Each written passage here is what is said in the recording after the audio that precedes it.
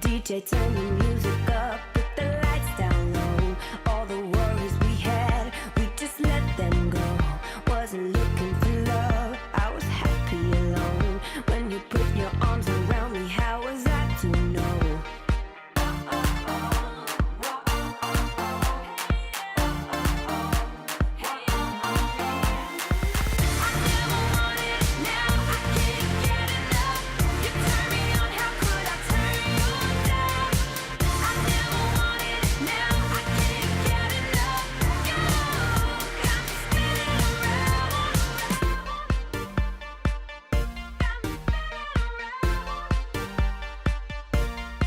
You got me feeling things I never felt before. We get lost in the music on the dance floor. If I leave you now, I'll leave you wanting more. If I leave you now, I'll leave you wanting more.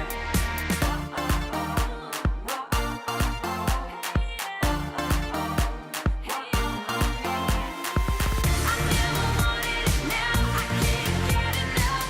You turn me on, how could I turn you down? I never wanted it, now I can't get enough. You got me spinning around, spinning,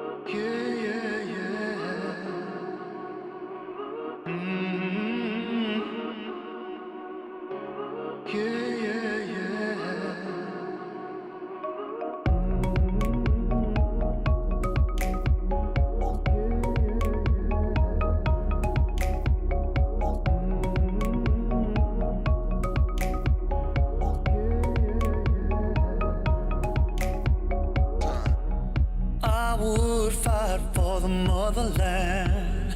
Be all I could, I would make a stand. I'd walk through the fire till the body falls. Don't fall, I would protect you. All that I've got to do now. Yeah, I could save you. All that I've got to do now.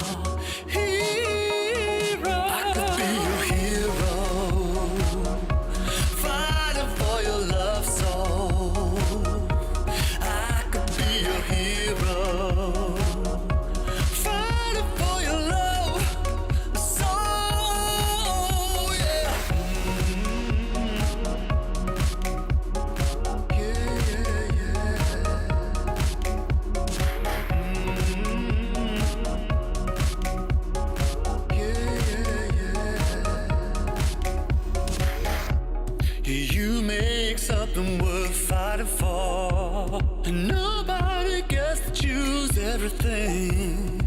All that I've got, it couldn't be enough. Without your love, and I would protect you. I would do anything now.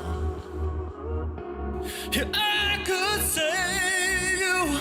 All that I've got to do now. I could be your hero, fighting for your love soul. I could be your hero, fighting for your love soul. Yeah. Yeah.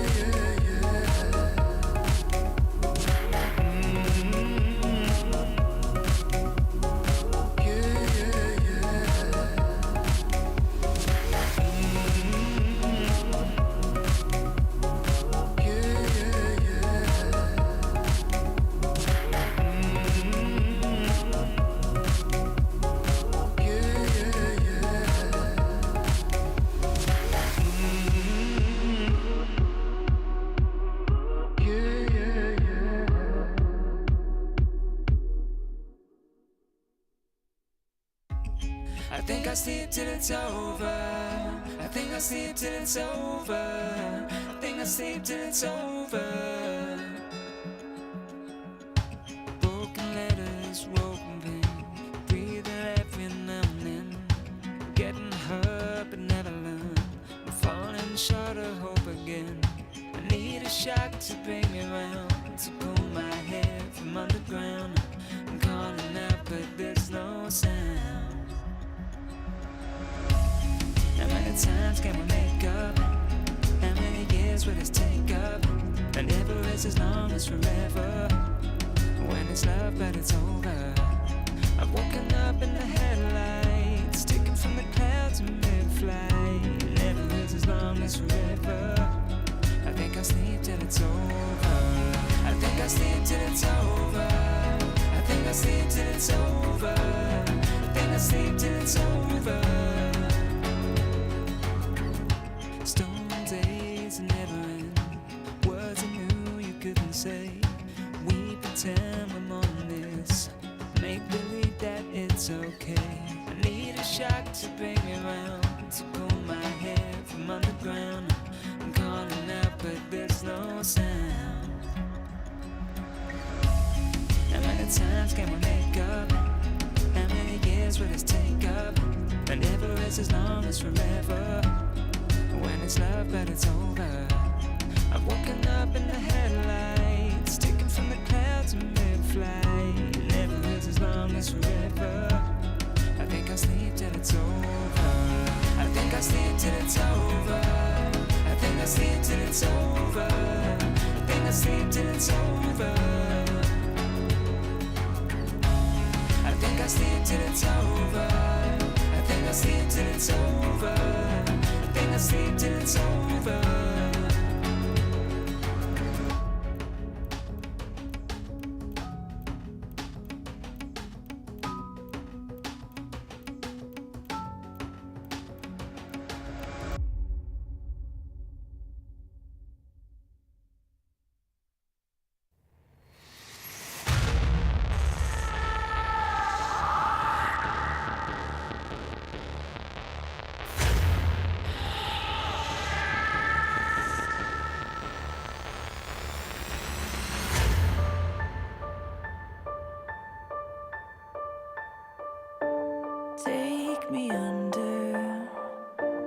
Take me under your wing, crack of thunder, as the wild birds sing. You can hear hunger crying out, a sonic echo that leaves no room for doubt. All the shots bring it back to what it's not. Make a move, do we do? As the world cries tears in our hands, are we all part of a bigger plan? All the shots bring it back to what it's not.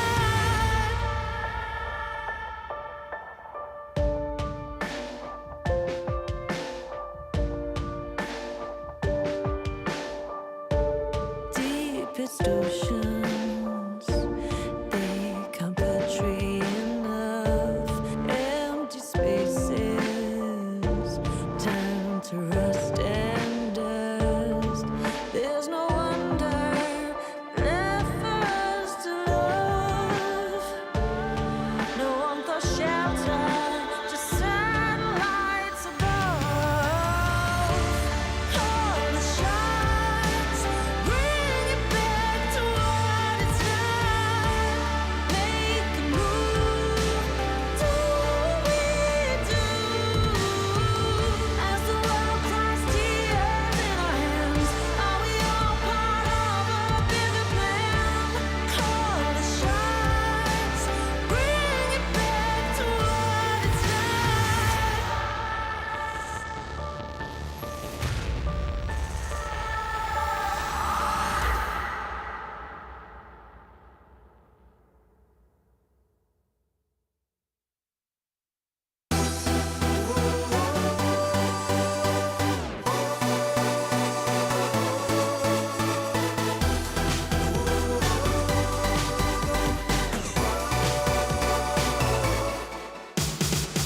When I met you in the club that night, the moment you arrived, it was more than nice to meet you. I know, baby, that you're one of the kind, with a body perfect and divine. Oh, so come and let the music play, so we can move our bodies. And girl, no matter what you do, just do it hot and naughty. We drink the bar 'cause we don't pay. Tonight nothing brings me down, down, down. Oh, I can tell you now, this is gonna be the best time of your life. I can see it now. This is gonna be the best time of your life, time of your life, yeah, yeah, time of your life, time of your life, yeah, yeah, time of your life, time of your life, yeah, yeah, best time of your life. Finally, baby, we've been up all night. The sun's about to rise, and it's nothing but a feature dancing, moving slowly out of sight, feeling vibrant and alive.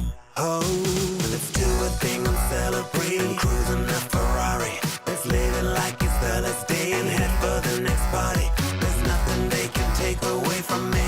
Yeah, 'cause nothing brings me down, down, down. Oh, I can tell you now, this is gonna be the best time of your life. I can see it now. This is gonna be the best time of your life, time of your life, yeah, yeah, time of your life, time of your life, yeah, yeah, time of your life, time of your life, yeah, yeah, best time of your life, best time of your life, best time of your life, best time of your life.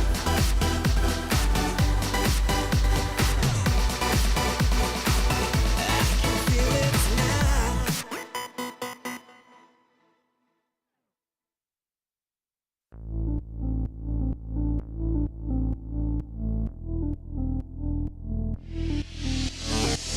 On the floor, baby, you and me. It's easy like 1, 2, 3. I don't care if it's day or night. We together make me feel alright. It's a feeling that you can't describe. We don't stop till the morning light. Please, I know what you want and to set you free. Starts when the sun used to set and the night is drawing me closer, right at your side. You're calling my name and you're shining your light down on me. It's easy like 1, 2, 3. Pushing me, spinning me, turning me round. You drop me and then you catch me. You're freaking me, creeping me, making me scream out for Don't stop till the more. morning light. We together make me feel alright. I know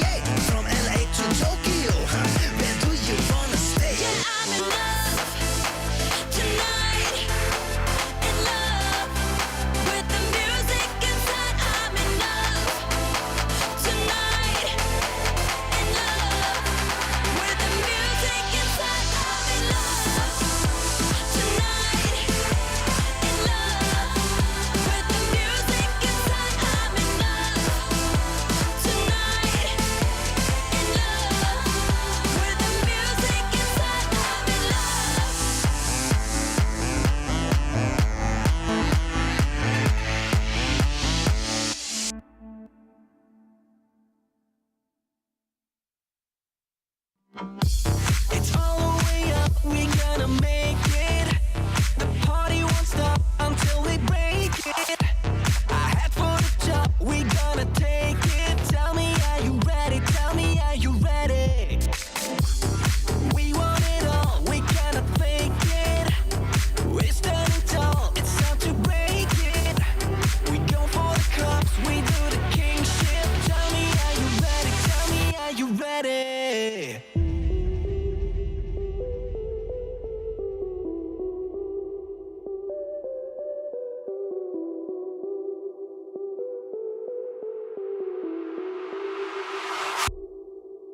Are you ready or not? Are you ready to go? We got the body and soul and the future, you know. Are you ready or not? Are you ready to go? Come on, let's get up and let it go. Are you ready or not? Are you ready to go? We got the body and soul and the future, you know. Are you ready or not? Are you ready to go? Come on, let's get up and let it go. Come on, let's get up and let it go.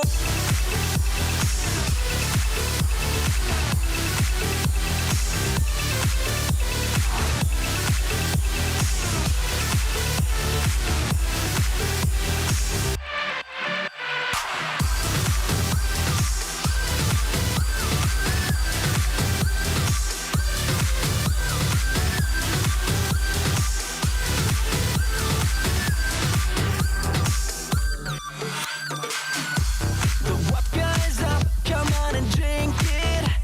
The moon's in our cup until we sink it. I head to the club, come on, get wasted. Tell me, are you ready? Tell me, are you ready? People won't stop and girls are tasty. We're over the top, girls getting hasty. Still not enough, we make it big time. Tell me, are you ready? Tell me, are you ready?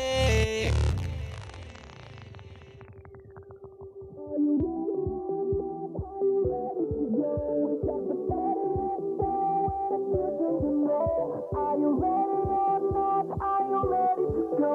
Come on, let's get up and let it go. Are you ready or not? Are you ready to go? We got the body and soul and the future, you know. Are you ready or not? Are you ready to go? Come on, let's get up and let it go. Come on, let's get up and let it go.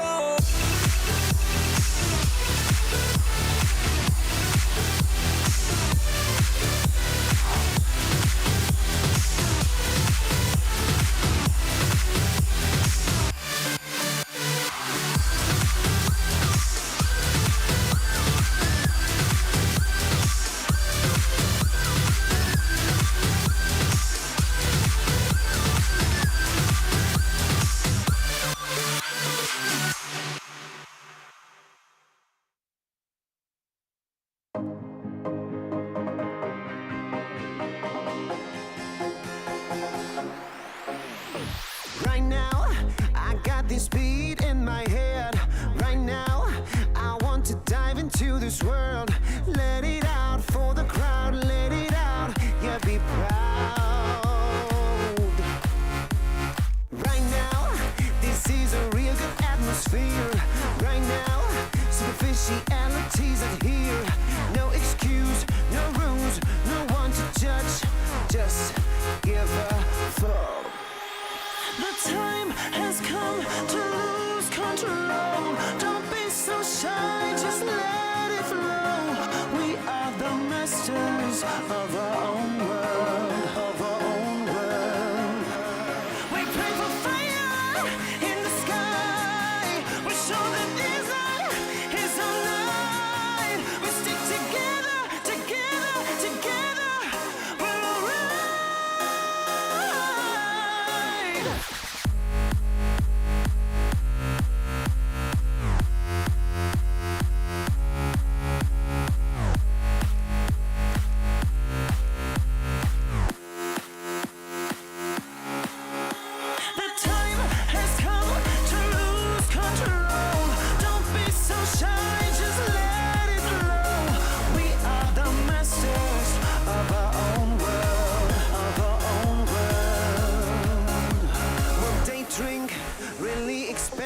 champagne on their private jet plane. All we need is a cheap bottle of wine and a cigarette to have a good time. A freedom, conviction, and no restriction. There's no other place to die than here with us tonight. Time has come to lose control. Don't be so shy, just let it flow. We are the masters of our own world. We pray for fire in the sky. We show that this night is our night. We stick together, together, together. We're alright.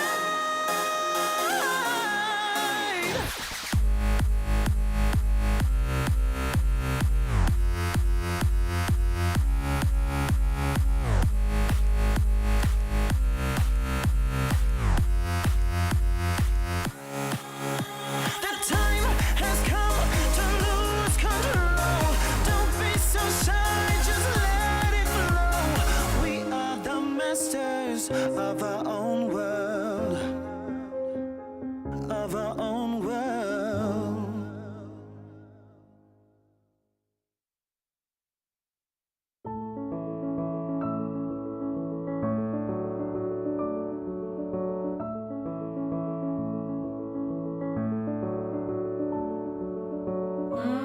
Now I know how it feels to hold pure solid gold.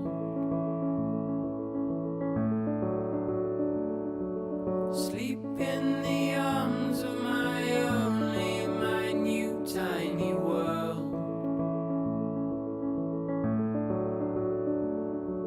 And right here in our arms you'll stay until you can find your own way. Oh, my son, stay curious, my boy.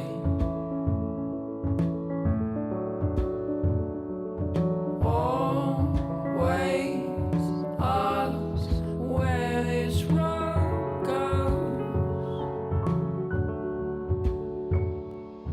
Oh, my son, stay curious, my boy.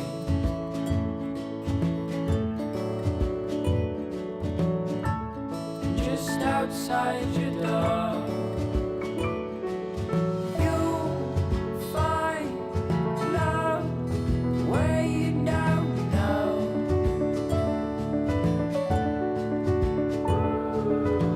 You know that if you ever tried your last, call out on me if the old wind broke your mind. Set out to sea if you've fallen down. You know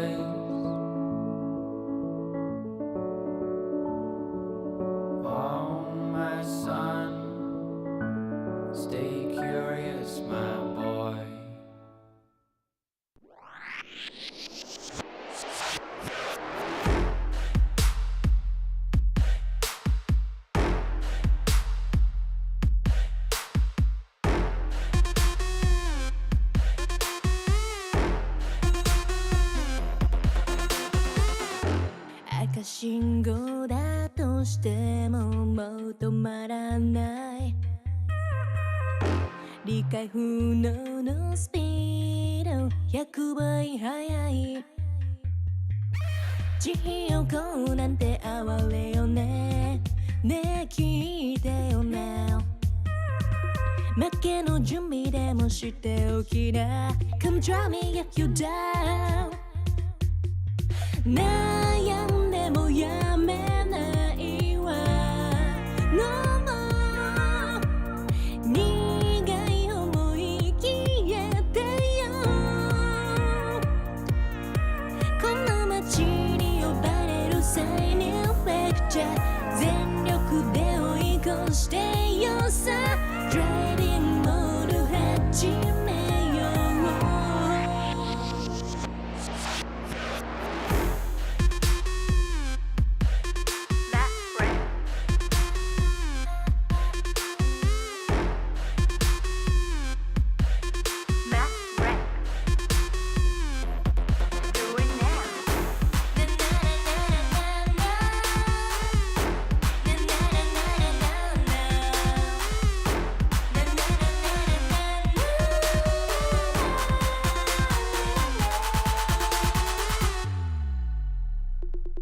うもう安全な近道なんてのの完全にアウトだからあんたの後悔楽しみだわすげた気づいてよマジでベイビー一番でノックアウトするわ You better be listening 地獄なんて哀れよねねえ聞いてよな負けの準備でもしておきな Come try me if you were down 悩んでもやめないわ No more 苦い思い消えてよこの街に呼ばれる際にフェクチャー全力で追い越してよさ Driving on 始めよう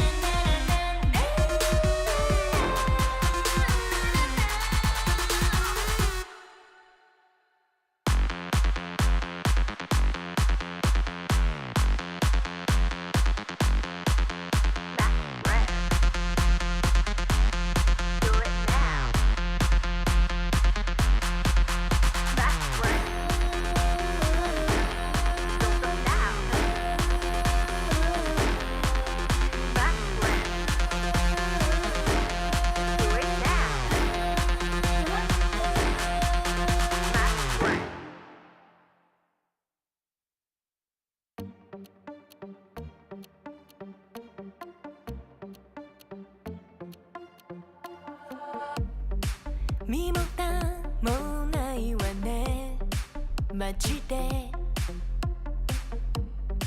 メール既読無視でもてめトラブルならすぐ相談してよだなんて細い指先が僕を指す Please come this way ピンヒールで突き刺す血の味が欲しいまで純粋だと思ったばかりね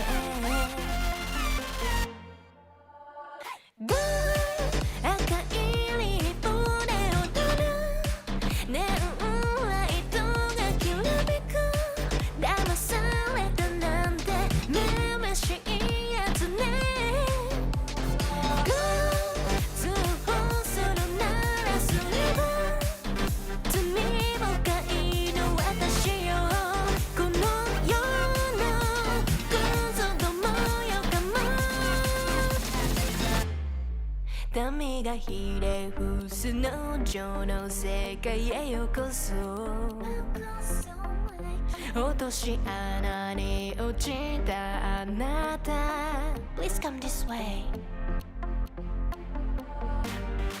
ビールで突き刺す血の味が欲しい前に純粋だと思ったバカねゴー赤いリップで踊るネオンライトがきらめく騙されたなんてめめしいやつねゴー通報するならすれば罪深いの私よこの世のクズどもよかも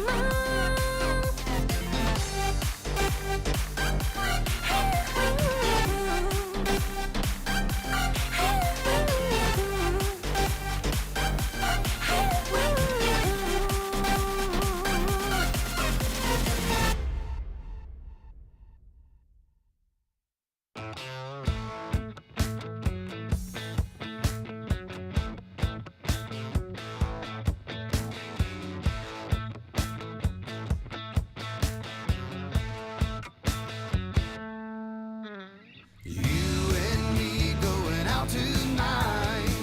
Let's turn the radio on. You got your skirt on tight and your legs on long. Let's lay some whiskey down. We'll dance all night, then get it on to another country song.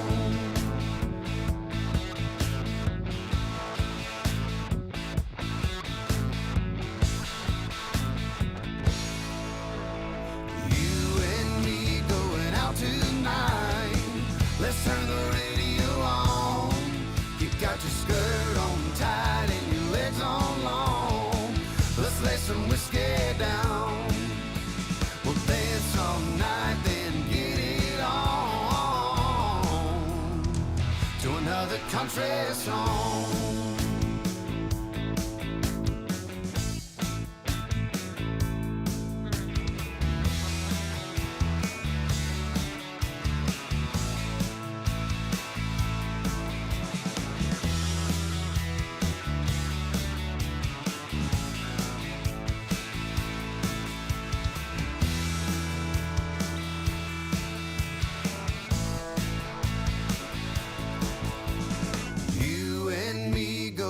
Tonight, let's turn the radio on.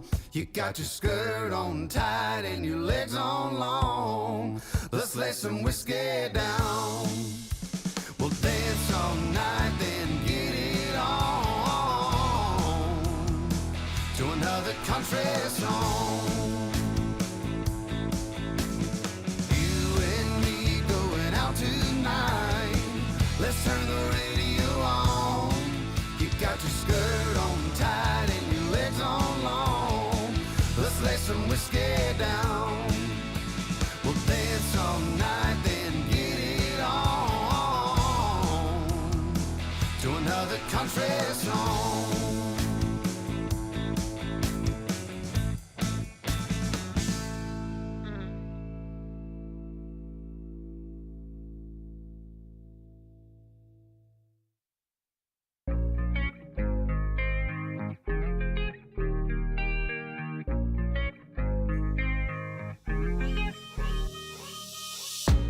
Stop playing with my heart right now. Girl, I need you in my life right now. Though I'm all tied up, need your love right now. Stop playing with my heart right now. Girl, I need you in my life right now. Though I'm all tied up, need your love right now. No, I'm balling out, yeah. But my heart plays loud, yeah. And I'm all freaked out, cause I got nothing to say to you. But will I be down, yeah, when you come around, yeah. So let's get right down, cause we ain't got much time. And every time you hold me, I think about the times that I was lonely. Keep reminiscing about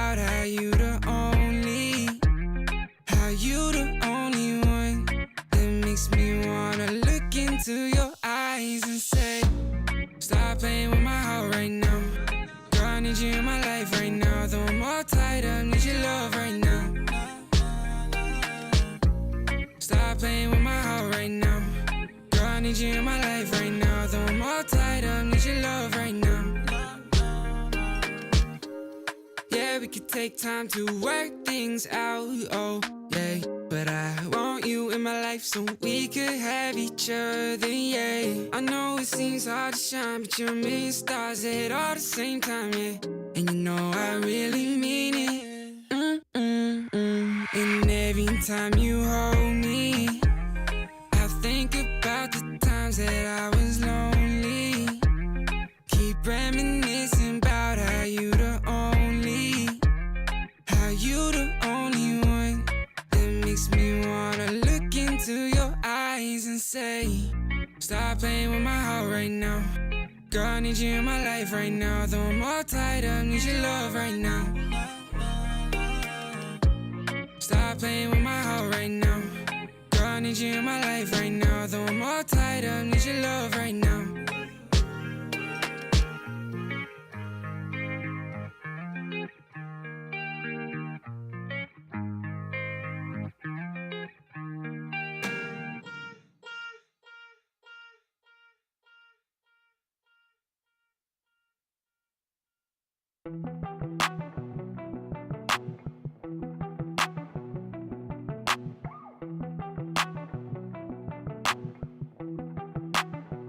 I saw you sitting in the moonlight, tripping, pain runs through your heart. Oh, we were skinny dipping, slowly sipping, then we fell apart. I'm just trying to catch a break from your love, oh, yeah, hey. Cause I need to find a new life, no love, oh. I can't lie, I've been thinking about us, but you, yeah. Tell me everything's gonna be alright. Tell me that you're never gonna need spotlight. Just say how you feeling, I don't wanna waste time. I saw you sitting in the moonlight, tripping, pain runs through your heart. Oh, we were skinny dipping, slowly sipping, then we fell apart. I'm just trying to catch a break from your love, oh, yeah, hey. Cause I need to find a new life, no love, oh. I've been thinking about us, but you know better than anybody around me, yeah, you know. I think we both need a break from this thing called love. All love ain't the thing to question, it's all love. I got plenty problems and no shoulder. Last night on the tour, ain't no tour, but I saw you sitting in the moonlight, tripping, pain runs through your heart. Oh, we were skinny dipping, slowly sipping, then we fell apart. I'm just trying to catch a break from your love, oh, yeah. Cause I need to find a new life, no love, oh. I can't lie, I've been thinking about us. Different energies I bring, only sickness I fling. Bad like Gustavo Fring, can't try not a ting. Flyboy, I got the wings, and they can't keep up with me, dog. That's why all that I bring is wins. And they wanna hold me back, never doubt I'm a king. When they grab my killer chap on the ting, I don't wanna hear no talk from jokers. Say you got waves, I'll split that like Moses. The way that I catch it is flawless, it's awkward, cause they can't do it when they talk up. I don't wanna hear that ever. Stay on the ground like Cellar, they know man shell off. Feel man trying to get ahead of me. They should've known they ain't really got the energy. I got the energy. Run laps and laps round them, they ain't even got no energy. So that means no power, they don't wanna be my enemy. That might end up in a penalty. I got a different energy, no matter what I encounter. No, I got the energy. Run laps and laps round them, they ain't even got no energy. So that means no power, they don't wanna be my enemy. That might end up in a penalty. I got a different energy, no matter what I encounter. No, I got the energies.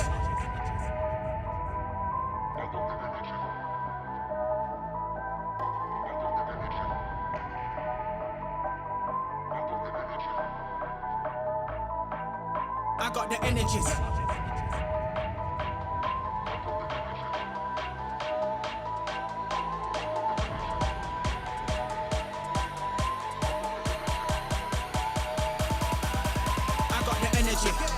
Run laps and laps round them, they ain't even got no energy. So that means no power, they don't wanna be my enemy. That might end up in a penalty. I got a different energy, no matter what I encounter. No, I got the energy. Run laps and laps round them, they ain't even got no energy. So that means no power, they don't wanna be my enemy. That might end up in a penalty.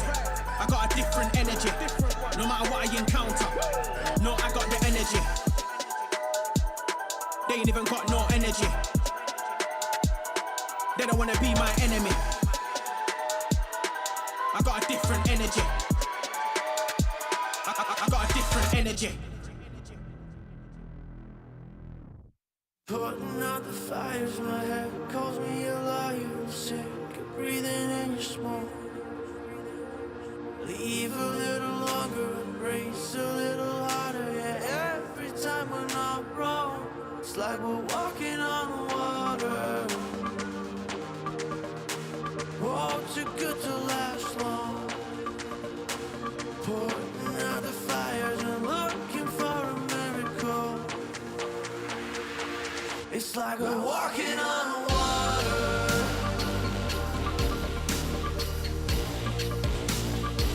It's like we're walking on water.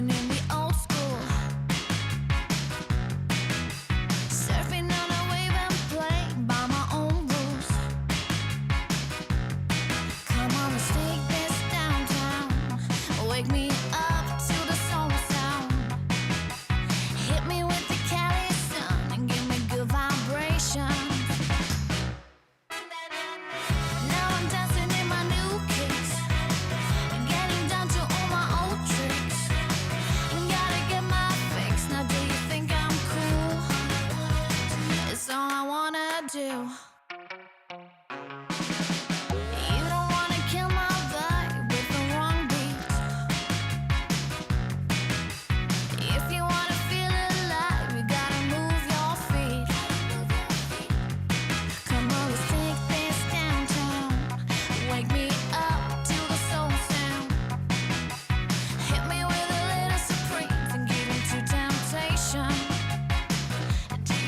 I feel? Feeling alive.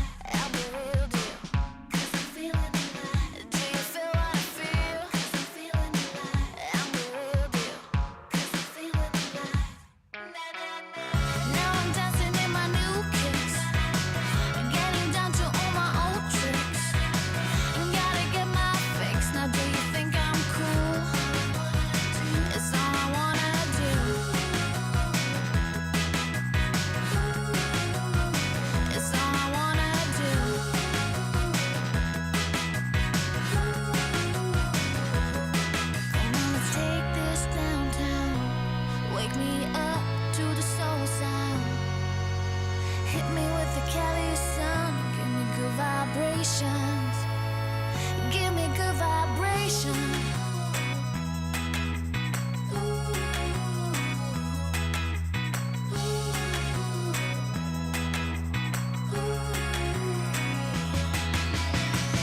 Now I'm dancing in my new kicks, getting down to all my old tricks.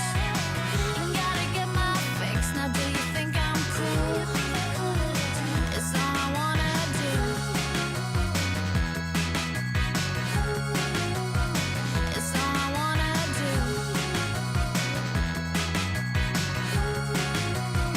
It's all I wanna do.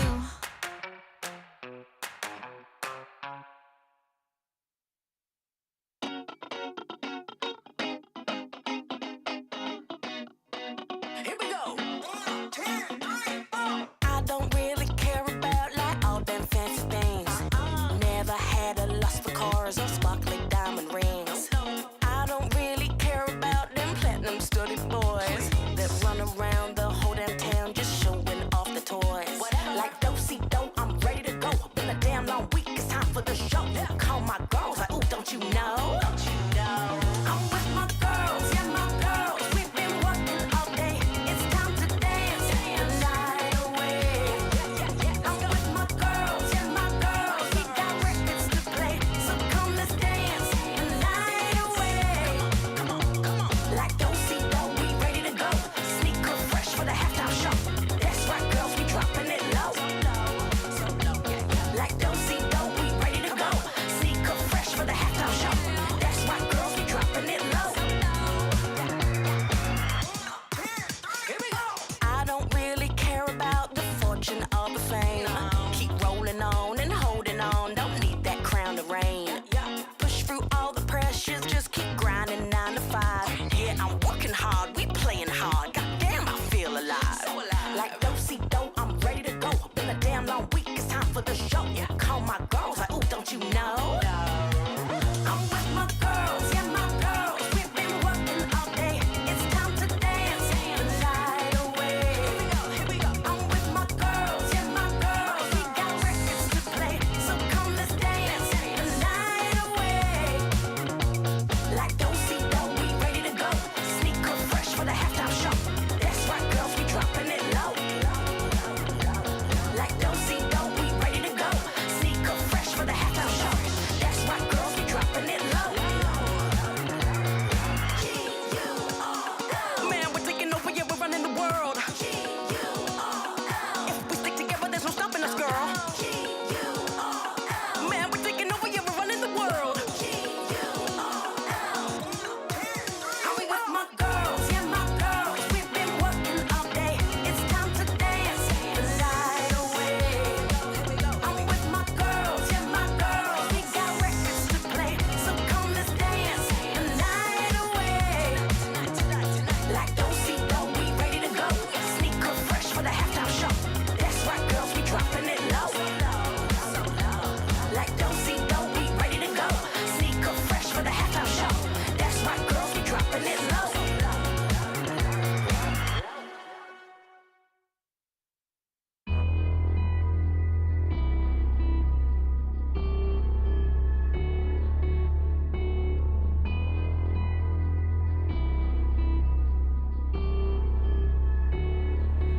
Can you take my bad side?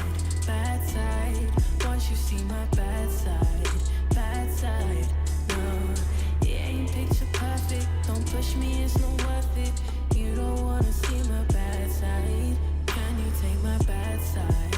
Bad side. Once you see my bad side, bad side. No, it ain't picture perfect. Don't push me, it's not worth it. You don't wanna see my bad side. I'm far from your ordinary lover. I'm different from any other you've ever had before. So you must have me mixed up. You must have messed up. You won't make that mistake no more. Or I might just lose it. I might just lose control. You might just push me far enough for me to let go. No, you don't want to see the monster inside of me, 'cause it might be a bit too much to handle. Can you take my bad side? Bad side. Once you see my bad side, bad side. No, it ain't picture perfect. Don't push me, it's not worth it. You don't wanna see my bad side. Can you take my bad side? Bad side. Once you see my bad side, bad side. No, it ain't picture perfect. Don't push me, it's not worth it. You don't wanna see my bad side. I may be more patient than the others. I tolerate the stress and all the mess and all the headache you bring. But listen to me, you'd rather have my good side than a dedicated enemy. 'Cause I might just lose it, I might just lose control. You might just push me far enough for me to let go. You don't want to see the monster inside of me, 'cause it might be a bit too much to handle. Can you take my bad side? Bad side. Once you see my bad side, bad side. No, it ain't picture perfect. Don't push me, it's not worth it. You don't wanna see my bad side. Can you take my bad side? Bad side. Once you see my bad side, bad side. 亲爱的观众朋友们，没想到吧？观赛指南真的周更了！不是阿南我内卷，只是不知不觉间，夏季常规赛已经过半，再不加更，怕是得做观赛指南亚运会特别版。阿南我可不想到时候像多多与谷谷老师一样痛失网名。本周末比赛的第一个看点来自周五 UP 与 LNG 的对决。尽管两队的实力目前看似不在一个等级，要知道春季赛 LNG 就因为输给 UP 一个小局而痛失复活甲。朋友，你相信血脉压制吗？也许曾经的 FMVP 已经不复当年之勇，但若我使出书之力，试问阁下又将如何应对？大叔近来意气风发，二叔同样不甘人后。周五的焦点战 TES 遭遇 JDG， 两支战队本赛季有着相似的轨迹，都在首轮失利后连胜至今，未尝败绩。昔日的旧将经过好好调整，已经整成了 MSI 冠军。不知 TES 在这个夏天能否兑现桃粉的期待？在6胜 BLG 之后 ，JDG 会不会再收获新的囚徒？本周六同样有一场强强对话，7点整 WBG 将对阵 BLG。两队上一次交手时 ，WBG 被对手3比0横扫。尽管历史上不占优，可 WBG 还是有取胜的信心。孔明都被我们零封了，一个孟获还拿不下你。再次输给 JDG， 无疑给 BLG 火热的连胜势头泼了一盆冷水。但即使调整后的 BLG， 依旧代表着如今 LPL 的顶尖实力。对于藤甲病与帅哥的又一次较量，阿南我只有一个疑问：面对 The Shy， 为何推荐？因为不怕。为何不怕？不怕，就是不怕。哼，好，此 TP。来到周日，最受瞩目的当然是 EDG 对阵 RA 的比赛。也许粉丝们为乌兹的付出写好了无数美妙的剧本，可 EDG 目前的形势并不乐观。几场比赛看下来，除去黄昏见证了 Fofo 这位虔诚的使徒，其他人都有无神论的嫌疑。比如上周比赛，李崇勇选手用斗战胜佛对简自豪选手用维稳天宫时，由于终极技能快乐生长没有释放于正确的对象，最终对手拿到了简自豪选手的积分。如今 EDG 若想稳稳进入季后赛，且拿到一个更好的顺位，这场对决可谓势在必得。总而言之，随着赛况升级，观赛指南也将始终陪伴在您身边。看在我如此勤奋的份上，去给阿南买瓜子去。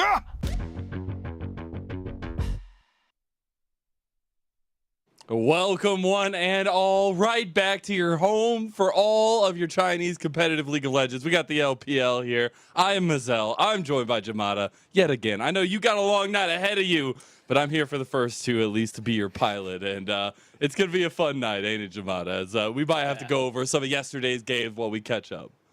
Yeah, man. I'm glad to have you in the cockpit with me for the first two series of my day, at the very least. And we've got some pretty fun games. And yeah, we had some even more interesting games from yesterday.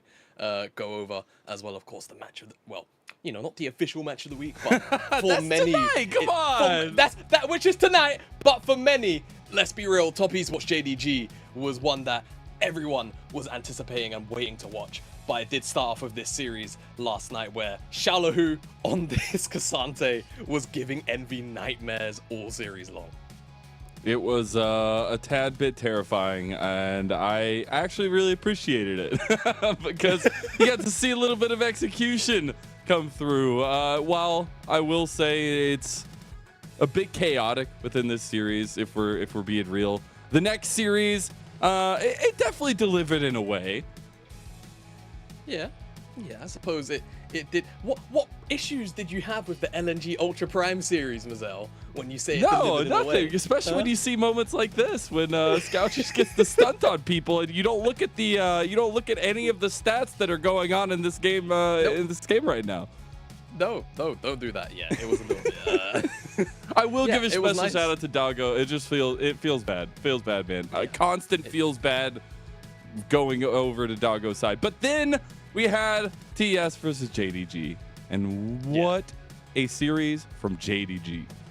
Yeah, what a series from JDG is correct. And I mean, continuing dominance here, right? I was hoping that we would see a little bit more throughout the series out of Top Esports. And while there were definitely signs of life, it felt as if JDG just kind of had their number and continued to shut out Top Esports as an entire unit. You don't fix what's not broken. And JDG are looking right as rain. And they also increased to an 8-win streak, breaking Top Esports' 7-win streak that they had. I did like Rookie bringing out the A-Soul there in the end. But we ended up in a quick night. All 2-0s for the right side of the bracket. Oh my goodness. FPX, LNG, JDG coming away with wins. Yeah, being on the red side of the picket was apparently a little bit too broken last night. Yeah, and you know, it's funny, JDG now being at 8-0 on that 8-win streak. I recall when they lost their first series, and I put out a tweet and I was like, hey, I wonder if they're going to struggle. You know, like a lot of teams, when they come back from MSI historically in the summer split at the very start, they have a bit of a slow ramp up. Not JDG, apparently. It was just a one-off thing as they now sit top of the table, clear, waiting for BLG to play their match tonight. It is interesting the way that we find ourselves as things have started to heat up in our very, very quick season. You got to see a quick view, speaking of quick season, at the rankings there, but it's JDG right back at the top, and we'll see how that continues to go. Today's matches, though, our Super Saturday, we're kicking it off with WE, who had just come off their first series loss, let alone their first losses as a whole, now against TT in their home arena. FPX versus AL, and Weibo versus BLG, our match of the week for week 4.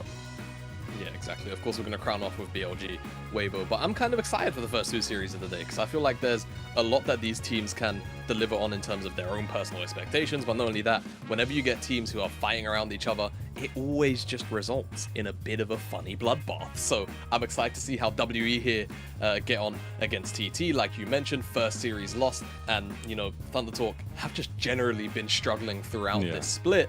So definitely looking to try and find some kind of stability against a W who, you never know, could be a little bit shaken after finally drawing blood. That guy in the mid lane right there, Cal, though, that's all the spotlight you need. It's just the rest of the team that's trying to pick it up around him. As we're headed to the arena, we are in the home arena of WE in Xi'an, and it may be looking to give some home arena benefits, some home field advantage, but I will just say, track record coming into this one, WE has had a 1-day break. TT has had a couple-day break. How do TT bounce back from their Weibo loss? And how do WE bounce back from their OMG loss? Those are the big questions we have coming into it. Yeah, of course. You know, we've mentioned a lot of times throughout the split with the quick turnaround of so many games being played so quickly. There is literally, as we've just said, there's a 1-day break for WE, barely that, and TT, in this case, a couple days, but still playing basically a series every other day. You do wonder, you know, how much time does it give you to, you know, refocus, re-prepare for the next series in the case of WE. For TT, of course, struggling a little more at 1-7. What kind of ideas could they have potentially produced to stare down WE in their home arena? Well, it's all about pick siding, and especially Give it a little bit of rabbit. But also the classic UCal yell. Does that every time he comes out into an arena. And always trying to give the energy to TT, who, again, I can't talk more than I already do about this guy, UCal in mid lane. He has, over last split, over this split, really shown that he is heads and above a lot. And actually in contention for one of our best mid laners, at least, when it comes to those kinds of matchups. But it does not come with a lot of wins so far. It's a lot of trying to pull something out of nothing, and it's really trying to find a composition for TT that works for them. And they've tried. They've been going for the Wukongs. They've been going for a lot of facilitation from Beichuan, but the question is, what do you find different, because that hasn't been working? Yeah, and I feel like, and you'll hear me complain about it a lot, but just because of the meta we're in, I actually feel like carrying from the mid lane can on occasion be quite difficult, right? And unless you're on one of these big hyper carry-esque champions, you're a Zir, I guess, I don't know, do you classify LeBlanc as a hyper carry in her current state as well, At this point, probably. At this point, probably, right? But it's things that really have to provide an X factor for UCal, and he definitely does have those kind of champions in his kit. It just feels like for TT as a whole, they haven't necessarily been successful in utilizing their strength through the mid lane. And like you've mentioned, Beichuan has tried out those facilitators. That's still not necessarily going their way either. So I do wonder at what point TT decide to try and swap up some flavors somewhere and, shake the tree, see what happens in terms of trying to find alternative playstyles to potentially find a little more success. As we saw the majority of WE, now all of them, walk out onto the stage. You saw Hope there. A nice little shy guy, a little wholesomeness coming out. But man, does that guy pack a punch.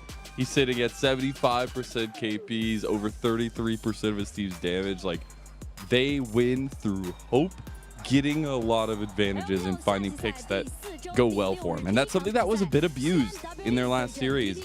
You saw when the Lucians, when the Jinxes were banned away, it didn't necessarily fit the puzzle piece well. No, it definitely did not. So we need to continue to see Hope on these carry champions, these hyper carries, right? Jinx, Aphelios, Zeri. It feels like that is how WE has been winning, specifically, of course, the Jinx. I expect that will continue to be banned away, as it was in the previous series, as, yeah, it's just kind of one of those champions for Hope, it seems like, where if he locks it in, there will be success. It's that simple. I do wonder, considering WE, I don't want to say they've been, a one-trick pony via Hope, but if Hope does get put into more difficult positions, whether or not they're going to be able to rely more consistently on, for example, the mid lane here, I want to see what kind of ideas will come through if that kind of playstyle is actually shown from their opponents, where they do try to shut down Hope from the get-go in the game plans. And if you do so, I mean, focusing bot side is pretty common thing, at least, especially when you're looking at both these teams. If you can get a little bit of upending for 1xN, you typically can find some advantage. And it's cool. Hope, obviously, seen a lot of success in his career, maybe not so much with WE just yet, but working towards that 1xN on the other side. The JDG, the Joy Dream prospect coming over, JDG developmental, and being brought over to TT in this split to make something happen. And as a rookie, kind of a bit of a cool moment, especially when you were majorly sitting behind Hope on the other side. Yeah, definitely does. It's always going to be like a bit of a sense of a pride battle in terms of like how the early bottom lane matchups go, just because you were kind of sitting under Hope in times past. And I hope for 1xN that he does find a little bit of success here, at the very least in the laning phase, because you always want to see those kind of stories come to a front where it feels like a positive ending, you don't want to see the air quotes underdog kind of just get beat down into the dirt. So we'll see how that particular matchup goes. I do anticipate that TT will be coming into this with that bot lane focus, just because Hope has been predominantly on fire. But again, we mentioned UCal. I want to see what exactly he's going to bring into Shanks, just because, again, even in spring when UCal was on fire, it felt like TT were on fire as well, and that was kind of the hot streak going. This time around, it feels like UCal has remained at a pretty high level of gameplay, but the rest of TT hasn't been able to keep up. And some of that does come to meta, but some of that comes to the 2v2 and the connection that I don't necessarily feel like we've gotten as much consistency out of than we need for Beichuan and UCal And on the other side, you have Hung and you have Shanks. Shanks, especially for WE, a developmental piece that they've been working on for a long time, a piece that they've kind of built around at this point, keeping him for so long in the starting roster. And Hung's connection have been not as consistent just as the other side has. Yeah, I think that's definitely very fair to say, which is a shame because I feel like we've seen a lot of bright moments out of Shanks, right? And I think we mentioned it when we were last over a WE series where, you know, when we speak about WE, especially from last split, it was like, look, Hope will always be the fullback carry in the mid to late game, but Shanks honestly has so much potential if you give him some agency champions, and hopefully Shanks will start to rebuild some of that synergy that we kind of positively saw utilized in spring between Hung and Shanks, but at the minute it's definitely not working out as well as we would potentially like to see it. And it's not necessarily saying that this is going to be a focus tonight because you never know with top lane at this point, but Cube versus Hoya is an interesting one for me because Cube, obviously WE haven't played as many games as everybody, but there's been consistent styles coming out, especially consistent meta picks coming out from him, whereas Hoya has been willing to try some things out. And so I want to keep a side eye on top lane if these kind of counter picks do come through for that lane and if we do get any influence from there. But we're getting into the arena now with game number 1, Jamada. So TT on blue side, you're going to ban away the Jace, the Melio, and that Poppy. Got the WE red side bans of the Nico and the Vi so far. Yeah, anticipating that we will see the Yuumi, as if we don't, then TT will likely first pick it, and then we'll see where W decide to go from there.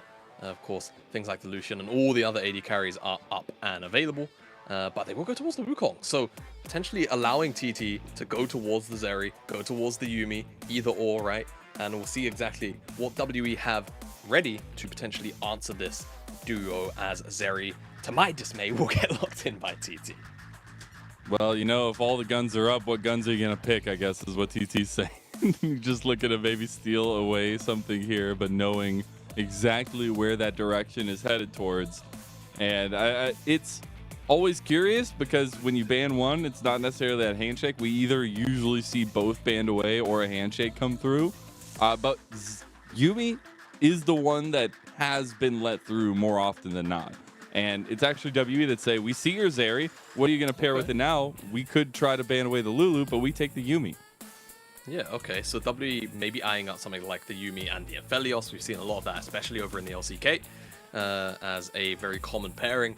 And WE just going to go towards Tristana too, so bit of a flex as well. So we'll hold on to our horses to see exactly where that will end up. But for TT now, you do kind of expect a more traditional support pick, right? Something along the lines of the Nautilus, just to come in as a pairing, very standard engage. And you know, into Yuumi, you're always going to be able to, at the very least, lock down one target or two targets if you're ulting the person that she's attached to. As TT playing with the idea now of the jungle pick with the Wukong and the Vi banned away. The Sejuani kind of stands out as the next best engage option, and they're going to look at that. So I wonder if now TT will pick up the Cassante as well, as that is up and available, and we saw how powerful that was yesterday. Could be. Just going to blind pick that one potentially. But I also like the takeaway from TT, taking this single target CC out of the picture. That is exactly where W want to go. You take Tristana, you want an all-in composition. Doesn't matter where it goes. And they're taking away a lot of the lockdown pieces that can be a nuisance to a Zeri. Yeah, definitely are, as WE... They are going to lock in this Renekton. Okay, so we'll see exactly where this... on 3. Yeah, we'll see exactly what the idea is here from WE, because now you anticipate 2 top lane bans. It's going to be Cassante for 1. And I guess, I mean, what do you really want to ban on top of this? There's so many options that can still be picked into this Renekton, right? Gragas is one that definitely comes to mind, as TT could just stack more non-committal engage tools, right? There's no reason for them not to try and strip away one more, and we know that it definitely has a very positive matchup inside of the lane into the Renekton, as Maokai on the opposite end banned away. I think W lacking so many lacking hard engage tools at the minute. I would like definitely the Syndra ban be one that they want to lean on. Syndra ban? Yeah, I think Syndra could also be pretty good for TT. Now that the Azir is gone, I feel like for WE, Syndra, such strong disengage, especially when you're dealing with champions that want to come into you and engage on top of you. They instead look at Hung's Elise. They don't want to deal with any early game pressure because the Renekton was there. potentially feeling like Hoya could have had a little bit of pressure put down on top of him. Love the focus on the aggressive jungles and just going away for stuff that can really snowball. There is still the Viego that is point and present and has the reset city powers. But I would wonder if you try to now look at your second game plan for WE, because you want an all-in characteristic. You want something that can go forward, and now you get the Volley Bear. Yeah, Volley Bear, definitely very interesting. We've seen it across the world kind of occasionally get locked in here when the jungle pool is super pinched.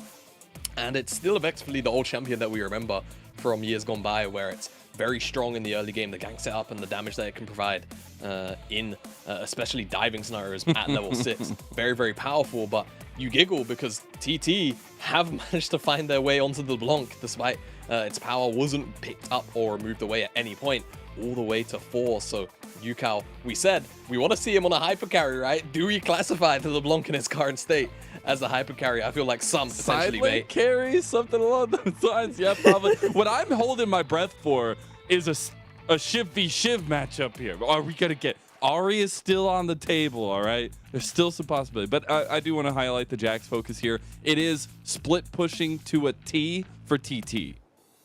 Yeah, it really is, right? LeBlanc with the Shiv, Jax on the side lane will eventually outscale everything that is available here to WE, and it is eventually going to be this Aphelios getting locked in for Hope, so it's going to be Shanks piloting this Tristana in the mid lane, should be able to answer out that LeBlanc in terms of the early levels and some of the push once the Shiv comes in. So for WE, I'm a little bit concerned, admittedly, right? I feel like they are not necessarily dealing with the same strong tools that TT have, right? I think when you look at the TT composition, it's very, straightforward. They've got 2 very strong solo laners that can eventually side lane and overpower the WE solo laners, as well as having loads of consistent engage tools on top of that with team fighting, which should be able to work because of the Nautilus plus the Jax and the Sejuani tying those 3 champions together. I need WE to get aggressive in the early game and try and split this one apart. As I think the interesting factor here is you have so much AD coming out from both sides, to be honest, but definitely WE's side. I'm wondering how they pilot this a lot, unless, if it was my choice, I'd see AP Volley Bear come through here, but it is not going to be that. It's going to be an interesting jungle matchup between Hung and Beichuan. They will have to connect with Shanks and Yukao earlier on and enable some potential side lane threats. A lot of base breaking and a lot of towers are going to be a bit scared in this first game of our series. And it's kicking off a heck of a day here in Super Saturday of week number 4. We got Team WE in their home arena with the beautiful Skybox going against Thunder Talk Gaming. Game 1 starts now. Exactly, and I think with WE from the get-go, right, very, very weak. I beg your pardon. I had to sneeze, apparently. There you go, sorry. Hay fever got me, man. We're just getting started on the night. We're good. I've got a long set of series ahead of me today. But I think for WE, right, dealing with, Renekton into Jax, it's something that, Jax has traditionally been a counterpick into the Renekton for years. So for WE, you look in the Renekton, you're thinking, all right, let's go and play towards this top side. We've got Aphelios, or at the very least the Yuumi lane into the Aphelios eventually. Now, with that Jax, it's going to get really difficult. Can use the counter-strike to dodge out on all of the CC WE have, and it does kind of just hamstring the one core strength that I felt like WE were going towards. I hear all of that good stuff, all that info. Your brain is pulsating, my friend, but you know what I've seen? Clip after clip after clip, and I could just say this for like 10 more minutes probably, of Renekton destroying team fights, destroying back lines, and being such a nuisance. So I see that, and now it's more so the pressure on Hoya to make sure that doesn't happen.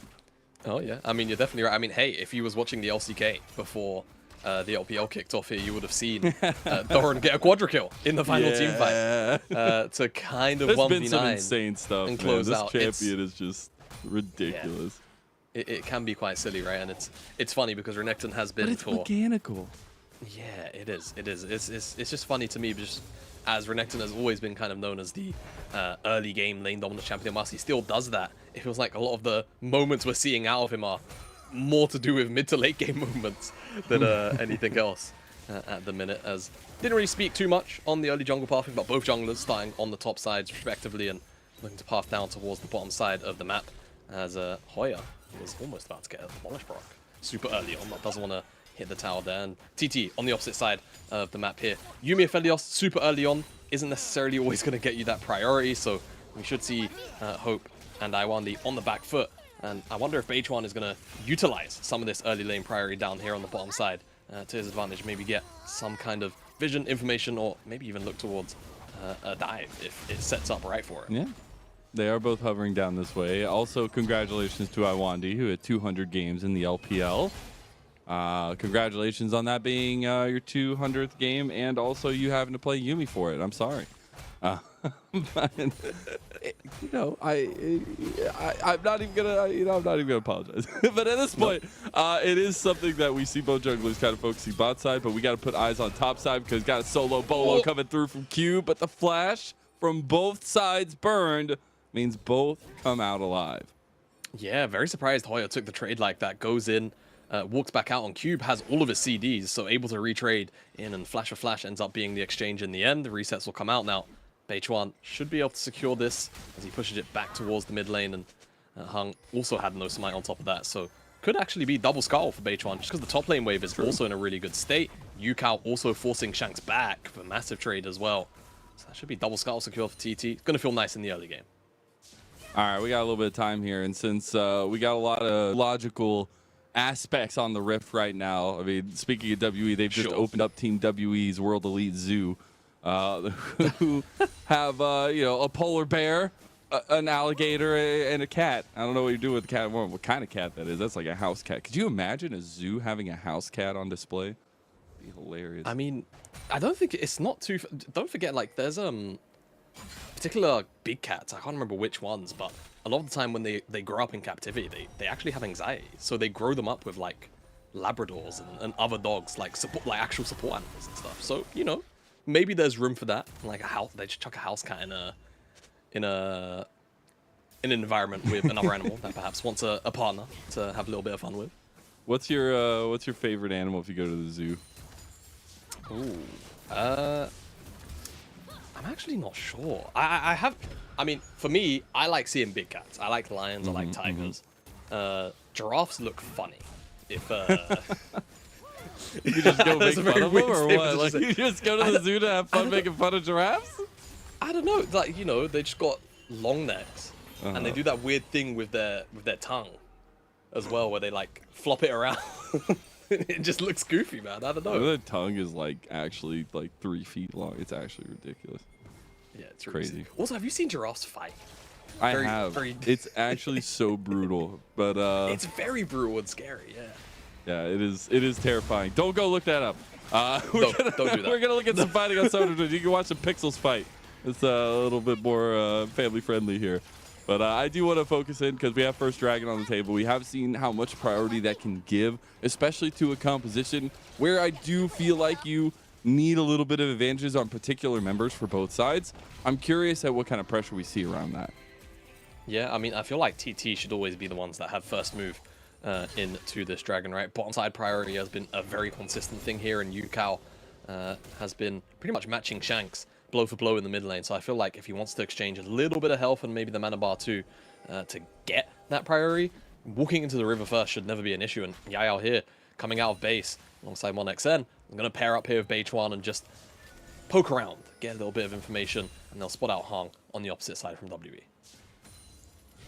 You get a little bit of movement around here, though. I'll obviously really like to see Yao Yao moving out of lane on this Nautilus pick. You got to get active. And those are some of the connections that we've been really wanting to see from TT that have faltered. While TT are no shame of getting early advantages, right? Like they have been able to find games where they take a bit of early advantage. It's mid to late game decision making, some pick outs, some things that don't go their way. But right now we're in early game, and we got to collapse around Dragon, Jamada. Yeah, we do indeed. W have started this one up. It's at 3k already, but I feel like the collapse is so much stronger for TT. W really have to be kind of careful here, but Yukao, same thing, loses a lot of HP just stepping up, and it seems like W might have just won this jostle here with Yukao getting chunked out. I'm not very happy with the actual contest, and this early Dragon will go over to WE despite what you were potentially anticipating from the TT priority lanes. That's the thing you forgot, though. You forgot we were at the zoo, and there's a snake that, you know, when you go to the enclosure, there's a big sign that says when it looks red and white, you don't fight it. It's not the aggressive pull. As speaking of aggressive pull, you got the Glacial Prison in mid lane to secure TT first blood, and their trip to the zoo has started.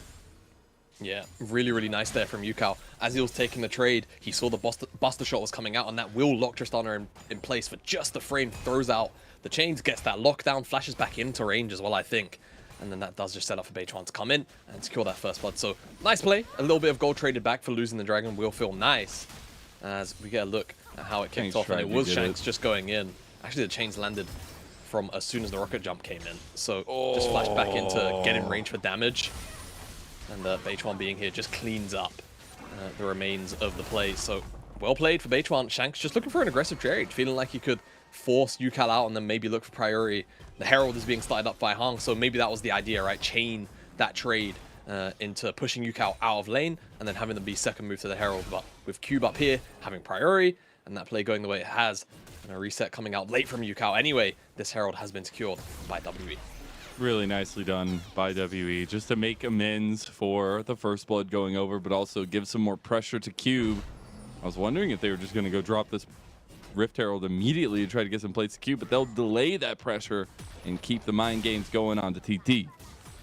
Yep, really nice for Cube, and just making sure that Hoya misses a good chunk of that wave. The cannon was underneath the tower, so it does mean that he'll get some still, but losing and falling a little bit behind in the XP department, definitely always going to feel rough in the 1v1. But as the scaly, I was going to say the scalia, but there's a pun there, which I will not make. But as Hoya, right, playing on the Jack side, you do know you're eventually going to outscale 1 versus 1 into this Renekton. So you don't mind falling a little bit behind. As long as you're still in touching distance in terms of items, you're always going to feel relatively comfortable in this matchup. We've actually seen so many games go down to the wire in split pushing scenarios because it's such a viable strategy right now when you have the power of the LeBlanc, when you have Jax, who's still so prevalent in the meta as well. But that's also where I'm looking at the bar of execution for WE. A double marksman comp with a Renekton top. Not necessarily the most stable of team fights, I feel like, even if you have the Yumi. And Cube, trying to get a lead in top side, not going to find it. But I still think that's a general conversation to have for WE. Definitely is. Oh, general conversation goes, Hung has been made into a pelt, and Yukal will find a kill for himself, and now 2-0 for TT. Yeah, 2-0. Find themselves a pick onto Hung, who just wanted to get into the river and find the skull grab. The death of many a jungler there as Cube continuing to just put a lot of pressure down onto Hoya underneath this tower. I really want to see WE try and utilize the fact that Cube is really manhandling Hoya in these 1v1s, as it should kind of go in the early phases, right? And that is typically how Renekton tends to play out into most melees. Even though Jax is a counter matchup, it's still one which requires, you know, a lot of mechanical outplay to make the lane feel comfortable at the very least. So WE, with the way that Hope and I1 lane has been going, right, it's kind of just been them sitting underneath tower, farming up. They're losing a couple of plates, but it's a slow bleed. Go up towards the top side, right? Try and get Cube slightly further ahead so you have a facet to lean on. All right, well, it's going to be a Rift Herald dropped in mid lane with movement from Hope and Iwandi here as well. Just trying to get this turret plate down, and you do get Shanks a decent amount of gold. That is the static shiv also completed as well already. Yeah, and this is the idea of the matchup for the Tristana into the LeBlanc. You go shiv as well, and then of course the E passive being able to clear out the minions very, very quickly on the execute of the AoE. Does mean that you often just match the wave clear, and LeBlanc doesn't get to, you know, free push in those lanes super early on. And what we started to see once LeBlanc was kind of coming in, whilst some answers were a little bit limited as Cube. That's a flash. That is a potential follow-up by Cube. He didn't even burn his flash there, but that's more plates going over and Hung here too. We'll get that back off, but really, really tough stuff for Hoya early on. Yeah, Hoya continuing to like be the aggressor at the very start of the trades is kind of irritating to play the matchup like that, just because very often you have to walk away. If you use the leap strike to engage on the Renekton, then you have to walk away. Renekton should be able to re-engage on you with things like the dashes and the stun and such. So when you play this matchup, you kind of want to be the the second to the punch, right? Let Renekton try and come into you, and then you just retrade back in. Now, at this point, you know, Hoya's kind of fallen super far behind. He's lost control of the lane, and Cube taking so many plates, he's going to base for that Mythic pretty soon. That's a first for me, though. See both static shift procs go out at the same time. It just makes me think about the LCS content they put out with Captain Flowers, the static shift salesman. Holy shiv! It was so good. Shout out to Captain Flowers. But now this is first for me as well, getting to see the static shifts go at it. I feel like one side is better than the other. One of these things is not like the other. One of these things is LeBlanc. But I do expect there to still be a lot of that wave clear potential coming out from Shanks, and the 1v1 in itself is very interesting. Yeah, definitely is. Always going to be quite explosive between the two. Shanks going towards the Merc trades as well now, just trying to ensure that he's going to be able to survive some of that CC, and they're moving in here together. Base one has to back away. Control board. You'll never control this bush. But then Beishuan, It's our bush. Beishuan just goes right back. He's like, yeah, well, you know, we'll take the extra Maybe gold. he will. Yeah, thanks. 30 gold times 2, 60. Thanks. Easy dub, easy dub. Yeah, now TT have control of the river, which they should have really had at the first dragon, to be honest with you. So WE, I feel like they don't even necessarily need to contest this unless they really want to try and get a snowball going. And it seems to be the signal call up. Just say, you know what, let's try wrap around, sure, but the dragon will be gone. And I feel like for TT, it's definitely a big win to deny the potential dragon snowball, right? But for WE, this is one where when you're running double AD carries, you can still afford to let that one go and wait until the third, fourth dragon even at that point. Does it also where feel AD carries good? will have items. It's not Infernal Dragon, but it also feels good to have a little bit of defensive stats for double ADC competition for WE, maybe a little bit. But it is a Mountain Soul on the map, so something to think about moving forward. But also, when we're going to get these movements out of this mid lane, Shanks taking a heavy trade from UCal, but the side lane pressure is mounting as TT will be transitioning to that style here sooner rather than later. You know, in the early stages, when you've got the Shiv LeBlanc as well, I think one thing that you do need to consider is because Shiv does give you AD, like the auto attacks that LeBlanc does weave in when she gets trades like that are actually really meaningful. And they get a lot of extra damage off, especially if she manages to crit in the midst of those trades. As one tower drops on the bottom side, one will drop on the top side, and Cube looks for the all-in. Oh, solo coming up big for Cube as the alligator bites back on TT's visit to the zoo. Cube comes up huge. Yeah, it's a death roll, isn't it? And Hoya has no way to escape. Cube all right, gonna now you walk got into pig this versus brush. alligator. It's not fair. The guests are attacking the alligator. Cube, you gotta get out of there. He's healing a decent amount, but there you go. Should be the final touches. Yao, the one that actually picks it up. Yeah, the Ignite proc ended up securing that as WE do trade out in the mid lane, right? Secured the Herald and will drop that as TT will go to take down Cube. I'm kind of surprised Cube didn't have a bigger shutdown or anything like that, right? So far ahead of Hoya 1 versus 1, but doesn't actually end up giving too much gold despite taking the tower, finding a solo kill. We'll get a replay of it all, and it's just the fact that Counter-Strike is down, right? Hoya trying to push Cube back, trying to clear the wave a little bit, just ensures that Cube can kind of just aggressively go in however he feels. E backwards into the flash and the Q. Easy pickings. And I'm glad they cut it right there. yeah. You just get that bit of story, it looks good, right? It looks fine. Exactly. There's nothing bad happens after the image cuts, guys. It's okay. No issues there. But for WE, they have this really, really strong Renekton. I want to see them use him. He's going to be on the bottom side of the map now. There's no Herald, right? We are past the second Herald already being taken and dropped. So I want to see Hung, you know, start shadowing down towards Cube, right? Same thing for Shanks. His teleport is actually down, so it does feel kind of bad that he's opened up onto the bottom side, because now UCal is just free to hit this tower, and it's a wave that's going to die, and it's a cannon, so this tower's 100% gone. And, you know, another nice thing about Shiv LeBlanc, not only does the shift rock on the tower, but all the AD and attack speed means that he takes those exceptionally quick. There's a collapse on bottom side by WE trying to take this outer tower from Hoya. Hung and Iwandi coming this way as well. Beichuan white right in the wings. But they have so much pressure on this tower. You should just leave TT, and that'll be the case. Another turret goes down, but here we go. UCal has found his saving grace. It's side lane access on the LeBlanc. Yeah, exactly. And I mean, this should be tier 2, right? I feel like he's got away. The teleport's going to have to be committed to actually defend this tower. So how worth is it really? We'll see what the lane assignments will be for WE once this next dragon comes up. If they're actually, you know, considering contesting this next one, which I feel like they probably should be. Hope and Shanks should be relatively close to picking up their second items respectively, right? Shanks, look at his components. After taking that tower as well on the bottom side, has to be closer than the Vori Quick Blades, and Hope has that Cull finished up, has that to sell. We'll see now as he resets whether or not he'll have that second item in, because 1xN is at that Triforce and Runa and Spike as well. Always love the additional teamfight damage it puts in, and it just kind of secures TT's spot in a lot of objective contests, which now they've bought a lot of time for themselves with. There is another one coming up in about 40 seconds. Something to think about, at least as we see WE maybe transition some of their vision control. And that is something I feel like TT's been really good about themselves, actually, on the opposite side doing, is vision control around the map.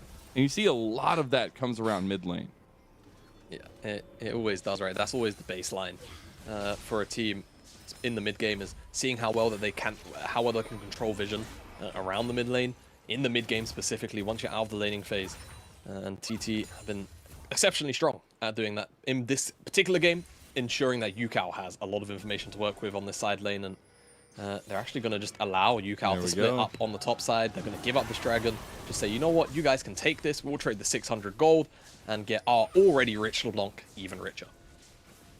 I'm still sad that we haven't seen the Demolisher Tex and Shahu took it. I think it's so dirty. It's so funny though, but I appreciate the actual build coming through, and still gets the tower tier 2, so the trade does come down. Second dragon from WE, but what has it wrought? A Night Harvester online for Yukao. Yeah, and we'll go towards the Lich Bane afterwards. I wonder what I can't recall what the runes were at the start of the game. I'm gonna have to pull them up in a second, because, you know, secondary runes, especially into something like Tristana, you could go, you know, bone playing and demolish, and you could just be an absolute tower taking monster.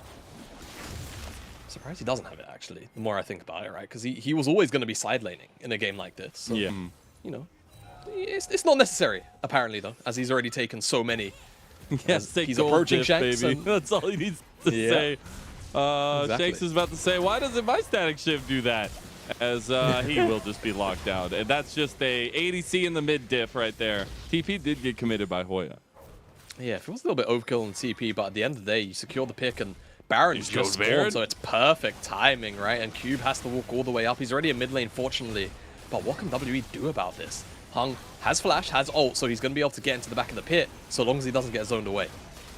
I'm still saying one of these static shivs is not like the other, and one of these is on LeBlanc. We got Hung going down already to Yukao. Glacial Prison goes a little bit wide. We got Cube with the Dominus, but can he dominate anything? Hoya gets a little bit low. Hope needs to be the range. He needs to be the damage, as it's Cube down, made into boots, and the trip to the zoo going awfully good for TT.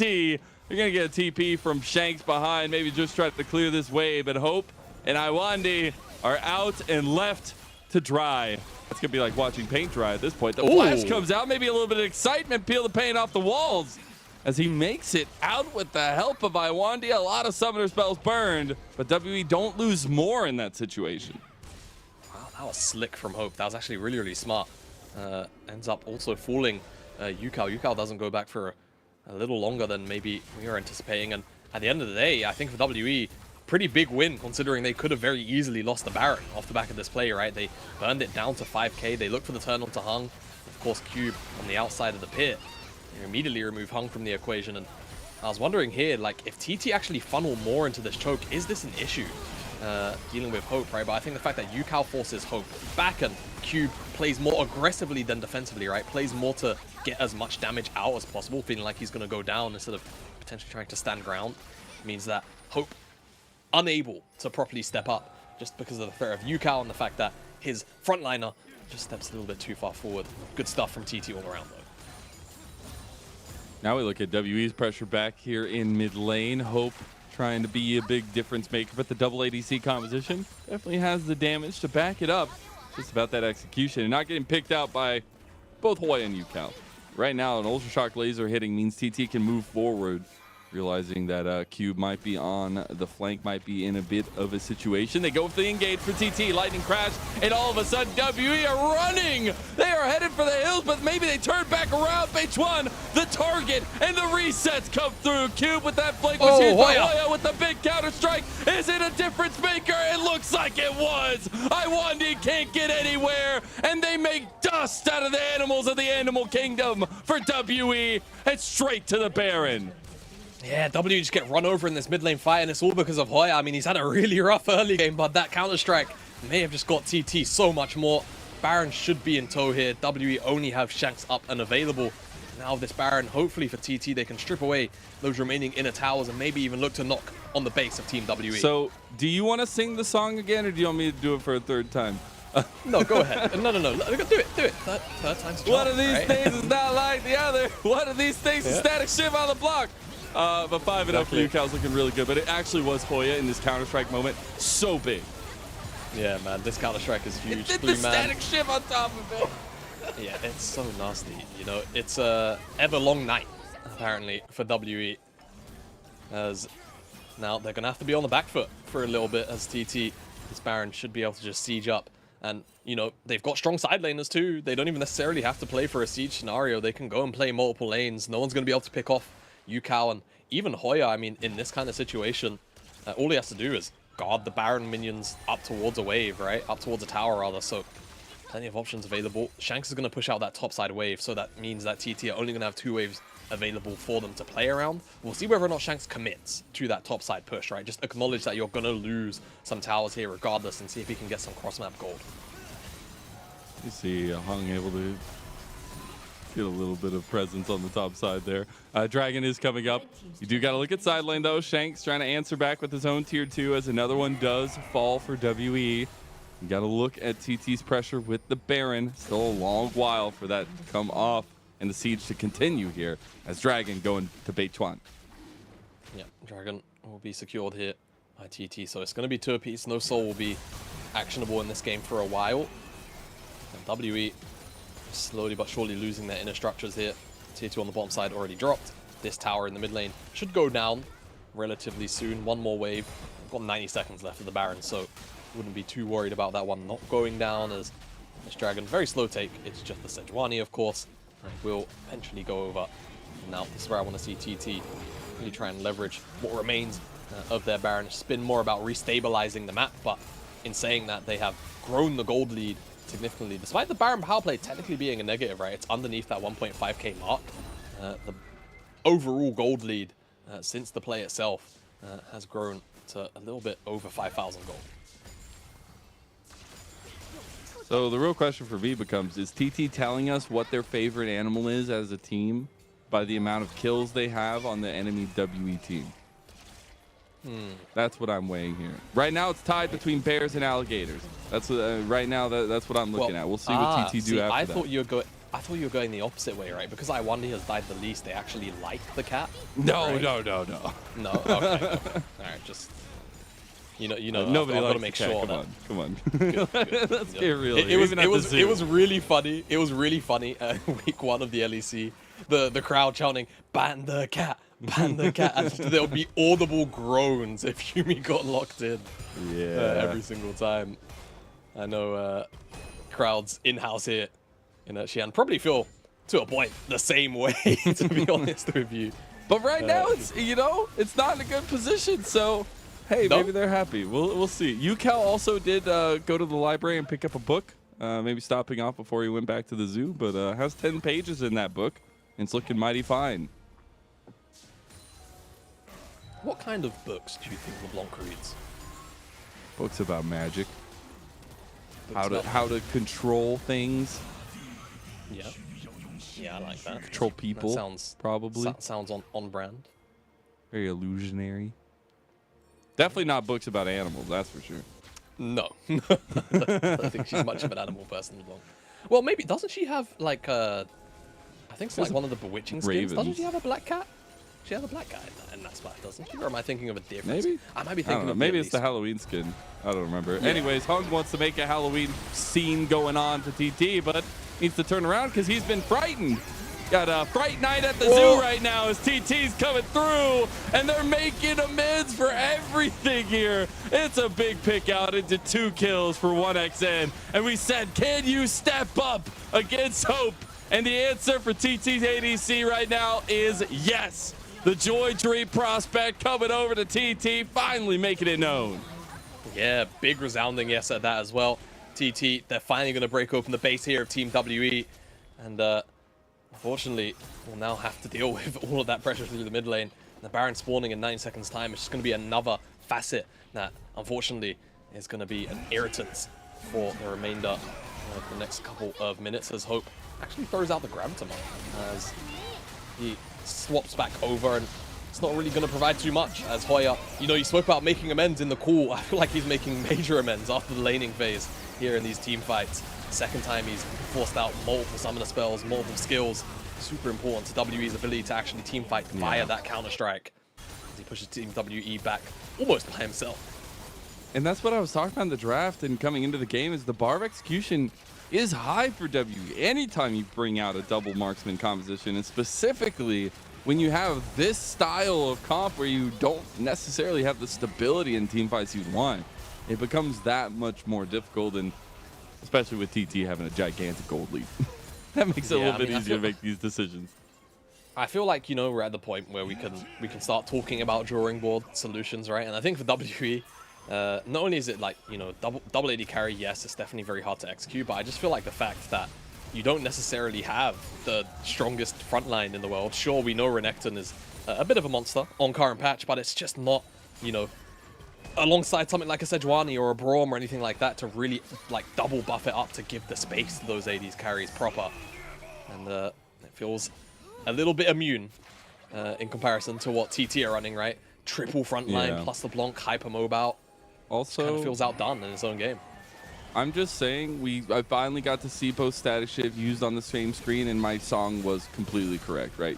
Shake still can't one-shot a wave, while UCal is easily one-shotting the entire back line of a wave every time. Baron is going, but they want the fight. Here comes the lightning crash, and lightning has come as thunder talks, and Dougie falls. It's Cube on the back line here, trying to distract Hoya from the rest of his team, as he might actually be able to make it out. The Counter-Strike comes through into the tower shot, and it's Hoya that picks up the kill after that.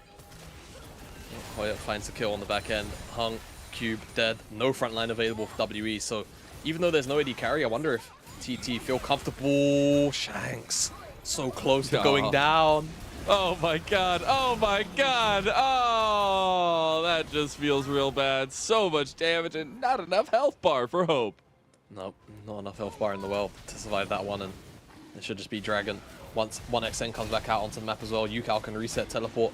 This should just be a Baron takedown if TT want to go down that route super fast. It really is up to them. I feel like this game is done and dusted. Draft. I mean, I felt like it was pretty weighted towards TT coming into it, and that bar of execution, like I spoke about, had to be landed upon. But for WE, when it's come to these team fights, it's just been TT through and through. It's so difficult to play. I mean, again, you know, Cube does force out so much onto 1XN, and with a little bit of help from Shanks, he does find the kill in the backline. But look where Hope is, right? Shanks as well. They're not really able to get out the necessary DPS to cut through the front line of TT, whereas on the opposite end, Cube, Hung, they aren't those big beefy health bars like what's available to TT. So they are, again, kind of just being outdone in these 5v5s, and they don't necessarily even have the side lanes to lean on. That's TT strength too. And we're getting that 4th item spike now, the stopwatch as well in the pocket of 1XN. And it's TT looking for one more fight to end the game. And WE are reeling right now. This would be a 3rd loss in a row, and it's not looking great in this little track record here. And it's going to need to come back in game 2, because TT themselves are looking to resurge. 1-7 does not nearly speak on what they've been able to present on the Rift. A lot of series just dishearteningly not going their way. They need to make the difference here in this game 1 and put WE on the back foot. They're doing that by turning another fight, as a triple does not actually go through for Hoya. You get the Baron going over to Beichuan, but now that Glacial Prison comes through, and the damage from UCal's too damn big. Shanks over the wall. He can't do the damage. You got both ADCs, but their guns just don't work as nobody's gonna fall. And that's the entire zoo down on that house for TT. Yeah, TT playing poacher here, and they clean up WE. It's as easy as that in the side of that choke. Get absolutely mopped, and now TT will just close out this game number 1. Like you said, so many oh my god, the inhibitor damage from Yukao. Yeah. Goodness me. AP Lichbane, so good. But for TT, disheartening losses throughout a lot of the split so far, but this is definitely an emboldening win as they take down WE in game number 1. WE, a lot to think about moving into game number 2. I feel like draft is definitely something that needs to be revised if they intend to make this a 3-game series, because again, not only did they push the bar of execution super high, but it felt like the ways that they could play this game super limited as well.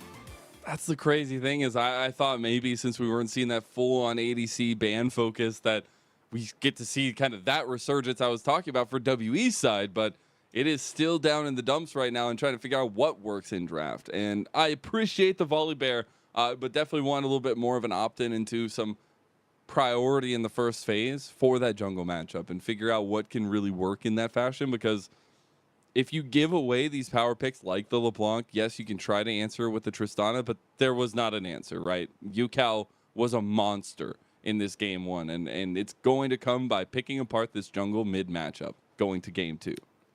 Yeah, I definitely agree, and I feel like, you know, you left open the Zeri plus the Yuumi. You clearly intended to split them apart, right? That was the idea here from the draft.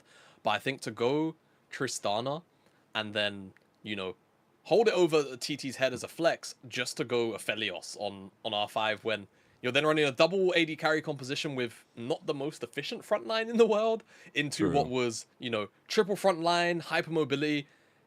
It just feels like you are setting yourselves up to lose, right? I feel like at that point, just go towards the Aphelios and the Yuumi as a pairing. You know it's going to be good, and go towards something a little more traditional, right, in the mid lane. I know that is definitely obviously one of Shanks' more comfortable picks, and they were anticipating the LeBlanc Shiv potentially and wanted to just have that as an answer, but if you're not utilizing the strong lane that Cube, for example, was able to put down to at least give yourself a foothold in the game, then it just felt like it was a dud plan from the get-go.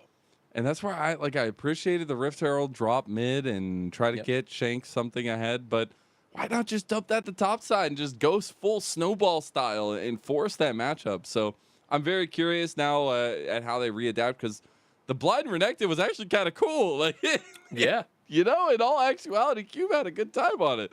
And maybe just trying to find ways to make that work as well as the rest of the map. And just got to give props to TT. Execution was great. Yukao was great, but also big props to 1xN showing up against Hope, one of our best ADCs in the LPL.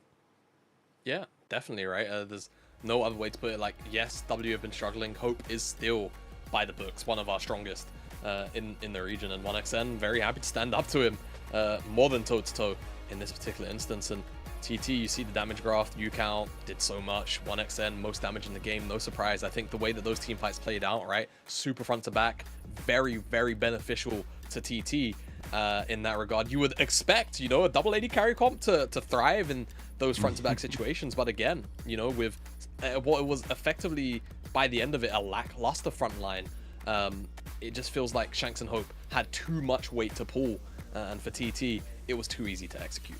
It's crazy to me that all of WE's carries had almost 21,000 damage there. So, yeah, definitely something that the damage was there. Execution was not. You see 8-0-8 there for Yukao. 6-1-9 for 1xN. But Beituan 1-1-16. Not too shabby as a team coming through, and especially with Hoya taking so much pressure early on top. Yeah, and you know, I just to not to derail like super hard, but even then I was looking at the item builds from the side of WE, and Shanks was Kraken Slayer on third, going towards Bloodthirster. How the hell did he ever expect to cut through the front line tanks of TT there? I think that was always going to be a super uphill battle from his perspective. But yeah, you know, you mentioned Hoyer at the end of your point there, and I think, you know, I'm not going to say he's going to get MVP, but like mentally in my head, he is going to get MVP just because of the turnaround of how much he struggled into Cube just to find those big moments in those team fights that did solidify TT's, you know, stronghold in that game. I think the static shiv is a bit of a Hypnotoad from Futurama right now. I think Yukao is going to be getting that one here. We're going to take it away for a little break. We'll be right back with game number 2.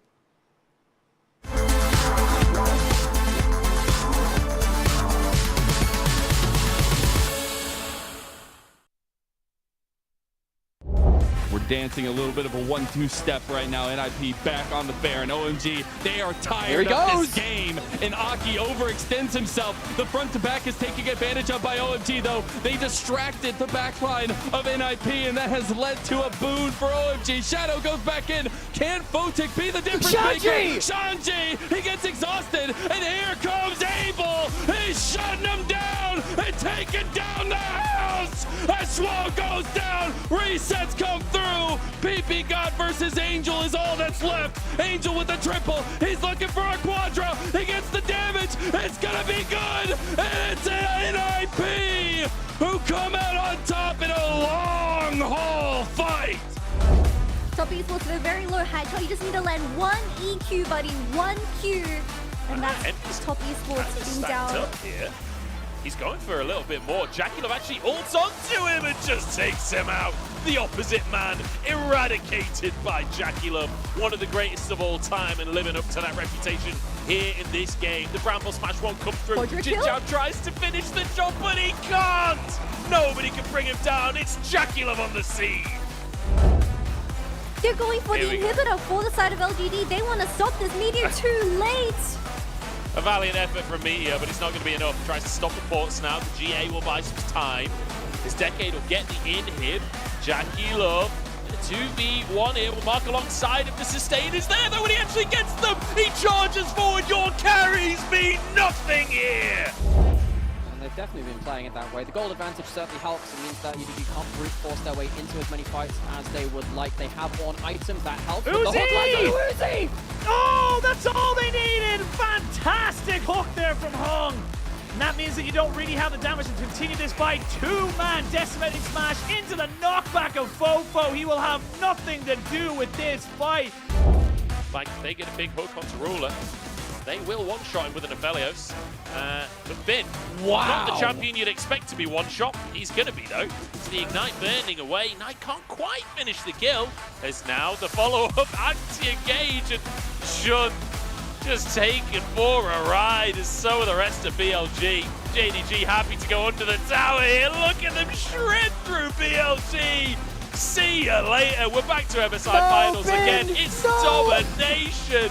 A Finn TP's back in just to be set up for maybe a second quadra kill. Ruler on a triple already. I think he's bought enough time. I don't think the multi-kill will be there, but it just doesn't matter because Ruler hits double digits, 10-0 at 20 minutes.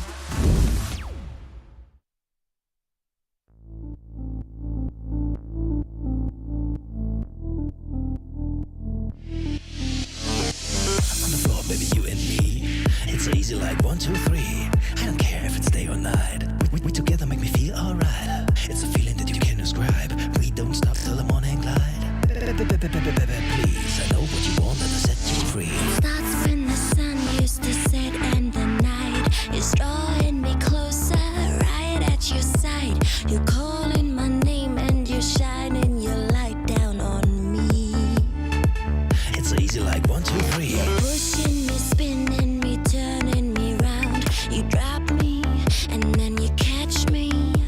You're freaking me, creeping me, making me scream out for more. We together make me feel alright. I know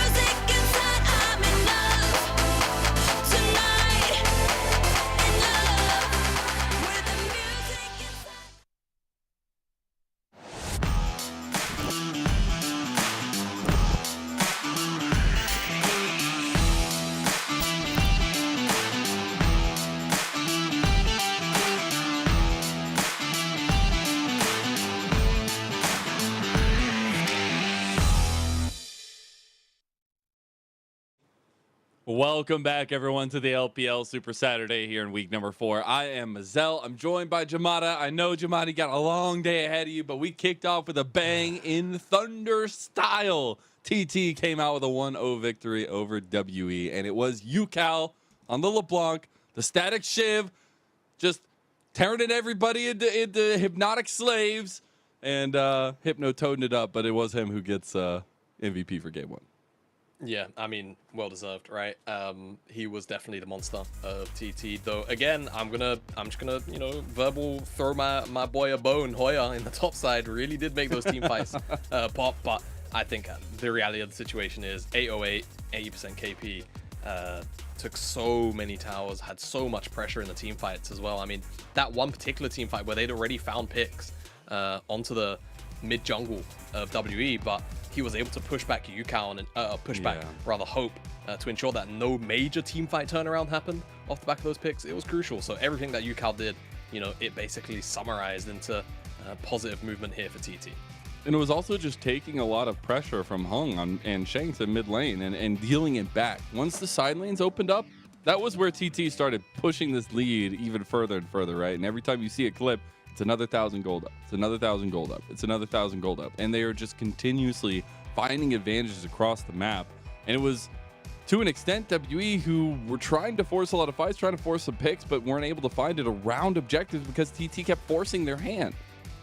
Yeah, exactly right. And so much of it came, again, from UCal. So I do want to see, you know, potential removal, priority, even on this LeBlanc from the side of WE, just ensure that it's, you know, something that they don't have to deal with. Also, just generally moving towards something, I dare to say, like a little more traditional, just to ensure that, you know, for the side here of WE, they actually have a foothold to stand on. Because I feel like for TT, that game was super easy to execute. They could team fight, they could side lane, and, you know, they could front to back way more efficiently than WE could do any of those things. So, you know, uphill battle, again, if they do set themselves up for failure in draft like that, because I felt like their only foothold was potentially use Cube. They didn't do that, and everything fell flat on its face.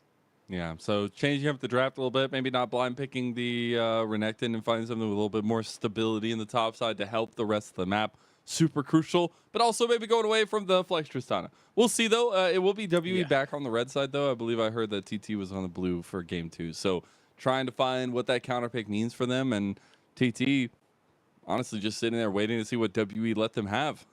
Like, if you let the LeBlanc open, if you let these kinds of things open, you're still in such a strong position.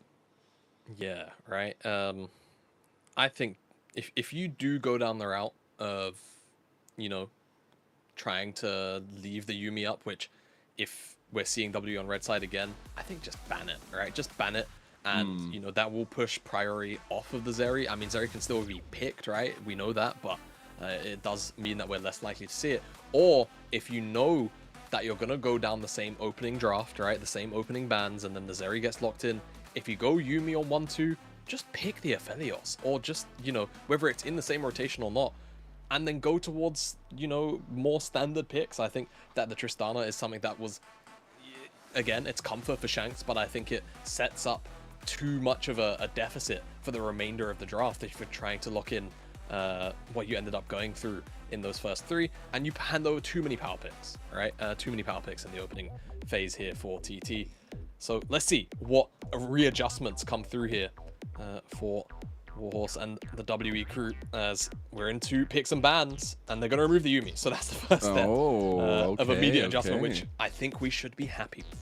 First pick LeBlanc? Like, why not? That is the Jace Melio Poppy ban and the Yuumi by Nico ban. The first pick Sejuani comes through, so that is where TT are actually putting a lot of their priority.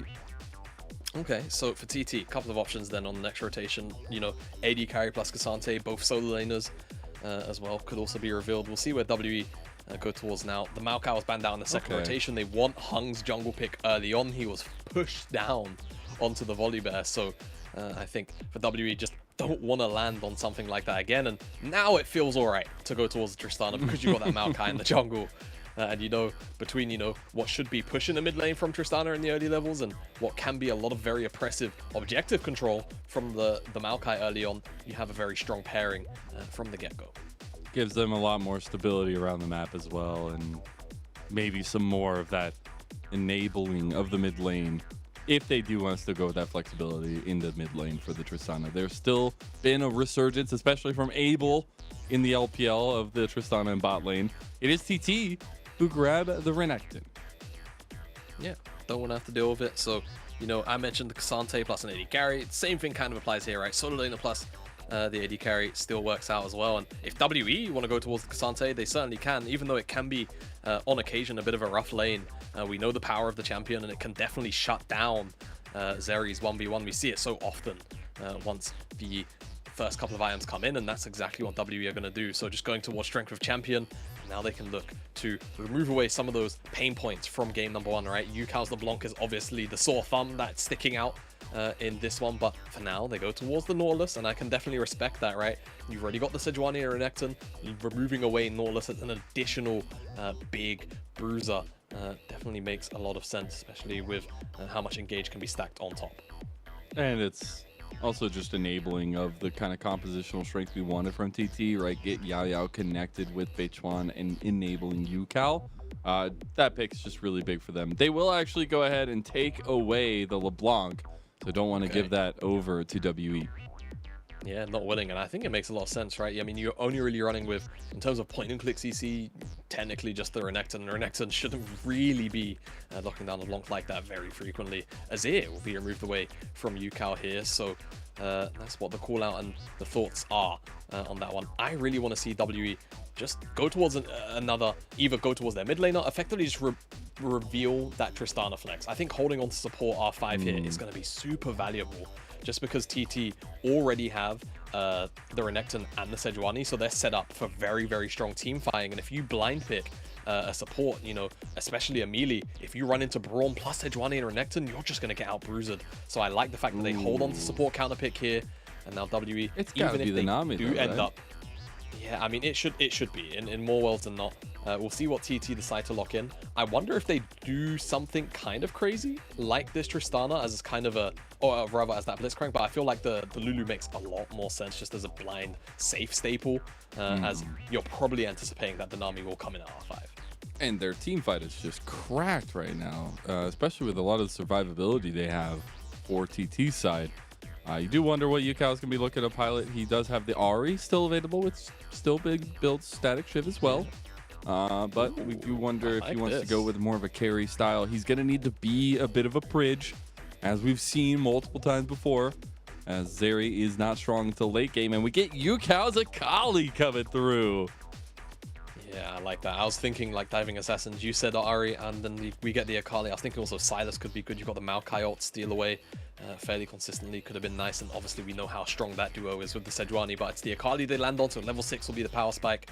And WE go towards that Nami, so Lucian Nami on the bottom side. We know what to expect from that early laning phase. It kind of does get, on occasion, neutralized by the Zeri Lulu, right? It's not uncommon, but once the first item comes in, it's all about the burst and all the priority and forcing that you can get out with that combination. So WE go back to basics for a majority of the meta, right? This is effectively 4.5 champions, which we're super familiar with in the meta, plus that Tristana's, that safety net for Shanks. And on the opposite side, you know, effectively the same thing. Strong top side, mid lane going to be very powerful at level 6 skirmishing, and Zeri Lulu to be used as the late game insurance policy. So we could get either one of two things here, Mazel. A very, very quiet early game, or a lot of heavy trading throughout the lanes into explosive team fights. Ah, man. After seeing that game number 1, the bar of execution need to be reached, not reached for WE. I'm curious how it goes down this time, as maybe honed in focus for game number 2 makes that difference, because it did feel like a couple things going WE's way would have led to a bit of a snowball for them. But TT have a pretty stalwart composition, grabbing a lot of the big meta pieces from around the map and around the rift that we have in the LPL so far. We're kicking off game 2. We're back in WE's home arena in the home rift. It's TT versus WE. Game 2 kicks off now. Ooh. Listen to those Gyos in the Xi'an arena. It's TT and WE half matchup here. Iwandi. Can't have that go down. If you're going to go down to first blood, it could leave open a lot of early advantages, as Beichuan will have to back away Iwandi. Let's get that reset off. Already burned that heal. So bot lane for WE coming back a little bit worse for wear, but H1 stopped in his back. Hope, you're a menace. Yeah, a little bit of annoyance there, but H1 should still be able to make it up to his desired camp of choice for his start. And information traded. WE get a ward on the blue buff, and for the most part, TT, no real deep information, just that one pixel brush ward to cover potentially, you know, a super aggressive move from Hung, unlikely to occur. And yeah, I feel like Mazel, at the very least in this game, we should be set up for a fairly quiet early game. I think for the perspective of WE, they have the opportunity maybe to, you know, get a shove in via Shanks' lane, just because Kali's never really going to be able to gain priority, and then maybe move as a duo to a side lane. But beyond that, I feel like both these teams, it's going to be more about the individual laning prowess, right? Trading going to be super important down here. Hope Iwandi should look to be as aggressive as they can be. And I do really wonder, because traditionally in a lot of matchups, Akali's like trading health to try to get minions for the first like 6 levels or 5 levels or whatever. And so into the Tristana matchup, I do wonder what Shanks can do earlier on if we do get a quick little adjust in pathing from Hung, because that could be a power point for them. Yeah, exactly. I feel like it's one of the few things of action or points of action that we should see. I think for TT, you know, H1 and Hoya can definitely link up as a duo, right? If they want to try and dive cube, if he ever gets a little bit too low on a couple of trades here and there. There's a really nice trade. Back and forth. 1xendo going back forward. Nice little trade back on Iwandi there. Just make sure to keep the Nami a little bit lower. It is nice, as no heal available there either. Hung with a quick adjustment of pathing, but not towards his blue side. It's to go down bot lane. Yeah, and I mean, 1xn, super low, 200 HP, Yao Yao, no cleanse, so both targets super, they super must good. know. They know. He's got the dodge out there. He might still get hit on the way out. No, Hung can't follow it up. The saplings, not going to be enough this time around. And TT's bot lane get out by the skin of their teeth. Yeah, 1xn, though, crucially gets out without blowing any summoner spells. That's huge, I think, for a situation like that. To be able to keep your AD carries flash and cleanse feels really, really good. Yao didn't even really need to blow the flash necessarily, but just pulls Hung further away to ensure that Hope and Iwandi can't get on top. And now he's just going to go back to a quiet reset, but that wave state, really, really bad. Glad the observers hover back over it for 1xn, right? He's going to miss out on the majority of this wave as well. So WE find themselves with an advantage on the bottom side of the map, and we'll see how TT can look to try and alleviate some of that pressure in the coming minutes. We'll check back in on bot lane here soon, but I'm still so curious about this mid lane. Like, do you just take the Akali to be able to kill the Tristana once you hit level 6 over and over again every time you see her? Because at this point, it feels like a lot of pressure can be given over to Shanks earlier on. I mean, even then, sometimes it can be difficult as Akali to fully stick, just because Shanks will have the rocket jump. He can potentially get the reset if you're not inside of the shroud, off the explosive charge, and then of course the buster shot too, available if ever Shanks feels like he is at a major risk of dying. So, you know, I feel like for this Akali pick, it's really going to be more about, you know, the first couple of objective skirmishes once level 6 is online. You might not necessarily always have first move, but when you've got things like the Renekton and potentially the Sejuani to play through on the top side, that first Herald skirmish is where I'm really looking at to be a point of power for TT. We'll see if they will check that box. We've still got a long while till that comes out. We do have a Dragon coming up, 20 seconds. Pressure from WE in a lot of ways through mid lane. Maybe enabling Hung to get some early objective control for WE. Something they got early on in game number 1, never went back. As you do wonder now with this wave kind of going the way of WE, if with Hung passing top side, how they make this combination work. Exactly. We'll continue to track and trace. I feel like for WE, objective control should just generally be the name of the game, right? Hope and Iwandi should be able to trade pretty efficiently here. That was a really nice sidestep from 1xn on that bubble. So good, man. Just make sure like he can get to hold on to his cleanse or anything like that as well. Yeah, that's the summoner spell diff now not going to be mattering as much anymore, as everything's really back up for WE as well. But special shouts to 1xn coming off a really, really good game number 1, kind of capitalizing on UCal's early successes, but also against Hope. Manny sat behind for a brief little stint on JDG, now facing him against his new moniker of WE Hope. And Beichuan making sure that things are okay down here. So no fighting between these two unless it's TT's way. Exactly, no fighting, Peaky Blinder style. As well, Killian Murphy might be a little bit upset, depending on how Hung decides to approach the bottom side here. I feel like they could be all right. WE just looking to get priority, and again, you know, we said objective control. Hope is kind of chunked out. He's got a biscuit, and Nami's going to be able to heal him back up. I wonder if they want the dragon, just because Shanks is always going to have shove here in the mid lane as well. Got level 6 all now. moved up. A little bit of a dragon dance going on, potentially, but the Scuttle Crab first takes priority. Yeah. Skull, apparently. They just didn't want Beichuan to move in. Potentially What would a get that dragon one, so- dance be? What kind of dancing? Flamenco? Would it be like some salsa? No, I feel like it'll be two-step, something like good old really, country really- two-stepping. Oh gosh, no, I was getting a little bit too comfortable over in the south, hearing so much country music, a little bit of two-step every now and again. Now I feel like a dragon dance would be something pretty intimidating, you know, like I'm thinking like hacker-esque. Oh my God, we went to the same place. I was gonna say, it, but I was like, is he gonna go with hacker? Interesting. Yeah, okay, but okay. I feel like it has Or to be if something you're just kinda yelling at each scary. other, standing across Yeah. for each other. Yeah, that's what we need. As Shanks did actually exchange the Ulma in that trade there, so he is now, you know, by all intents and purposes, a little more vulnerable. But what it does do is push Yukao underneath the tower, ensure that Shanks gets priority on that wave, and with the bottom side of Hope and Iwandi looking for a reset after also crashing in a wave, it just secures the dragon. And TT don't really have much of a direct answer outside of Beichuan, who is going to steal away a couple of camps, and that's always going to feel great in the immediate. But he wants to look for a little bit more off the back of getting these camps as well. Maybe a topside play. Cube is a riveting early early game 45% action. HP. Yeah, a riveting game. You know, I always say League of Legends, when played properly, is always kind of like a game of chess. You know, it's always going to be about moving pieces and, you know, trading parts here and there. And it feels like WE and TT, at the very least, for the first 8 minutes of this game, have caught onto that memo. Herald will be exchanged, as no one on WE from the bottom side of the map is really interested in rotating I'm over. actually surprised. I'm surprised that WE didn't reset onto the top side of the map, try to contest Rift Herald, but they will be able to get the red side of TT. You know, they had the window for it, right? But I suppose what they could be scared of is, you know, if TT, you know, kind of acknowledge that maybe WE do have a good reset timer, is Hoya just completely eviscerates the wave up on the top side, because he can always kind of do it in front of Cube's face, and then he dips into Fog of War, and things get kind of scary. So why not just stick towards the bottom side of the map? If you feel like you've lost your jungle camps on the top side, you see Hung has traded out the red buff, so camps are equal, and then you can continue to put pressure down on the bottom side like this. Yao Yao. Oof. Force the flash Yeah. out. Really, really good vision control from WE towards this bottom side jungle of TT.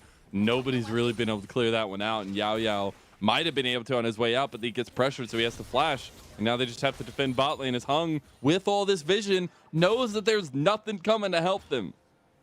Yeah, the question is, does that control spot him out? No, definitely doesn't. And now a dive is on its way. Ultimate's rolling in.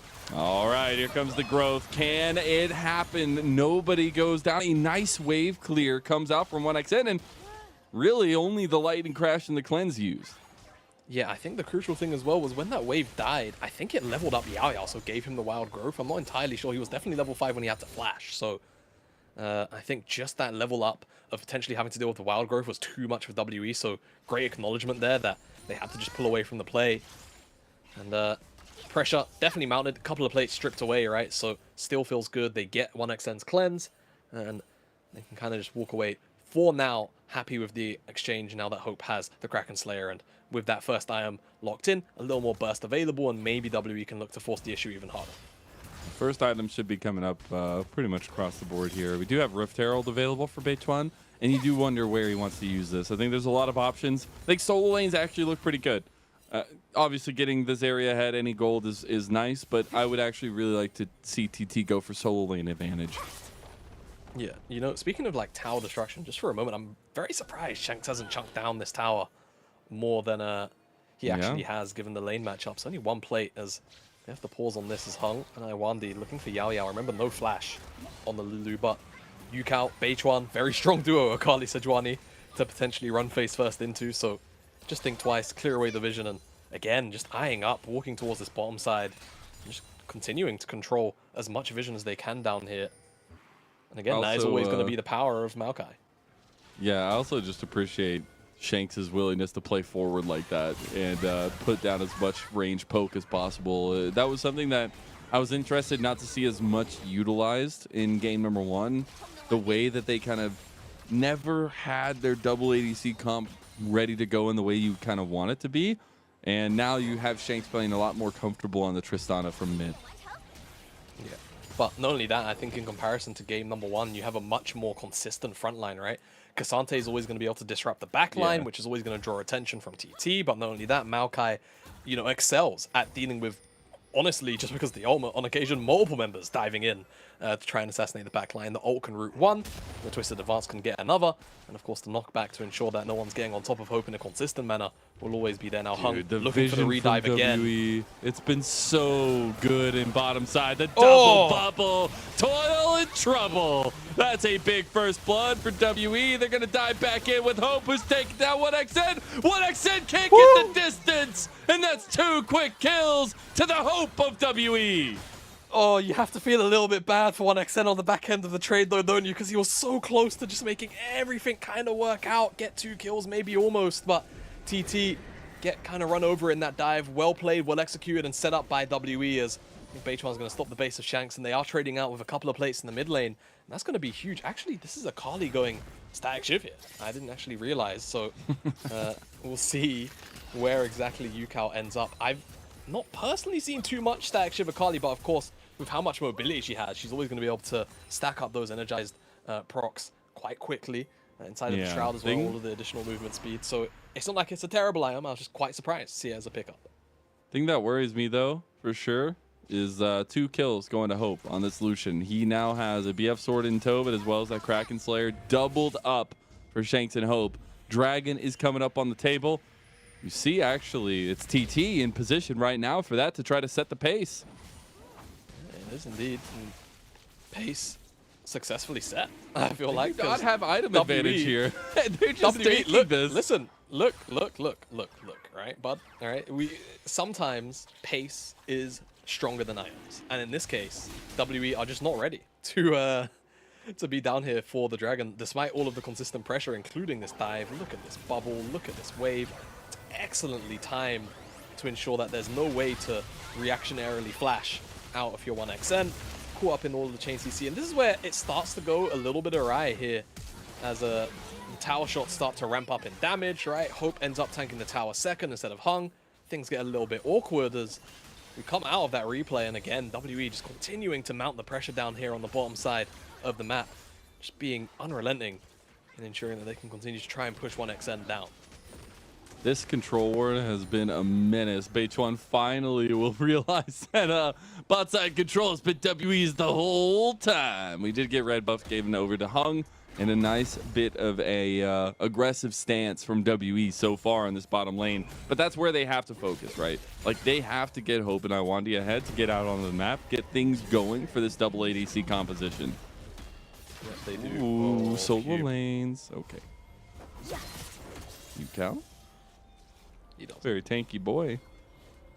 Yeah, Cube has been set up here scaling for a while.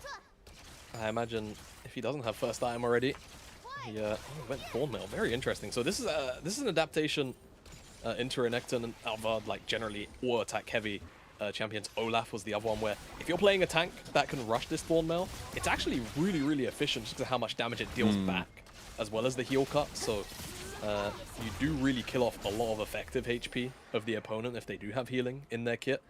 I did mention this the other day, like, if you play things like Ornn as well, it's really, really efficient when you're into heavy ore attackers. Do consider rushing that item, and does, at the very least, slow down his ability to get to that Iceborne Gauntlet, right? But his ability to potentially 1 versus 1 with Hoyer and, you know, ensure that those shorter trades are a little more his side favored for Cube.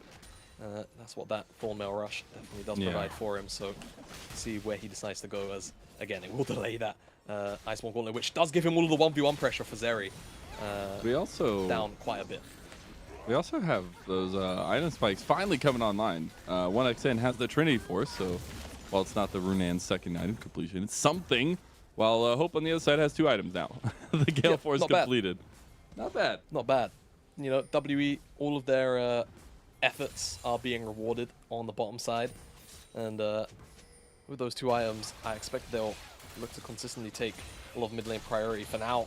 Just because of the numbers being forced by TT, they'll get it and just see if they can push a vision lineup. But you can kind of see here, like, even in this kind of trade, like, look at the healing and how little there actually is from the, you know, Fury-empowered Q and a Gore Drinker. That's what Full Mail can provide for you as a Oh, there's that 2-item spike right to the face of 1XN. Yeah, 1XN was not ready for that. He just wanted chicken, man. A little bit of fried chicken on a Saturday night. Hope says, no, you don't eat today. You're not eating. No. There's no chicken for you. This is Just my took his game. lunch money. Just took his lunch money entirely. And now, again, you know, we said, when speaking about the 2 items, how powerful they are, just going to look to continually force the issue, press matters into their own hands. And TT, I don't feel like they're necessarily in a massive hole just yet, but, you know, let's say you want to avoid being 6 feet deep. That's a general rule of life. They're about 2 feet deep right now as TT. And they want to try and They're wondering why there's dirt bit. hitting them in the face. Yeah. Why are you digging? Just keep standing there, TT. Just keep standing there. It's fine. Just gotta get 4 more feet down. Yeah, 4 more feet, and TT need to avoid that. WE, however, I feel like I'm definitely in a very, very good position right now to continue to put pressure down in a consistent manner. If they'd picked up that previous dragon, which I feel like by all rights they certainly could have looked to have contested at the very least, then this next dragon would have been potentially sole point. But at a dragon apiece, it definitely will slow down the overall pace of the game and the urgency potentially you'd want to force out of TT to make some errors. But it is also a Chemtech zone, so it's not necessarily the highest, you know, yield soul or dragon in the game, as use the E to get over the wall, and that was on vision, so full vision. WE just immediately collapse over because they know he's not going to have that dash out, no flash for 40 seconds either, and E, Gale Force, Nami damage, all of this extra coming out from Hope as well, just because these 2 items. Cancels the it's easy ulti. pickings. Yeah, just to get those extra autos, the empowered as well. Really, really good stuff. Cleanly done from Hope. And now we get this composition from WE, putting a bit of pressure on the map for TT, something we haven't been able to necessarily say in the double ADC comp that WE's gone twice in a row. This will be second dragon for them as well. And having Hope and Iwandi in mid lane now with the power they have as a duo is lighting things up. Yeah, and going towards Rapid Fire Cannon, 3rd item. Very, very cheap, so he should be approaching that one, potentially even before 1XN has Runans, given where he's at with the items in inventory and such. So definitely a very rough spot for T to be in. Now, what I will say is their ability to teamfight can be very, very powerful, but again, you know, I feel like they are kind of item bound at the very least by Zeri, and the fact that Hope and Iwandi are so powerful. But Hoya's looking for it anyway. From Hoya, trying to slice up some fish here. He can't get Iwandi down, and now he's just caught out. Can he heal enough? He's out of there. Cube is coming. Yukao, he wants some. He gets 1. He's looking for Hope. He gets 2. And now Shakes is chasing him down. Gets the resets here as TT's chasing down Cube. What is happening right now? 1XN is on the wrong side of town, but he says, no, you. As Cube is trying to run around, figure out what to do with his life. It's TT that finally finds a fight, Jamada. And I was just saying, look, TT, they have the ability to teamfight because their composition is designed for it. And Hoya, like you say, just goes, you know what, I feel like sushi today. Goes on top of Iwandi. And eventually, once the collapse comes through, because of Hoya's initial work onto Hope and Iwandi's health bars, Yukao cleans up really easily. Cube not able to necessarily find the pressure that he wants on the backline dive whilst all of that was going on. Again, you know, we mentioned the full mail rush just because it's to deal with Hoya in the 1v1. So dead no here. pressures. Hoya, yeah. Oh no, but Shakes had to do the classic ADC thing and walk into a bush. And Shakes, that's a big old crocodilian, baby. Hoya with the solo. Look, man, we've seen so many times this Renekton is so obnoxiously powerful, and if you're gonna run face first into a brush, I don't know what else you expect as Shanks without the Buster Shot to, you know, again, open up that gap. Rocket jumping in there just feels like suicide, and how many Hoya times picks himself up an additional kill.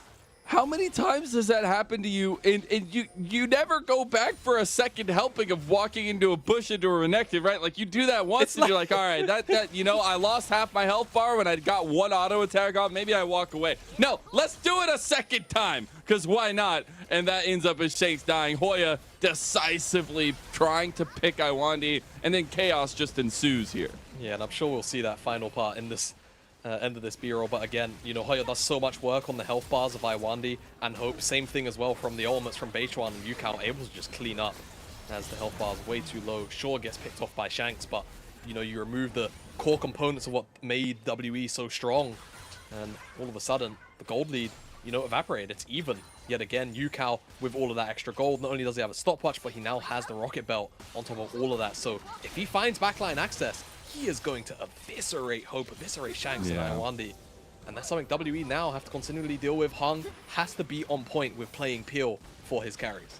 And Hoya just got his second item as well. Gonna be super scary on the Renekton. Did get that, you know, 4-item combo for Shanks and Hope. Hopefully that'll be able to do something. But the Runans for 1XN starting to come online here for TT. And it was WE who were asked the question.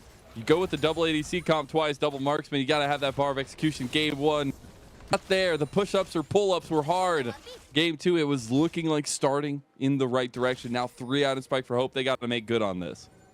Yeah, they really do. Some kind of massive yield has to come from the fact that Hope is now a 3rd item so early on in the game.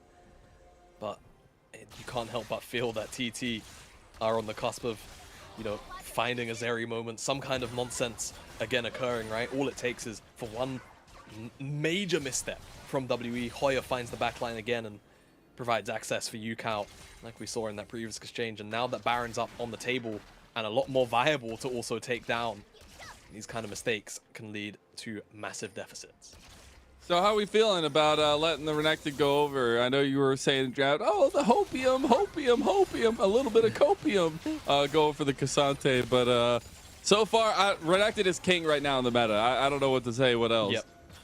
I do agree. I mean, I feel like it's just a lot of the hype around Cassante being so powerful, right? Renekton still does beat it into the ground in the laning phase.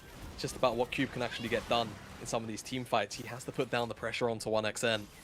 Otherwise, you do feel that without being able to put pressure in lane and not being able to put pressure in team fights, you lose a lot of the power of what Cassante can provide. WE need to use not only that pick, but of course Hope being at 3 items. They're going to pick up this tier 1 as TT have actually tried to approach Dragon through the bottom lane instead.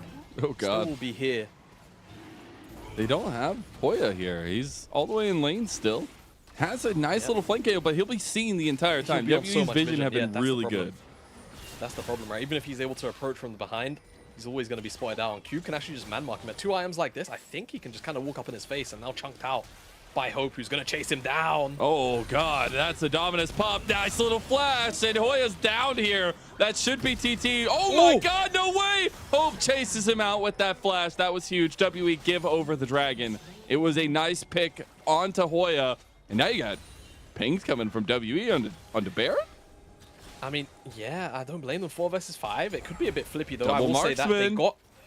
Yeah, double marksman, it's pretty fast, but now Cube Oh, has look no at flash. Hung. Hope has no flash. So Hung TT, is on a flank. if Yukao can get in... Nature's Grasp Hung is is on a available flank. from Hung. He's looking for it on the side. Wait, it's so far back. God, no! WE, your plan has been shattered as Hope is trying to make it happen here. Shanks has resets. 1XN, can he do it? Is it a Zeri moment? 1XN shuts it down, and Hung's play has gone completely wide. I mean, WE... They get death rolled, and Hoya's not even there this time around. It's just a collapse from Yukao. Empowered Blast Cone throws him into the middle. Beichuan just gets inside the mixer, and Hung on this long flank finds nothing with the ultimate from downtown. He doesn't lock up 1XN or Yao Yao. Now WE trying for a bit of a desperation on the retake here, but TT surely just has Baron or they can find a turn. Shanks is down. No, he gets locked out here. T are turning. Hoya has popped Dominus, but it's low. Baron in the eyes right now. Hung, can he find the miracle-making moment? Hoya getting low. It is not going to go down to... It's WE falling apart, but trying to find A little bit of picks on the back end. It's still Baron buffs going over to TT, but WE with a double kill on Shanks get to push this mid lane now. Oh, it's messy, Mazel. It's so messy. Shanks, thought the blast cone might just take him over that next wall as well. Those Chemtech Rift ones so strong, but WE now, like you mentioned, tier 2 should be traded out. Couple of Baron stripped away, but 1xN has it. Yukao, I think, spawned up in time to also have the Baron buff, so gonna be able to split this across a couple of different lanes here, as free play is likely going to be all the way back. And like we said, like Hong on this flank, the idea, great, but TT just run ahead of it, right? 1xN is not held up at all by the Maokai, and all of this AoE damage from Beichuan, from Yukao, the Wild Growth knocks up multiple members too. It just feels like too much for WE to ever handle, even if they were, you know, with Hung in the pit here. It feels like the same kind of deal just kind of ends up unfolding, and yeah, really overzealous in my mind. It's very obvious to me. Take up the Baron like that. Yeah, it's very obvious to me that Hung has never played in American football because he didn't know how to lead his target. That's an obvious statement, but I think that fight goes completely different if the Nature's Grasp hits on multiple targets under the Baron pit. But it is now TT back on the map with this Baron buff, trying to make it a positive one and push in and return a little bit of that give that WE had. Yeah, exactly. Let's see what T1. 1xN. There's two T's even. There's two T's. TTs. TTs. But hey, what does Thunder sound like when it talks? Is that just a boom? Yeah. Is that's Thunder talking? You know, actually, I don't know, do I get to make the cast about me for a second? I feel like there's about to be a fight. You know, the scoreboard gets pulled down. And you're like, is something gonna happen? But whilst I was out in the States, man, Texas Storms are kind dude, of they're the best. They are really spooky. No, they're the best. Man, if you'd ever watched a thunderstorm roll across the Texas sky, you haven't done nothing. That's all I'm saying. Exactly. It is one of the most epic and belittling experiences you could ever have, because you're just at the mercy of our grand nature. It's awesome. Yeah. Thunder was talking. I will say that. And I could have sworn I started to see a NATO form, but that's away from Thunder. No. Yeah. I was like, oh, do I get the full-blown Tornado Alley experience? I didn't quite, but for WE, they have to feel like they're getting spun around in a tornado, I think, after the last couple of sequences of plays. Yeah. Baron is going to dissipate off of TT now, and I think for them, definitely going to feel quite nice to be able to potentially start to retake a little bit of positioning back now that their double AD carry has 3 items. 4, actually, in the case of Hope. I like still that be Hope. able to contest. I like that Hope is just like, you know, I don't need my upgrade boots. So if I'm going to die, I'm probably going to die. I just need to get as much damage off it as possible to get the resets for Shanks. And now with the Dragon coming up, you did get that 3rd item spike for 1xN, but it's WE that need to answer the call here, need to step up to the plate.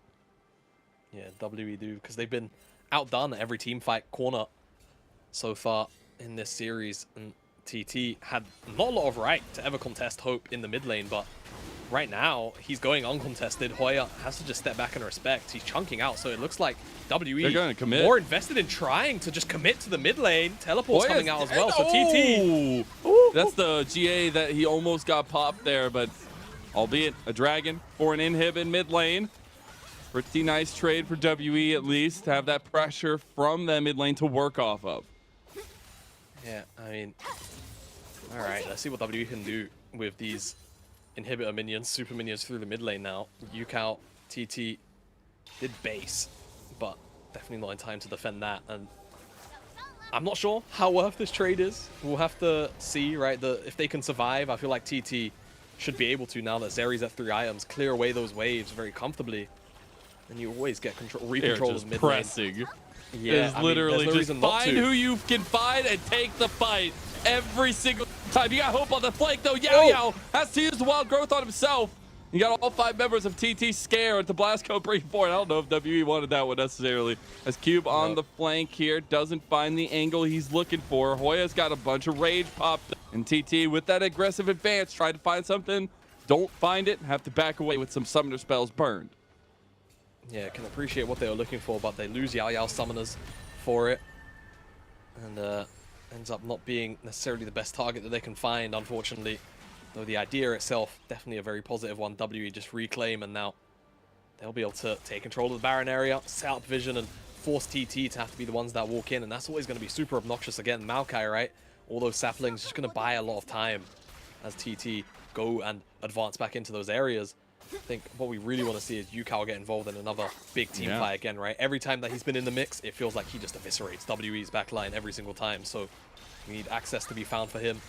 Until then, WE looks like they're just going to maintain control around the top side of the jungle, right? They've been so good at vision control throughout this game, early game throughout the bottom side when they were pushing 1xN very, very far behind. And now that they've got control of the top side here, expect them to maintain it though. Hung. But TT are completely split. 1xN was on the other side. That's a flash burn from Beichuan. You have Yukao here getting caught out on the side again. He's in the shroud. You got TP now coming in for the flank from Hoya. WEB need to be a bit careful. They find Hope. The double knockup. And you got 1xN starting to fire away here with Hoya on the back line. But nobody can get to him. Nobody's there, but he has a GA. So he buys all the time you need. Yukao is picking down the double ADC composition. And Hoya goes down the Crocodilian. Finally taken out by WE, but it was chaos thrown into their mix and a 2-for-1 for TT. Goodness me, how did that only end up being a 2-for-1? I am so surprised, but W able to disengage on multiple fronts here. Oh, Hung no, actually Hung. maybe call out Phase Rush. The knockback, all does right, it all save right. him? It seems like it will. But man, oh man, that fight could have gone so much worse for WE considering how it kicked off.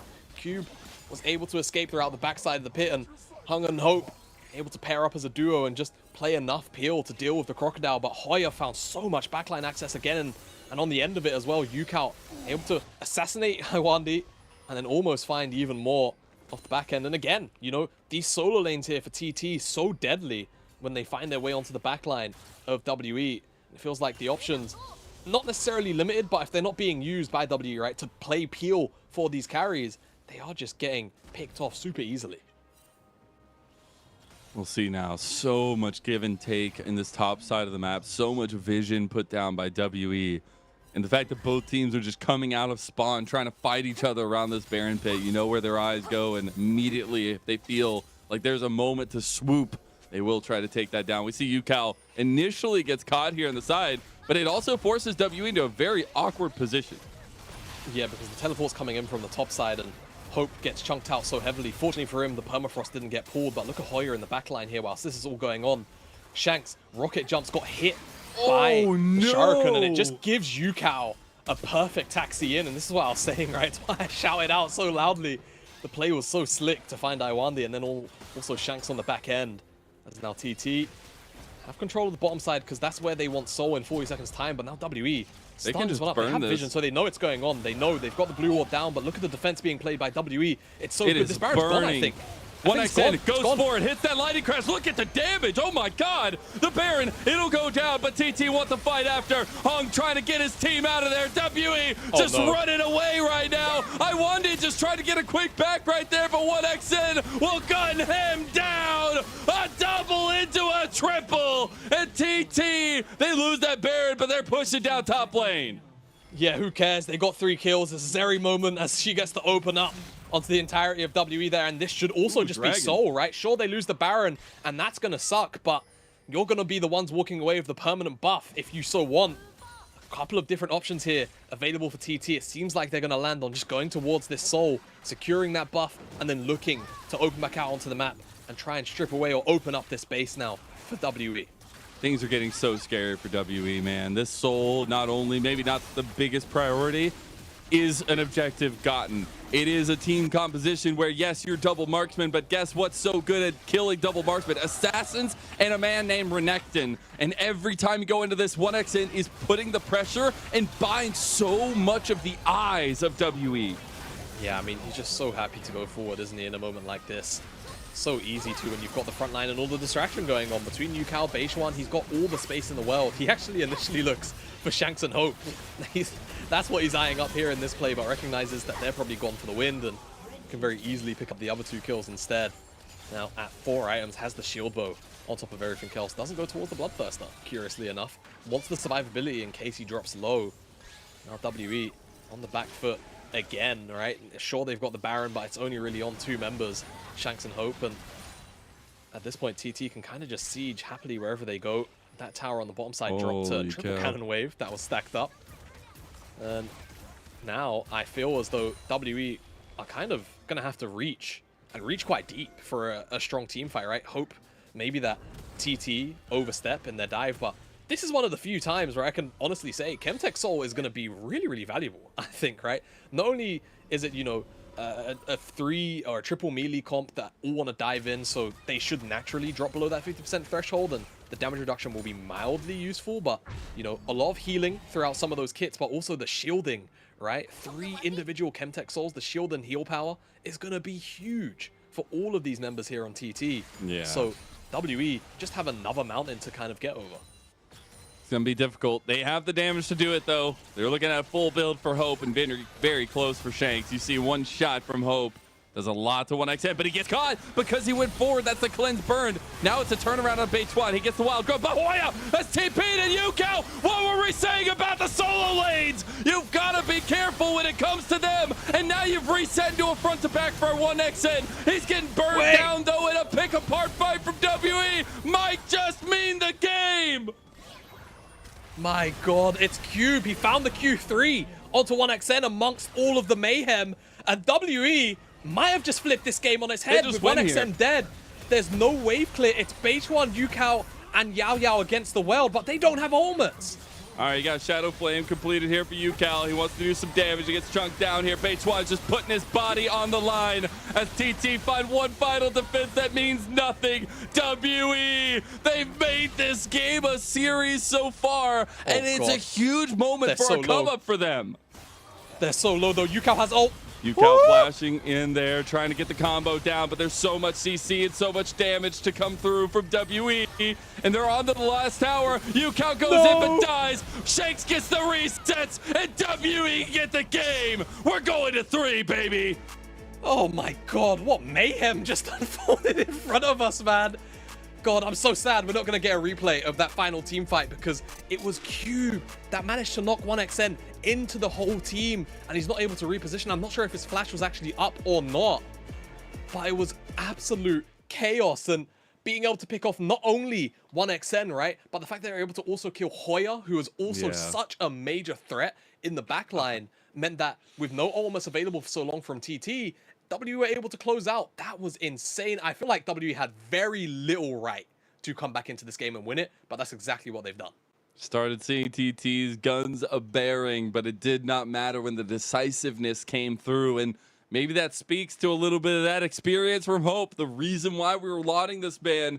And yes, 1xN showed him up at game 1, but he will not go 2 games in a row without having a moment for himself, and that decisiveness in the last moment to kind of make that tempo, force the play from Beitwan, because he's like, I gotta save my ADC, I gotta do something, and then it all just ends up in a big catch out and WE snowball it from there. Incredible stuff.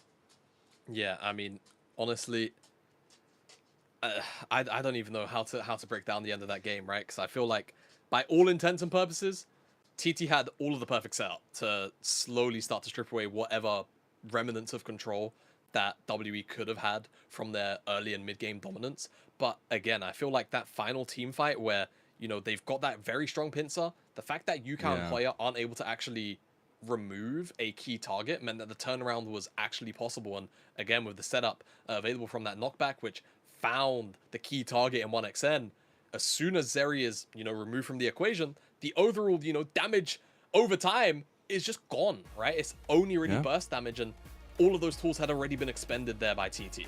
Now that's an LPL gold graph, baby. Maybe not the first 10 minutes as much, or maybe even the first like 12. But in the end, it was Hope and Shanks, the double marksman comp, and WE who rose to the bar of execution we set for them in game number 1 and game number 2. And now the TT themselves have questions to answer and are a bit on the back foot here. Yeah, I mean, I feel like TT shouldn't be too stressed about this game in a very weird way, as, you know, they were able to stave off enough pressure from WE in the mid game and were able to capitalize on a lot of the mistakes that WE are still very clearly making when it comes to a couple of positional moments. But even in saying that, now you go down to this game number 3 when you, in reality, probably should have 2-0'd here.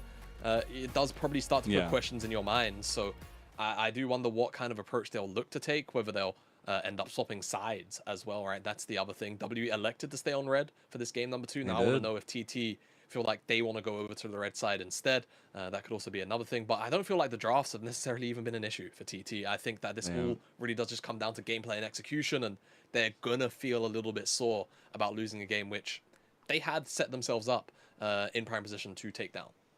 And again, TT, we talked about at the beginning, their record does not represent the heart in the fight that they've had in their series. And boy, would it just be another break in that heart to see this one go there in a reverse sweep for WE. We are going to step away for a little break. Get ready for game number 3, so don't you go anywhere.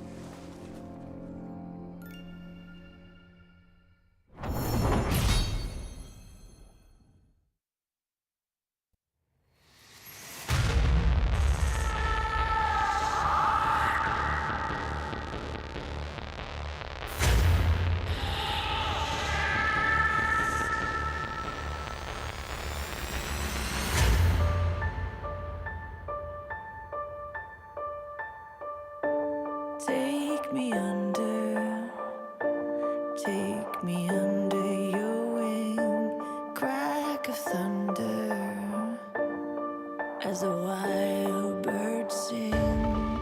You can hear hunger crying out, a sonic echo that leaves no room for doubt.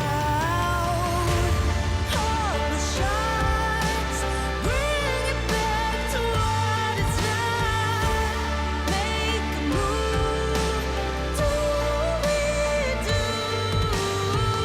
As the world cries tears in our hands, are we all part of a bigger plan? Call the shots, bring it back to what it's not.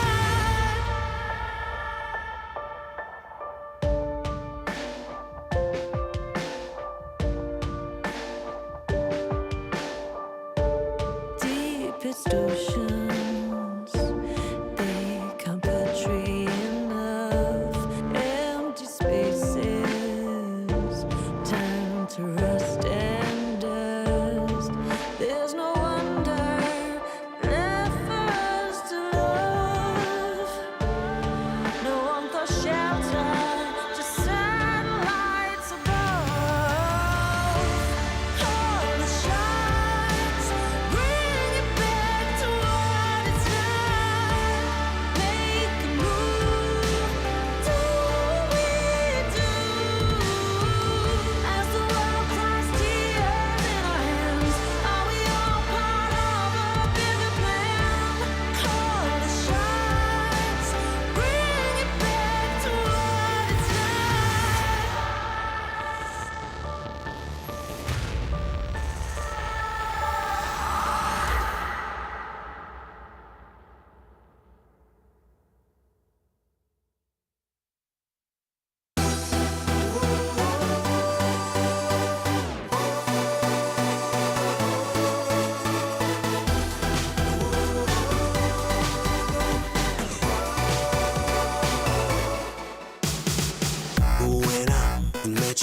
In the club that night, the moment you arrived, it was more than nice to meet you. I know, baby, that you're one of a kind, with a body perfect and divine. Oh, so come and let the music play so we can move our bodies. And girl, no matter what you do, just do it hot and naughty. We drink the bar cause we don't pay. Tonight nothing brings me down, down, down. Oh, I can tell you now, this is gonna be the best time of your life. I can see it now. This is gonna be the best time of your life, time of your life, yeah, yeah, time of your life, time of your life, yeah, yeah, time of your life, time of your life, yeah, yeah, best time of your life. Finally, baby, we've been up all night. The sun's about to rise, and it's nothing but a feature dancing, moving slowly out of sight, feeling vibrant and alive. Oh, let's do a thing and celebrate, and cruising a Ferrari. Let's live it like it's the last day, and head for the next party. There's nothing they can take away from me. Yeah, cause nothing brings me down, down, down. Oh, I can tell you now, this is gonna be the best time of your life. I can see it's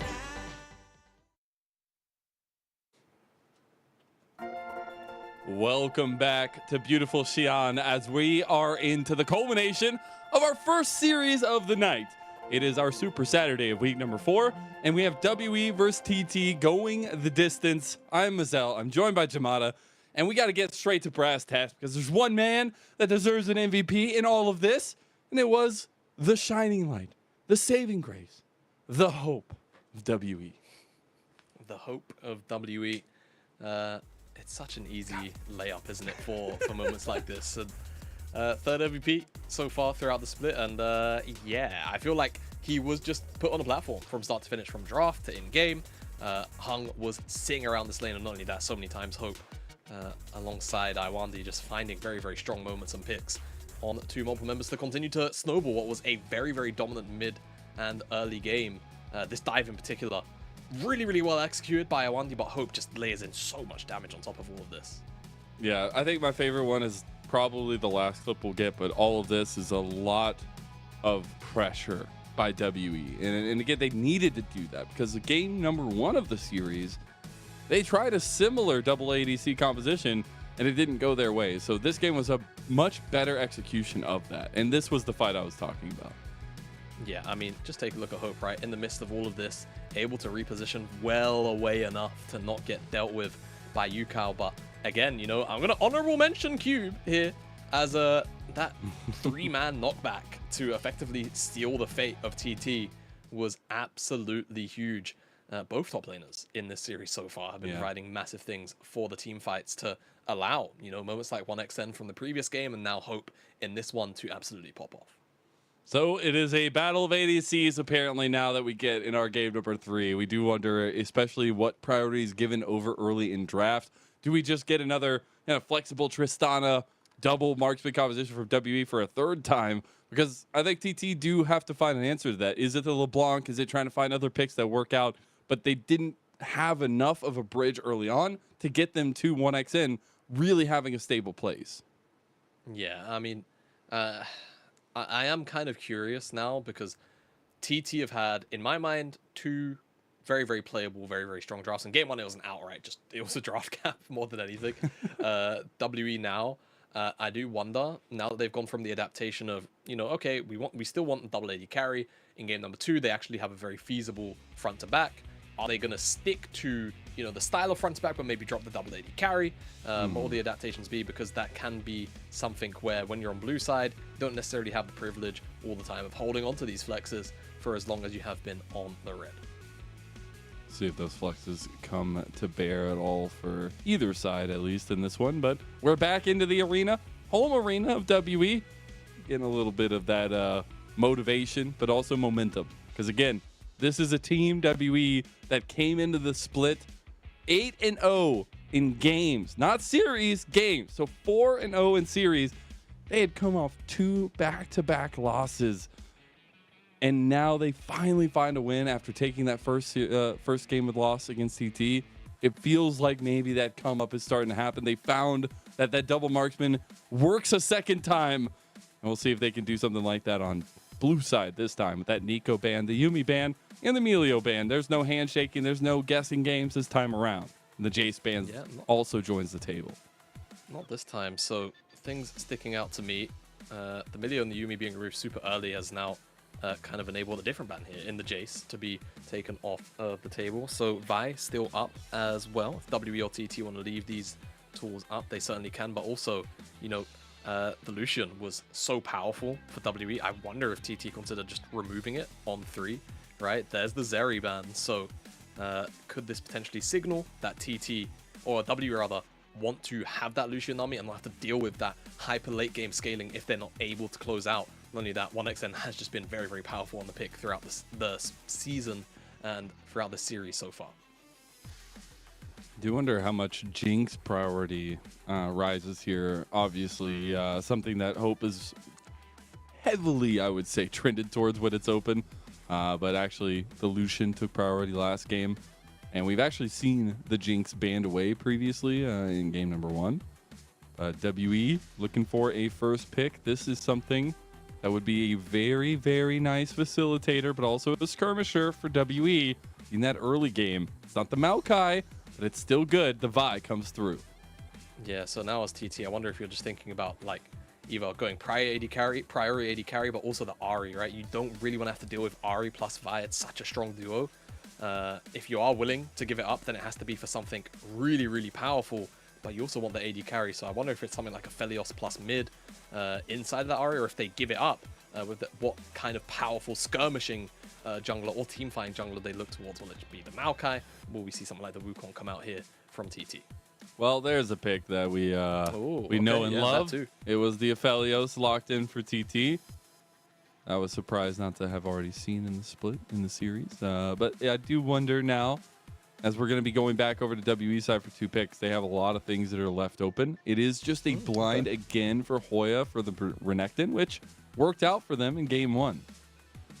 Yeah, it was really, really powerful, but I feel like WE Hope gets his hands on this Jinx, and now considering the Cassante as well, don't blame them. Super powerful, we know what it can do, and can always just kind of play Stonewall here to the Renekton lane. Yes, it will lose in the early stages, but again, what it can actually provide in those team fights is where you're really looking towards some of the strengths of Cassante here, as now TT has to be the jungle role, right? We saw what happened when Hung had his jungle pool pinched out. No, they go towards the LeBlanc, and actually, I like this maybe a little bit more than my own personal suggestion. 1, LeBlanc obviously very powerful, but 2, can also deal fairly alright with the Vi, just because if you get ulted really early on, of course, you can just double the slot away, really push her into a position she doesn't want to be in, but now you get 2 protection bans onto the mid lane, where as things like the Annie and the Ahri weren't picked up here as those 2 very strong duos that go very well with this Vi, you can ban those away, and those are both pretty good matchups too into LeBlanc, which means Shanks is going to have to dig a little deep into his champion pool, right? Might have to lean on something like the Azir, or maybe even something potentially aggressive like the Silas. We'll see where exactly Shanks goes. But you're definitely looking at frontline for the rest of TT, so WE seemingly knowing that, go and ban Yao Yao's Nautilus, which again was a very, very nice factor to have early on in this series. But it is the Lulu that follows up, so not going to focus on the Ahri ban, saying, you know, leave that one open, and we want to take away the combo with the Jinx. I'm kind of surprised. I do definitely respect the fact that TT have gone towards that Lulu ban, right? It makes sense, but here you should be going towards Beichuan's jungle pick, and again, with Wukong being up, it does make the most sense. Poppy also actually not too bad in terms of value already, right? You can use the Steadfast Presence on both the Vi and the Cassante, and then it also means that, you know, some other champions which could end up being here, right? Shanks, there's a pretty good call for him to go towards the Ahri. You can also lock that pick down. So I like this as an answer here for Beichuan, as hovers will start to come through. Let's see exactly what Shanks has in the pool. Through every single champion you could ever possibly apparently want. It's every single champ. Will they really go towards Rakan here when they already see the Poppy? This feels like... It feels like a bit of self-sabotage. I think it's got to be said. I do actually just want to go back to the Poppy pick because I love Poppy right now in the meta. Also, its flexibility, but just the strength that you can have with very curious early pathings as well. It is the recon locked in, so like you were kind of mentioning, interestingly enough for WE. Yeah, I mean, you know, it's going to be able to supplement the Vi engage really, really well. And those moments where, you know, if you've got control of an area of the map, then yeah, of course, you're always going to be able to just very easily pick off a member. But I think beyond that, it's really, really difficult here to deal with that Poppy ever. Do get that Ari we had talked about so long ago, it seems, but it is still a static ship builder to rival static ship builders, but also just a bit of a combo with that Vi. I think that's the crucial factor. I know coming into this series, it's really a lot of what we talked about was how these mid jungle duos cohese, but now TT will find their unraveling mentor here with the Blitzcrank, as we've seen it just make huge splashes across the LPL when it's just randomly thrown into a series.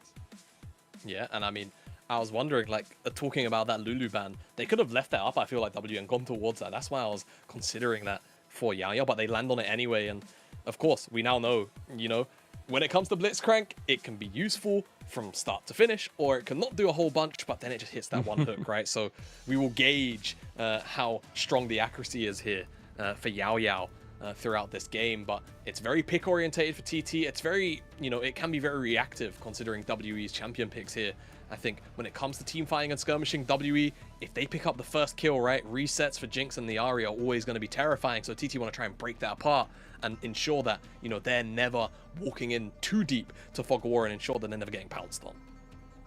Blitzcrank, a pick that Yao has brought out before, but has not won with it in competitive, at least. We're getting back onto the game, and a game 3 that I feel like I kind of felt coming, but after that game 1, I had my questions. WE answered those questions, and now we have in their home arena a bit of momentum building for Team WE.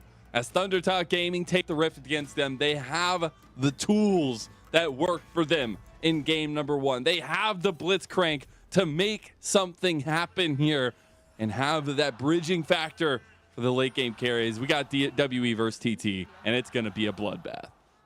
Yeah, it has to be. There are so many aggressive options on both sides that I feel like they could be at each other's necks here, WE and TT, for a lot of this game. I'm going to be very, very eagerly tracking the use of Steadfast Presence from Beichuan into what is a very, very mobile composition from WE. The opportunity to shut down so many engage tools is going to be crucial, and I think, you know, 1xN has been the big vocal point of this series for TT.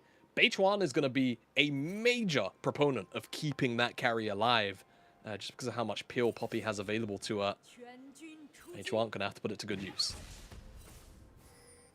And we have gotten some slower burns in this series so far. I feel like with this comp, though, with the Ahri and the LeBlanc specifically in mid lane, I do want to see a lot of influence from Hung and Beichuan to try to get in that 2v2 action. And maybe even looking towards Hope a little bit earlier on the Jinx, because if you can get a bit of gold early on onto Hope, we've seen him carry games multitude of times, as we do just get that trade in mid lane between the two. Yeah, and Yukao, don't forget, right, it's the longsword start, so the attack speed rune also there, so Shanks actually loses out on that one. Does have the crafting pot though, so technically has more sustain, so we'll feel alright about that trade as OpenEye1 just walking up and kind of acknowledge that they should have the slightly stronger level 1 and push back Yao Yao, and 1xN level 2 should be hit first by them. What's your favorite Blitzcrank skin? I think it's that boxing one there. Oh, I want it. Just goes a little bit wide on that grand entrance there. Boxing Blitzcrank. Yeah, boxing Blitzcrank is pretty That's fun. a little sus. It's look, I think Blitzcrank has got a pretty strong selection of skins, to be entirely honest with you. I think some of the recent ones have been really, really cool, right? The Space Groove one, where he's got like, the Space Groove one. Yeah, like that one's really funny. You know, what would be really sus if I was like, yeah, just rusty Blitzcrank, man. It's just Blitzcrank, but the, that would be a little more sus. That's like an immediate emergency meeting. The other one's like, my eyebrow raised a little bit. Yeah, and that's like, you know, you walked around the corner and you saw the vent close, but you didn't quite get a glimpse of who was closing the vent. Right? Mine is the Lancer 01. I think it's the dark version, not the light version. Yeah. It's really cool. Yeah, those skins are really cool. I will say though, I don't know if it's like the particle effect of the hook, but I feel like I see really jank hitboxes of specifically that skin. I think it's because the the way that the IO armor looks. Blitzcrank one too. The like I mean, Blitzcrank. oh yeah, I mean, I Blitzcrank for years was banned from. Yeah, it was. because it was so like the hitbox looks so odd. But I know it's re-enabled now. Iwandi should be able to dash back out as actually the first one to get interrupted. But with all of this priority, it's given Hung an opportunity to slip in and maybe get a look in on this blue buff. Not gonna be able to find it, and actually being engaged on. Look at this momentum from TT. They're trying to play off it, but that's a nice re-engage. Oh, God. Over from Iwandi, now Beituan. They've lost all of their damage, and Yao Yao is just left out. That's almost 2 kills. Yes, that's 2 kills to WE. Oh man, the idea is so good. I actually really love it from TT, right? The collapse comes in, they have numbers first, but they just don't have the damage. 1xN couldn't move. I think he was still collecting the wave, or perhaps he passed in a really funny way. Hopefully we get a replay with the minimap up to potentially see exactly why he was so late to this play. But it hands over WE 2 extra kills because they're not able to finish off Hung initially. And now we look back. What was it? Yeah, he kind of takes a 2-step back. I think he wants the wave, and maybe the comms weren't super clear. I mean, either way, right? The flash comes in for the Yao Yao, the knockup's there, but there's just no damage. Iwandi's knock-up as well, you're totally right. I think finding 3 members and also blocking the ethereal chains means that Yukao can no longer offer anything to the collapse. And yeah, TT, unfortunately, outdone in the rotation, but also I think the fact that 1xN wasn't able to come and additionally add extra damage to this collapse means that it all falls flat on its face. That was a flash burned in the picture-in-picture from Shanks as the gank came into mid lane from Beituan. So TT not shying away from taking those early on engages, but just a little bit of a heads-up decision-making process from WE there. And really, really, really good stuff to get them ahead. They're already like 1.3k ahead so fast. And there was an Infernal Dragon early for Hung. And that all started because Hung decided to go early invade onto Bay, not let this Poppy get some of those unique paths we've seen. Yeah, exactly right. I mean, the fact that Hung technically should have been punished for that, and it kind of comes up his way, probably feels a little bit bad for TT. But for now, we'll see what the comeuppance can potentially be if TT are able to find a few more plays, right? I feel like, again, the power of that Poppy pick into so many of these picks from WE, it can make their life engaging a little bit difficult. But speaking of engaging in, that's going to be a big hook, though, and red-white, you've got a little bit of fight in you for TT. That's going to be some flashes over. Yukao has joined right on time, trying to get hope. One more auto attack to 1xN, gets his kill, and that's another one to follow. TT answer right back. Pow, pow. Pow, pow, indeed. Red-white, a couple of plays are going to come up as well. We're post the 5-minute mark, so no empowered tower damage. A solo plate for 1xN, as well as the kills going the way of TT. This dragon taken down, and a lot of this movement here from Yukao being so much earlier than Shanks really helping out. It should have helped in the initial exchange once they were looking for Hung, but this time around it works out and it comes up TT and they get the dragon off the back of it. The nice little answer to just get back onto the map. We see how it all started. They thought maybe a little bit of a catch out onto 1xN. His movement's too quick. Hung's rocking around the corner, but this grab, beautiful. It's great gun management too from 1xN. He has about equal left ammo on both Gravitum and Infernum, able to swap over to the red and white from just using the abilities to get to this gun combination, as well as rooting to set up for Yao Yao to make this whole play get kicked off. So really well played from him as well, and really easy collapse from TT as Hung again in the jungle of Beituan. This time around will actually steal away the camp, as Beituan will be unawares until he actually makes his way around the corner. Good stuff from TT on that initial exchange, and at the very least Hung, I guess, trying to pull back a little bit of jungle CS whilst this is all going. Say it's the little things, you know. That's what they say, right? It's the journey, not the destination. Yeah. Does that still work in League of Legends, Shimada? Yeah. you know, I mean, if you've ever been in a solo queue game where... Don't hopium me right now. I'm the hopium guy. It's not about the journeys, but the wins. About the dubs. I don't know why, but I just... Do you know the meme of the guy that like just screams yeah, and he's got like a cowboy hat on and he's in the mountains? I just imagine you. What are you trying to say? With like what are you trying to say? Wind blowing in your hair. Nothing. I just imagine you as that guy who has all that hope. I'll be that guy for you, as Hung is that guy for WE, Oh, setting it up for 1xN to go down. Yeah, 1xN can't do anything. Nothing else to say. Q over the wall, into ult, into knock up. Has no opportunity to use cleanse or flash. Not that it would have really saved him in this particular play as Hope. Will he get snatched here by Yao Yao? Looks like the answer is going to be no. As he shoves in this wave, so TT unfortunately find themselves on the end of what was really easy to execute play. There's no ward on the tri-bush, and yeah, I mean, look how it looks from the perspective. Yeah. Yeah, it's really difficult, right? I mean, it's hard to even say they're super far up because 1xN could have been like 300-400 units almost further back and a little more in the middle of the lane, and Hong could have just flashed and connected with the R, right? And I1 would have still been able to have followed up on all the damage. So not really much you can do in response there. Herald wasn't even really picked up. Unfortunately, Beige1 wasn't in a position to do so whilst that play was going on. So that's still on the map for both teams to scuffle over. We'll see exactly where priorities lie. As the Dragon is also 2 minutes away, we could see an exchange between that first Herald and the second Dragon.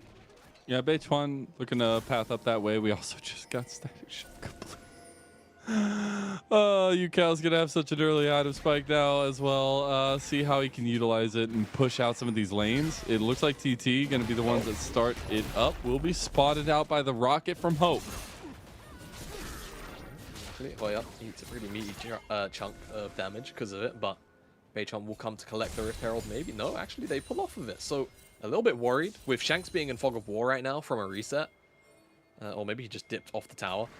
Just a little bit concerned about a collapse, so WE will still pick up this Dragon just because of that chunk in. But now TT finding a rotation through the mid lane could have priority because of the Shiv, but the numbers a little bit too high here for WE.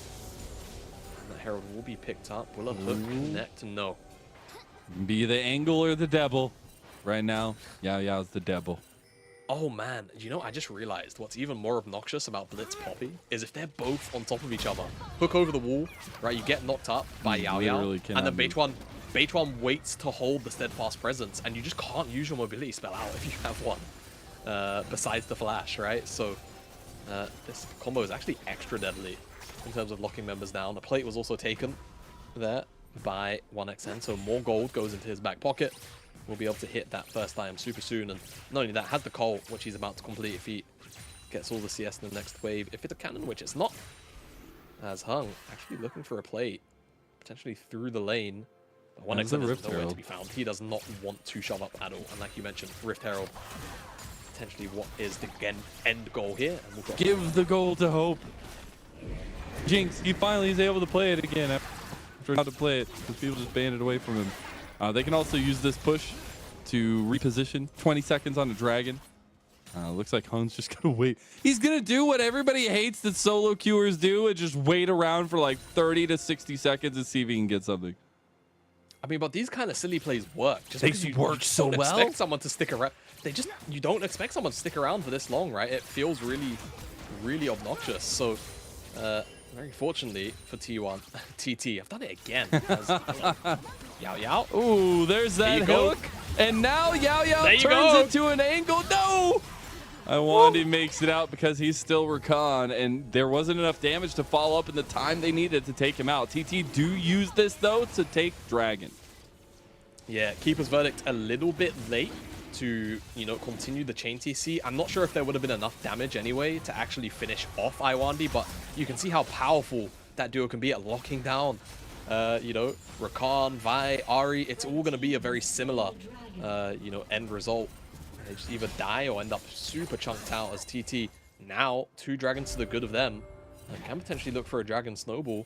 That's going to put a little bit of additional emphasis on WE to find some kind of exchange very, very soon where they actually look to contest one of these objectives. Also, we got first item spikes. It is Everfrost for Shank, so not going to go the RE static shiv build. We also just got Kraken Slayer completed for 1xN. Close to that 2-item spike, the new edition of Felios loves. But it's still been a lot of wave clear pressure from UCal being able to move out of mid lane. And that's just going to get worse from here on out. So Iwandi and the rest of WE hovering over this top side to get Hope some more plates. 60 seconds left until those plates drop off. Let's see what Hope can get done. Both AD carries have Kraken Slayer. Cole's also topped off, but this wave... Never mind. Not result Doesn't in want a to plate eat. takedown. He doesn't feel like it. And, you know, you did mention Shanks could have potentially gone static shift. I feel like it sucks, I'm gonna lie, on Ari. At the very least. Maybe in the all-ins it feels alright. Hoya's popped the ult. I'm gonna be honest. I feel like Cube, just walks away. No, it's wet noodles. Yeah. And again, Cube actually took a bunch of plays plays down there, by the way. Oh yeah, he did. You're right. Again, a good couple for himself as, again, WE on the prowl, but TT, good positioning, good defensive vision, and we'll just acknowledge that, yeah, there is some shenanigans going on across the wall and will not be found out. So we look back across at the vision game being put down right now. TT have a lot around mid trying to use that to help UCal connect with Beichuan. But Yao Yao had been on the move. They had gotten the ADCs reassigned to top side of the map. We're just going to get a bit of calm before the storm right now. We got a Rift Herald in about 2 minutes. Dragon in 3. And side lane towers still holding up, meaning that Hung might look for a lane gank onto Hoya. Definitely could consider it, right? All he really needs is for Cube to hit a Q3, dash behind Hoya and push him back even further, and the setup is there. But Iwandi being shown on that ward, Hoya should have a pretty good understanding that it's likely more than just Iwandi in the area. And TT will not fall prey, and Hoya will not fall prey to that potential play. And we're checking in at now the setup for both of these sides. When we were looking at the priority needed for both of these mid-jungle duos, we're starting to get to a point where 1xN and Hope are going to be main focuses for both these two squads. Yeah, Kraken's locked in and second IMs their way. TP from Shanks down bottom side? I did not catch what that was for, so... He was like walking top lane to go answer UCal, but then TP'd now. Now they've just found a play on Hoya somehow, but he's a Renekton, and you lost the side lane tower already. Luckily, we'll be able to answer one back here quickly done by WE, but that was actually a nice little swing of gold both ways, so we're pretty much evened up. Yeah, still evened up. Really interesting idea here from Shanks. I'm not particularly sure what for, but I guess they trade 1-for-1 on towers at the end of the day. As I think, again, that is the most obnoxious part about Shiv on the Blanc. And again, I'm surprised that, you know, if you've seen some of the patch previews, that it seems like they're just going to basically take the AP ratio off the Shiv. I feel like the biggest issue is how quick the Blanc can charge it, more than anything else, right? You saw there, double distort basically meant you got 2 Shiv procs, Iwandi. Oh, we got a nice little catch out into the combo here with that steadfast presence. You ain't going nowhere. Moonlight Vigil connects with the sniper shot from 1xN. Yeah, man, it's such a high value pick. And it's such high value in Poppy and Blitzcrank. It's so hard to get out. I mean, it was double dash available, grand entrance available. He flashed and still died. Iwandi did. So TT just using this duo to near perfection, and now it's going to net them the Herald as well. Really well played. So far, they've had really, really good objective control, and that should continue here. You got movement in mid. Rift Herald immediately used to try to take this outer tower because Dragon is coming up in 10. Exactly. Herald will get dropped, and I don't think it's going to quite take out the tower. It's going to get close. Yeah, 200 HP or so left over. TT in front of this dragon. 1xN has red and white. He's actually about to run out of red, but he's got green. So it's honestly, it's his better combo out of the two. As now W have to walk into the range, the DPS, and they have to deal with Got Yukao so on many the shock side. rooms. Oh, and there is the keeper's verdict. Get Cube out of there. Your front line's gone, makes it a lot more difficult. As Hope takes a huge trade from Yukao with that Night Harvester completed. Yeah, and the Shiv bounces across everyone as well, just strips away 100, 200 HP with the Night Harvester proc, and yeah, not much that WE can do. But they're going to have to pull the trigger eventually, but again, the issue is, if TT know that there's a frontal engage coming, the Poppy just nullifies so much of it, right? You stop the Rakan from ever finding a proper engage onto 1xN. Shanks also has a very difficult time finding backline access because someone should be body blocking for a lot of it, and Beichuan can always just use the Keeper's Verdict or one of these frontliners. So I feel like WE are in a hole. Pretty big one. What I said that Hope's trying to play mind games with him. He does. I don't know what WE do, Mazel. I'm really trying to rack my brain here, and it feels like TT should always have priority in the lane they want, because Yukao can always be forced on the side lane to get that, and then as far as mid lane is concerned, just like putting numbers there with the Poppy on top of whoever is there just makes it impossible to be engaged on. So they're never going to have lane priority, and that feels like that's going to suck, because you would want to at the very least try and play off pockets of fog as WE. But if you don't have lane control, it's very hard to ever create those pockets of fog. As W at the very least will trade towers, but again, it just feels like, you know, a consolation prize at absolute best. And T Also, are still gonna trade up in these towers. Also, just the fact that it takes two people to do that LeBlanc does by herself in the bottom lane. We do got a long con coming out from WE right now. 1xN is TT. all by his lonesome, flashing, trying to get him in. Nice blocking from TT, though. He's still alive. He's still kicking. The engage from Maiwandi, that's actually huge. Hope is about to get excited, but Hope is going down, too. You might be excited, but you're excited about death as Yukao with the chains connects, and that's the final blow. Cube has to sit there in the bottom lane and watch as his team is ripped apart by literal animals. Yeah, I mean, Cube wasn't able to get involved, maybe just didn't find the angle for the teleport, but it's really just an engage trying to be found by WE. It's a strong pincer, in all fairness, but, you know, despite even unfortunate part from 1xN, wasn't actually expecting this collapse. Look how quickly, it's a double flash to ensure that the charm doesn't connect. Yo, get you some teammates like them.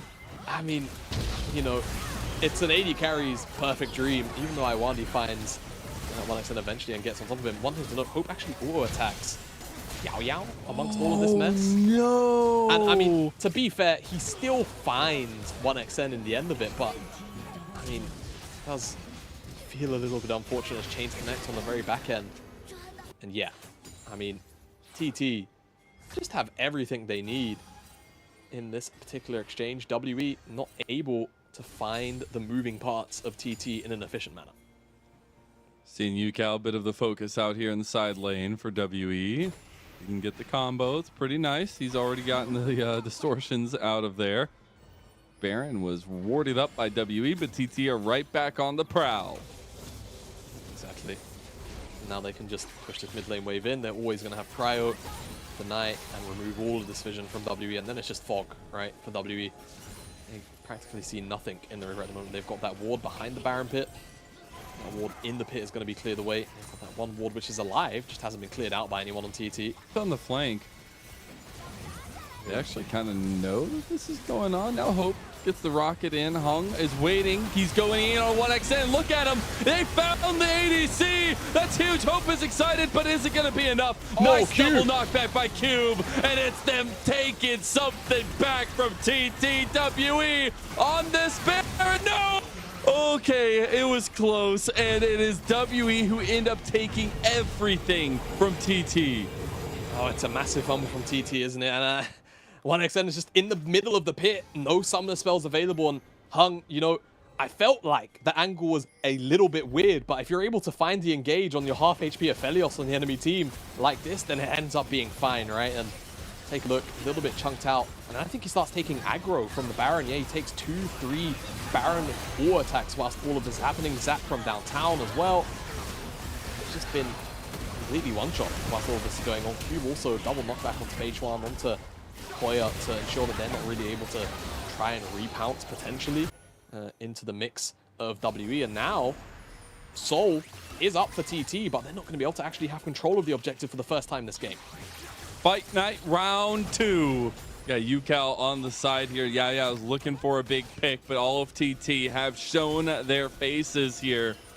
It'd be the red-white fight night for 1XN, but it's still a difficult one for WE to just start up. Even with a lot of the strength we saw from them, it's still a part where they got the pick out they needed. Yeah, exactly. Let's see if WE can repeat this magic again. They're going to have to. CTT moving from the bottom side here. You almost have the Severum out, but that also means a nice little combo coming up. Mid lane is the focus right now. Maybe they can catch him out. Oh! Yeah, I was looking a little bit devil-like right now, but you got Iwandi on a flank. That's huge. Nice blast cone kill. Will be big, but they've already gotten into the pit. And Iwandi with the wombo. There's no damage, though. They can turn this as they do. 1XN goes golden. You got Hoya trying to tank up there, but 1XN gets out. 1XN trying to make it happen, but the all-out comes through. You got TT forcing the soul now, as it's 3 members for WE down. That's an Ocean Soul for TT. I mean, honestly, the flank is good, but like you called out, there's just no damage to follow up, right? Shanks isn't close enough. Cube was elsewhere as well. And even though TT do lose their AD carry in the end, it doesn't really matter because they get the soul regardless. And Iwandi, I mean, actually he's on vision, so they have a pretty good idea that this flank is on its way. They just commit to the position that they're in. Hoya's in the pit, putting out a whole bunch of disruption. Double knock-up doesn't really amount to much because Hope in the pit dealing with Hoya. Shanks was making his way around. This stopwatch buys a fair amount of time, actually able to reposition with the Gale Force to ensure that Shanks and Cube have to commit more tools than perhaps they should have had to have initially. And now because of it with Ocean Soul, it's going to feel even harder to take down some of these tankier members in particular, but also if you don't 100-0 somebody immediately, it's always those last couple of ticks from Ocean Soul, which I always feel like is the most powerful part about that soul. Now UCal just playing annoyance. Cube, he can run he's just down playing Cube with his food right now. He's literally just gonna chase him down with the red buff. This is it. This is a long burn by UCal. He wants to take him down, but Yao comes in and finish him off. Oh, that's just so obnoxious, man. It's Lich Bane auto attacks, and I mean, in all fairness, Cube has built no magic resist, right? He's just picked up a little bit, but he's fully itemized for dealing with 1XN and Hoya. So just picked off by the one member he doesn't want to be staring down the barrel of. And now without the top laner of WE, T have a little more freedom to just take down this tower. And look how quickly UCal. Yeah, there's a reason that you don't let this pick through here. Like there's a reason why we haven't necessarily seen really any answers into it. I think sometimes it comes down to comp diff, but it's still a nuisance no matter what. And with that being said, WE find themselves at a bit of a deficit. An Ocean Soul down. They're trying to get back out on the map and make this combo work. It all stems off of a big catch out from Hung and Shanks to get Hope excited. Yeah, it has to be a comeback from this Jinx. First kill will always be important here for WE because those resets can come through and be so critical to change some fights, but I just feel like they are so far behind WE in terms of what they can actually do on the map, right? Again, it's so difficult to engage if Beichuan stands on top of 1XN and they're just taking mid lane priority just to move into Fog of War. So if you can't really stop that pattern, you're always going to be on the back foot. So if you can maybe, you know, find an engage when Beichuan isn't on top of mid wave, then it feels alright. But again, look at this vision toggle, because this is what WE see. It's complete darkness. And it's going to remain like that until basically TT say it's not going to be like that. They have the decision-making power. Look at that goal difference as it goes up and down. The ebb and flow of this series has truly come alive. And honestly, I'll just say, this has felt like the most LPL series I've had in a long while. A lot of our series have been a bit one-sided into slugfests and things like that, but this one has been chaotic. It's been fun, and both teams are just putting everything on the line. WE did not want to lose that first series. Yes, they ripped the Band-Aid off, but they were struggling to find wins. At TT, they have fought tooth and nail to even get the one win they have. They want more. Yeah, they do. TT, what can they do to continue to press down on WE? WE actually, for the first time in a while, do technically have first move into the river if they want it, but it's so scary to check into Blitzcrank to Poppy. Yukao very, very spookily distorts forward, able to snap back instantly, of course, but Baron's on the table right now, so you make one misstep either side, you can very easily lose Baron buff. But Ocean Soul means that, you know, TT can actually, you know, exchange health bars pretty happily here as Yukao dashes forward again because he knows he's going to regen up. I mean, again, a little bit of poke damage comes in, that Ocean Soul will come into effect and slowly start to heal back up. So WE, they have to find a fight and actually just hard commit to it. Hung's on a long flank. Oh my god, that is a long con if I've ever seen it to do the Krugs. No, he's coming over the edge now. They are buying all the time, but there is some warning here. Mage wants to the side. Mage wants to the side. They can actually find 1xN here. Oh, he found him. He found him under 1xN. They just got to get the damage. 1xN is down. What a flank. Oh my god, from WE. Hope is excited, but he gets grabbed. He's falling down to the crocodile as 2 kills back and forth. It is that slugfest that we wanted, but TT still have their guns up, and UCal is looking to press them as it's one more chain, one more auto, one more static shift proc, and Shank falls. Shanks falls finally. It's a 4 for 2. TT are going to just look to do the Baron. They've got the Ocean Soul regen. It's going to be very, very, very slow, but it should be picked up nonetheless. Okay, never mind. LeBlanc with Lich Bane and Don't worry about it. Don't worry about it. This thing. I'm just saying. I'm just saying, Shanks and UCal are doing everything they can. Both these guys put out 7,000 damage in that last team fight, and I cannot wait to get a replay of this one because it is a classic, chaotic fight, but one that TT navigates well. And the way they did so well, especially considering they lose 1xN so early on in the fight, right? The fact that BH1 just stepped off to the side, just a moment of, you know, absent-mindedness, right? He kind of forgets what his role has to be. They're just A-ramming down mid. WE's engage is excellent, but now I don't even know if we're going to have time to even look at a replay because the Elder's up. So TT now in the river. I think the fact that 1xN has flash and Hope doesn't is going to be the big game changer here. Going to be able to reposition. So take a look at BH1, see where he always is in correlation to this Aphelios, and find where Hung is on the opposite side. WE, how they're actually looking to angle for these engages. Look at WE actually trying to commit over to this top side reverse flank of TT. They are in a bit of vision control for TT right now, but they'll see this coming. As UCal just wants to get a little bit of poke out on the Shanks. Will be the Everfrost used by Yao Yao. Going back in though, nice into the wall. They got the double knockup. Shanks is gone. That was a huge damage deal in the last fight. And 1xN, 1xN. Sniper doesn't hit there, but TT, they actually up in the fight. Shanks being gone is a big damaging blow to WE's team fight. Yeah, and Cube has been forced to walk all the way back as well. So even if he gets the reset in, TP is going to be a very long while away. So this Elder Dragon is TT's, and they should be able to look to quickly siege onto the base. They've got a minute and a half worth of Baron power as well. And if they're very, very efficient about it, they can break open at the very least one inhibitor, look towards the bottom side after this mid lane push. That big old 0 and a gray screen over Ari's portrait is the exact thing you want to see if you're a TT fan. The big moment for Shanks is gone, and the siege is here. WE are just being barreled down in their base. We'll see if Hoya now with the strength and the Elder Dragon and TT can put the final touches.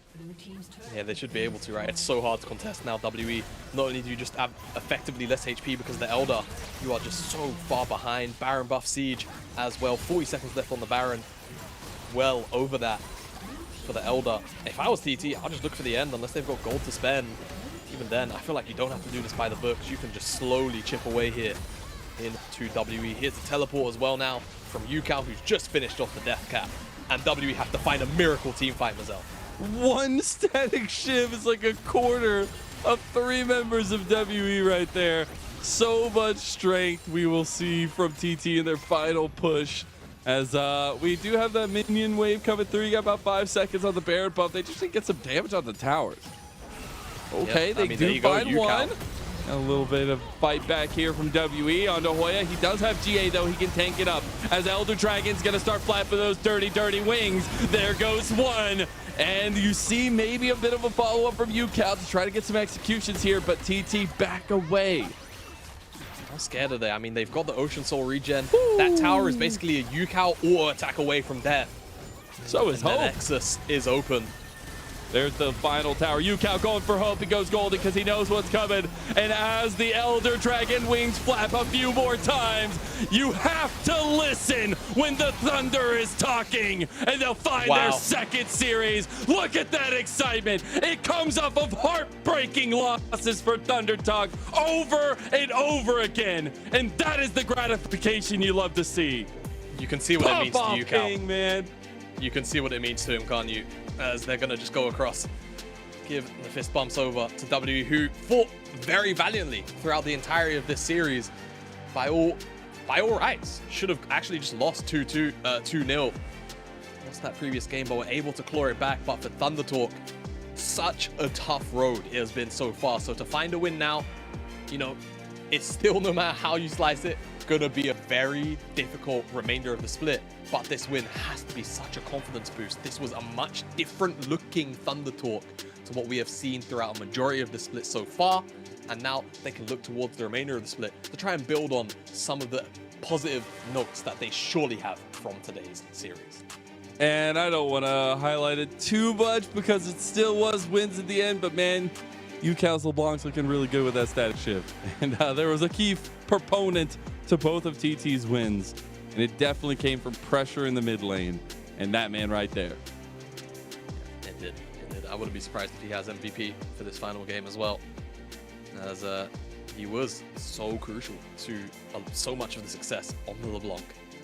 I mean, again, look at the relief. Look at that relief, man. Oh my God. You can see it. You really can. As we start to wind down on what was a super exciting series. I always say it, series like these, they always end up delivering so much, whether it's energy, whether it's story. And in this case for TT, it's a massive win to, you know, give them some kind of breath of life, a little bit of energy moving forward. As, you know, again, this was a much more energetic on the Rift TT. They've been getting punched around for a majority of the split. So now, you know, again, UCal having such a positive look, potentially they can continue to build on that, right? I think that is going to have to continue to be the main underlying story for Thunder Talk here, is the performances of their mid laner and trying to facilitate him, but also 1xN, who has also been alongside UCal, stepping up huge.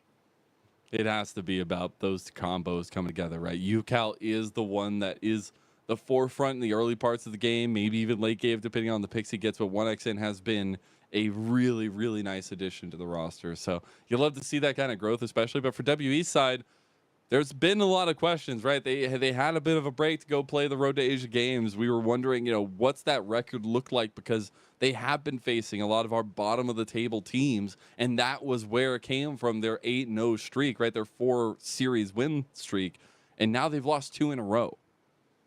Yeah, and you know, maybe the Asia buffs game is games buff is finished for WE, I suppose, on the 0-2 streak now. They still have such hard opponents. Yeah, that is, you know, generally my concern. I will say, you know, getting these early wins under their belt now is obviously a very good thing, in the sense of the bar to get into that top 10 should be quite clear, and they're also going to be able to discern, you know, the games where you would expect to lose, and then the games where you expect to take down your opponents. But I think, you know, losing back-to-back here, losing to what was, you know, before this, a very struggling TT, and then you know, OMG, I think you can understand them losing to OMG, right? There's no shame in that. But now, thinking for WE moving forward, you now play against, you know, top esports, LNG. EDG is definitely a team that, you know, I think given performances, it's not out of the question that they could potentially take them down, right? It kind of depends on the day for EDG, it feels like. But like you mentioned, so many of those top teams still remain, and even their final week of games concludes with JDG and BLG in the same week. It's going to be a toughie for sure. But you see the stats here, a lot of influence from UCal. he will absolutely get another MVP in this series. And for TT, right, when they look ahead, it's RA RNG around the corner, but it's also a lot of payoff for them. I know I was saying it when we were looking at them on camera, but it's so important to realize that, and you see such a sigh of relief there from UCal, but as well as the team from TT. So it really feels good for all the Thunder Talk fans to have a little bit of that breath of life, like you said earlier, maybe without Emilio, but it still is a tough road ahead for them and something they can continue to build off of. Yeah, and I mean, I think you absolutely have to. I think the next couple of matchups are ones where they can definitely have very, very positive outlooks. Again, right? I think for a majority of these upcoming matchups, I feel like they can have some positive one-to-ones. You know, UCal, I feel like performing so well. If you actually provide him with a strong lane matchup, he should be coming out ahead more times than he doesn't. And it's just about having a platform via the draft around that. That's going to be good. And I think, you know, it's one thing I really, really praised Thunder Talk for in spring was their creativity and their willingness to, you know, go matchup to matchup with dedicated plans in terms of dealing with teams. Now it's kind of turned into their identity with things like the double AD carry being a very, very common thing on occasion too for them. So I want to see Thunder Talk continue to utilize the strengths of UCal, but also the fact that 1xN is starting to, you know, have these strong individual performances, use these things and continue to just, you know, not overstep your bounds, but make things simple so that these members can have their pop-off moments. And 1xN took down Hope, which is pretty huge. And Yao Yao took down Iwandi. You know, feel like maybe the Hope points a little bit more. But anyways, the 2v2 was important down there. I think when you look at the growth that 1xN has shown in such a short time, coming over from that Joy Dream or JDG LDL team prospect style, I think it's been really cool to see him adapt into the team. When we saw a lot of those strengths still trying to be developed for TT in last split in spring, to kind of have that honed in for the second split and try to get something out of it, even if the early losses mean that the road ahead means probably not playoffs unless you have some kind of miracle. It's still showing up for players that, you know, want a little bit of spotlight given to their own and deserve a story told of their own as well. Yeah, exactly right. And even if, you know, playoffs is very close to being out of the question, you know, I normally am the guy that's, you know, glass half empty, right? I'll be honest. Chances are we're not going to see TT in playoffs, right? But at the end of the day, I think, like you mentioned, their stories still do deserve to be told. They still are individually having, you know, strong, you know, what I'd like to say, maybe character moments, right? And I think, you know, we're speaking about UCal. He is the one that got MVP. I think there's no surprise there. Again, he had a fantastic series throughout, and I'm looking forward to seeing exactly what he can develop the rest of the team around him to potentially produce. Also, speak about his KDA tonight on the LeBlanc. My God, his KDA is going to go through the roof, as he had two performances that were pretty reflective of each other and very dominant in their own rights. Yeah, absolutely did. Again, yeah, UCal, wherever he was, people on WE were dropping, and again, I think obviously strength of champion, but also his utilization of pressure on the side lanes, always pulling WE apart, and just being able to set up for the rest of the team. And I feel like this draft was one where he gets to flourish, because Yao Yao and Beichuan get to operate as their own kind of roaming death squad, as long as they're also protecting 1xN. He's fine. So UCal gets to kind of do as he pleases, right? Whether it's finding backline pressure onto Hope, whether it's, you know, putting pressure onto Shanks so he can't freely follow up on dive from Hung and Iwandi. The options for UCal were pretty much limitless this game, and he got to show off. And even in this fight where they found a heck of a flank from Hung, they just could not kill all the members, right? You still had UCal pumping out really the majority of damage from TT, but he was the one they forgot about in the end. And just really good dissection of the team composition. Even when 1xN gets caught out, they still have other pieces to play through. Yeah, exactly right. So I can only continue to echo that sentiment for the team of Thunder Talk. 1xN, even in that final clip getting caught out, UCal was still the one that was able to step up. So I hope for Thunder Talk that this can be a bit of a turning point for them in terms of, even if it's not results, just, you know, more moments of positivity throughout the actual individual performances. And maybe, just maybe, you never know, we could see the start of a miracle.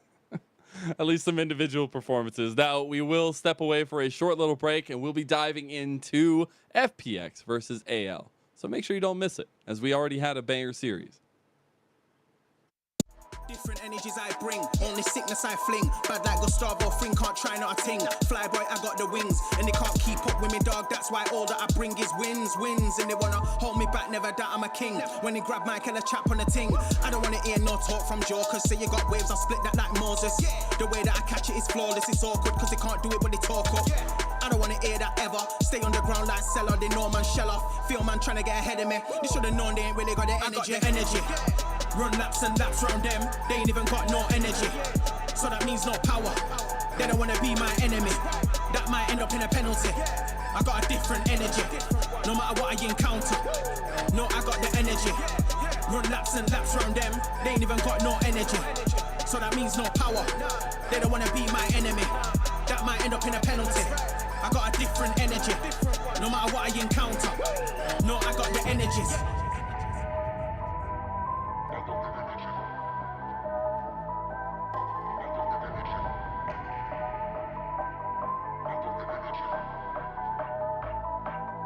I got the energies.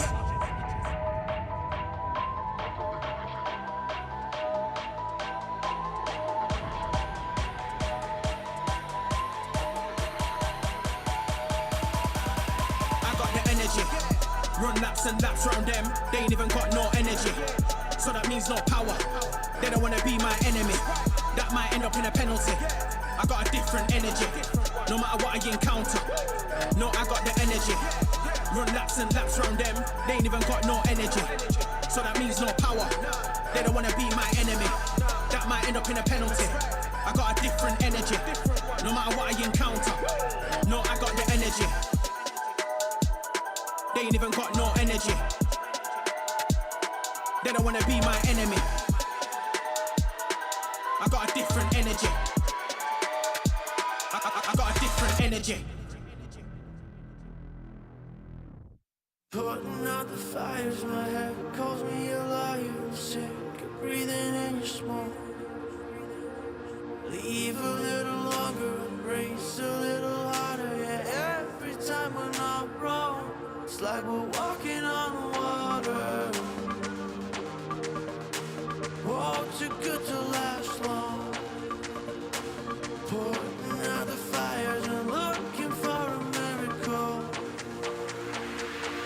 It's like we're walking on water.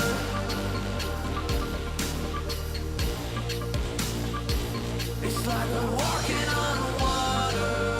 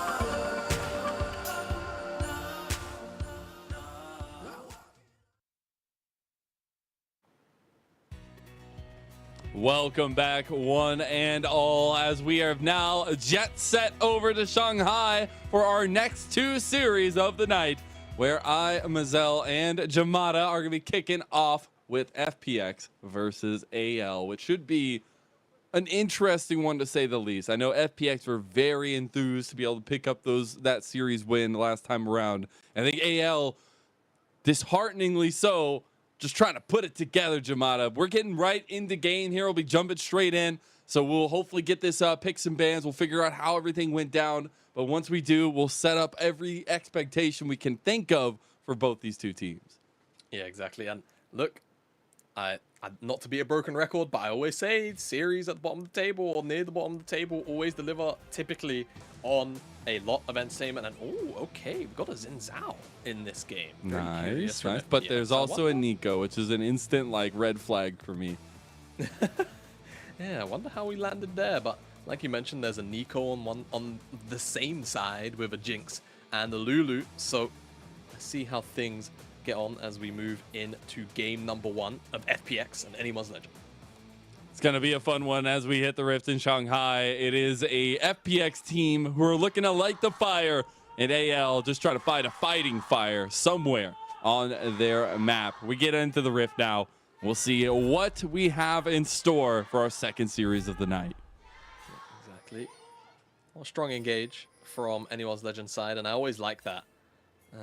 Having that agency to, be able to make a pick and a play whenever you feel like. Not necessarily afforded to FPX, right? They've got the Gragas, but it's very non-committal. You have to get into kind of an awkward range, I would say, when you're looking at the composition of Anyone's Legend. It's one where you might have to compromise position to get out a strong cask. So True. We'll see how exactly he gets on with that in mind, but very much a composition for FPX where diving in will be particularly difficult, right? Dealing with Jinx Lulu, Nico is scary, Hacker as well, of course, with the ultimate Shroud. Very to have true. that damage immunity does give them a couple of options of their own.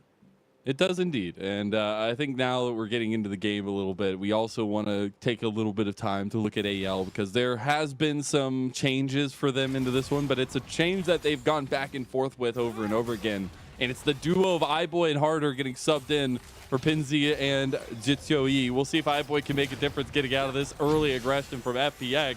But it is a crucial difference that is going to be played towards Zora. One more auto would have done it. But AL already under threat on bot side. Yeah, LWX and Chocho just putting in so much work here. And it's funny, often you'll see, it will be the Rakan and the Xayah making plays like that work, right? Very early trades, but this time around, it doesn't go their way. It's out on a couple of spells, and Chocho and LWX just get a very, very easy rundown.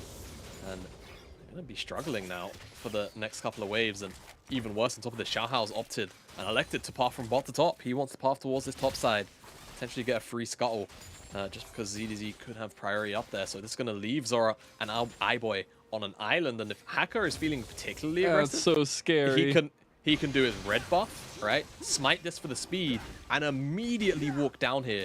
Consider a dive if a little bit more chunk damage can come through on Zora and This iBoy. wave! Like, oh my god! I don't think I've seen that big of an early stacked wave prior to 3 minutes. It's actually kind of insane. But I do want to, you highlighted the pathing from Hacker and Xiaohao a little bit, but I also want to hone in on this Xin Zhao pick a little bit more. And yes, looking for fighting. Yes, looking for aggression, which is something Hacker knows and loves. But how do you approach this fight as AL's team comp is very, very tough to dig into? Yeah, I feel like in a game like this, it's going to be a lot in the early game about just utilizing the fact that, Chocho and LWX having a very positive lane state right now. Care should, I hope, Harder's counting the minions. He's not. That's He is unfortunate. not already Oh, counting boy. the minions, and Harder, so close to going down there. Care already getting the better of him. Yeah, Care must have thought about flashing, right? There's no way he didn't. As, yeah, Harder gets caught out by the old classic. Well, I say classic. It's been in the game for a couple of patches. It's not that classic. Turning into a minion for Nico. Instant classic. Instant classic, to be fair. Yeah, I guess you are right. But going back to the Xin Zhao point, right? I think just using the fact that, his mid lane and his bottom lane should have so much priority, try and get in the face of Xiaohao, delay the level 6 or just make things really awkward. Xin Zhao is surprisingly a very, very strong and effective early dragon taker too. So that could also be an option for him to get things rolling for FPX. And I'm looking at early dragon spawn and Hacker consistently hovering over this bottom side. And Xiaohao is going to be pathing down this way as well. We see Hacker setting up a lane gank here, just in case iBoy and Zora overextend. Yeah, just in case, right?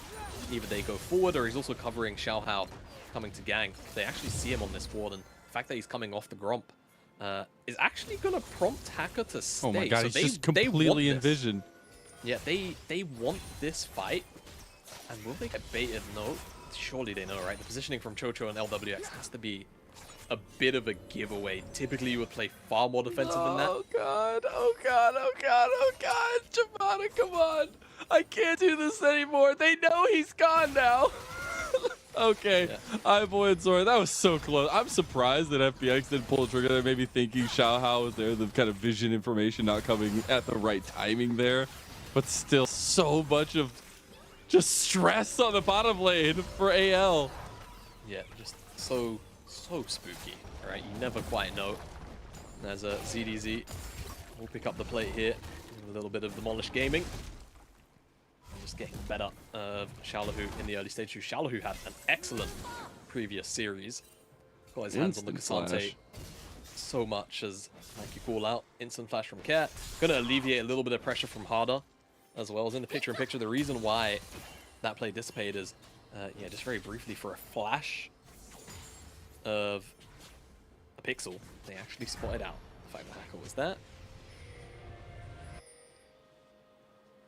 And feels a little bit good to have that vision game early on, but now that this dragon is on the table, do wonder where priorities lie in that fashion. I think for AL, they've been hovering a lot of ping pong between mid and bot. They're moving mid though, and a delivery service for Care straight to Xiaohao, as that's first blood for anyone's legend. Yeah, I mean, very, very effective play. They blew the flash earlier from Care, so Harder knows that connection is going to be very, very easy. Xiaohao able to follow up on the W flash as well to get the confirmed lockdown for the permafrost. Really easy execution, and anyone's legend trying to get the payoff of the dragon here, but is it a little bit too much? Because again, LWX Chocho, massive wave shoved in underneath this tower. Care immediately teleports back. Death time is very, very short at this stage of the game. Reclaims mid lane priority, and there you go, just like that, FPX able to reclaim territory here, pick up this dragon. And you know, we kind of anticipated that FPX would pick up the first dragon anyway, but perhaps just not in this manner. Anyone's legend potentially overreaching a little bit. See a little bit of swapsies of sides. Xiaohao looking at top side here. Gonna find Xiaolahu. Maybe a little bit of hop, skip, and a jump. Some action up here. Nice cast from Xiaolahu. Gets him out of there. Yeah, a little bit awkward at first, but the cast really well placed. Good flash as well. Makes his way out. As Xiaohao did his best to try and get lockdown in, but with the Q getting interrupted, very, very hard to get back on top of Xiaolahu. So that play dissipates, but there is a key ultimate which is going to be down for Rift Herald spawning now, so there's definitely a repercussion that anyone's legend potentially look to abuse, but with so many camps on the bottom side for Xiaohao, he wants to get down here and clear those out before he potentially considers looking for the Rift Herald, so shouldn't be an issue. Zoro should go dash back to Weibo. Of course, the extended range on the E when you have this combination makes Rakan extra safe when it comes to phase check and things like that. I think an interesting conversation can be had when we see Weibo and Harder in the lineup for AL, because I think we've actually seen a lot more play-making, maybe eye-popping moments from Zitoi in the bottom lane, but they seemingly find a lot more consistent survivability with Weibo in bottom lane. They also try to go for this Xayah in game one, make sure they have some of that stability, but we'll check back in on bottom lane later as FPX's bottom lane has come up to top. Care actually hits the Pop Blossom at the back as Harder does dash out of that one. Xiaohao right around the corner for this Rift Herald contest as Zora is here. Weibo has walked along in Lonely Road, and Care goes down. That's second kill for AL. Yeah, AL find their kill onto Care here. It really was a bit awkward from Hacker and FPX as a whole, opting to engage onto ZDZ when he was about to Mega Gnar out. I feel like they were never going to burst him out, but the way that it kind of unfolds means that Harder gets pushed into Care. Just about managed to get knocked up by that Nika ultimate, but Care's the one that gets turned around onto eventually. FPX still on top of the Herald, and it doesn't seem like anyone's legend are going to be able to get back over here and contest, as even Xiaolahu makes his way up on the reset. More likely to return back to the bottom side as LWX and Chocho, I imagine, stay on the top side here and try and pick up some place alongside Hacker. Nice little advantage given over to FPX early. That's full objective control so far, which I think you can appreciate for FPX, where I don't necessarily see them as the most consistent team I think since FPX been rebuilding around LWX, this might be one of the most aggressive sides of the roster. We see it actually unfold here. Yeah, so look at that. The way that the Zin's Out ult works is it's kind of like a very, very fast spiral on cast, if I recall correctly. So when he starts the cast but gets knocked back by ZDZ, he hits harder into that Nico ultimate as he's flying through the sky, which is pretty funny. But again, it still results in anyone's legend actually picking up the kill onto Care as he ends up isolated looking for his play onto Harder. So does lose out on the kill, but again, FPX got the objective, just like they did the first one in the Chemtech Dragon. And we'll see how they continue to look to snowball these objectives. As Hacker takes his reset on the top side, we really want to see him start to try and get a little more active inside some of these lanes, or just alongside them, right? If there's prio being gained by Care, you know, get Care to roam alongside with you and look for Xiaohao in the jungle, or vice versa with Chocho and LWX as well. But on the other side, you have Harder on the Azir, which is something we've seen rise in prios of picks at least, but also shows up very strong in the mid game and even some decent amount of poking early on. So it's another pick I definitely want to keep an eye out on as FPX looking to get mobile with Xiao. Xiaohao gonna be cold as a devil there. Cold-blooded. Reptile even. And we'll even clear out that control in the Pixel Brush, so it feels good. Reclaim of territory and vision here. But for FPX, I feel like with this Rift Herald, you have to be anticipating that it's going to get dropped probably towards this Jinx, right? It can't really go anywhere else. You could drop it in the mid lane, obviously, just for priority for the Dragon, but you want to give this gold over to the hyper carry. That is Jinx. We'll see exactly how anyone's legend will defend this, as it should be pretty, well, expected, as that Herald is actually timing out. I was excited for the journey to get to that how. We got about 10 seconds for a Dragon coming up here. Look, I'm still working on jet lag brain, so sometimes, you know, and it's hot in my room, so the CPU, it starts to it's hot because this intense gameplay we have for the LPL, yeah, right? Of course, yes. You've got it down. Just radiating off the screen. But you said 10 seconds till the Dragon. Anyone's legend are on top of it. And Hacker is nowhere to be seen. In fact, he's actually been dancing up and down, not sure where to go, from top side to mid lane maybe, bottom side. But anyone's legend, whilst all that is going on, we'll just pick it up. And the Herald timer actually on the hard is bugged. It is. It's been like that. Yeah, it's been like that since we started the season. I got baited by it for like the first like half of a week since we go every single day. And I remember looking down one time in the cast is like, I'm not gonna get baited by it again. I haven't been baited back since. I've been looking forward as a Hacker, maybe looking forward on the ZDZ, but Xiaohao's right around the corner. Got a bunch of presents from FPX's top side. That Rift Herald going straight into LWX's pocket. Yeah, this is the expectation that it would eventually just will be on the top side, not on the bottom side. It doesn't seem like iBoy and Zora are going to be able to actually trade out any of that gold. So LWX will get 2 plates to the good of himself. We'll see what more they can also chunk out with a minute left on the plates as well.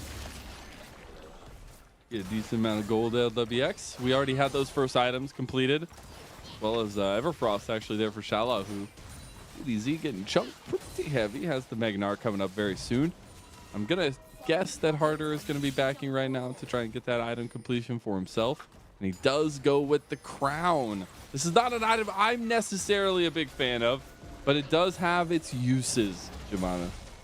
Yeah, and I will say, I think it's kind of hard for Harder to actually, no pun intended, to lose the crown in this particular game, right? Because it's basically what, just zap, dodge zap, and you will always have the crown damage reduction here from the side of Harder. So I don't mind it if he intends to go in and play, you know, scoop and swoop and consistently look for those big streamer shuffles. So we'll see exactly what the playstyle of Harder will be. But I do definitely line up with you, right? I feel like things like Nash's Tooth, actually, I think the intended first buy at the moment. We had a lot of Azir changes, right, over the last couple of months. Now maxing W instead of Q, and generally being pushed into more attack speed focused builds.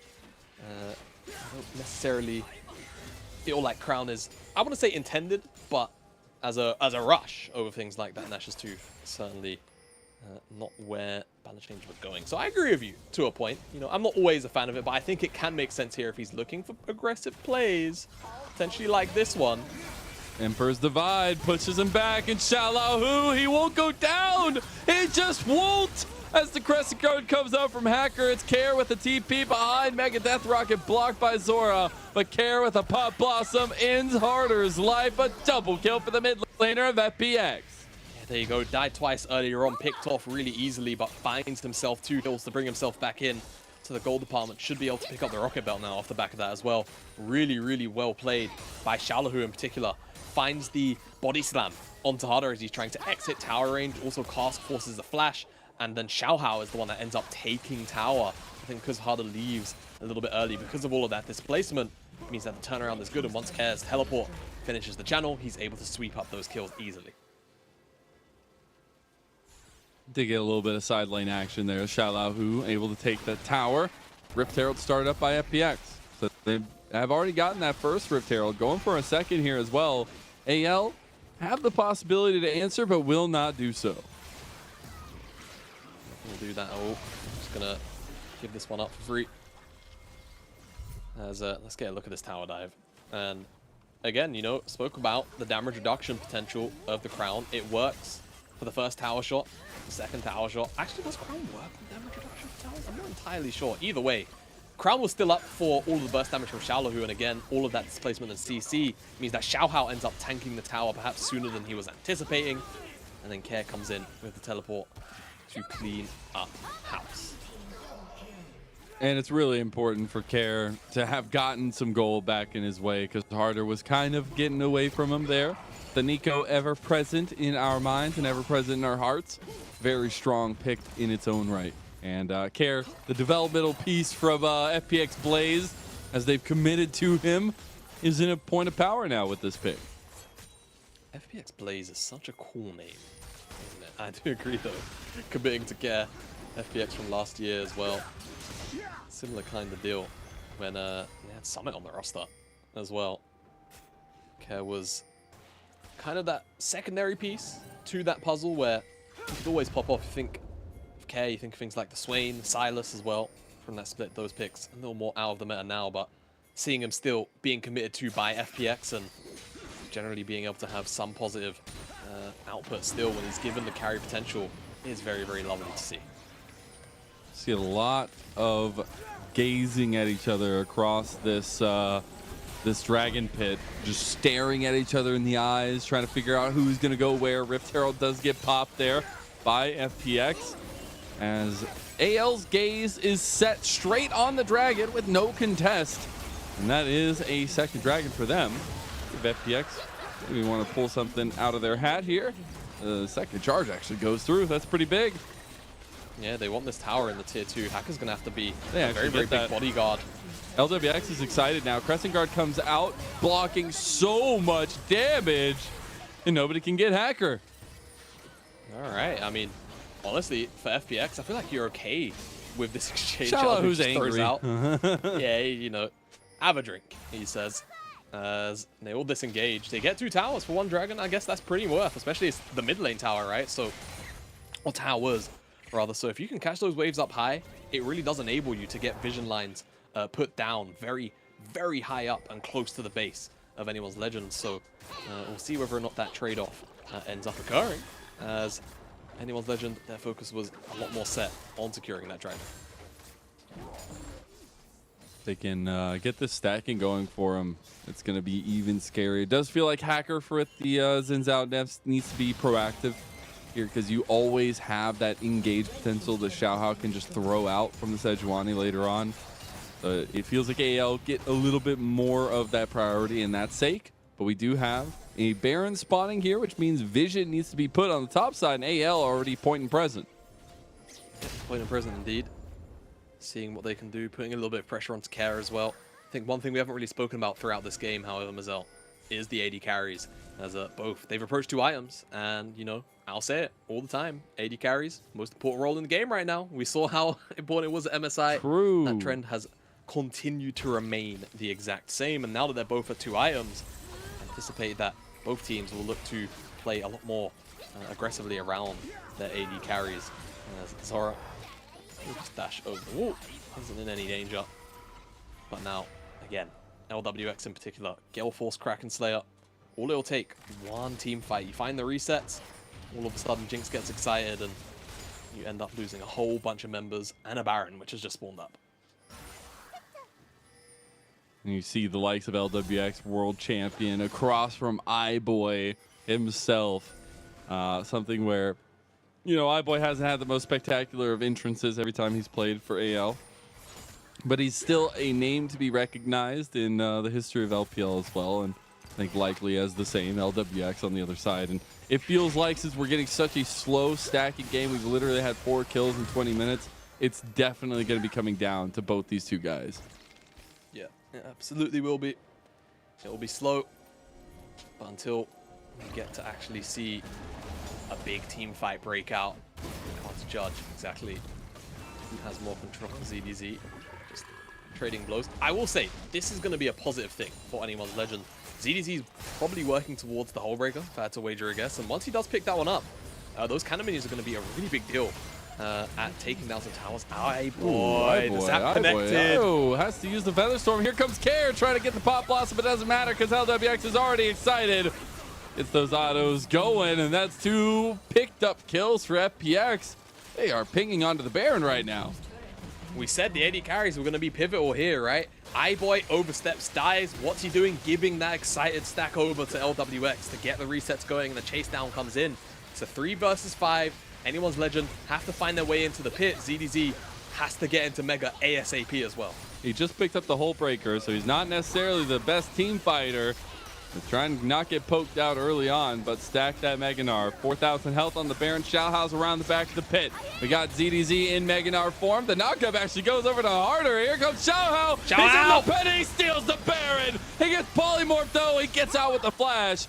AL swoop and steal. Complete heist from anyone's legend. And now that they have that Baron, it's going to be huge for the sideline threat we was just about to start building up to for ZDZ. He'll have to group for the next dragon. No doubt, anyone's legend want to pick that one up, put themselves on soul point. And because everyone from Lux Phoenix was on that top side, Zora's going to be able to actually set down vision super early on. And they'll get a lot of extended information. 4 autos, Zap brings iBoy down to that much HP, forces the flash out, and of course the positioning has to be forced away because Care is pressing them from that side as knockup came out onto Harder. It did give us maybe a little bit of worry here, but Xiao Hao comes in. Auto attack from Azir, I think, plus Smite is what enables that steal to come through and flash over the wall. Hacker's going to wish he pulled the trigger on that Smite. Not going to do so, though, and we're right back to it because there's a potential soul point for AL if they take this dragon, but they're going to let it go as ZDZ is going to be back to side laning. Yeah, side lane, really powerful, ZDZ. I'm kind of surprised. I feel like maybe if they trade it out for 2 towers, it's actually worth, but I don't think they're going to get the second one just a chunk. As Neil's legend, let's sit underneath this tower here. It will be 2 towers to the good. Yeah, there's those 2 towers. Yeah. Thinking mid lane, but it'll be ZDZ that picks up the second one. Third one maybe in exchange. But now, again, you know, Hullbreaker, when that next wave, which is at the tier 1 of the top tower by AL, actually hits, it's going to be even bigger. No, he has a cannon minion here. So Hullbreaker Baron cannon is going to deal so much damage to this tower if it starts to aggro it. Shalahao's going to lose the aggro, and there you go. It's just going to start popping away at this tower slowly but surely. And Xiaohu can't kill it. Look how much magic resist it has. It's so damn tanky. Yeah, it also just does a lot of damage. Zora going to be baited to going in. Harder gets caught, tries the Emperor's Divide, but the Emperor goes down. It's maybe not a protect the president comp here.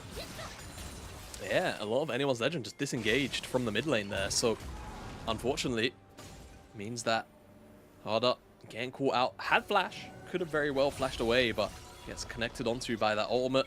And the Baron Siege will come to its conclusion. 30 seconds left on the Baron. I don't think anyone's legend will get much more, but 2 towers on the top side, almost tower in the mid lane, that tier 2.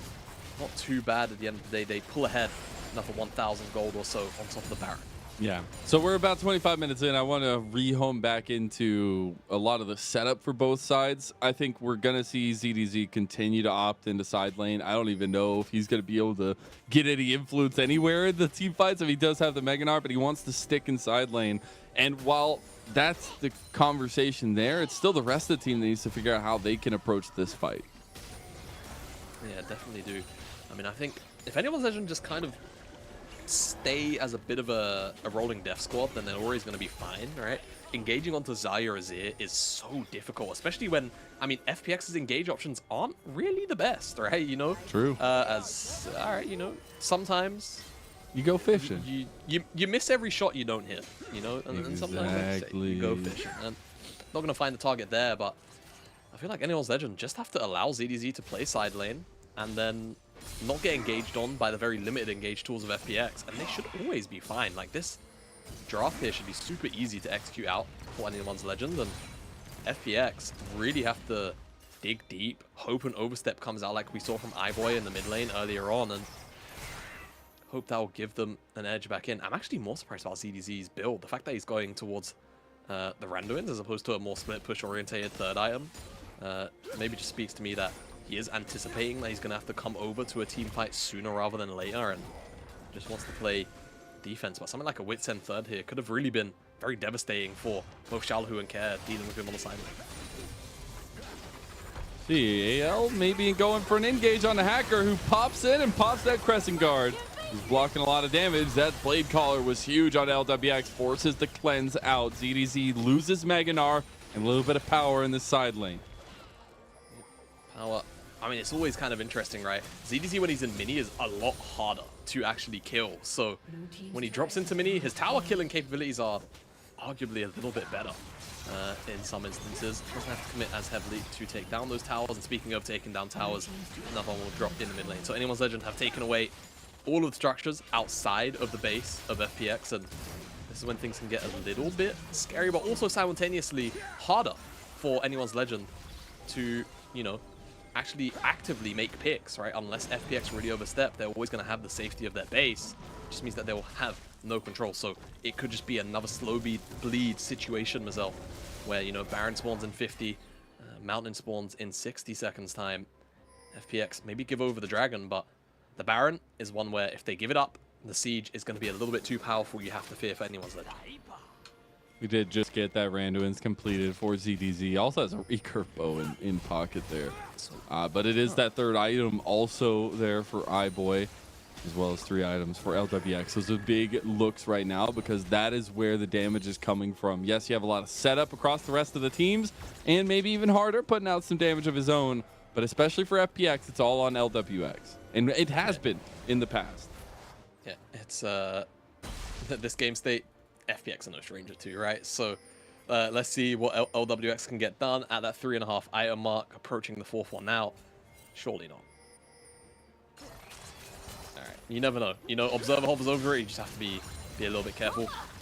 Also, fun fact, guys. If you are unsure about whether or not it's Nico, press tab. Just press tab. And if you don't see her on the map, she's a mid.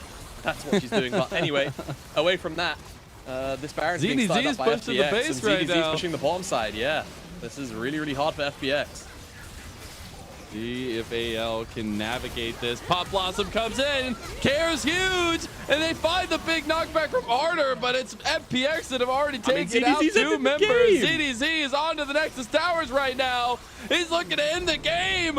No way. Can they stop the Bex? He's on to the last Nexus Tower. TP's coming in from FPX. They stop this. There's no way. There's no way ZDZ finishes it. TP's come through. The defense is there, but FPX's base is in tatters.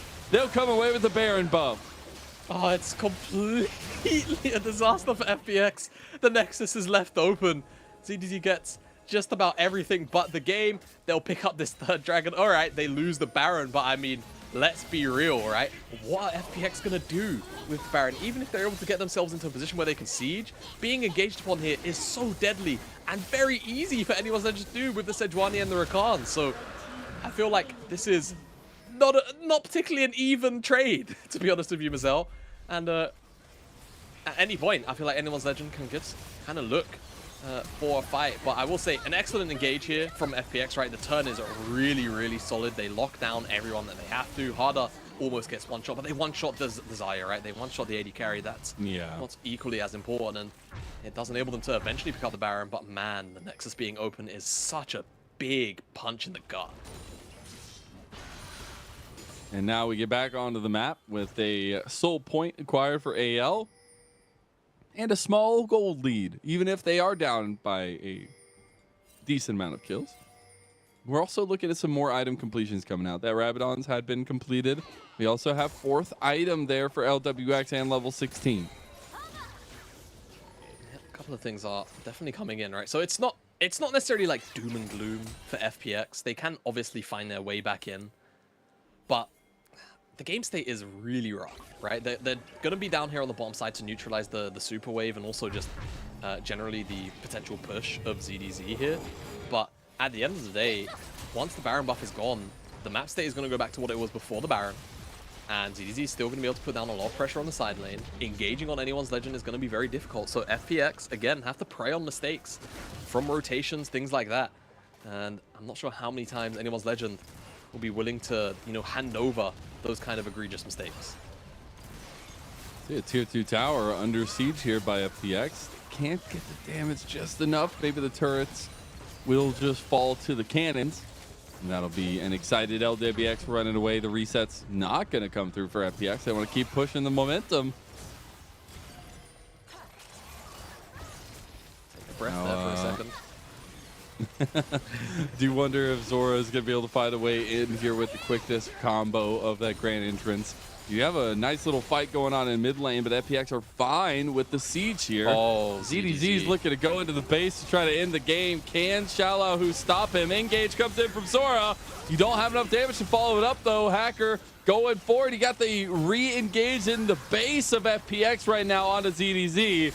He's not going to be able to get that one. He's trying to take a 1v2. LWX is caught, though, in the middle of it as my chameleon eyes are trying to stick with it. You got Hacker completely caught by the rest of AL, and he'll just be taken out by Xiaohao. Harder's trying to look for Toto.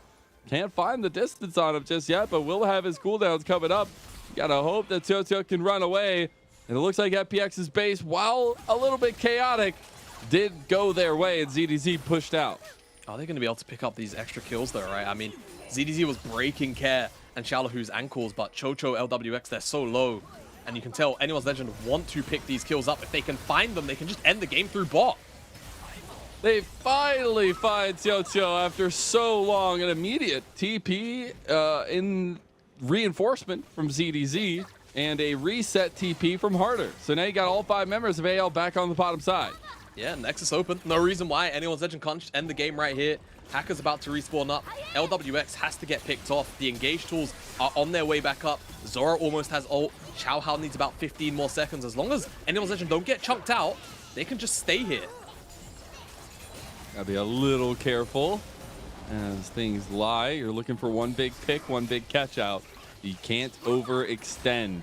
They can go now. Got resets potentially coming through here. Chocho's coming out of base very soon. He needs to get out there. AL do decide to run away. Yeah, don't want to risk it. Don't want to throw the game in the base of FPX right here. I think the inhibitor, I just heard the call out, should be respawning right about now. And we go back to a bit of a stalemate for now. Anyone's Legend have so many options via ZDZ being able to just push out on the side lane, but with this soul spawning up in under 40 seconds time, FPX, they have to contest that, right? There's no way they can't. If they lose that soul, things are just going to get really, really rough. Now we see at least ZDZ pressuring back into the side lane. Do wonder with that dragon coming up how he can make that pressure known so that AL can secure the Mountain Soul for themselves. Yeah, and I like what ZDZ is doing here. Just charging up the rage bar of blue buff. He's actually going to look. Is he looking for a backdoor or a flank? It's one or the other. Either way, he's been spotted on I think a blue ward was there. So unfortunately for him, I'm not going to be able to find that backdoor. I mean, they pinged it, but they've not spotted it until now. He's in the base. They've sent Shalahoo back. And same with Chocho, so this is going to be solved. ZDZ, all of this pressure being bought for Anyone's Legend will net them that objective. Really well played, and now, you know, FPX kind of just caught with their pants down because they have to answer, right? They can't leave him to actually do that. And now that Dragon Soul, the Mountain Soul, makes it just so much more difficult to get into the fight. And you have that Baron coming up now with the everlasting threat of ZDZ in the side lane. FPX are trying to group as 5 and set something up for themselves. Just get some vision around this pit.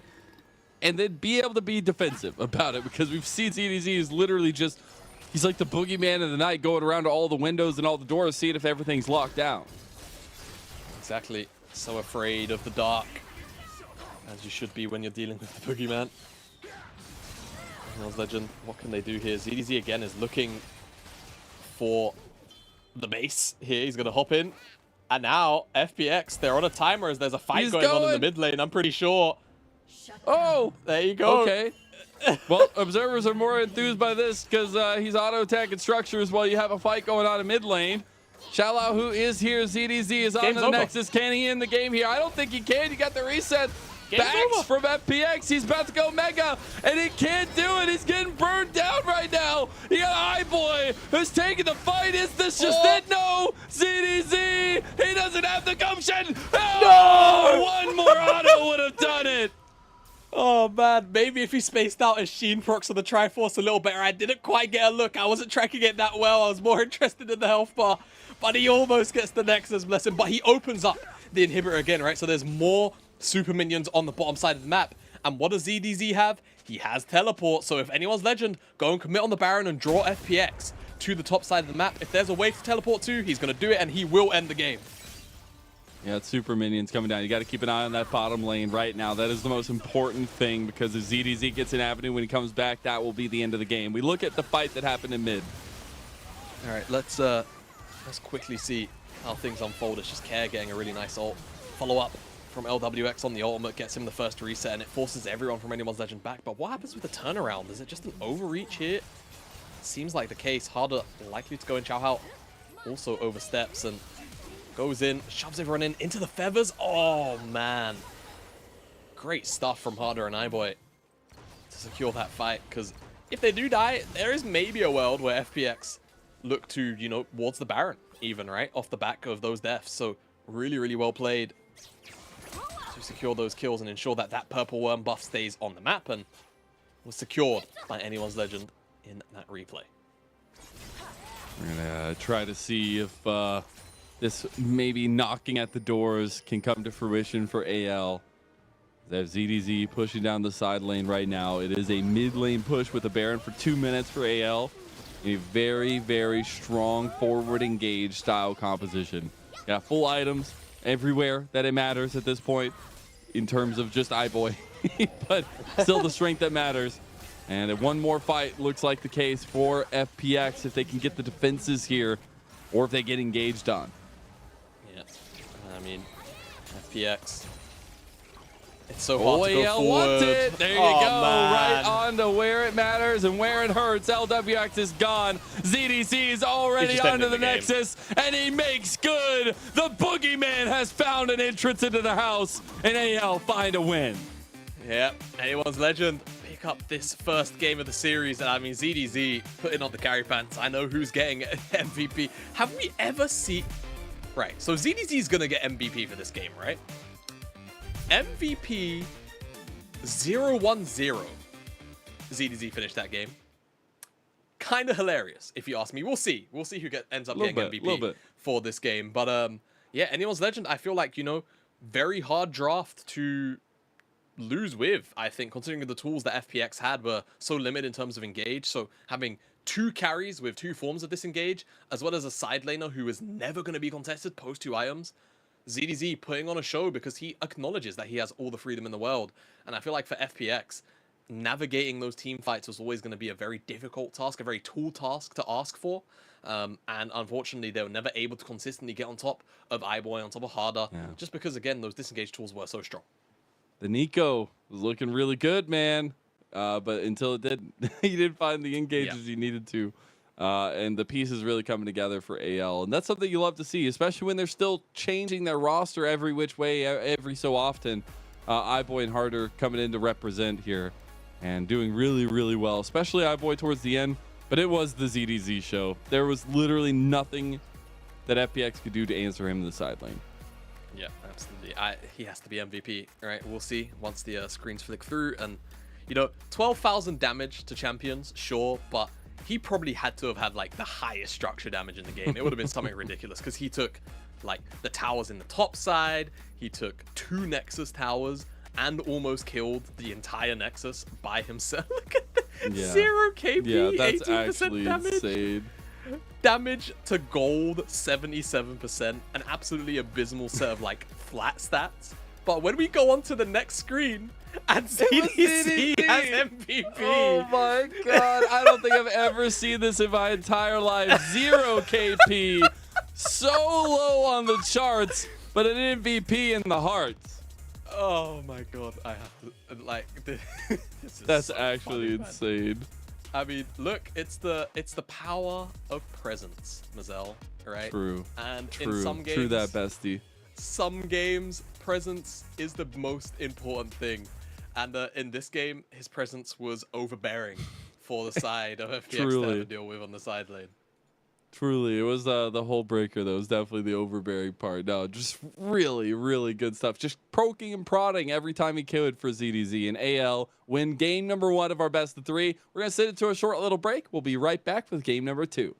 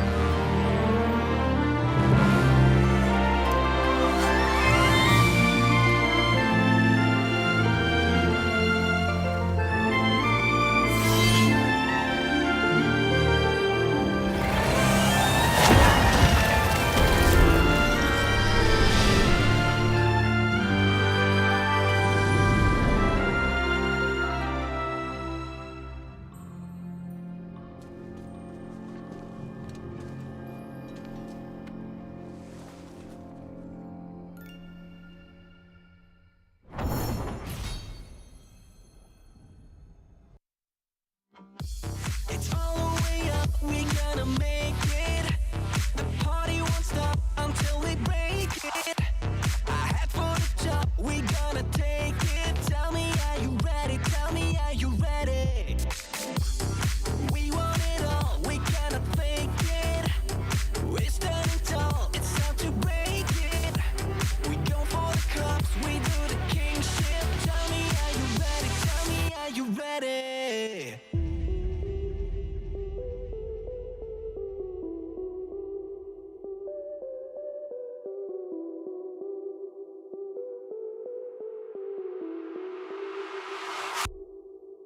Are you ready or not? Are you ready to go? We got the body and stone with the future, you know. Are you ready or not? Are you ready to go? Come on, let's get up and let it go. Are you ready or not? Are you ready to go? We got the body and stone with the future, you know. Are you ready or not? Are you ready to go? Come on, let's get up and let it go. Come on, let's get up and let it go.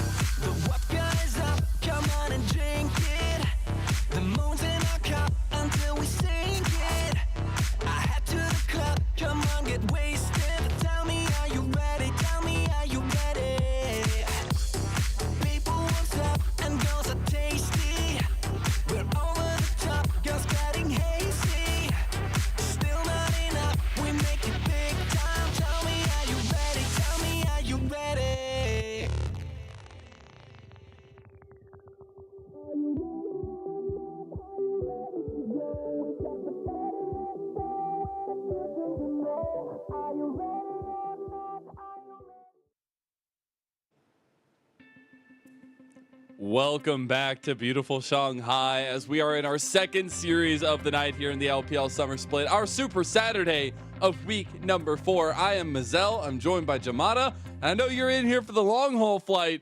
We have our second game of our second series kicking off. AL did come out splashing in game number 1, and FPX a little bit afraid of the heat that they were cooking with.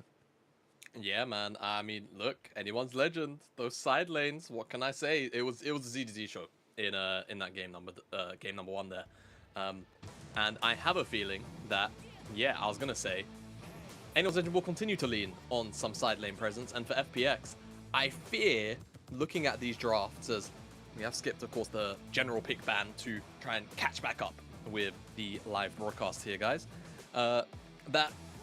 They kind of have run into a very similar situation to game 1, where their engage options are limited.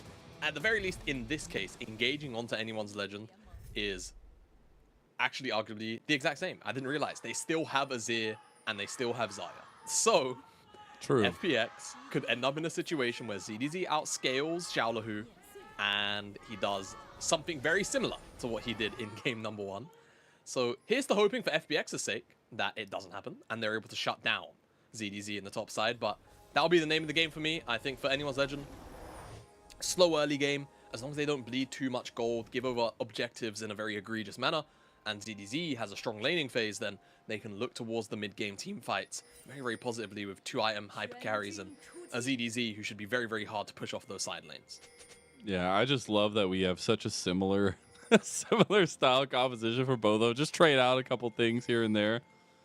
But specifically, I think Hacker on the Maokai does make a big difference. It just provides you, we saw it earlier today already, just provides you so much spacing, but also information gathering.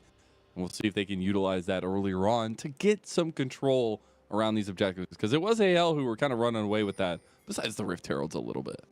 Yeah, besides the Rift Heralds, but they had everything else, right? So let's see exactly how this game can potentially change for FPX. I feel like, at the very least, what I will say, early game setup is a lot more consistent and a lot easier to execute on. So they can find a snowball, right? We saw how the Renekton and Jax lane was going earlier on in the day, where, you know, the Jax can kind of get pummeled in the early game, but it will be about the outscaling potential of that Jax. So maybe Hacker can get out towards the top side, you know, interrupt the trading patterns and the flow up there. And see if they can actually put Xiaolahu in a position where he can take over some of these team fights.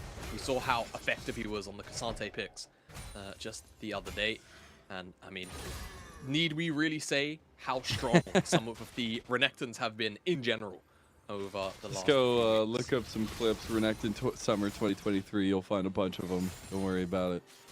I know Bin put up a video of like some of his highlights, and I will say there's a lot of Jax clips in there, but there's some of like the best Renekton clips in there as well. It's crazy. Xiaohao though, looking for a bot lane gank early, will be spotted out on the ward. LWX Tio moving away immediately, just trying to get that wave crashed under the tower, and they did so successfully.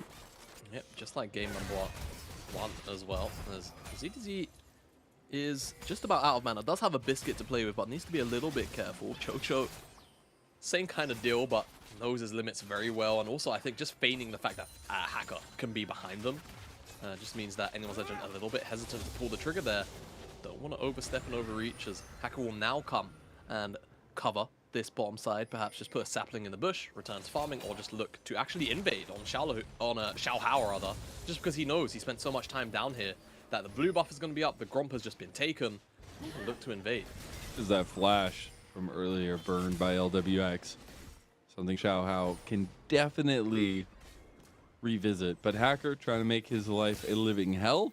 The movement from mid lane and from Tio just gonna push him out of his jungle.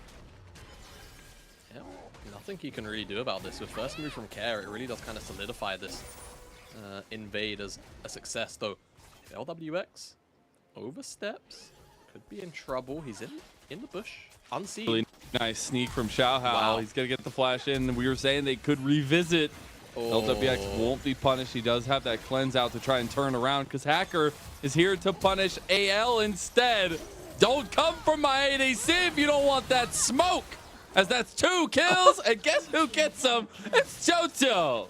Hey, I mean, look, Ardent Sensor Rush is going to be well on its way for Chocho here in this game. He picks up both the kill credits. A little bit unlucky that the kills go over to the support, but at the end of the day, the play is still good.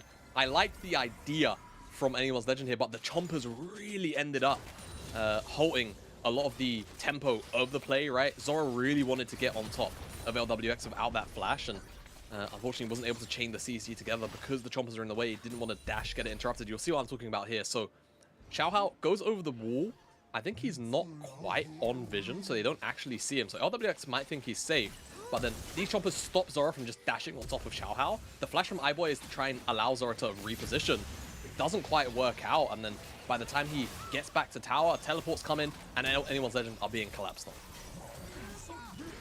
Yeah, nice. Just momentum shift from FPX there in those kinds of moments. Immediately, LWX cleansing. You're wondering, why are you cleansing when you made it out? So I could turn around and put some fire back in. And I think that's really, really nice stuff from FPX. They now find themselves in a pretty hefty advantage, 5.5 minutes in.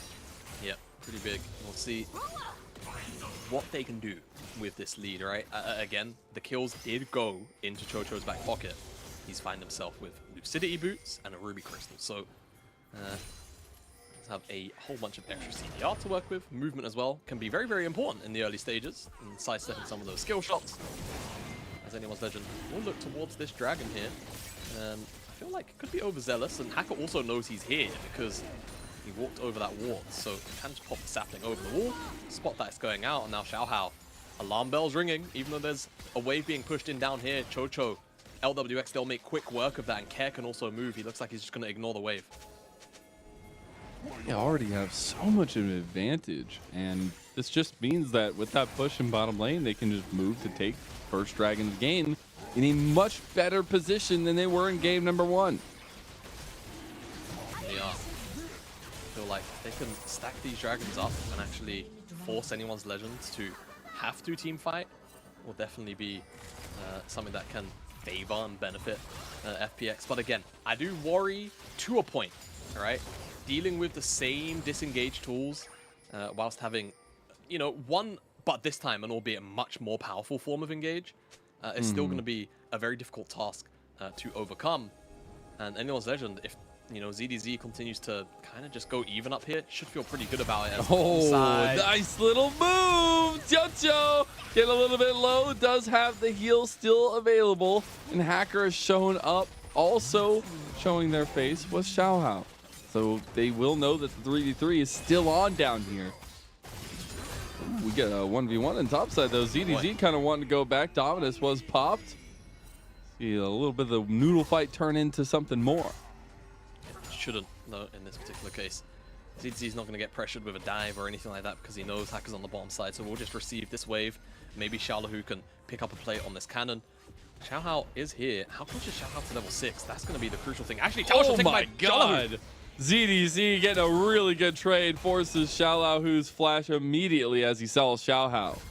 Yeah, wow. I think just aggressively trying to trade and get back out from underneath the tower, and unfortunately, ooh, harder. Look to that scoop. But it meant that tower shots came in. Xiaolahu has to lose his flash. A little bit overzealous there. But feels good. ZDZ alleviates a little bit of pressure. I wouldn't mind seeing, again, you know, FPX try and utilize this Renekton. Find one positive trade, 1 versus 1, Xiaolahu and ZDZ, and then actually get up there, look for a tower dive, the burst damage and CC. Very, very plausible to make that dive happen. Look at this move, I like it. Chickens. Yeah. You got LWX Chocho who moved up towards the top side. Saw LWX tried to do this last time around, but now they will be able to get that Rift Herald. They have moved Xiaolahu to side lane onto iBoy, who's trying to kite him out here. Bit of a 1v1 action that right now actually goes in favor of the ADC. See the push in come out from AL. FPX putting all eyes on top side. Yeah, did get the cleanse though. So not too bad. Exchanging that summoner spell. FPX are going to get a whole bunch of gold into the back pocket of LWX. iBoy will also get solo plates down here. So let's see exactly how far this trade goes. Remember, with the Herald in the back pocket of Hacker, this should always technically be an up trade here for FPX, as teleport's going to come in. And Xiaolahu can clear this wave quite efficiently, and he's going to be hard to dive.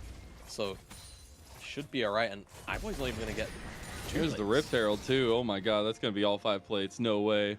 Yep. big swing of gold here. Oh my for god. LWX. Oh, it's gonna be close. It's gonna be close. It should be fine though. He's absolutely got it. And I mean, for FPX, huge gold swing here in favor of their AD carry. 380 gold. He has a color as well stacking up. Don't forget, 15, 14, 13 more minions left. Once he gets that, even bigger cash injection. So a much better game state than game number 1, right? If we're drawing comparisons, FPX have been able to stack objectives.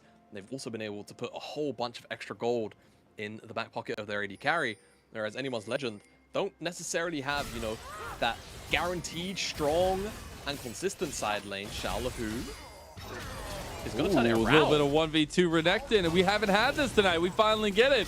But this time, maybe Xiaolahu getting in some trouble here with Harder showing up. He gets dragged back, and Harder picks up the kill for AL. They're finally on the board 10 minutes in. Jojo going for it. He's playing confident with those 2 kills, man. He gives us the thumbs up. The only Giga Chad Lulu you will ever see in the hands of Dude, why didn't he go Chocho. AD? Please. Yeah. Please. Hey, where's the Gwinsu's Bork on hit Lulu, man? I mean, Dude, when you get 2 kills like that earlier, that's what you do, right? Yeah, of course. It's a wit's end first back, I think. Because LWX would be just sitting there staring at Jojo. Not even playing the game, just be staring at him. What are you doing, bro? Anyways, we're getting right back to it. All right, well, back into it. There's a 3k gold lead, a little bit more than that here for FPX. So they can continue to kind of just, you know, funnel more gold into LWX. Again, I will continue to sing this song until it does or does not happen. Xiaolahu, get him into a stronger position. Put ZDZ down, right? This is always going to be the win con in the later stages. I feel like when you have such an, you know, an easy to move around set of laners in a game like this where your bottom side has constantly had priority, if Anyone's Legend is only real win condition is this Jax up here in the later stages, right? In terms of the team fight, or not the team fight, or the side laning, which caused you such a big issue. Put it in the dirt, but for now, we'll just back away. You actually see a bunch of FPX going down towards bottom side. I'm wondering how quickly they can get some more plates there for LWX. We already got all those plates top side. Now maybe looking to punish AL's bot side a little bit more to get more. Yeah, potentially will. Waiting. Suspect this. He definitely does want to be able to react. Mazel. Will he be able to react? Dum bum bum bum bum. What if the vision changes and they're not even there anymore? Bum No, bum they're there. bum bum bum bum. Oh. It does. Oh, maybe they get it actually. Dominus pop, and he throws the shark right back at him. Says, "You don't want this." Not bad. At the end of the day, then. As yeah, now the response will be FPX pushing the bottom side and Just threw a LWX llama getting at him. more. It's not fair. You can't just throw llamas at people. Nah, you can't. And he's doing it. So Look at the big one there in the bush. By the way, shout out to the World Skins. That's where this whole trade was going. They're really, really cool. I do see more plates, though. Again, the objective for FPX going their way. It will be a move from Hacker, maybe away from the lane, but their push is solid here. yeah, continue to be solid. FPX kind of scored that dragon not too long ago. It will be Mountain again. It was Mountain last game too, right? So all of Mountain being picked up. They are setting themselves up for a much better mid game in particular. Because now, if you can force Anyone's Legend to team fight before those core items come online, right? You're in a much better position. So by the time, you know, let's say this next Mountain Dragon spawns up, the reality of the situation is iBoy and Harder won't have 2 items. ZDZ only now just picked up the Divine Thunderer too, so he's definitely going to be nowhere near that second item. So at first item, FPX, just across the board, should be stronger champions. And that should force Anyone's Legend to either give up that next dragon, or if they fight for it, they will certainly bleed heavily unless the setup is near perfect. Don't want to be losing any blood. Yeah, that'd be bad. That'd be bad for you. You do have a Rift Herald coming up, so maybe we get some more blood on the Rift. As it still has been a very slow, methodical game. Just kind of as this series has gone already, kind of how this day has gone already. But now with the Rift Herald coming up and the precedence from FPX towards this top side with the push from Care coming through as well. Pretty nicely timed there to get that Rift Herald for themselves, and LWX just needs to not get caught in transition. Yep, pretty much. That's all that has to happen here. Dot your I's, cross your T's, and not get engaged on. There go your summoner spells. Did? Oh! Is that the world champion buff right there that LWX just pulled out? Well, we're seeing the Maokai World Championship skin buff maybe come through here for Hacker as he's just getting locked down. Or maybe take that one back. The quickness did get popped. A couple summoner spells from AL as well, but FPX saved LWX. Yeah, and with LWX being alive, that's all you really could ask for, considering the setup for that play. So it feels like Anyone's Legend kind of struggling to find any real kind of answer to all of these rotations in from FPX. So Herald picked up Dragon 2 minutes away. Now you've got a Herald to maneuver the map with, and again, you can continue to kind of just twist Anyone's Legend apart, force them into very awkward situations, and again, force them also into potentially fighting for this third Dragon. Otherwise, you're already at soul point. And it's always incredible to me because when we look at AL, you see the 1-7 record. We kind of talked about TT in the previous series. You know, their record doesn't really reflect their fight in a lot of the games. But I do feel like we can also say a lot of the same with AL, right? They've taken games off of top teams, off of JDG, off of BLG, and they're always so close to finishing out series. Now, against a team that's a little bit more in the stature of themselves in terms of rankings, is sitting there with a 1 loss already in game number 1 in a very tough fashion, and they needed to try to use a little bit of that momentum. They really do. They can get back in to the series with this win, and I think, you know, the fashion of this win as well, so far it's been really, really dominative. It's only a 3-kill game in all, but, you know, Anyone's Legend have been so muted in what they can actually achieve. Shalahu and Hacker. Oh, you got the double engage there. The Pop Blossom not going to connect. Just a bit of a firework on the side, but the Tangle Barb does! You show him the left hand. You hit him with the right hand, baby.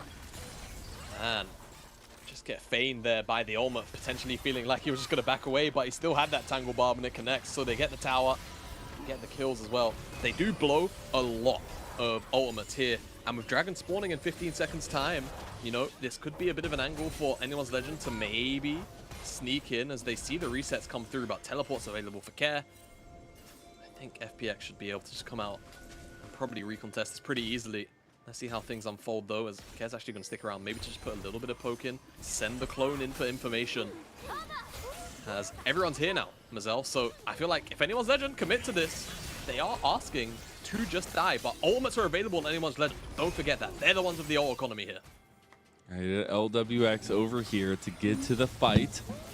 You got Dragon already down, so AL will make good on that. They get their first Dragon of the game. Harder getting a little bit poked down there in the end, but a push from FPX in mid lane might get upended here by AL. Trying to look for a bit of an engage angle with Xiaohao, but now they need to back off. They ran into the sapling, and here comes FPX. Care lands a big Pop Blossom, and iBoy just used the Feather Storm, but goes down anyways. FPX are taking this to town, and AL just had to run.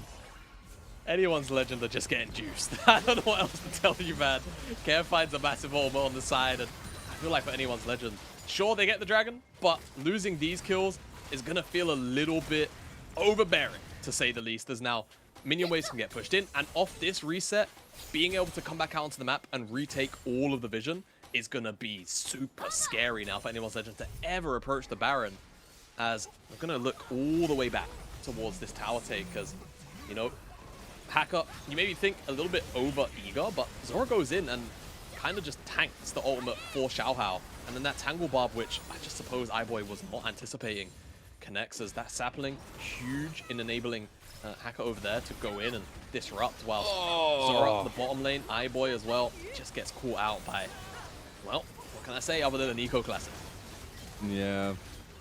I don't know if using the Feather Storm the right direction would have done anything there in the end. Just trying to get it out to make sure he can dodge a lot of the damage. But AL lose the fight, have been heavily on the back foot for the entirety of this game, it feels like. And they're trying to find a catch out in side lane on Xiaolahu, but we've seen how that story goes before against the Renekton, and FPX are looking on the opposite side. I'm just pondering, thinking about the options that anyone's legend really have now that they've been put into this position. You know, Dragon, Soul Point, Elder, all of that stuff really far away, but it feels like as soon as Baron spawns up for FPX, they're just going to go and look to take it. Hacker, he's just walking up in the face. He's a tree. Of anyone's legend. Because he knows he's not going to be able to be killed very easily, so has all the freedom in the world to do what he wants. The Baron's up now, and again, you know, you're face-checking into Maokai, you're face-checking into Maokai. Oh. Zora on the tip of it. Zora goes down. FPX with a nice catch out. And that's just kind of been what they've been looking for this whole time. They finally get it. Means the Baron time. Yep, AD carries at 2.5 items. 2 items is always that general rule of thumb you want to be at. So if they want to start this one up, they certainly can. But they can also look to just find more picks as anyone's legend look to approach the Baron. There's a llama in that bush. Oh. Okay. They play their hand a little too fast.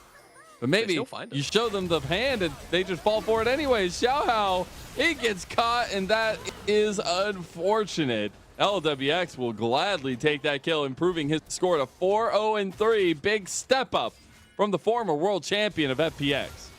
Yep, there you go. And that should be Baron now with no jungler available. Even if anyone's legend get this tower, it's just, again, it's consolation, right? So let's see, maybe if they can contest, find a big wombo combo inside the pit. That's about all they can hope for, but the Baron's already been burned down, and anyone's legend are a little bit too late to the party. Baron will mean resets come through, a third item for LWX, and specifically getting him back into the flow of things for them back on the map. Rapid fire cannon completed there, actually, so that's pretty nice in terms of the setup for LWX. But it's still 1 minute and 10 seconds for a Dragon that AL might need to find an answer for. Yeah, I don't know what the answer is though, Mazel, man. I feel like, for me, now that they're actually behind in this kind of competition, not only that, they're almost 10,000 gold behind. They just kind of have to hope and pray that FPX go for an engage and they just botch it, you know? And it turns into a massive situation where there's just loads of feathers on the floor, hard to get to massive ultimate, that kind of thing is, oh boy. I was going to say, Kare's going to be a minion here for a moment, but no one's even here to entertain the idea of a potential minion into ultimate interaction. FPX continue to siege up here. Xiaohu, he's fine, he's out. Okay, a little bit of dodgy action going through. It's just barreling down the bases right now for FPX. They're lighting them up. And LWX gets excited. 2 shots, Gale Force done! As that's the momentum that FPX needed. We asked them to light a little bit of a fire. Well, there's a roaring flame going on right now for the Phoenix. Yeah, FPX, they don't want to lose this series. They want to get their score up to 4-5, and it would really reignite, like you say, the flame, the hope of just about squeaking in to playoffs. Last chance saloon for anyone's legend to try and pull this one back, Mazel. Yeah, we'll see if they can actually do this follow-up here, though. As I do wonder if FPX can put the touches here. They're looking at the last in-hib tower, though, as well. We'll see what they can do, as LWX will get excited here. FPX actually look like they want to back away. Yeah, just get the inhibitors for now. Right, don't overreach, don't overstep. Let them do the work, get the Dragon off the back of this reset, and then comfortably walk up towards the top side. And just do it by the books. No need to overreach and give that potential shutdown gold over, right? There's so much shutdown gold, especially on LWX. That's a kill worth 1,000 gold. Don't want to give that one over and even afford anyone's legend any opportunity back in. And I think there's one more fight. I think if AL lose one, oh, well, they want to pull the I was going to say, don't get caught, all but right. If you just stay and jump into the lion's mouth, you wonder what the questions got asked. FPX just destroyed them. One more flash forward from LWX, gets a second kill, looking for a third on iBoy. And iBoy has nothing left to give. A triple kill to FPX's LWX. And a final touch to the game. Oh my God, Shala, who even steals the Chicky Nuggy. But a really big comeback from FPX from that game number 1 that was dishearteningly lost. And game number 2 goes their way. We're going the distance with our first 2 series of the night. Yes, we are. I'm in for the long haul, as it were. We'll be here with you for the rest of the night as FPX. They pull this one back, and you can see it on some of the faces. LWX particularly, all game, all ice, and he wants to make this turnaround happen again. You know, the position that they're in terms of the table, if they can pull this series their way, which, you know, against an Anyone's Legend struggling at 1-7, you know, they should, in theory, be able to do that. If they can do it, you know, there are a lot of tough matchups left for them, which is kind of the issue. But, you know, maybe there's a world where the line to making it in to that playoffs bar is an achievable one. We'll have to see. As we got our game 3 frustrating one ready to go though. As apparently we're looking at the picks and bans going into game 3. You see anything that stands out to you at all? This is the drop. This is the exact same drop from game 2 though. So I don't want to, you know, I don't want to assume here. But if they've ended up with the same draft in game 2 and game 1, I would be very surprised. Maybe it is. I think it is. I thought we were getting straight into game number 3. I've seen salty runbacks before, you know. True. But that also might just be the draft from game number 2. We'll see. I haven't got any communication yet, but I did hear that we were going straight into game 3, hopefully soon. But we do have FPX's dominant victory, a quick one, the 38+ minute game in game number 1 for AL's victory, but a quick under 25-minute game from FPX, who did not let up. They didn't. The pace was high in this one, and tempo was good. So yeah, Anyone's Legend kind of get rolled over. It was a very similar in style draft, right? But this time around, ZDZ has to get over a much larger hump in comparison to game number 1, and yeah, the rest of the map fell apart before that could actually happen, unfortunately. And it was, I will say, at the credit of FPX, actually having a draft which is capable of engaging a lot easier through the Maokai ult, right? It's so much easier to follow up on engages like that opposed to, you know, Xin Zhao and Gragas. So LWX gets MVP, no real surprise. He dealt a lot of damage, 44% of his team's damage. Yeah, fact, you know. Not, yeah, you know. Almost half. Almost half. Yeah, not a big The amount of big damaging numbers I've seen in these player of the games is actually insane, but I think LWX really stepped up to the occasion, right? I really wanted to see FPX win through LWX because they've built around this guy for years, it feels like now at this point, and it's really important for him to find resources, but other members of the team to find success early on. And now that we're going into game number 3, it's a bit of a non-changeroo. I guess we're just swapping a couple jungle picks for FPX along the way, but here we go. We've changed the jungle, and that's it. That is... Wow. Talk about very close to Sawyer back. 9 out of 10 in the entire game. Anyone's Legend very content with these picks. This is what they want to run in this game for FPX.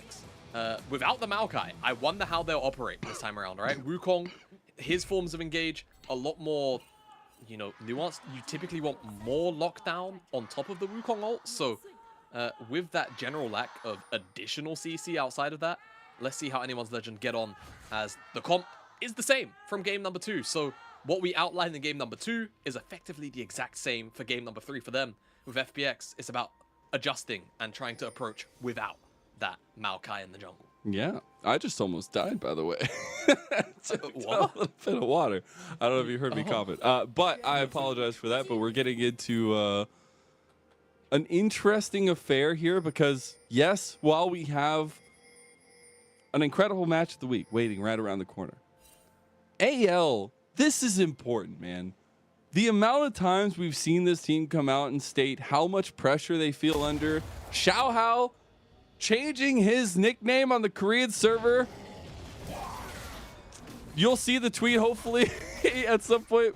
But the fact that we've also seen Xiao come out in his post-game interview of the win that AL got and was in tears, right? The stress that these guys come under, this is their day-to-day life.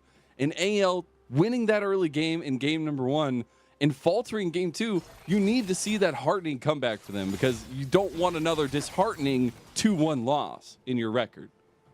No, you really don't. It'll be, like you say, it's plain and simple, very disheartening to go under that kind of knife. And it is kind of competition, especially in the LPL. You know, the bar is so high so often that, yeah, to be honest with you, the pressure you can come under, it feels like it's probably higher than even other regions in some particular positions. So you want to be able to perform, right? There are so many talented players in the region. The LDL system in particular being so extensive does mean, you know, I'm sure if you feel like you're underperforming, that there's always someone right behind you to fill the shoes that you're trying to fill. So for anyone's legend, see what they can do as, again, you know, sticking to their guns of the draft that they had in game number 2 and, you know, the same kind of style as game number 1 as well, with that side lane threat they want to put down.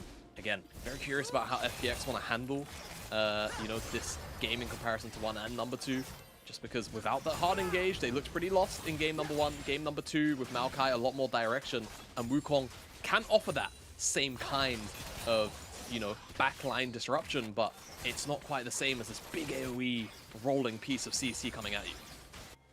Very true. We actually want to check in at the jungle matchups as well, as we see opposite sides. Pathing's Hacker quickly coming to bot side, seeing if maybe something can happen there. As if Xiaohao wanted to try to find something in top side, maybe there was an option, but so far it'll be just an early, easy game for both junglers. We're still looking at that influence, looking at that proactivity coming out of both of them. Yeah, I agree. And, you know, game number 2, I called for Hacker. I wanted to see him, you know, go and abuse ZDZ, stop that from being the win con of anyone's legend. I'd actually much prefer a lot of the inverse in this game, number 3, from Xiaohao, right? I think that whilst, yes, the game is so often about AD carries and how you can really put them on a platform to perform in the later stages, I really want to see ZDZ get given the resources required to, you know, match the similar level of pressure that he was able to put down in game number 1 in this game number 3 here, because you can certainly do it on the pick like Jax. We've seen it time and time again, but we've also seen so many damn clips of this Renekton pick going off. So want to see how that matchup kind of comes to bear here, especially with some of the fun we had from top lane in our earlier series as well.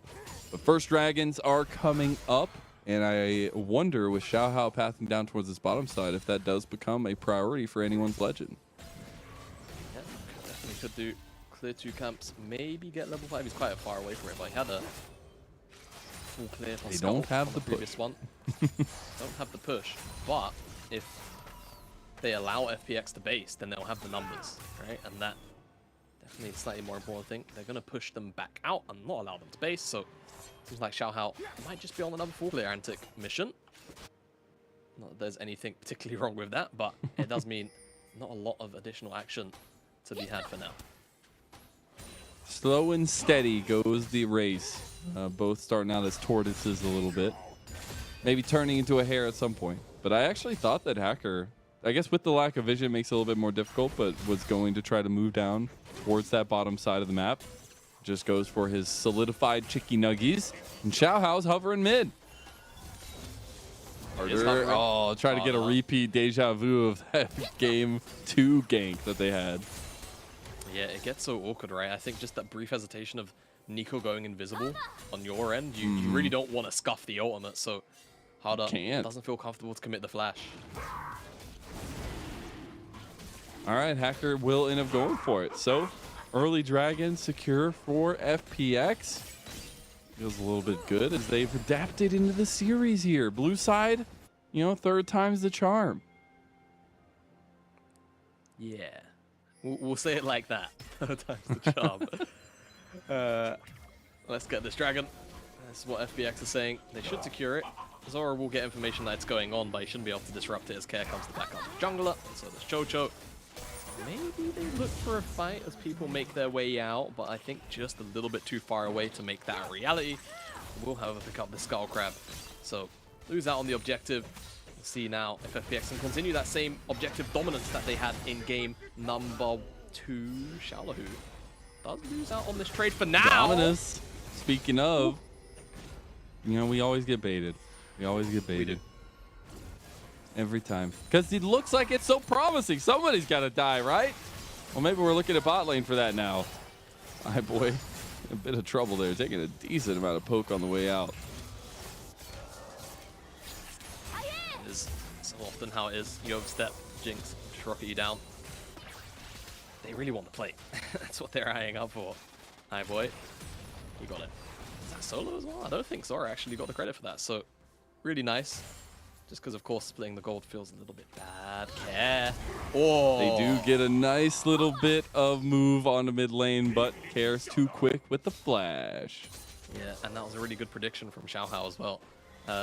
You know, Nico going invisible just still predicts where he's going to turn out, so Care is forced to use the flash. Now, they look for a repeat. No flash should mean that Care should go down. I like that Anyone's Legend are being proactive around this mid lane.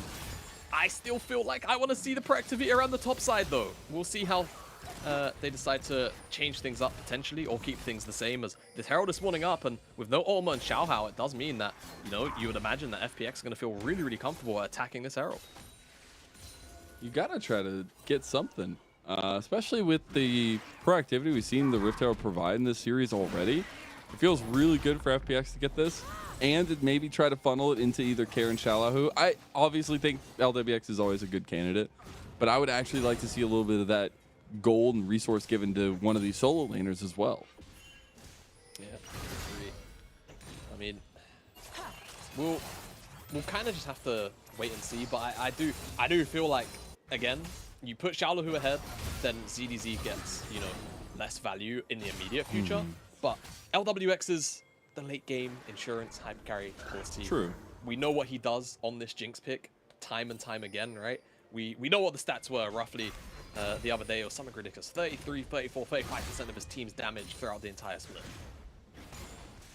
It is actually ridiculous. Also, just kind of a trend among ADCs to be a huge percentage. I mean, Hope earlier was like 34, 35, something like that. Oh, so close, LWX, but can't get it. Melra actually probably saw them, but that back does come through. We'll look top side now. ZDZ connects the counter-strike. There's the Grandmaster's challenge, and Xiaohao misses the Arctic Assault. They do get the lockdown flash. Make sure first blood goes to AL. Okay, it was a little bit messy, weren't it? It was, but they do pick up the kill. Did he walk over the wall, or did he come through the other opposite side of the drive rush? I'm not too sure. Either way, if the observer's highlighting it, I presume Xiaohao did walk over that wall. Or the fact that actually it's not in the bush is what just killed Xiaohao. That's probably what it is.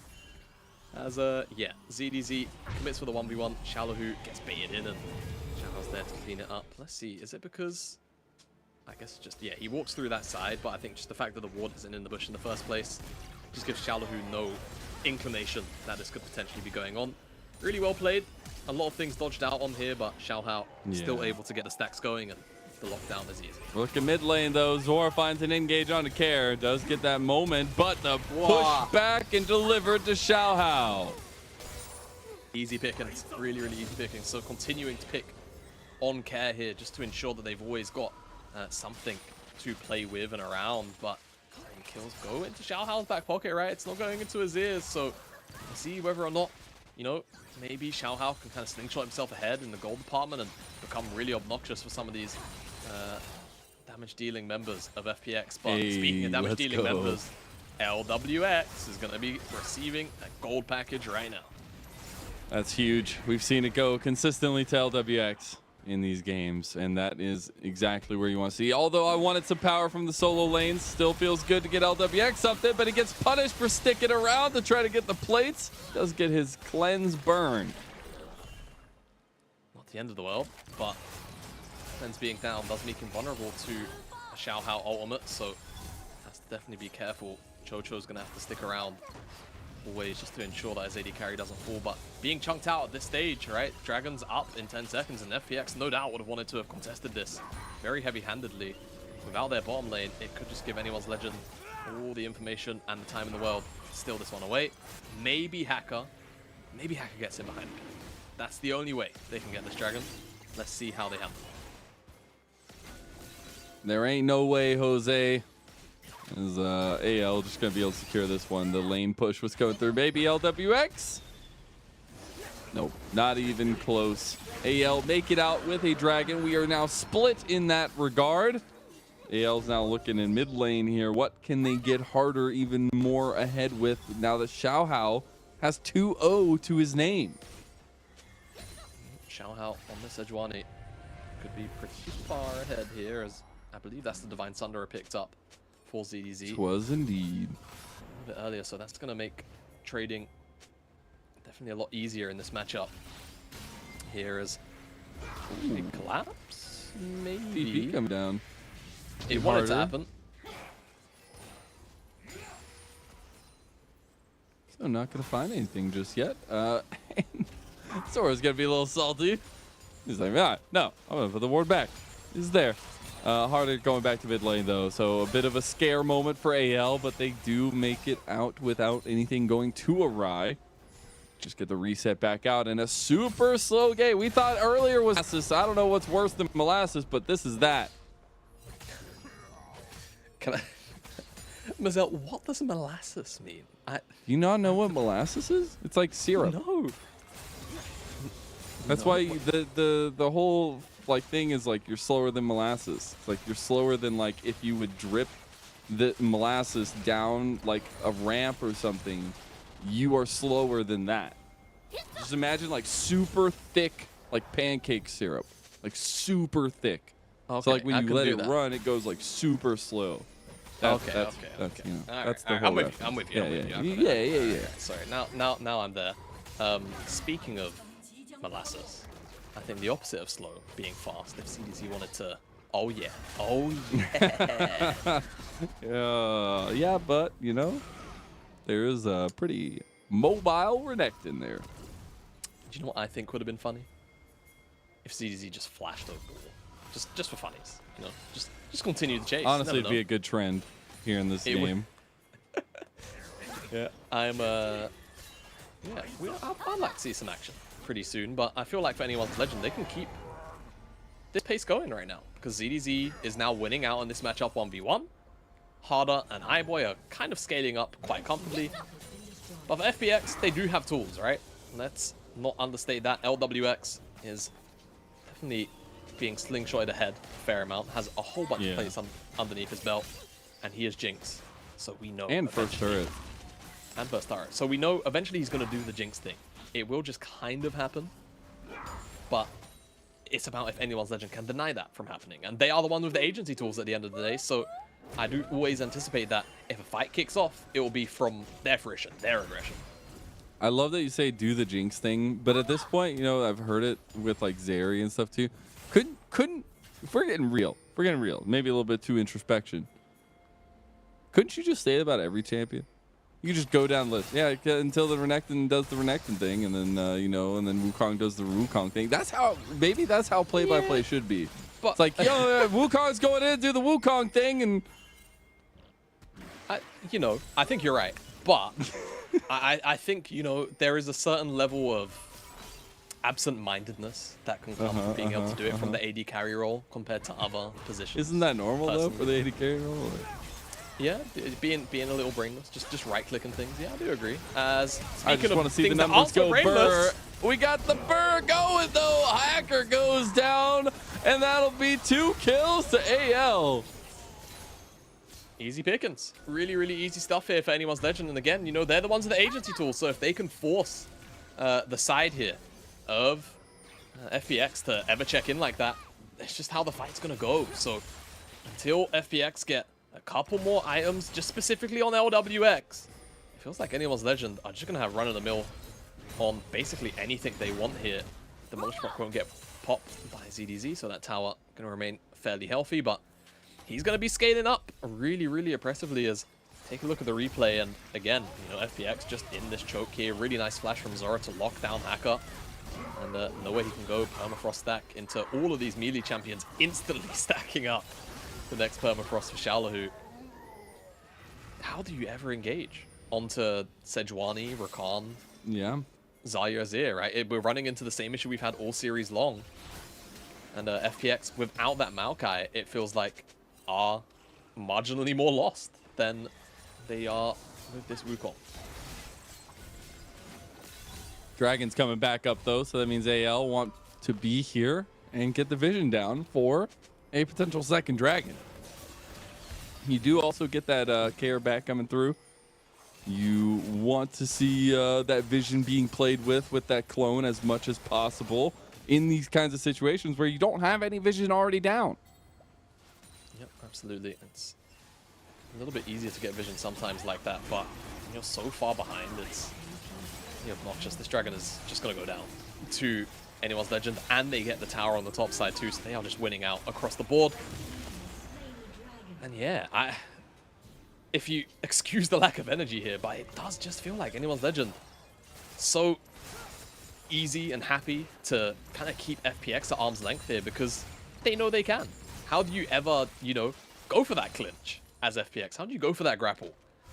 Without the Maokai and the ability to ever take priority on waves, you're always going to be losing those two. And it feels like we're slowly rolling into a very similar game state to game number 1 here, Mazel, where anyone's Legend just kind of have priority on lanes, and as FPX is very difficult to walk up, and engaging also very similar deal. The Sun Disc comes out.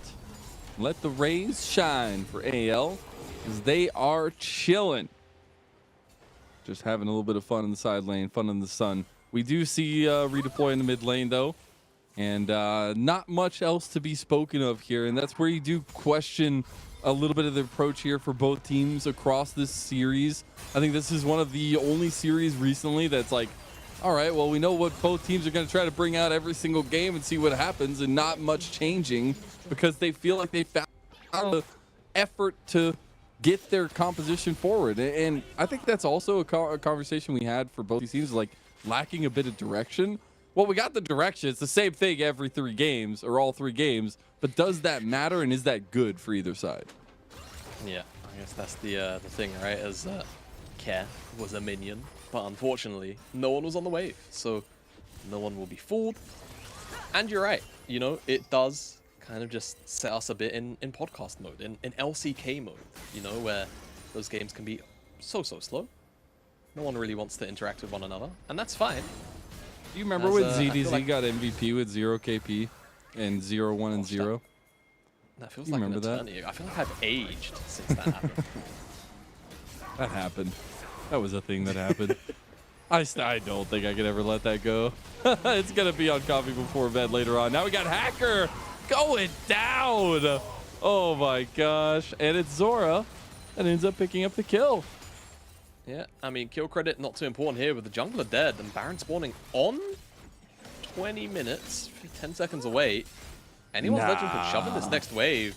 They've got a Azir and they've got a 2 IM carry. It's pretty doable, to be honest, if they want it. It just really depends on whether or not they're cognizant about the fact they have the choice to make that happen. And ZDZ down here can also keep... Oh, hello. Care. A play of games there as the flash from Care gonna get burned, and the Emperor's Divide comes up pretty clutch yet again. Harder actually having a pretty good series on this Azir. I was wondering how he was gonna do comparatively to Pinzi, and I think we saw Pinzi get caught out a lot in their last series. Now though, pretty big stuff from him on the Azir, and a lot of pressure to set up for Xiaohao. Yeah, absolutely.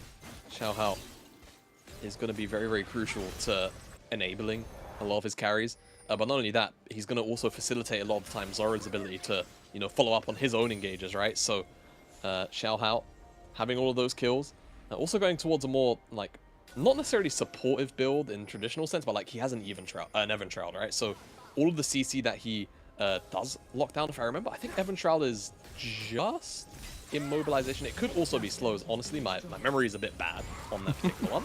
But the damage amp is going to be crucial to, push Harder and iBoy into just a couple of those more lethal ranges that perhaps without the item in tow, they wouldn't necessarily have. Care playing a little bit of a game here, but is it a game of chicken? AL might have found him out. Care going for the Pop Blossom, can't connect to the Feather Storm from iBoy, comes up clutch. Xiaohao getting low, but can't go down. Xiaohao, he's looking for it, a big shutdown. But FPX, they're screaming, they're scrambling, and the scramble ends in their death. A double kill for ZDZ. and give them the thumbs up as they walk away. Yeah, Chocho's a good sport about it, but I think in the long run, he's going to go down here. ZDZ's got the movement speed, Harder's got the dash over the wall, and Chocho has no side of the map to retreat to. And Anyone's Legend find themselves a really solid fight in the mid lane. They're going to be able to pick up this Baron, and it should go on to all 5 members as well as the death timers. Quite short, only 22 minutes into this one. FPX. Can Hacker make a minute? No, Baron's gone. Right. Oh, wait. Harder stop DPSing. Harder stop DPSing. Oh, okay. It's good. It's fine. Chill, man. Chill, bro. Yeah. But yeah, one thing I really do want to highlight is the engage comes out from Anyone's Legend. It is a little bit split. I think Care kind of is in 2 minds about who he wants to go on here, and it means that there's no confirmed lockdown on either target, right? You go on Xiaohao, it's probably pretty confirmed. He's thinking about iBoy, but then acknowledges that not only does he have Cleanse and Flash, he has the ultimate as hard as disengage Shurima Shuffle there. It means that he just pushes them into the waiting arms of iBoy, into the waiting arms of Harder as Dragon will go down. And it was Legend, 1 away from Salt with this Baron, 2 minutes left to play with it. You imagine they'll start to strip away some of those inner structures up and available for FPX.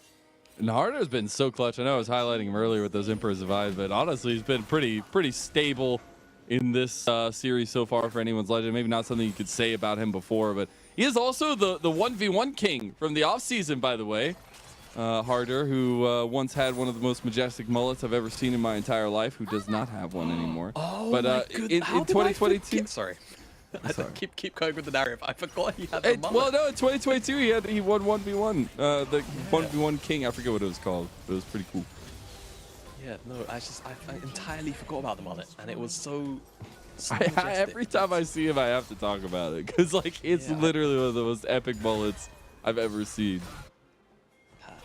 But it's gone. It's gone and forgotten now. We don't have to talk about that, I guess. No more. But what we do have to talk about is this game, Mazel and Anyone's Legend with the Baron buff. They took that tier 2 on the bottom side quite quickly. This tier 2 in the mid lane is also suffering the same fate, and ZDZ is up here with the Baron and now the support of the rest of his team to finish off the job. And with 60 seconds left, if they can make quick work of this tower, they can even maybe play with the idea of breaking open the base. But right now, FPX actually being given the opportunity to clear away a lot of this wave, and it's gone. So could just mean, for now, the siege is almost finished. Harder not going to sit in the mid lane wave, and actually as a whole, Anyone's Legend just going to look for the reset to spend some gold. Go spend those big full pockets as you got that 3-item spike, maybe a little bit coming online for a majority of members, but majorly iBoy, which is pretty big. And again, this is an AL roster who have not won since week 2. We have a gauntlet of a split. They beat TT, but they have had disheartening losses across the table here. And I specifically love to see that they've shown so much heart throughout their journey. We've seen Xiaohao cry. We've seen AL posting and wanting to be successful. And series against FPX was the moment they needed. And it feels like they're onwards to that trajectory. Yes, 7,000 gold may not be the singing lady to end the game, but FPX are on the back foot and they're reeling right now. Yeah, they are. FPX. The options super limited. Harder. All right. Pushes them back. Again, you come for it, you get the Emperor's Divide. Yeah, I mean, ultimate blown, but man, Harder definitely needs to check himself a little bit. Doesn't really want to give over those tools so easily. My boy. Stepping a little bit far forward there, but won't get punished, and FPX able to defend. Don't do damage. Yeah, that's my big problem right now. Like, FPX are so limited in the damage department. They actually are eventually going to chunk out Harder after a while, but even in saying that, like, you know, both the objectives 2 minutes away. This is just Anyone's Legend putting pressure down onto FPX because there are no objectives on the map. They can very happily just look for a reset if they absolutely need to and look to secure those areas of vision for those objectives. These are important, but the one right now that is the most important for AL is the Dragon coming up. Try to get this soul under lock. But the thing is, the timers are coming up even. You got about 10 seconds difference or so, and that also leaves open some room for some trading to happen. It does, but we'll we'll get to it when you come to it, right? I think for FPX, it's always a bit of a catch-22. So anyone's Legend are going to be able to have mid lane priority, let's say in like 30 seconds time, right? They're going to shove in this next wave. It looks like LWX is going to get to this one first in particular, but after this, they're going to shove in the wave after, and then they'll be able to move into whatever side of the map they want. They can very happily trade one Chemtech Dragon for Baron, and then look to like break the base open, end the game even. Or they can just take the Dragon super quick, and then presumably if FPX can't actually kill the Baron that quick, then yeah, they can just contest that as well. It's really up to them, as long as they don't get caught out by something like Care. Turning into a minion doesn't look like that'll be the case. Playing some dodging simulators here for Hacker. Does take a decent amount of damage there though. On a setup for this positioning here, they got control wards out and ready to go. You got a side lane pushing ZDZ. All TPs available here. We want to do contest this. Does FPX actually back away?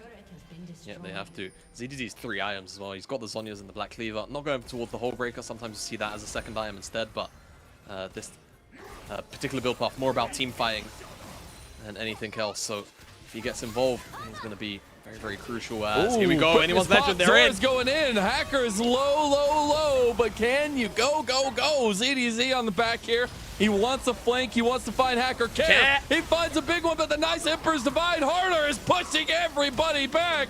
FPX find 2 though for LWX, and he's excited as the Blade Caller comes back for AL. The smoke settles, and we have a trade back and forth here. Yeah, I mean, both junglers are dead though. That's the important thing. So I don't know if either team is really going to feel comfortable in actually starting up this Dragon. Teleport's coming out from Care, who just had to go back to base and reset. Anyone's Legend, they're dragging this one out. No junglers. The risk of it being stolen. So it's just a 50-50. No way. Oh, no! Care! He steals the Dragon. AL, though, they will not take that lying down. And ZDZ gets one back. He's looking for Care. The counter-strike lands, and a double kill for the top laner of ZDZ. All right, well, Anyone's Legend, they don't get the soul. It does get stolen away by the pop of the Q by Care, but I mean, they should be able to secure the Baron, surely. And off the back of that Baron, so much more should be secured. The base should get cracked open. Hell, I mean, they should realistically be able to almost, if not entirely, end the game. They almost have a 10,000 gold lead. They will have a 10,000 gold lead, Mazel, once they pick up this Baron. They're right onto it as well, and right as rain is AL in this game 3. They lost a disheartening one in game 2. It was a really fast affair, 24 minutes, just under 25. And now they are taking a 30-minute game right now that is holistically in their favor.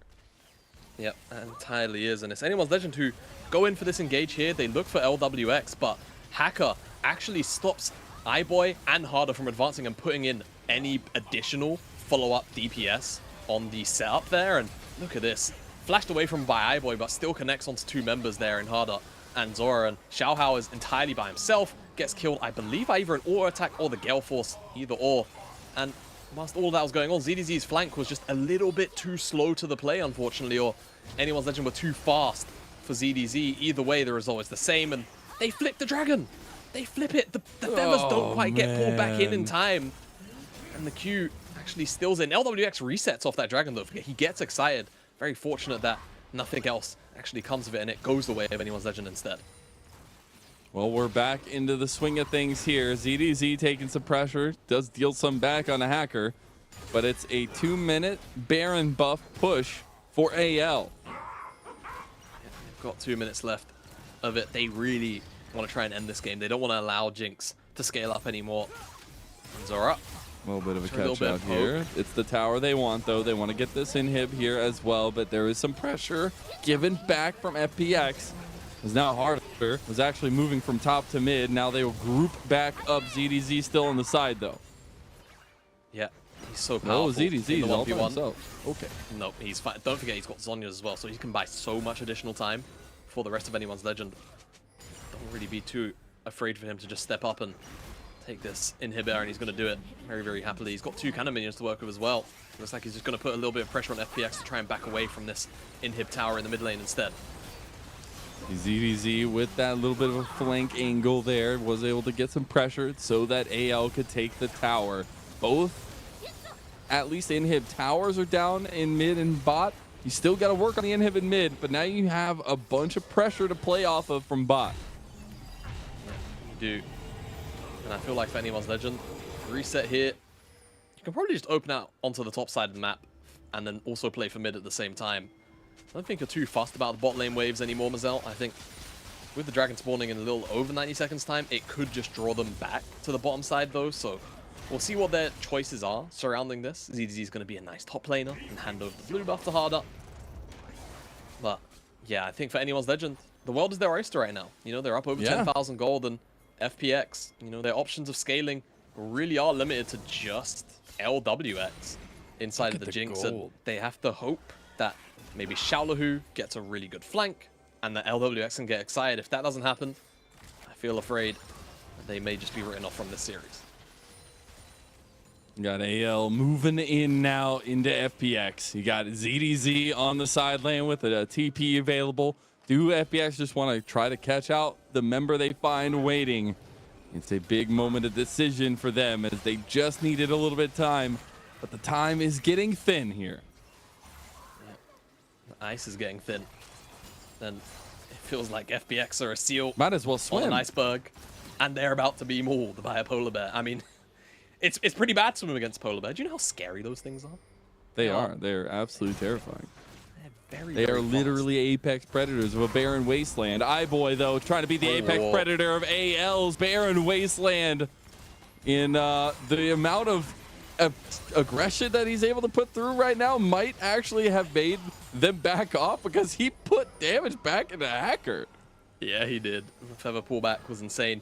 He blew the flashback. He didn't lose the armor. Hacker! You can't go down here. You've got to stay out. The wild growth has come through. FPX feel like they have to fight here. AL with the front to back. Maybe they go through. ZDZ gets caught. Pop Blossom goes through. This looks good for FPX, but a big pushback from Harder! Oh my God! AL, they decimate FPX. They've snuffed the fire out. And anyone's legend are looking at a second series win of their summer split.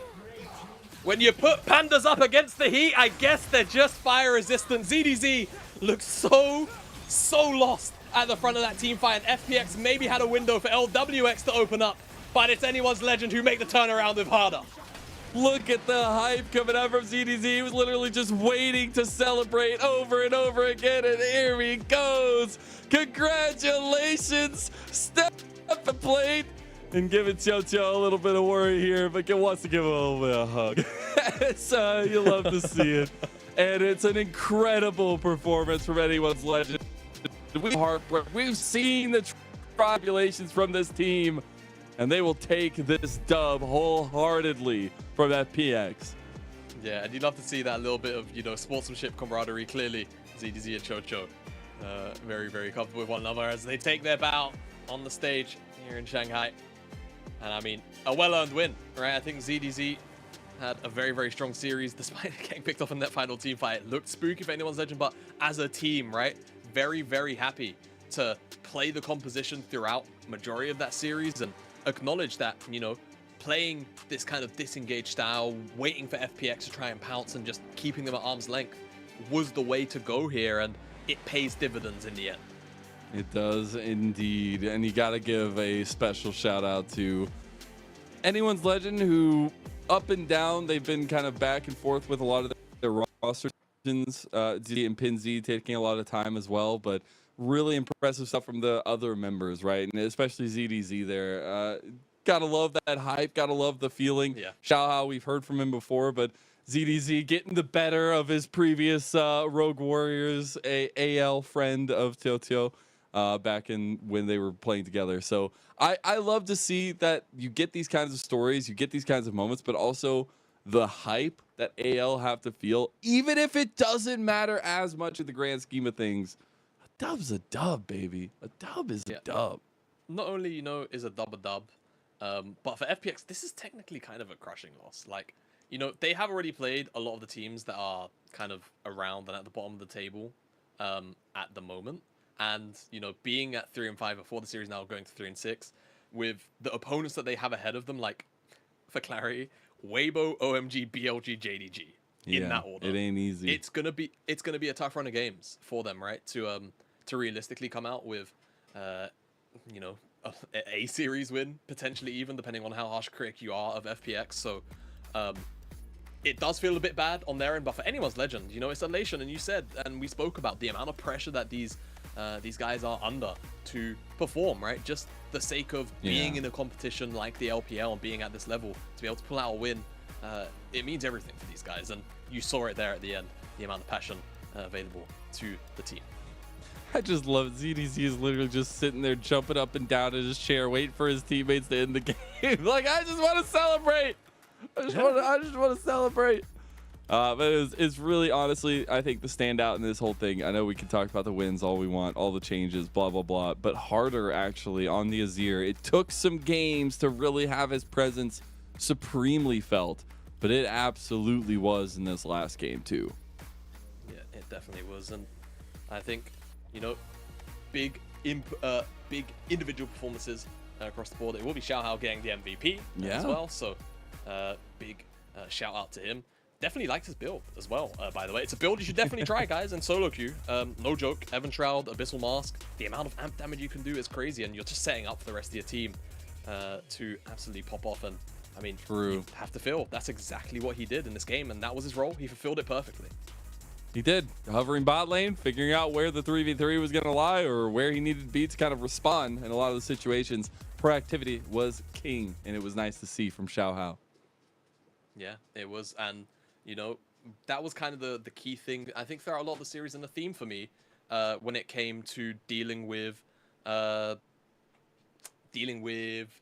as well. I think that their general lack of energy also meant that, yeah, it was very, very hard to ever, you know, find good fights for them. Well, that is it for our second series of the day. That's it for me as well. I'm going to bid you adieu. We're changing captain's hats. We've got to change over. We're going to have our match of the week approaching very quickly. Weibo versus BLG. We'll see you there.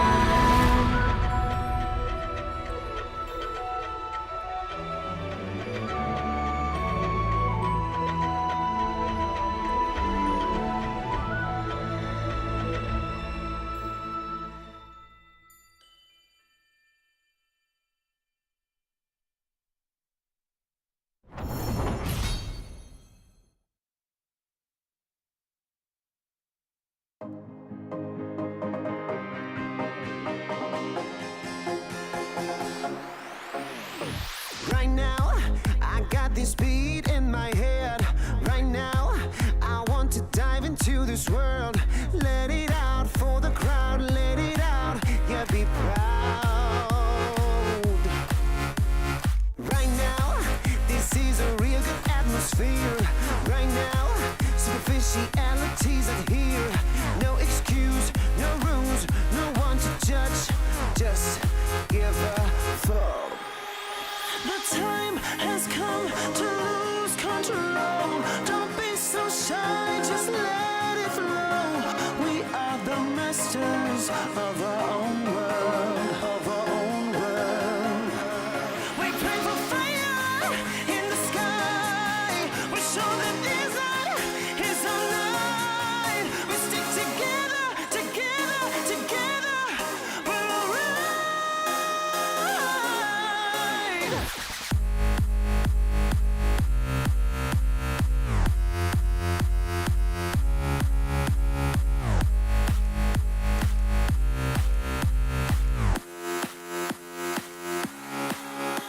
The time has come to lose control.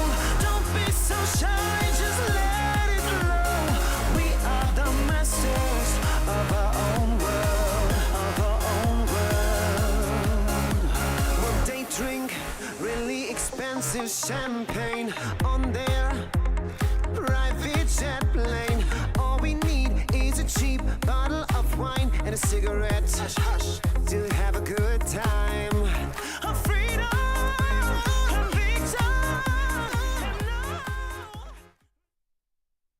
下一场面对 WBG， 我觉得我们需要提高我们的对阵强度，然后加强我们的配合，选一些打团更厉害的阵容，然后发挥我们的实力。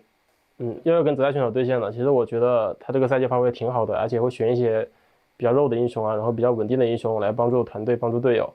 所以我觉得和他对上的话，就是我也要看情况去多一些英雄的选择吧。想对泽泰选手说，希望这次我们两个能好好的对下线，然后让我感受一下你的实力。BLG 战队的话，我认为他们在团队协作方面是做得非常好的，然后团战跟分担运营也打得比较好。我们可能在这2个点要着重研究一下。中单的话，在下个版本，我觉得能选出来英雄会变得更多吧，包括电刀妖姬还有沙皇这种英雄都是有出场的几率的，然后也非常期待。Welcome back, one and all, to the LPL. I am not Mazel, but we are twins from 2 different continents as we share the same birthday. But I am just Oshin, and I am joined for our match of the week by Jamada, coming from the States, from NA, over here, and immediately we're looking at a 9-game day. It's going to be great for you. Yeah, you know, not only am I battling jet lag, I'm now battling a 9-game day after working 2 days on the LPL already in a row. So, you know, if you hear whispering whilst Ashin's talking, it's actually just me dealing with the voices. I'm sorry, guys. That might just be the kind of final series we're in for. But I am super hyped. We are finally here. It's Weibo versus BLG. It's the official match of the week. We've been treated so far this weekend.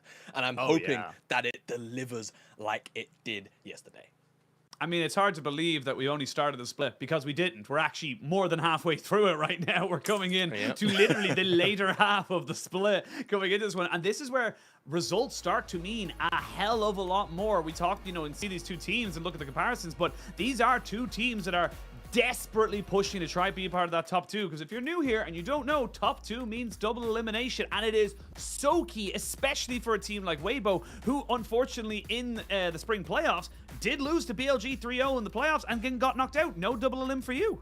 Yeah, mate, like, you know, no double elim was pretty important for Weibo. At the end of the day, they had one bad day, and then all of a sudden, they were no longer involved in playoffs, right? And everyone was super hyped for them in the previous split. So let's, you know, have a strong performance today. BLG have been absolutely blitzing a majority of the LPL since their return.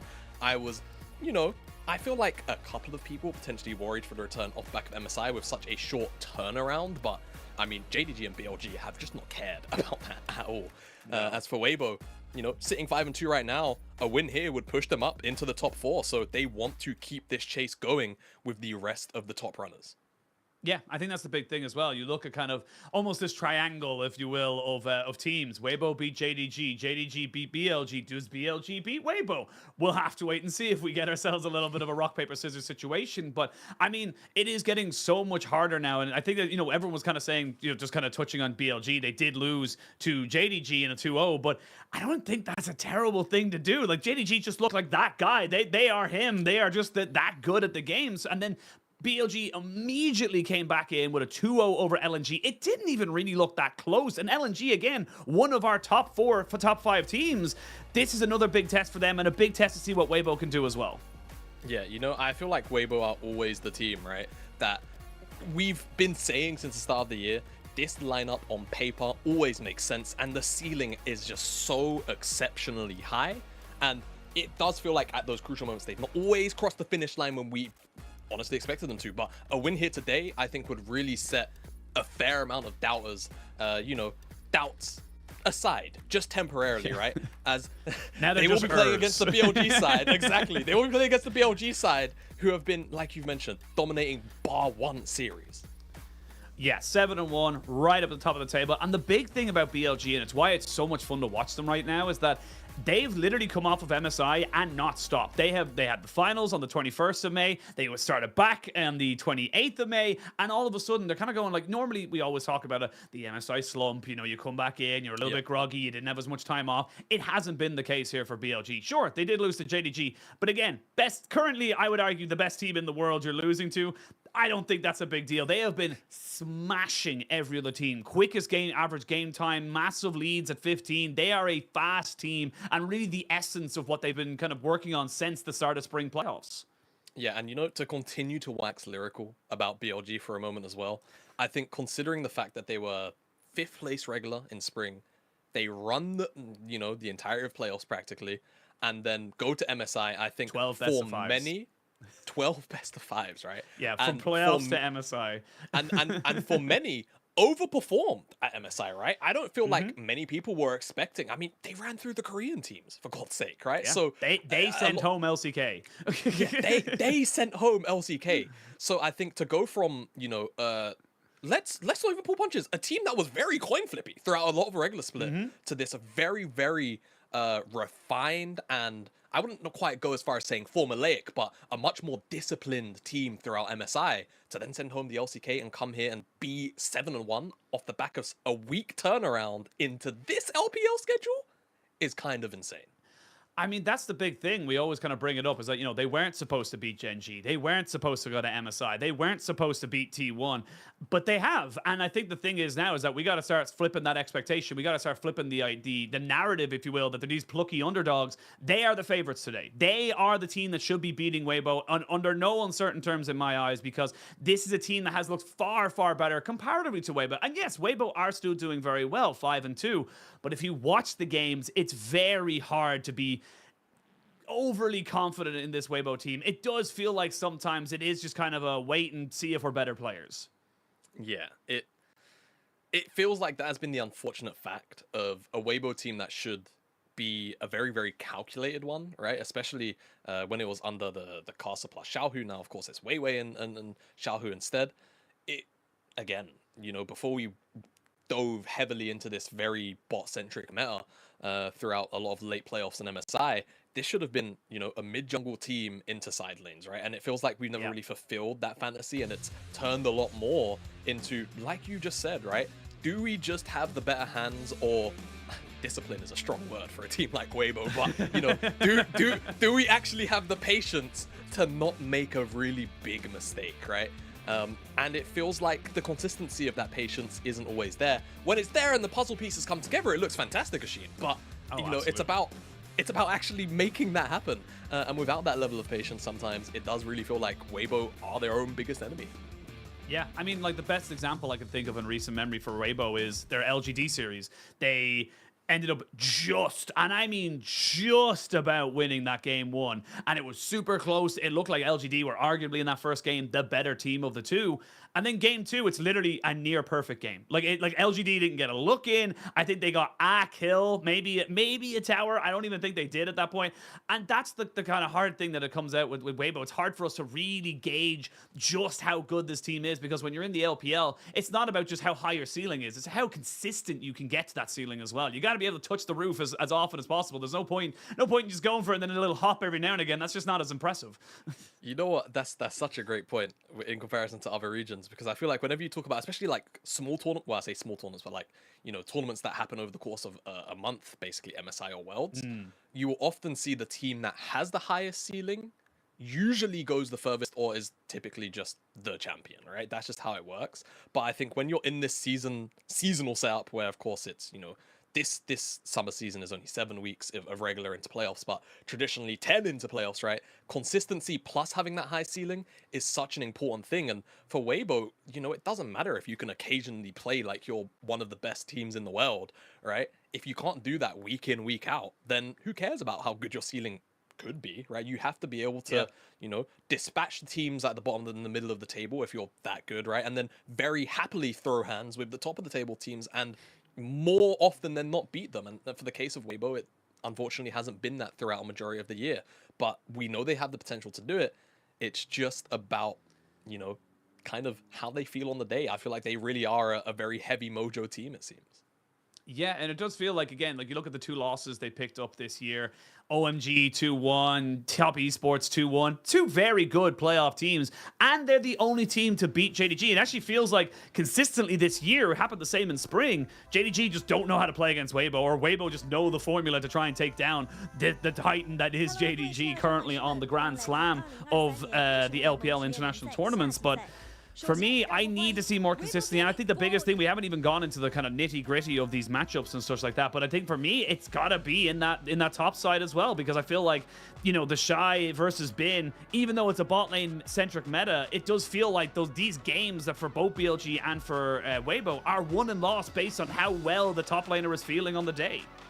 Yeah, I mean, you know, I think obviously we talk about how much is that bot side meta, but the top laners, and especially, I mean, hell, over the weekend, and at least since my return, like, all right, AD carry is very important, but like top laners and having impact in team fights is so crucial, right? We started to see it when we started to dip into kind of like almost the Kennen / very team fight ult heavy top side now at the back end of spring. But, you know, both Bin and the Shy are very familiar with those kind of champions, right? Those champions that can necessarily have a very, very strong lane and then come into team fights and have massive impact, right? Backline disruption, the Cassante is a pick I'm pretty sure will be very, very high priority today in this series, right? Both of these top laners are exceptional Cassante players, and I do imagine that, and not, right? So it's that good mix of champions that can side lane, champions that can 1v1, and champions that can just be an absolute pain in the backside to deal with when it comes to defending your AD carry in team fights. That's the big thing for me, is that it does feel like it is down to how your front line is able to keep your AD carries alive, keep your AD carries kind of moving forward and giving them the space to put out the DPS. We've seen it so many times, even today, where an Aphelios or a Jinx, it's all well and good, but they get caught out by a Vi ultimate or even, you know, a Cassante jumping in on top of them. They do next to nothing. They are still exceptionally squishy, and you can find those avenues. You cannot ward every single angle in existence, and there is creative paths to kind of go for, but we'll see what way these teams want to kind of make it there. But the BLG, the Powerpuff Boys, and the from the sign there, I like that, because it does feel like this team is a little bit of a, you know, kind of a team of friendship. It does feel like, you know, this team kind of finally came together after so many tries for BLG to fix and find a roster.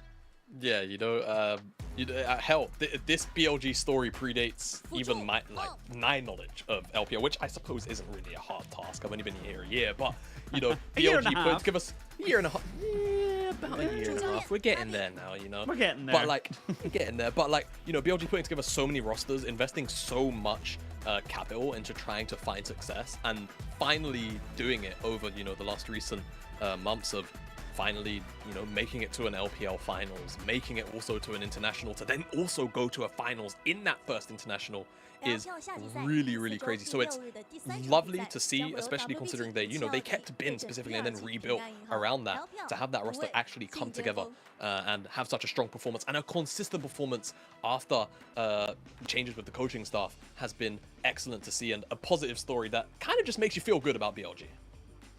That's the thing, is like it does feel like BLG have kind of become this very good feel-good story of a team that finally came together. Again, BLG, if you're not aware as an organization, we're kind of just throwing everything at the wall, seeing what they could make stick. And unfortunately for this organization, it never really did. They had super rosters, quote unquote. You know, they had brought in big players, big names, and it just never really came together. This time around, though, they said, nope, we're going to try and just kind of build around a team. They brought in Bin. They said, Bin, okay, we'll get you Gao. That's kind of our core, and let's build around it. Let's see what we can kind of build away from that. And people like On and Shun, very, very young players. Again, On being one of, you know, I think he's the second youngest support we have in the league, and he is exceptional. I would argue that at the current form he is in, he is probably the best support in our league, and that is absurd to think that there's, you know, such a young organization, such a young team for this organization have so much potential and can go for so much more than what they've already gotten. Yeah, and you know, like not to get too far ahead of ourselves, right? But it does make you wonder about, you know, future prospect as well. Like, if they are so strong right now at the age they're at. Don't forget, Bin is also, like, Bin's barely 19, right? 20 even, maybe? Yeah, like, not 20 yet. Not even 20 yet. So, like, you know, this entire lineup is one of not only, of course, you know, insane natural talent and depth and potential, but at that age, it does make you kind of consider, like, wow, how far will this BLG roster go if they are to be, you know, kept together as well, right? So I'm sure that'll be a task for BLG moving into 2024 as well, beyond summer, trying to keep this roster together, as I'm sure people will try and, you know, migrate and pick up some of the stronger BLG members, but they're all bloody strong as well, so it does make it a task. That's absolutely true, and it's something that I always love to bring up when I talk about the LPL, because in certain other leagues, you know, maybe the LCK is, you know, obviously different as well, but it does feel like in, you know, in other leagues, you can kind of get away with having 1 or 2 star players. Other people are a bit average, it's fine. You don't get that luxury, you don't get that privilege here in the LPL. You have to have a carry, someone who can basically step up and be clutch in every single role. You have to have a top 3 ADC, you have to have a top 3 mid laner, top jungle support, everything, if you want to try and go for championships. And the thing is that I know for these players, and especially with the success they've had now, they're probably thinking, look, Worlds is great, but we're kind of expecting that now. We're looking at championships. We're looking to win trophies. We're sick of being second to JDG, and they just got to keep pushing for that, and that is awesome to see for this team. But on the other side of this, for Weibo, this is kind of the super team that could have been, that is sort of still there, but not hitting the same kind of heights. You know, you think of some of the rosters that kind of come into the LPL, it does feel like Weibo's should be right up there with JDG, and it just feels like sometimes you just don't know what Weibo you're going to be, what you're going to get, and it does feel like sometimes it just feels like a lack of kind of cohesion between some of the parts. It does feel like what BLG has, where they're all, you know, singing from the same hymn sheet. Weibo just don't really have that. Yeah, no, I totally agree with you. I mean, even if you recall back to, like, the start of the year when rosters had finally kind of not all officially been released, but, like, you know, there's still a little bit of mumbo jumbo about what was going to be happening. People were like, all right, this Weibo roster is probably like top 3, like probably like worst case top 4, and to kind of fall a little bit short of that does feel kind of bad. Besides that, though, Sheen, I'm excited to say we are in to pick some bands. We are indeed. We're going to jump straight in now and see exactly where everyone's kind of going with these right now. And it does feel like, for the moment, just kind of the standard bans. I love the fact that we're getting rid of the LeBlanc. It's dumb. Static Shiv is broken. Just get it off the board. And it just feels like she is just so unique to being able to work for her. Yeah, it's a very, very silly item that LeBlanc just so happens to be able to abuse, you know, and there was a lot of whispers as well around picks like the Zoe as well as the LeBlanc being able to utilize it well. We actually also had an Akali with Static Shiv earlier, and to be fair, UCal did kind of pop off on it, but I feel like it's not particularly the best. Now, one thing that is off the top of my head, which is up and available, Lucian, Aphelios, Zeri, all the AD carries are here, and Weibo will spare no time in locking in the Aphelios here for light. Yeah, get the Aphelios in. It is still very, very powerful, especially when you know that's something that the Vi is taking away. Just kind of the premier jungler right now. We'll see how BLG want to try and bring themselves in. They are no strangers. They are no kind of, you know, not afraid, I suppose, to kind of lock in their solo laners right and early. They don't really mind giving Elkanon kind of lower priority because they have so much confidence in that bot lane to say, look, there's only so many bans and you can't ban away everything. Yeah, exactly. So Annie gets locked in. Things like the Wukong can also go alongside this. Things like the Viego as well. Zeri, if you want an AD carry. Anything really that pairs well with the Annie or just an AD carry, right? It's that simple. You could also technically go down the route of Lucian Nami if you want to have a strong duo, but I feel like, for me, into the Aphelios, you really have to slam it if you do take it. So I prefer that they go towards the Wukong for now and just lock in a very, very strong mid-jungle duo. Yeah, get that strong mid jungle, give yourself that big AoE team fight. And that's the thing, that's why Annie Wukong is so powerful, is that you get the stun down from Annie, you get the Cyclone going off. You can't really move if it's on the top of the Aphelios for any time at all. So we'll see what Weibo want to try and respond with here. Of course, the Maokai is still left open, so something they can lean towards if they wanted to. Maybe get that Jace into that mid lane. But the Gragas does a similar thing. And this is Xiaohu's basically kind of exclusive mid lane champion. He has been picking this so much recently just to kind of give himself that pressure. I will say it could still technically flex into Weiwei, and that's going to be Renekton now locked in for the Shy. So the Shy getting himself a little bit of a carry. Yeah, I mean, not too bad. We've seen a lot of Renekton priority over the last few weeks since the buffs, of course. So a lot of teams very happy to pick this one up. And I mean, the amount of clips that are just coming out of Renekton just having these massive pop-off team fights is huge. But one thing this also does kind of dissuade is Bin going towards something like the Xante, but he has the Kennen. And I mean, this going through and being locked in now for BLG, it's just a shotgun comp right now, right? It's, you know, Annie, Wukong, Kennen. How well can Weibo defend against all of this hard engage with AoE damage? I love that you brought it up earlier as well. It was something that you said that, like, you know, the Shy and Bin are not afraid of going toe-to-toe. They don't need to play tanks. It just happens that the meta right now is around those particular picks. So love that we're seeing this coming in here for the side of BLG and Weibo as well. And I want to see some fireworks. I want to see these junglers, depending on if that's a Gragas jungle or not, I want to see them going up towards that top side and making things happen. Yeah, absolutely. I mean, for me, Bin being ahead or having gold on something like the Kennen, we've seen how many times he's just rolled into team fights and absolutely 1v5. But not only that, even if he doesn't get ahead, like, Kennen will still provide a massive amount of resources for the team. And same thing for the Renekton, right? Because of how much power it seems to be bringing to a lot of these team fights here in the LPL at the moment. Like you mentioned, I would love to see Shun or Weiwei get out towards the top side and try and influence the top side of the map. Could be difficult. There is a fair amount of nuance around the Kennen-Renekton matchup, which can make it difficult, but away from that, I do like this potential Poppy call out, just because if BLG are looking to go towards something like, let's say, Zyra Khan, Poppy could be a very, very easy to lock in champion here for Weiwei, which would very happily dissuade all of the engage or follow-up setup from Shun and on those two picks, as Weibo likely actually, they call it out themselves. They say, you know what, Poppy banned, we're going to remove the Rakan, so Zyra Khan as a duo will be infinitely weaker. Yeah, honestly, I love this coming in from Weibo as well. You think of Rakan. Honestly, if I think of Rakan, I think of On. That's just straight up how I think right now, because it does feel like right now BLG's support is feeling like the best support in the league, even above missing. You know, unfortunately, it's a 5v5 game, so not quite able to have the kind of the full team set up to take down JDG. But now BLG, yeah, give Elk the Zeri, and this is something that he's been popping off of in spring. He's had plenty of practice in, and look, Zeri is still busted, still very survivable as well, considering they will be jumped on by a Gragas and a Renekton. Yeah, absolutely. So I expect that BLG will try to take up the Lulu. I don't feel like they want to have to deal with that. You know, of course, the Zeri plus Lulu. They could, of course, still go towards the Nautilus instead and just accept that Zeri and Lulu will Zeri and Lulu, but just stack the engage, right, between the Nautilus and the Gragas. So that's the option they go towards. Seems like, I mean, if they go towards the Sejuani, it's going to be very, very heavy bruiser, but it would stack the engage. But options are plenty for Weiwei, honestly, in a composition like this. It really depends on where Weibo exactly want to land, as the jungle pool hasn't necessarily been pinched too hard this game. Yeah, and you can tell your dog as well that he thinks the Nocturne, I believe in him, he thinks the Nocturne should be coming out here. Yeah. He believes in it because it's dive, dive, dive. Jamada's job gives it the seal of approval to get himself into that particular setup. And you can see the laugh coming in there. They kind of feel it. And honestly, this Braum could be massive here for BLG. Oh, you look at everything coming at you, trying to get on top of your face.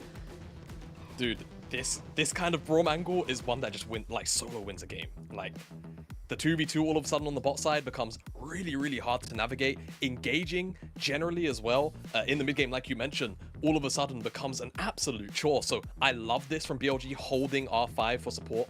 As honestly, there was another series as well the other day where a very similar thing happened. There was a very heavy dive comp and Braum just came in at R5 and it just broke the game. So let's see how Weibo deal with this, because it is 4 melee champions that all want to go in and effectively will get minced by things like the Zeri, by things like the Kennen, and of course the Braum will help lock down those targets as well. So I think Weibo have a lot in their hands that they're going to have to deal with. I think the only way you can really break this tempo machine is by trying to just have a really early dominating lead to ensure that you can just kind of smack BLG of your wallets.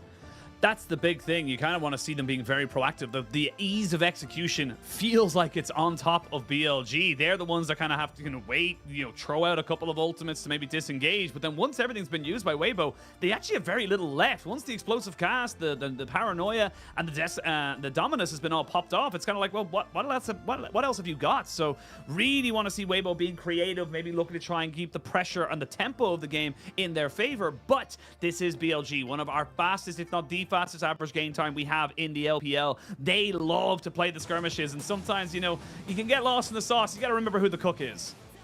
Yeah, I love that saying. You can get lost in the sauce.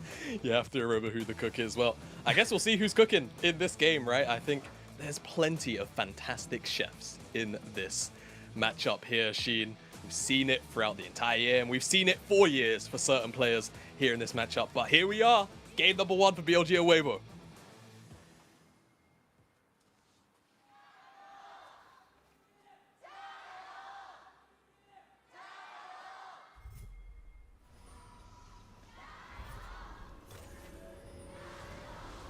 We almost get a level 1. Looked like BLG were expecting someone to be a bit aggressive, but it wasn't to be.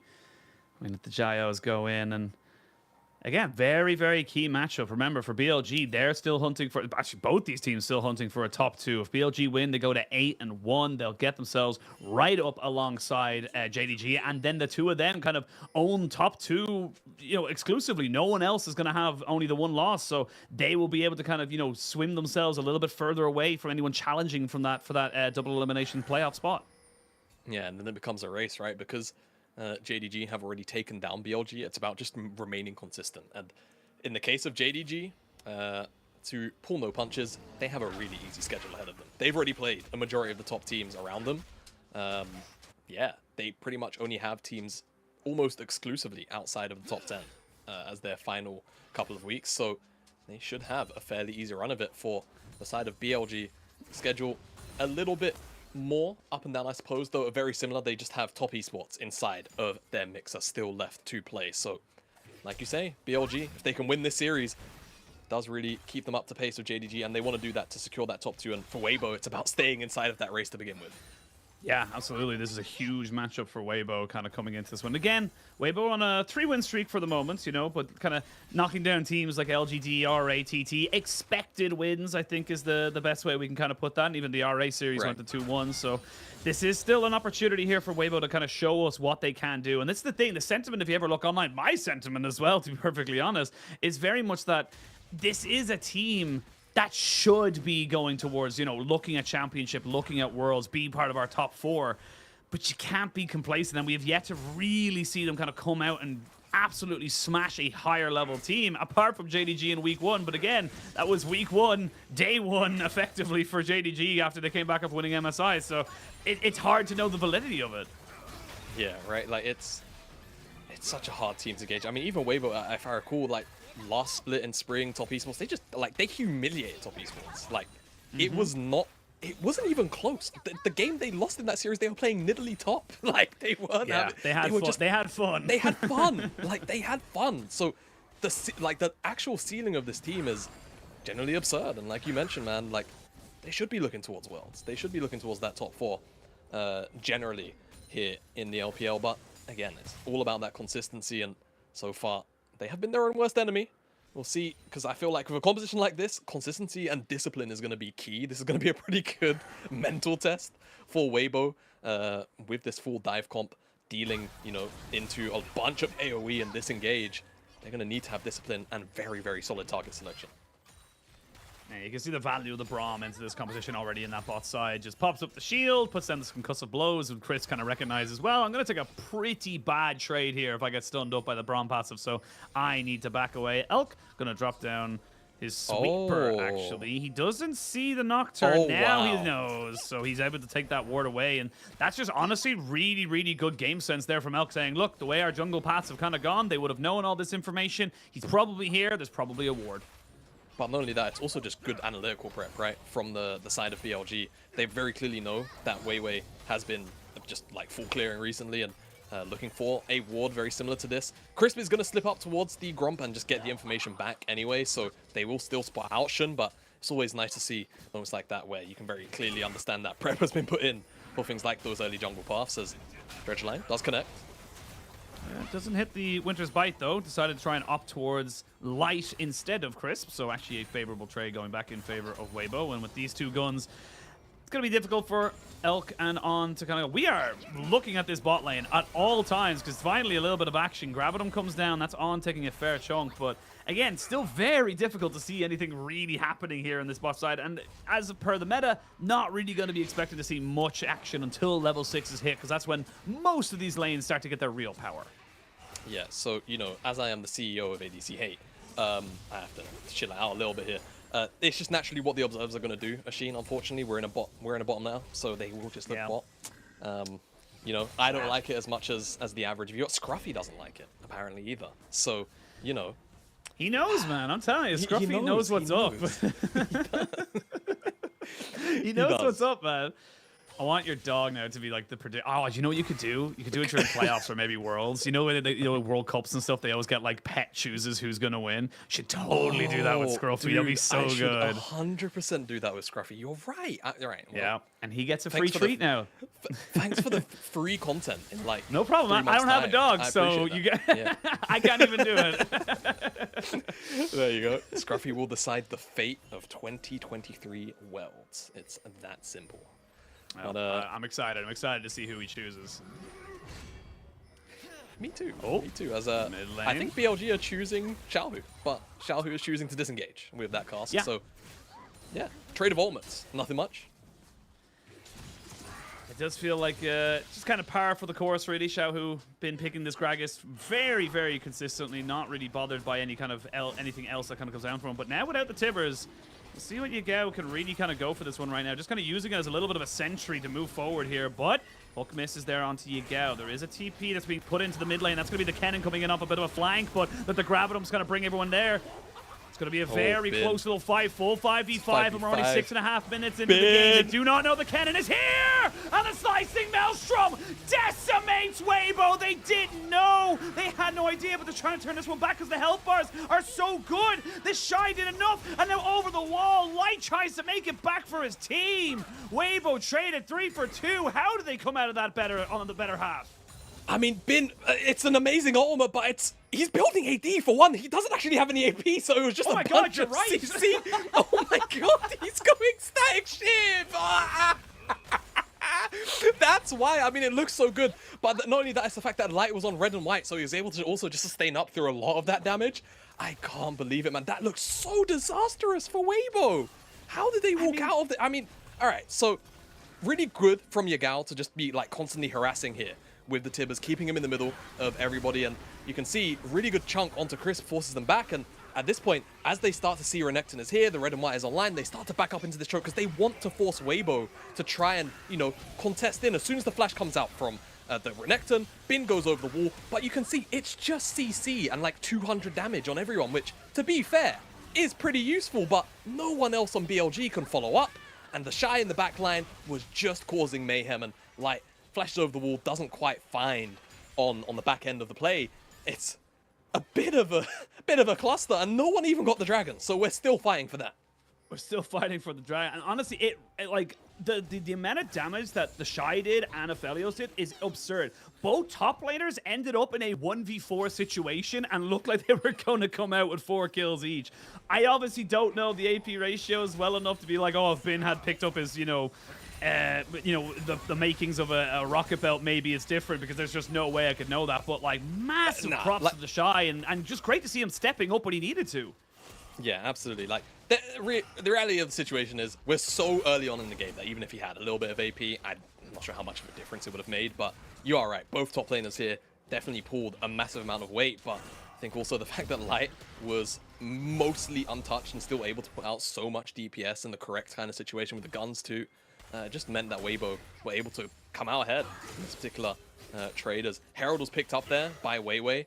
He does have level 6, does have Paranoia, so we'll see how long it takes for him to find a use for that one. Of course, whenever Nocturne is in the game, I feel like this one gets said all the time, but you know, those first couple of uses of those ultimates, right, really can often dictate how much value the pick can get overall. So we'll keep on tracking where Weiwei is, but for now, goes back to base, isn't looking to try and play around Bin's lane, but Shun definitely is waiting in this bush. Yeah, Shun thinking about going for something. Dominus and Slicing Maelstrom back for both of these top laners, for the Renekton and Kennen respectfully, but I think Shun just kind of covering for, as you mentioned, that Paranoia maybe coming in here. No flash available for the Kennen makes the Yordle very, very vulnerable, and Shun really kind of going with this. And I like this. Like, if you look at the map, there's only just the Wolves up, so he's not really losing anything as of the moment. So I like the fact that he's just covering and also potentially getting an opportunity. Yeah, I mean, no jungle camps to cross map, right? So it is a lot of time invested if he's now going to finally reset and not actually have anything, you know, come of this play. It will feel a little bit bad as the Shy is going to turn into a jungler for a moment and go towards the skull grab, as I think he just kind of knows that the fact that Shun hasn't shown on the bottom side yet is kind of just giving some yellow flags. And we'll just back away, as Weiwei also didn't necessarily pull the trigger down here on the bottom side. It's still going to be so difficult, right? Braum, even Zeri, like, by herself to lock her down. Always going to be able to cleanse the fear if that's up. The movement speed as well does mean that there may even be instances where she can flash and outrange the tether just from the movement speed. Yeah, it's kind of absurd. I do believe I'll be quoting you when you say that we should just kneecap a champion. Yeah, I'm down. Look, I'm with you, man. I'm with you. Like, and I'm pretty sure a majority of the competitive, you know, community would agree. A meta without Zeri is a much happier meta. Everyone, you know, we put 1 foot closer to world peace if Zeri's not in there. That's it's what like those like really old memes. It's like, you know, the world of Zeri wasn't in pro meta. And it's just like the perfect utopia. Exactly, man. So, you know, who knows? Maybe one day. But for now, we are finally going to see BLG, including the Zeri, take down the dragon. So they'll get that one. Still waiting for Weiwei to try and find a place to put down this Herald and also use the ultimate. Holding on to that Paranoia now for a little bit. Still needs to find a use for it, but generally there's not really a lot of action to try and force around the map, as Bin is approaching the top side. And with Crisp alongside Weiwei, could get cool out if they go on the blast cone here. Yeah, they will be found, so that means Bin should be able to surge his way away. But this is interesting, and this is what I said I wanted to see coming out here from Weibo, focusing on that top side, giving off, you know, kind of a, you know, getting Bin behind, saying, look, we're not going to let this Kennen just kind of free scale. Giving over some more plates as well, handy over to Lights. They're still kind of dealing with the top side meta, or sorry, the bot side meta, while also kind of pushing back that top lane Kennen. Yeah, exactly. Oh my god. Very interested, speaking of the top lane Kennen. Static ship? Yeah? I mean, it's very on theme, you know? Yeah, I'm not as mad about the Kennen. I don't know why. The LeBlanc feels more egregious. Yeah, you know, a Kennen can't blink like 2 screens away, auto attack, go back to the said blink position, and then auto attack again and have 2 shift procs. Yeah. So, yeah, you know, that's true. You know, it feels better. That being said, I do feel like that item is just objectively worse than going like Rocket Belt or any other AP item. But hey, you know, Bin clearly has probably tested this in scrims and such, into specifically the Kennen.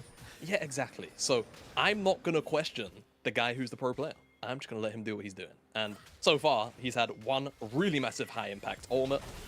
As, speaking of high-impact ultimates... Nope, see if they end up getting it, but there's going to be the Paranoia dropped in. Immediately, though, Stasis brought out by Yagao. Glacial Fissure kind of keeps everybody at bay for the moment. And this is the disengage we talked about. Once you use all of that engage, how do you actually get back from this? Now the Shy pops his dominance after the Slicing Maelstrom comes out. Look at the damage coming out just passively. This Static Shiv is still doing work. Now Elk and Light look for a little bit of a 1v1, but red and white means Elk does not want to fight. Yeah, he just steps away for a moment there. And also, just in the mid lane there, Weibo a little bit... I don't want to say they were split on the targets, but some of the spells just ended up going on targets that they would have liked to have held, specifically for Yagao. A couple of things went on to On that would have preferred to have gone there, and at the end of the day, it does just mean that Yagao, On, they blow their summoner spells, they blow also their ultimates, but again, first uses of things like the Paranoia, you want to have success with those. Absolutely. And again, it comes down to just a really good kind of game state read from On. Kind of goes, cool, I don't need to be bot lane. I can go straight towards mid lane. The fact that he's there means Yagao can kind of flash away, can get himself back out, you know, once the stopwatch has been used. And those little small differences can mean the difference between, you know, a potential Rift Herald getting taken out or, you know, even just a finished item as such, as we're starting to hit up our first completions for pretty much everybody across the board. Yeah, exactly. Approaching that mark now. I think everybody on the side of BLG has that first item. On the side of Weibo, still approaching for a couple, but we'll be there very, very soon. Actually, no, they all have first items too. So this next dragon in 2 minutes time, I imagine that BLG will want to try and get that second one to keep the stacks going, but it's all about the Herald in a little bit over 15. So I feel like if I'm BLG, I really want to try and fight this. Bin just hit level 11, so that ultimate has an extra point of damage in it. And if he can find another massive angle like he did and that first team fight, he's definitely going to enjoy it. But BLG keeping Elk down here could just mean that they're willing to give this up if it means that they can go down for a rotation towards the bottom side, set up vision that could then also be held once that dragon spawns up. So let's see exactly where people start to make movements, because right now, Weibo, they're picking up this Herald free. Yeah, Weibo are happy to take that one there, and you get the first one as well, Light kind of being the benefactor of that, but you can see that despite Light having all those plates given over to him, it's actually Elk and Light pretty much swapping between top spot between the two AD carries, and now that you've got first item completed, you've got to see, you know, the next real big fight. And this is where Weibo, I want to see Weibo really force the issue here around this dragon in a minute's time. The Shy is massive. Nocturne with the Stride Breaker will be able to slow down Elk, so potentially getting him away from a fight is going to be a lot easier, and you're just having yourself a lot better of a time if you're able to kind of get these ultimates off on the right target. So I want to see them try and push this. Yeah, and let's not forget, just like generally, by like comp to comp, right? The way that these two teams should interact with one another, the earlier that Weibo can try and pull an advantage out of thin air, the better it just will be for them, right? The longer this game goes, the more damage there is afforded to her, the more damage that Bin will also eventually get, right? He might not necessarily be dealing the most damage in team fights with an ultimate because he's gone towards that static shift first, but he's going to start building AP very, very soon, right? And as soon as you get past that 25-minute mark and Zeri has 2 items and Bin is also on 2 items, Weibo, it's going to be very, very difficult to get past all of those defensive tools. So this next dragon has to be a very, very keystone fight for them. Otherwise, you have to feel that BLG should be cruising for a little while longer. All right, well, entering the fight shouldn't be too hard for Weibo. They've got plenty of ways to get themselves right into the thick of it. They're going to drop down Shirley into that mid lane and throw out a little bit of a hook. Got to be careful though, Crisp. You don't want to go too aggressive there, but the rest of his team backing him up and making sure that nothing else can be done on the side of BLG, who will clear out Shirley. Dragon has spawned. Both top laners trying to hold it. Bin lost his flash. I'm not quite sure how, but Bin has no longer got flash, so that's a very key one there. There's going to be the lightning crash to come in. The Shy roaming down, has a little bit of movement speed there from the Scuttle. Both top laners joining in now at the right time, at the exact same time. Hook, not quite sure how that one lands. The explosive cast separates everybody, but they can't burn them down. The Braum has too much going for him, and the Infernum is a little flame, a little flicker of light, but nothing exceptional. Yeah, it's a candle, but it might be enough light for Weibo to actually go and take this dragon.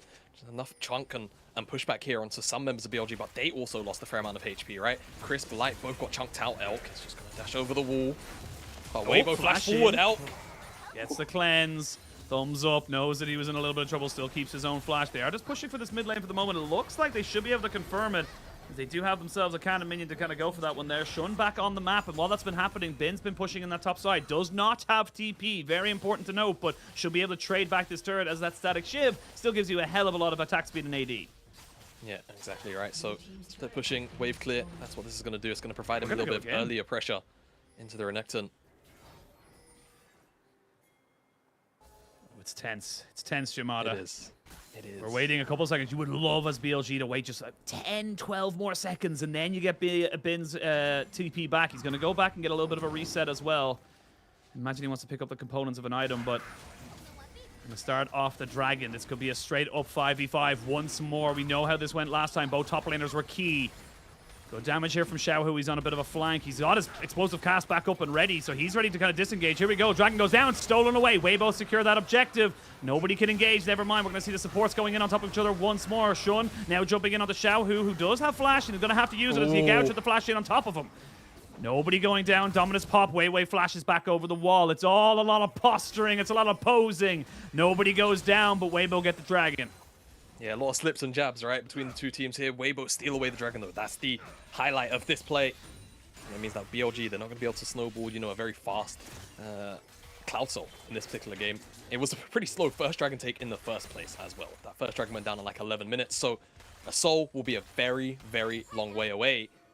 It will definitely be very powerful. It gets picked up by either of these two teams. But for BLG, whilst it does suck that they lose this dragon, you have to say, you know, not really trading much in terms of kills or even too many summoner spells. The way that these two compositions interact and how you would expect them to scale for BLG, that's almost a win. Like, Weibo are still going to be the ones to somewhat be on the back foot because they have to go in to this defensive comp. They want you, Gao. Oh, now he knows. Nicely done there. That kind of sense is actually so good to have. This is what we're talking about. Some of the best players. Sometimes you don't need any information. You just need to know. And you just need to just have a moment where you go, you know what? I'm going to throw an AoE ability in here and see what happens. Saves his life. Sixth sense, as it were. Gao is spiritually connected to, I don't know, toothpaste. But I was reaching. I thought about it for a second, but I was just kind of like, I don't know. There's got to be something. There's got to be something. There's got to be something. I was like, well, you know, his name is Toothpaste. I'm sure that maybe there's toothpaste that just makes you see into the future. Maybe there's something like 20 years. Either way, nonsense aside, good stuff from Yagao. And Weibo are still kind of left reaching, man. They have very few options in terms of consistent engage, just because BLG are always grouped up. And it makes those options really limited. You're going to have to overreach, you're going to have to force, right? So the options are there, is probably the better way to phrase it. But it just feels so risky to go in. Oh, absolutely. And the thing is as well, it's not as if we're, you know, this isn't like, it's weird because, oh, Paranoia comes down on the bot side and yeah, you're dead, Bin. Nothing you can do about that. That's the kind of combination I wanted to see and exactly what Weibo need to do. I was just about to say, it's that we're low on kills. It's only 6 kills in 21 minutes, but we're not low on action. It does feel like both these teams have been trying their very best to make things happen, but it just hasn't turned into actual deaths. Yeah, they've just been, you know, kind of pushing each other off, right? Almost every single time that they can come to a head. Bin does get caught off here, just unfortunately Weiwei was in the area, and at level 11, that range of course on the Paranoia just increases enough for him to basically fly from across the map as, what is it, picture in picture, over the wall, just kind of walks in as soon as, and Bin just used the Electric Rush too, so very unfortunate timing for him, but I think he was always going to die, Electric Rush or not. But it doesn't really net Weibo a whole like lot. I suppose the Shy did get a tower, so he now also has a Black Cleaver, but in terms of, you know, big global objectives, it's not like BLG lost pressure around the Baron or anything like that. They've secured a majority of the vision around this area for now, and that's going to continue to be a factor as they've crested over the 2 iron mark for Elk, and same thing for Bin, and those are going to be the 2 big major carries that we're going to track Sheen. And for Weibo, if they're not able to get on top of Elk and, you know, deny Bin the opportunity to find a big ultimate, which is going to be pretty easy to do if Weibo are all going in, it still does feel like Weibo, despite having a 1,500 gold lead, are going to potentially struggle if they don't continue to try and push that lead even further. This is the thing as well. Weibo, honestly, the split kind of very cannonly are just very good at, you know, kind of keeping games slow, just small little wins here and there and just kind of struggling you out of the game by, as we said earlier, being better players. And it just feels for BLG, there's a bit of a different vibe for them, you know, a different style of how they want to play the game, which is very slow, calculated, making sure that they're not the ones to be the aggressor because they know what kind of tools and resources they have to, you know, kind of repel the side of Weibo. And I like the fact that we're seeing this from BLG is that they're recognizing the win conditions of their compositions. So I'd like to see where Weibo can do to be creative. Still a very, very even game. 25 seconds till that Cloud Dragon spawns. And everyone's kind of on the back side here. Xiaohu thinking maybe he could go for a 1v1. But Yagao, again, just on that top side, recognizing maybe he doesn't really need to go forward. As I say that, he has moved in here. Eventually, Xiaohu will realize he's just waited a little bit too long, needs to get himself back towards that bot side. Yeah, I think you're right though about BLG. I think they've just acknowledged that it's a game of cat and mouse here, right? Like, they know if Weibo go in and BLG are like clumped up together, chances are Weibo just get wiped. It's going to be so difficult. So I think for Weibo, you have to just try and catch people off in rotation, right? Like, you caught Bin off earlier. Try and look for moments like that. Create numbers advantages. I think BLG are just going to give this one up. It's one individual Cloud Dragon. They don't really care. Oh. But On put up the shield the wrong way, and the Shy was looking for a little bit of a flank. Now a TP's coming in. They're going to try and jump onto the Shy with the Slicing Maelstrom to keep him down. He was isolated, and that's the kind of plays we're talking about. BLG found an opportunity, and they took it immediately. yeah, I mean, they spot the Shy off in the side, right? I think he was trying to look to collapse over the wall, potentially, if Weibo were looking to go all in. And yeah, easy pickings for BLG. So they lose the Dragon, but they still get a kill. And they'll happily trade that gold. As it goes over to Bin, I think it was a shutdown as well, because he was 2-0 with a bunch of gold taken. Yeah, and honestly, I can't even blame the Shy that much for that death, No, to be perfectly no. honest, because he's on the right kind of idea. He's looking for a flank, but then the immediate call from BLG, TP, flash over the wall, get over the wall with the clone from Shun, and then try and burn him down. It's just so smart coming out from BLG, and just so quick. Yeah, exactly. So BLG, they pounce immediately. They're gonna find Weiwei in that version. Shun's just gonna immediately turn around. Oh my goodness, they want the engage? Yeah, Chris went a bit too far forward with his hook, so now he's kind of isolated himself, and he will be taken out by Yagao. Now the Shy trying to see if he can jump onto Yagao. They've already used a lightning crash. They're going to burn him down. That's a lot of alcohol shown right into the face of the Annie. Burns her all the way, and that's a 1-for-1 trade, so we're seeing a tit for tat. This game is going nowhere. The gold has stayed the same, and this is, honestly will probably go down to a massive 5v5 probably around the Baron. Yeah, should be around the Baron. Let's see exactly how things play out from here. But Yagao did find Crisp on the back end, unfortunately for him. Xiaohu had that massive cask, like you said, to pick apart the fight. And I think actually now that I've finally seen, you know, another 5v5 past the early game, Xiaohu's going to be crucial. I think if he can ever find a cast to split apart BLG, that's probably how Weibo can win any particular skirmish. They can't engage on them clumped up. It has to be a situation where they're a little bit split, almost like this, right? But again, they're still looking to engage, and it's on to on, so it doesn't really matter. Yagao comes in from the bottom side, tries to actually hit light and on, but just acknowledges that, yeah, I'm just going to take Crisp as he goes into the stopwatch here, and yeah, Xiaohu locks him up. Drops a cask on his head, and again, you know, that push apart there from the cask, I think that's the way in. I think that's how you really try and break the formation here for BLG. And if you don't find a big cask from Xiaohu, then for Weibo, these fights are going to be very, very difficult. Absolutely. And the funny thing is as well is that fight, kind of exactly how we said both these teams want to play it, is that BLG waited for the engage, then they tried to turn it back, but then because BLG became the engage, Weibo could have said, cool, we still have a lot to throw back at you, and that's exactly what we want. So little small details that are kind of showing the difference between these two teams and showing the strengths of their team. And now Sean and Bin thinking about it, of course, with the static shib on Bin.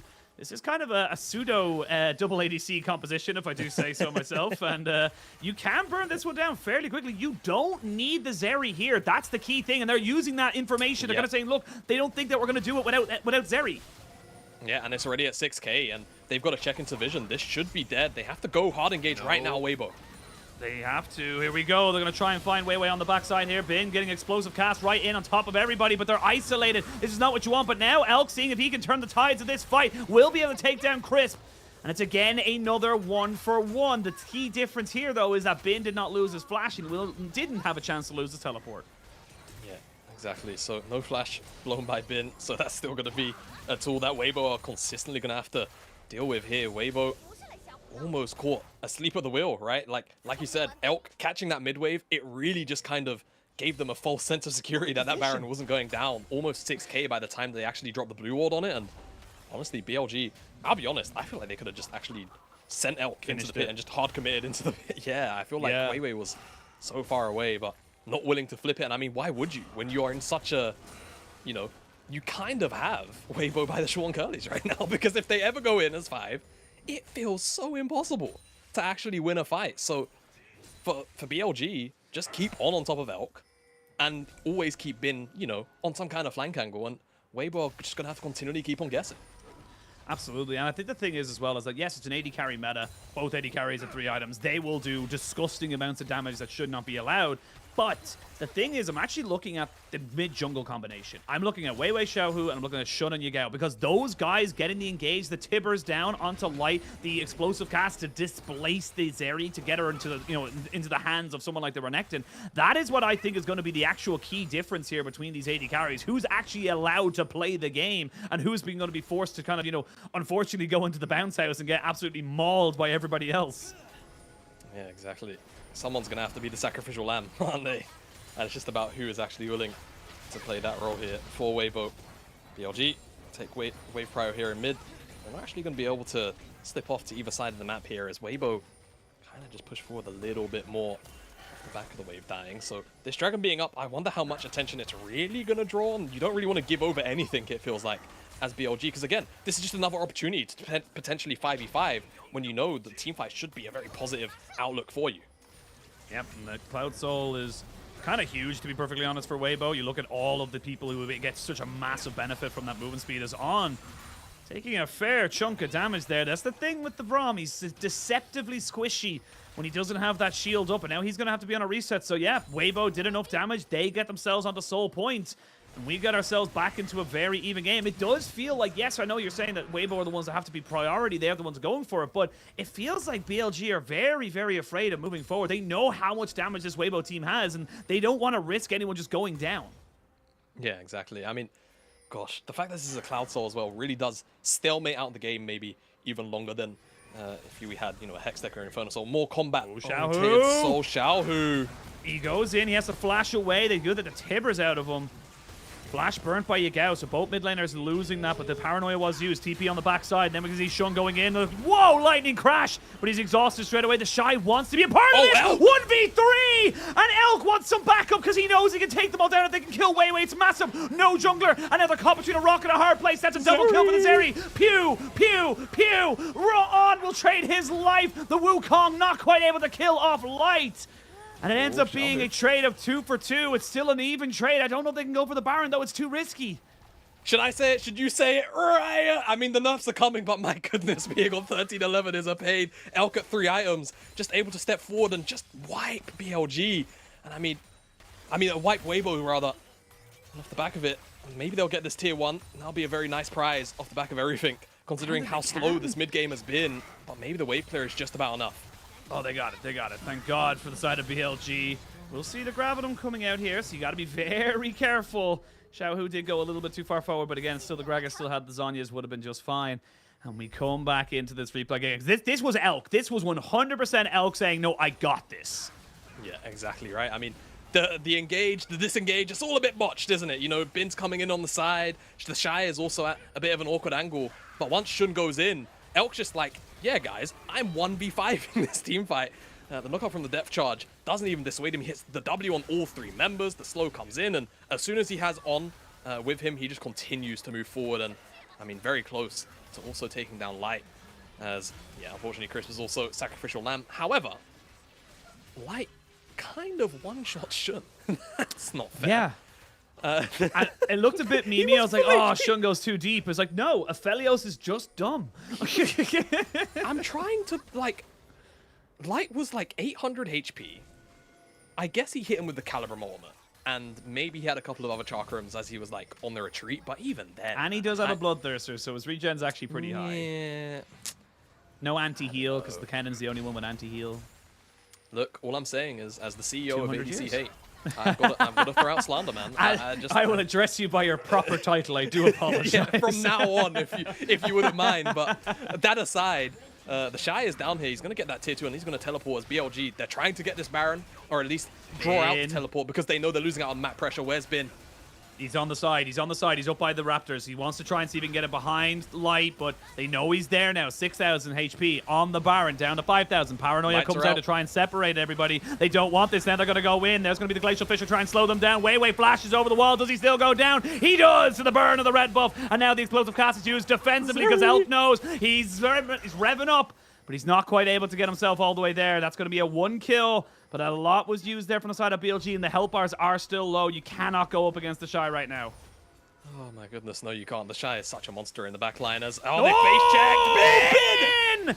Massive! He waited with bated breath. Light will get himself away just for the moment. Nice little buffering of the CC from Xiaohu. He needs to stay alive. He cannot go down right now. Elk still pushing, still hunting, still revving, but not quite going to get anything else. Weibo will have to disengage. Xiaohu does have a TP, but I don't know if he's going to be able to do much about this.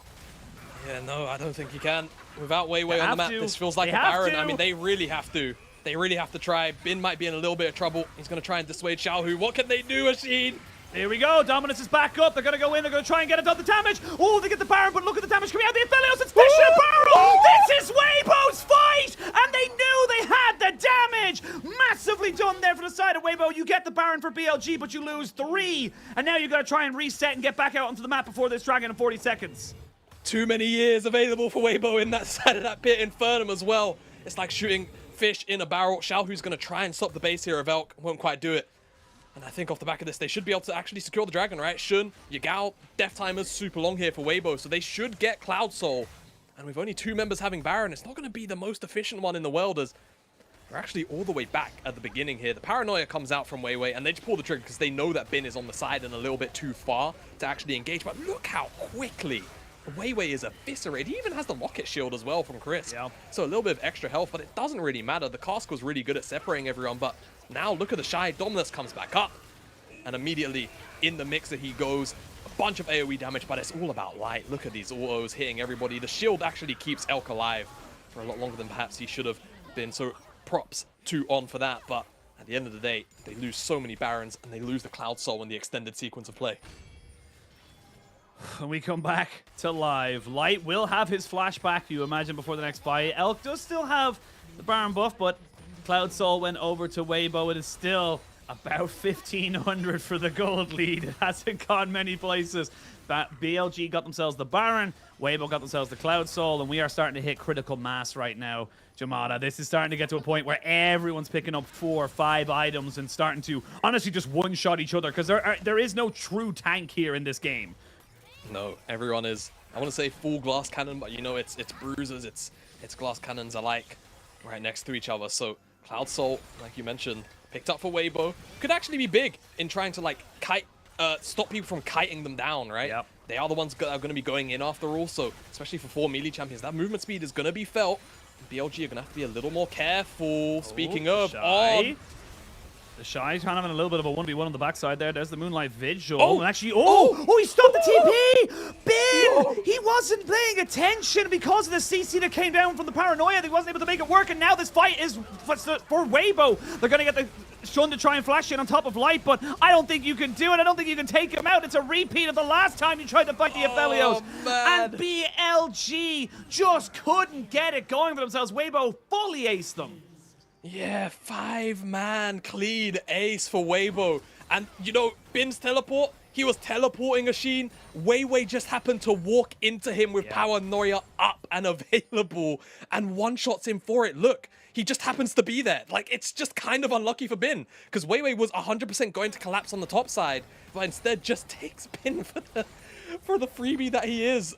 Teleporting that channel, and the fight that ensues is just a freebie, because On chunked out super early on. It's effectively just a 3 versus 5 at that point. Yeah, I mean, just such an unfortunate moment there, because again, you want Weibo to aggress into you. You want them to try and get on top of you, and then you turn around with the Slicing Maelstrom, the Anti-Tibbers, and of course the Cyclone, but just not to be. And yes, look, with the Static Shiv doing great wave clear, but let's have a look at the replay here, because like I said, On was already chunked out and doesn't have the Unbreakable. That is key. Yeah, that's the crucial thing there. That's why Xiaohu actually commits the cast, because he knows it can't be blocked, right? It's a very easy spell to react to. But once On is chunked out, this is just Braum walking around and hoping he can throw out a Q and like actually help people stack up. The Shy finds his way immediately onto Elk. That forces out the stopwatch, and as soon as he comes out of it, he just gets jumped on by everybody. 1,000 gold into the back pocket of this Renekton, who is already such a menace in these team fights. And Light was being jumped on, but again, you know, Shun doesn't have the damage to take him down. It's not the first time we've seen that 1v1 happen. And in this case, this time around, the Aphelios had the help of his team, as that's just a solo kill. All right, well. I mean, Nocturne's pretty damn healthy with all that AD. He's able to stack up, and look, it's an isolated kill. It's not the worst thing in the world, but now all of a sudden, what was a 1,500 gold lead is now ballooned into a 7,500 gold lead. This is full items being picked up. I believe the Shy picked up a Blade of the Ruined King on his last back just to try and keep it going. And this is a much more vintage the Shy kind of, performance that we've been seeing so far from Weibo. And this is the kind of team that we know they can be. This is why we always get so frustrated with them, because this is the kind of play they bring out. They can tussle with the best. They just got to keep doing it. Exactly, and right now they're doing it, and they're doing it competently and so aggressively now. Not really caring too much about the fact that, compositionally this is always going to be a bit of an uphill battle. Now that they've got all of these items available to them, right? Especially light 5-item Aphelios right now. He is massive and so difficult it's going to be to take him down. BLG are going to kind of be struggling a bit. Now, I will say, Elk on the other end has 4.5 items. He's got the Bloodthirster. He's working his way to what I can only expect will be a Lord Dominic Spice. A Last Whisper item nonetheless. So if, and it's a big if. It's a big if. It's a big if. If Weibo cannot actually break apart these team fights like they have been for the last couple, and, Elk is afforded that freedom, we know what Zeri is capable of. We watched Elk at MSI time and time again on that champion, and now he's 6 items. So we will hold our breath, but for now, Weibo are in firm control of this game. The Baron spawns in 20 seconds, and of course that Elder Dragon a minute 20. So a sizable gap between those two Omega buffs spawning. Weibo need to make use of that time, and for BLG, they need to try and delay it and potentially force Weibo into making the decision between the two buffs. Yeah, you would love for Shun. I just about to say, you'd love for Shun to be level 16. He literally just ticked over to it, because that extra bit of damage is key. Oh. Now we see Xiaohu finding out the Monkey King, and Wukong going to back himself away. The Shy kind of keeping everyone busy here in the mid lane, but they're moving on. That Baron is so low. That Baron is dead. Went down to 18 HP, but does not matter. You don't need a smite fight when it's not a smite fight at all. Here's going to be the engage from Chris, but Xiaohu kind of corralling, herding everyone back towards this one. The Shy goes in, but he's a little bit isolated, and the Shy will lose his GA first. Now, can you re-engage here as Weibo? That is the question. Knock up, dead. 5v4 is the next little bit as we have a little bit of a 1v1 bin. Has to deal with Wei. Wei gets stunned up. Wei's getting taken down. And Wei loses his GA, but Bin trades his life. You can see just how much resources BLG had to throw at this just to have a chance in this fight. With the Baron pushing in that mid lane, it's difficult. Oshin, there's still Flash and Tibbers available from Yagao, and he's just about off vision. I think they spotted him out. That blue wall definitely did now. Yeah, they're going to go from Xiaohu's going to see if he can make this one work. He has got the stopwatch. It's going to be the Zhonya's. His light kind of puts in the work. Elk jumps over, out of the frying pan and into the fire. Elk is dead. On goes down as well. Yagao trying his absolute best, but a TP towards that bot lane means that Weibo will be taking a 1-0 advantage. Flash, hook on top of Shun, and he is going to go down as well. Another ace comes out as Weibo take themselves to 1-0 in this series. Yes, they will indeed, and out of the fire, into the frying pan, into the darkness for Elk in the back end of that play. And it means Weibo will very happily take this game number 1.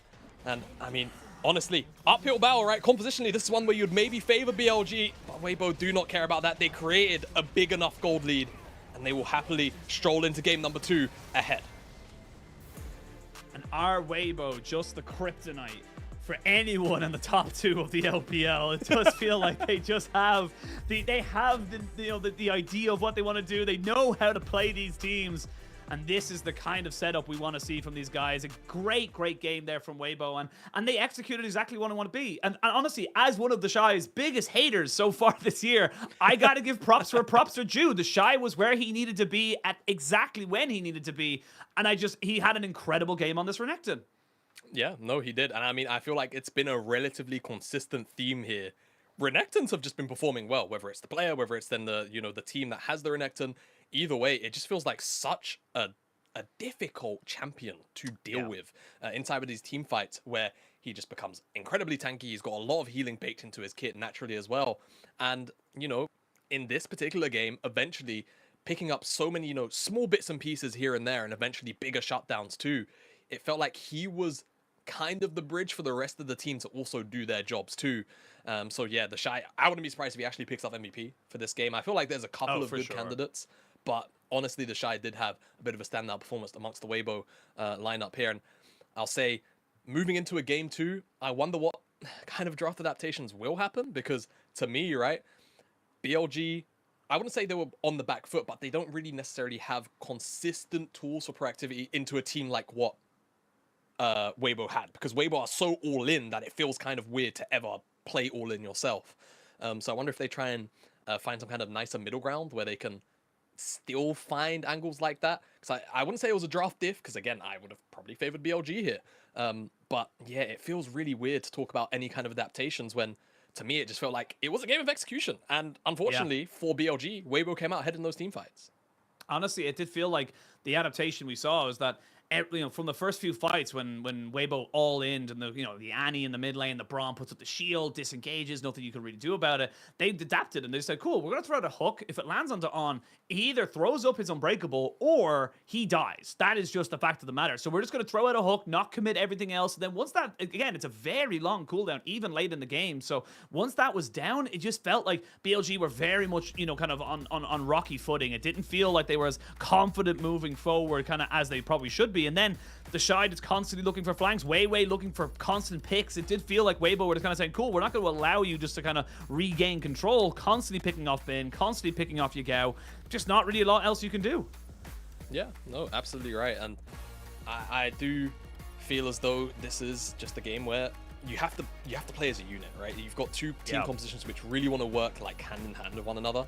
And for some portion of the early game, right, BLG with the more defensive draft and setup here were doing just that. They were keeping the Shy at bay. They were keeping, Weiwei and Xiaohu from really finding massive high impact ultimates. But as soon as, we started to see the cracks start to show in the armor, Weibo was so happy to slip in and just immediately abuse any minuscule amount of miscoordination between Elk, between On, between Yagao and Yeah, absolutely agree. And I think that for me, it's going to come down to, honestly, it's going to come down to how we see, that Weibo kind of continue with this. The fact that we had, this new style coming out from them. Most of the season, we've been seeing the Shy on tanks, standard engages, no problem at all. But they've adapted now. They said, cool, we can put Xiaohu on the Gragas, which is a facilitator, which is something he's always been more comfortable with. The Shy on a carry, like the Renekton, it feels an awful lot more reminiscent to kind of, 2018 the Shy, 2021, RNG for Xiaohu. This is the kind of style that we saw for these guys that was so successful for them. So I want to see more of this. I want to see them again. I want to go from a hater to a believer. That's what I want to do. We'll see if they're able to kind of make me believe. We'll see if they can stay consistent. We're going to send it to a quick break, and when we return, we'll have picks and bans. Sentada a qualquer momento e vem o ultimate galera! Sensacional o que o Raul faz! Porém a Fúria combate, vai dando contra-ataque, o ultimate não foi o suficiente e no final das contas... Sounds like you're looking to battle yourself. This battle has gotta be bad for your health. IG now have control, though, over that mid lane. Wink misses that first little Q. They're going to see a knockback here. The feathers come flying down. They're going to get the knock up, though. Blast of damage coming out here from Uzi, right on top of Wink. But look at these health bars. It's going to be on Uzi to try and take them all now. Bei Shuang does take up a kill onto the Aatrox, and there we go. It's going to be on the AD carries. It's Uzi versus the world. Where have we seen this one before? So battle yourself, battle yourself. You gotta get up and moan it. You're bruising your blister, but losing and wishing that you had a different opponent. V3 スポーツドレイク獲得は戦後ケミゴット闇の波動のスタンが2人に入った。そこにおごり合わせ、さらにはローコンがフリーリール。さあ反転ジェットに入っていくパラノイアヒロキ、これはしっかりキルまでつなげています V3 スポーツ。さあローコンをここも捉えていくワシダメガナ。ドレスコードを止めるプレイヤーがいない戦国ゲーミング。さあそのドレスコードがダメージを出し切ったペッタキル。 Sounds like you're looking to battle yourself. This battle has gotta be bad for your health. 그래서 싸움 전환을 근데 태연 체력 관리 예. 근데 역대 컨트롤 태연 이게 마이퍼가 먹었다 이거네. 왜 떴다. 너무 안 됐습니다. 광동 입장 플랜 이제 끝내면서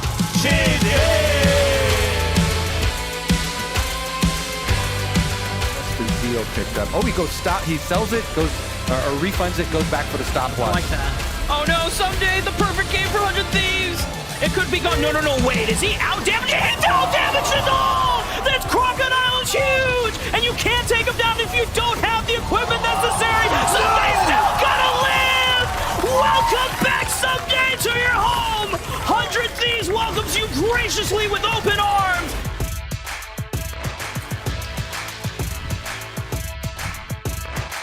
Oh, do. They're going for the kills.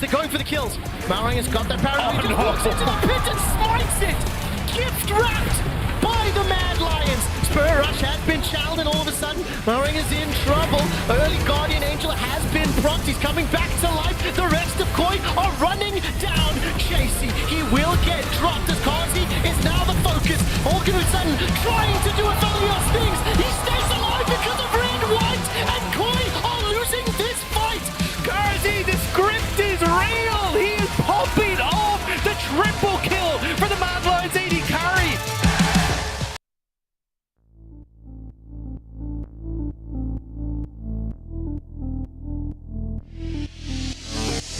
On the floor, baby, you and me. It's easy like 1, 2, 3. I don't care if it's day or night. We together make me feel alright. It's a feeling that you can't describe. We don't stop till the morning light. Please, I know what you want and I set you free. Starts when the sun used to set and the night is drawing me closer, right at your side. You're calling my name and you're shining your light down on me. It's easy like 1, 2, 3. You're pushing me, spinning me, turning me round. You drop me and then you catch me. You're freaking me, creeping me, making me scream out for more. We together make me feel alright. I know what I want 'cause I feel it inside. I'm breathing you in 'cause I can't numb my hide. There ain't no words or expressions that fit. You're making me lose all my grip. Yeah, I'm in love tonight. In love with the music inside. I'm in love tonight. In love with the music inside. I'm in love.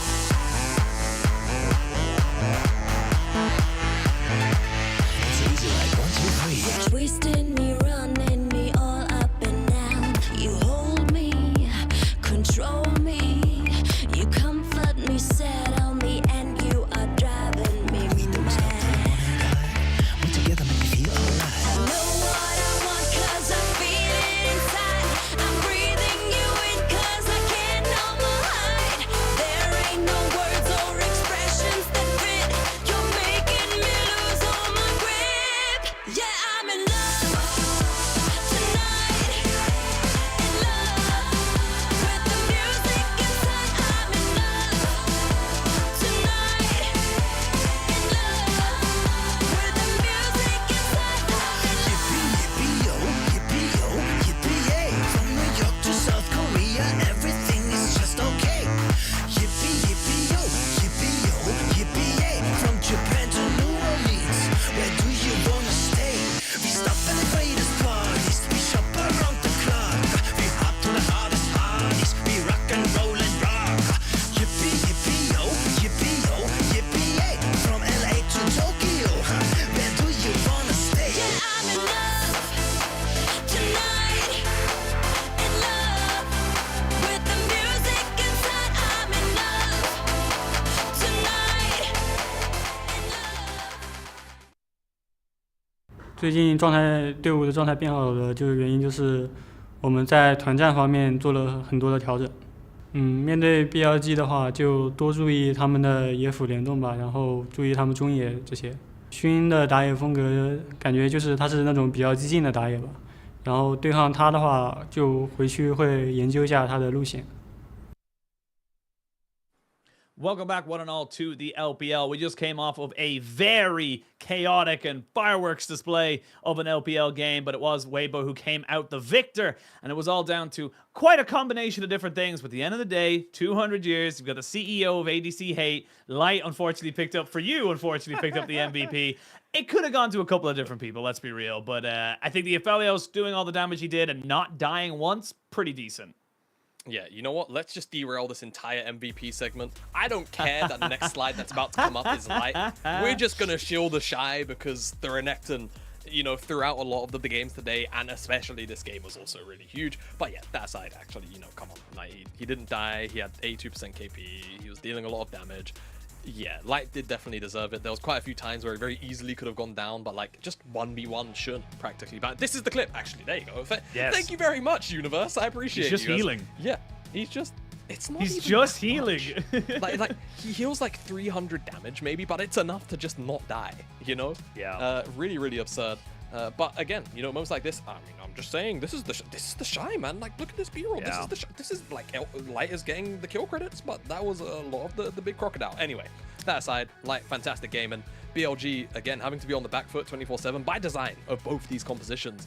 It really did allow Light to very aggressively step up at times like this.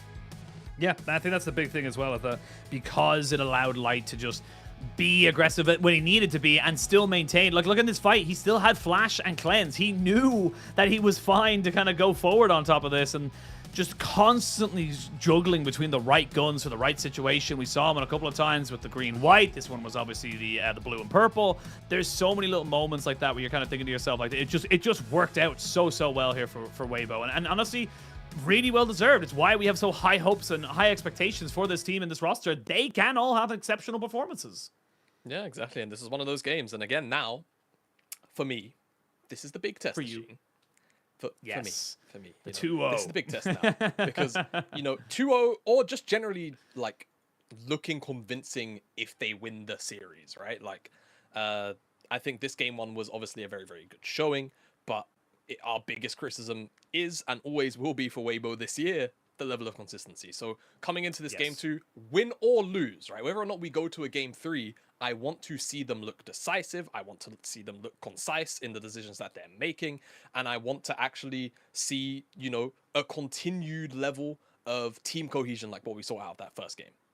Yeah, absolutely agree. I think for me, it definitely feels like it was a lot more, it's a lot easier for me to kind of say, yes, Weibo did great, but BLG are still BLG. BLG still have an opportunity, and there was definitely moments in that game where, again, big if, buts, and maybes that you come out with, you know, maybe if the Kennen gets in, maybe if, you know, Yagao doesn't die there, little things that they need to come in. But again, this could be a game where they come out and smash or just, you know, just as close and still win. Like you said, it doesn't matter as long as Weibo consistently perform well. That's what we want to be seeing here from the side of Weibo Gaming. And honestly, I think, look, obviously it's the hot ticket item right now, Static Shiv. I just feel like it's kind of hot ticket on LeBlanc because of the way it interacts with her distortion. I don't really feel like it needs to be built on every single champion. Yeah, sure, the wave clear feels good, but on someone like Kennen, I feel like, especially in that first fight where they get the flash in with the ultimate, if he has himself a little bit extra kind of AP, that could be a very different fight. Yeah, no, I totally agree with you, right? I think the fact that Bin found such a strong angle that early on, but was going, of course, for that Static Shift build. I don't know, man. Look, I think there's way too much hype around that. It's basically just good on LeBlanc and, like, some annoying instances. To the point where, like, you know, if you've been looking at patches and such and previews, they're just basically removing the AP scaling off it and nerfing the... for the minion damage, and then basically nerfing the AP ratio in general. They want this thing off of AP champions now. So yes, yeah, as it should be, because it's not really it's supposed to be like a very niche hybrid item build. That's where the Kales, the Kaisers, you know, maybe Kayle, an Kai'Sa. Ezreal. You know, yeah, maybe. Ezreal's pretty good because, you know, he's got like spam spells he can throw out once he's got CDR, so like that stuff kind of makes sense. But, you know, we shouldn't be building it on Kennen. I get it. He's a lightning rat. You give him a lightning rat, a lightning knife. It's kind of cool, but then it doesn't actually deal teamfight damage for like an extra 20 minutes. So there is that. Yeah, I think that's the big thing. But we'll wait and see if that build does come back. I want to see a better, you know, as much as I was praising the Shy, need to see a bit more from Bin. Bin had a couple of good ultimates, but just really couldn't find the same kind of level of impact that the Shy had as well. So really want to see him kind of step up for this game. And honestly, the Nocturne might become a big problem. And a lot of where Weibo's kind of tempo and pace controlling kind of came from was the fact that they had the Nocturne Paranoia to put him off onto a side lane to kind of shadow the Renekton while also being very relevant for a team fight should it pop off in the 4v4. Yeah, agreed. I do feel like Bin was very quiet this game. He did have, you know, again, that one big ultimate, or there was another one as well, right, as they were kind of guarding the Baron, but I think maybe a different angle approach, right, into this Renekton. Maybe even you yourself, you snap it up early, right, and look towards that as a power pick. We'll see what the adaptations are for BLG and for Weibo. I expect changes will still come from their draft as well as we move into game number 2's draft. Nothing changed so far. Still having the same kind of setup for the moment, but Again, just kind of waiting to see. This time the Renekton going to be banned away. So saying to themselves, you know what? I agree with Jamada and Ushin and Jamada's dog. The Renekton was pretty good. And we're going to take it off the board here. So Bin putting a bit of respect here onto the Shy's name. Yep, absolutely. And Felios, first pick. Are we surprised? No, not really. Annie, first pick in response. Are we surprised? Not really. Wukong coming in next. Or Vi. Okay, all right. That's the change up here for BLG. Let's see where exactly Weibo now decide to go with that Wukong up and available, whether or not they want to take it up just by strength of champion, or if they, of course, also want to go towards this Gragas, right? There is the chance of a little bit of anti-synergy, right? And you can always worry about that. So let's see exactly what Weibo want to get up to here. And this is the thing, they banned away the Renekton. They had banned away the Vi themselves in game number 1. Weibo said, look, the Aphelios is the bigger thing here. We want that for ourselves. So you take that trade, and they're going to go back to the Gragas here. What will they kind of put into this? That's the big question, though. Yeah, that's the big question. I feel like you're holding on to this Gragas flex, right? So, I mean, you could blind Cassante here pretty happily and move on. I think that's probably the safest bet here for Weibo, unless they're really concerned about something coming out in counter from BLG, out of Bin rather, like the Gwen. Ooh, playing with the Poppy Hopper, this could be pretty good, and we saw a very high value Poppy game earlier, where it just effectively nullified the entire team composition. So let's see how this one does for Weiwei. And the big thing as well is that this is actually a flex. The Shy has played the Poppy. Weiwei has played the Poppy. This is not guaranteed to go into that jungle role. So we'll wait to see where BLG want to try and take their draft. And I imagine Bin will be getting himself priority as last pick to figure out where everything's going to be going. Yeah, exactly. So BLG still go towards the Rakan, despite that Poppy being there. It does mean that BLG with no AD carry will definitely have this pool pinch. So, you know, expect the Zeri ban, expect maybe even the Lucian ban as well. Or, maybe the Zyre as well. Probably makes a little bit more sense. And Lucian seems that the Rakan is already there. So I think those bans probably very telegraphed here for Weibo. And BLG will just pinch what they can from the support role. Maybe the Leona alongside it. Wow, Weibo still putting a lot of respect on Bin's name, going towards the Kennen. So yeah, don't really care about what AD carry Elk will get. Just saying, look, we think that it doesn't really matter in this one. We are more focused on Bin and his ability to actually impact the team fights.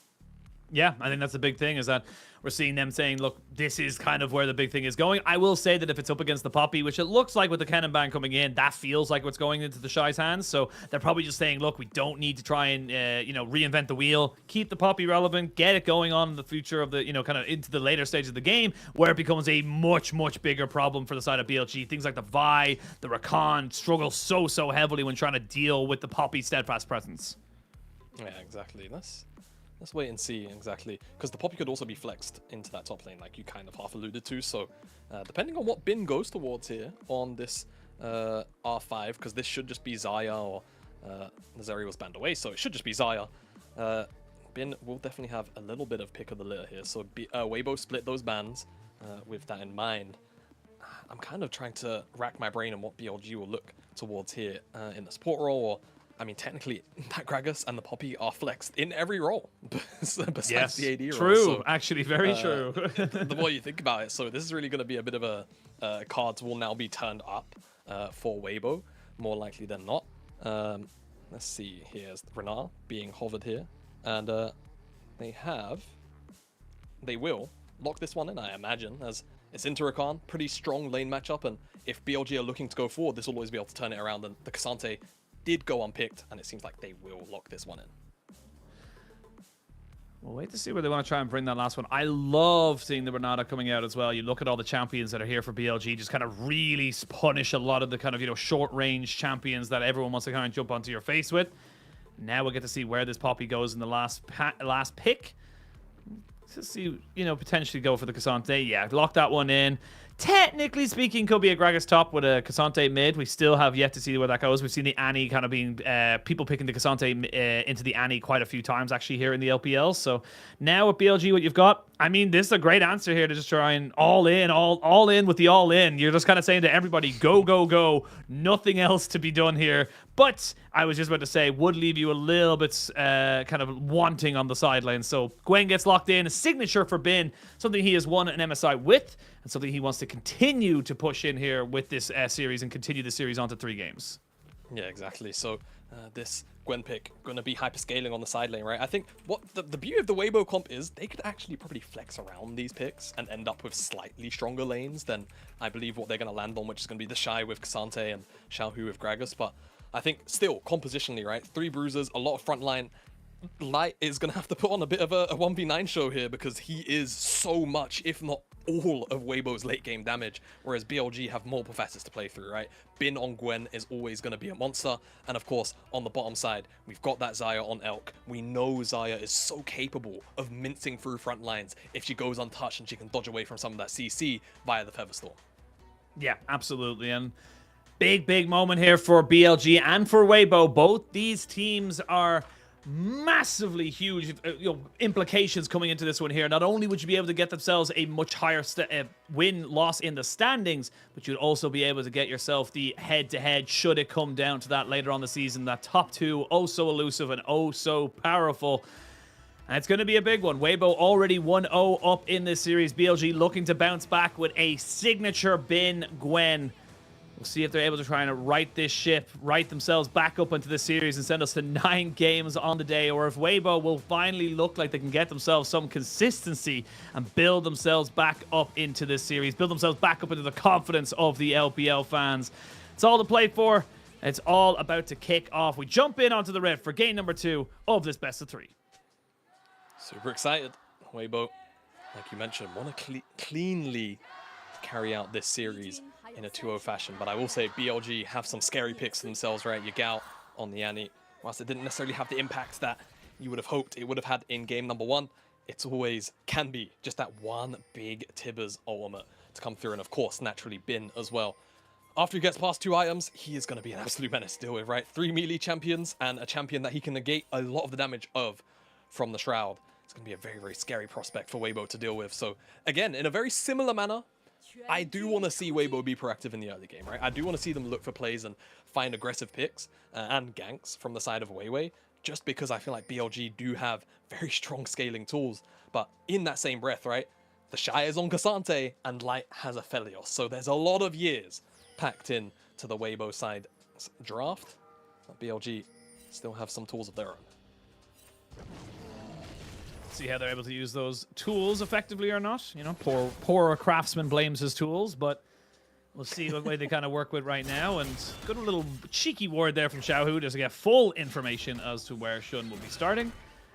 We can kind of come back into this top side. I will say, you got to be very careful in the early game here as the Gwen, because I feel like that Q3 combination can be quite devastating, as we're seeing already.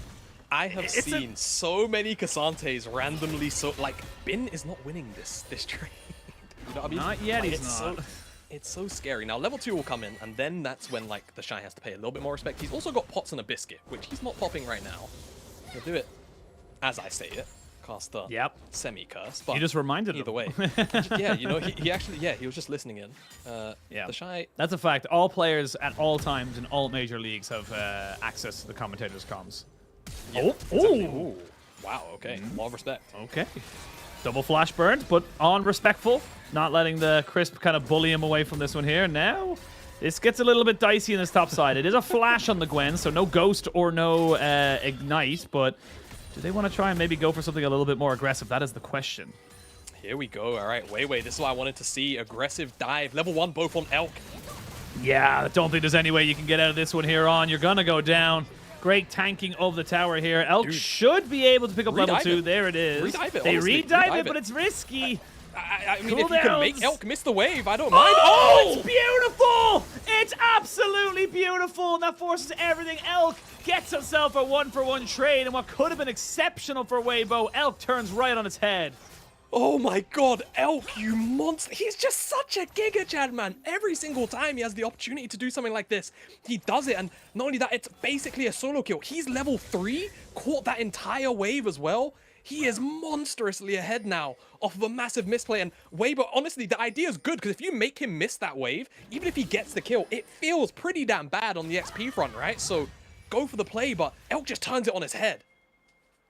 Massive play there from Elk. This is what I was saying about BLG. It's not just Bin. It's not just Sean. Elk was massive in MSI as well, and he has consistently been an exceptional carry here for this team. And Weiwei, He's trying to defend himself right now, and this is all over a Scuttlebug. It's all over you, sir. You are the star. The spotlight is on you. Shun just wanted to wait till he had Smite to guarantee in case there was a bit of a contest, but really, really well played there by the BLG bot lane.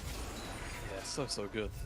Let's just look at it again, right? Initial dive, really smart. I actually like the target allocation too, going on to on, because he doesn't have cleanse, right? So killing him, no flash as well, so he can't get away from the dash. And then we're just waiting for Weiwei's cooldowns to come back up, right? You kill Elk here, he misses a lot of this wave, but there's feathers on the floor already from clearing the wave, and it's just not respected by Weibo at all. Light also has to blow his flash. Could have very easily died here too. Yeah. Excellent turnaround from Elk. And again, all of that solo XP because he didn't actually die during the gank, and he got a solo kill. So it's just an insane amount of XP to now be ahead of. Huge moment there for Elk to try and make sure that Weibo don't gain the early game. This is the thing with the Poppy, is that once you're level 3, as Nightmare likes to say, you're full build. You don't even need anything else after that point. You are level 3. I mean, you have so much power.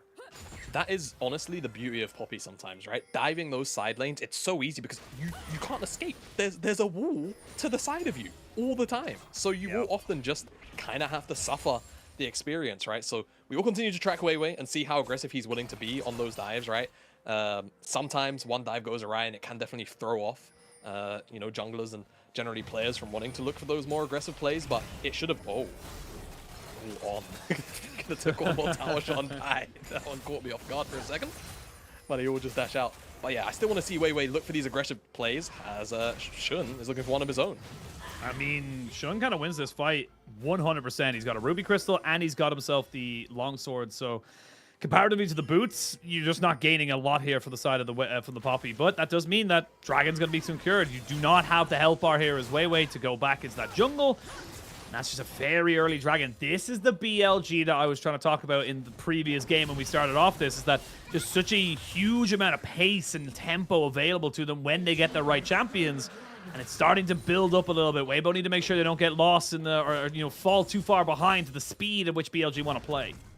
Yeah, we love the big pace around here. The real ones will know. And BLG are playing at that tempo at the minute. And a lot of it definitely coming from the fact that bottom side play went so right for Elk. And that turnaround, and basically, in the long sequence of it, that's how they end up with Dragon, to be honest.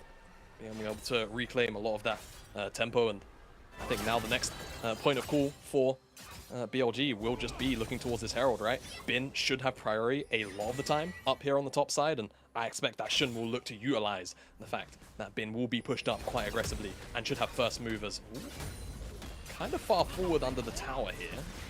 Yeah, very far forward. Bin greeting for a plate right there. Has to flash. And yeah, you get 175 gold, but I don't know how worth that is. Yeah, so I would like to introduce you guys to the top lane curse, also known as Los Platos. And unfortunately, Bin fell victim to it. The 175 gold. That dopamine rush of hearing the cash, you know, drop on top of you and seeing that big 175. Bin, unfortunately, falls prey to Los Platos as I feel like Elk and On are going to fall prey to this gank. He's going to try. Elk goes flash away, cleanses after the fact as well. Should be able to keep himself alive for the moment. But all summoners burn pretty much on that bot side except for On's flash. So might be seeing another Weiwei gank in the near future. Yeah, we should be for sure. Both summoner spells. I mean, the thing is, now that Elk is level 6, it's still, you know, it's very, very difficult to dive. It's still doable, but, you know, you always have to worry about the feathers plus the pullback. And if you can dodge out on the wall stun, that's it. You've effectively done your job on that dive. That is a lot of Poppy's power in dives, so Weiwei is going to have to be careful about that, but without those summoner spells, you are still very, very vulnerable. Very vulnerable indeed. And I will say, we got flash available for Shun now with that cease and desist. He might be sending himself bot side, and honestly, I'd love for him to do to throw that ultimate onto Crisp. I actually think that Crisp is probably the better target if he goes for a bot lane gank, just because no flash on the Renata, exceptionally squishy champion.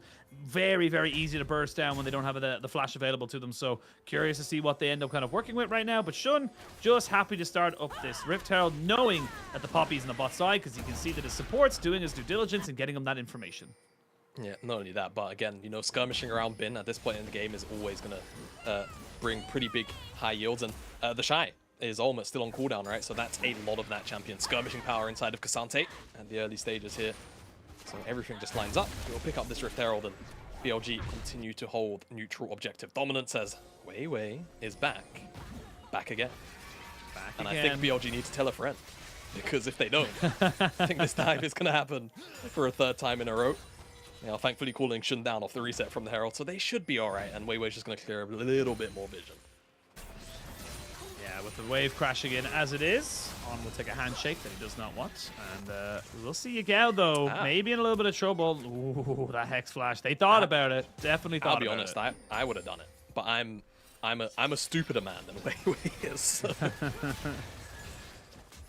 Can appreciate the not as composed as Weiwei as it would be. Shun using the Vault Breaker just to get himself over the wall. Nice little bit of CC from Crisp. Means that there's no real chance of an engage coming out here from the side of BLG and their jungler. They kind of come back in. It's about a 500 gold lead in favor of BLG. And honestly, it's kind of a lot of it's just coming from that top side CS gap. You know, it's 20, maybe about 15 or so CS, but it is starting to get to the Gwen where if you leave her alone for too long, she starts to become exceptionally powerful. You don't even realize it. Yeah, definitely. I mean, it's one of those picks, right? If it doesn't have impact, you almost forget that it's there. And then it hits Nash's plus, of course, the Riftmaker, and all of a sudden it one-shots you. So you feel really bad about it.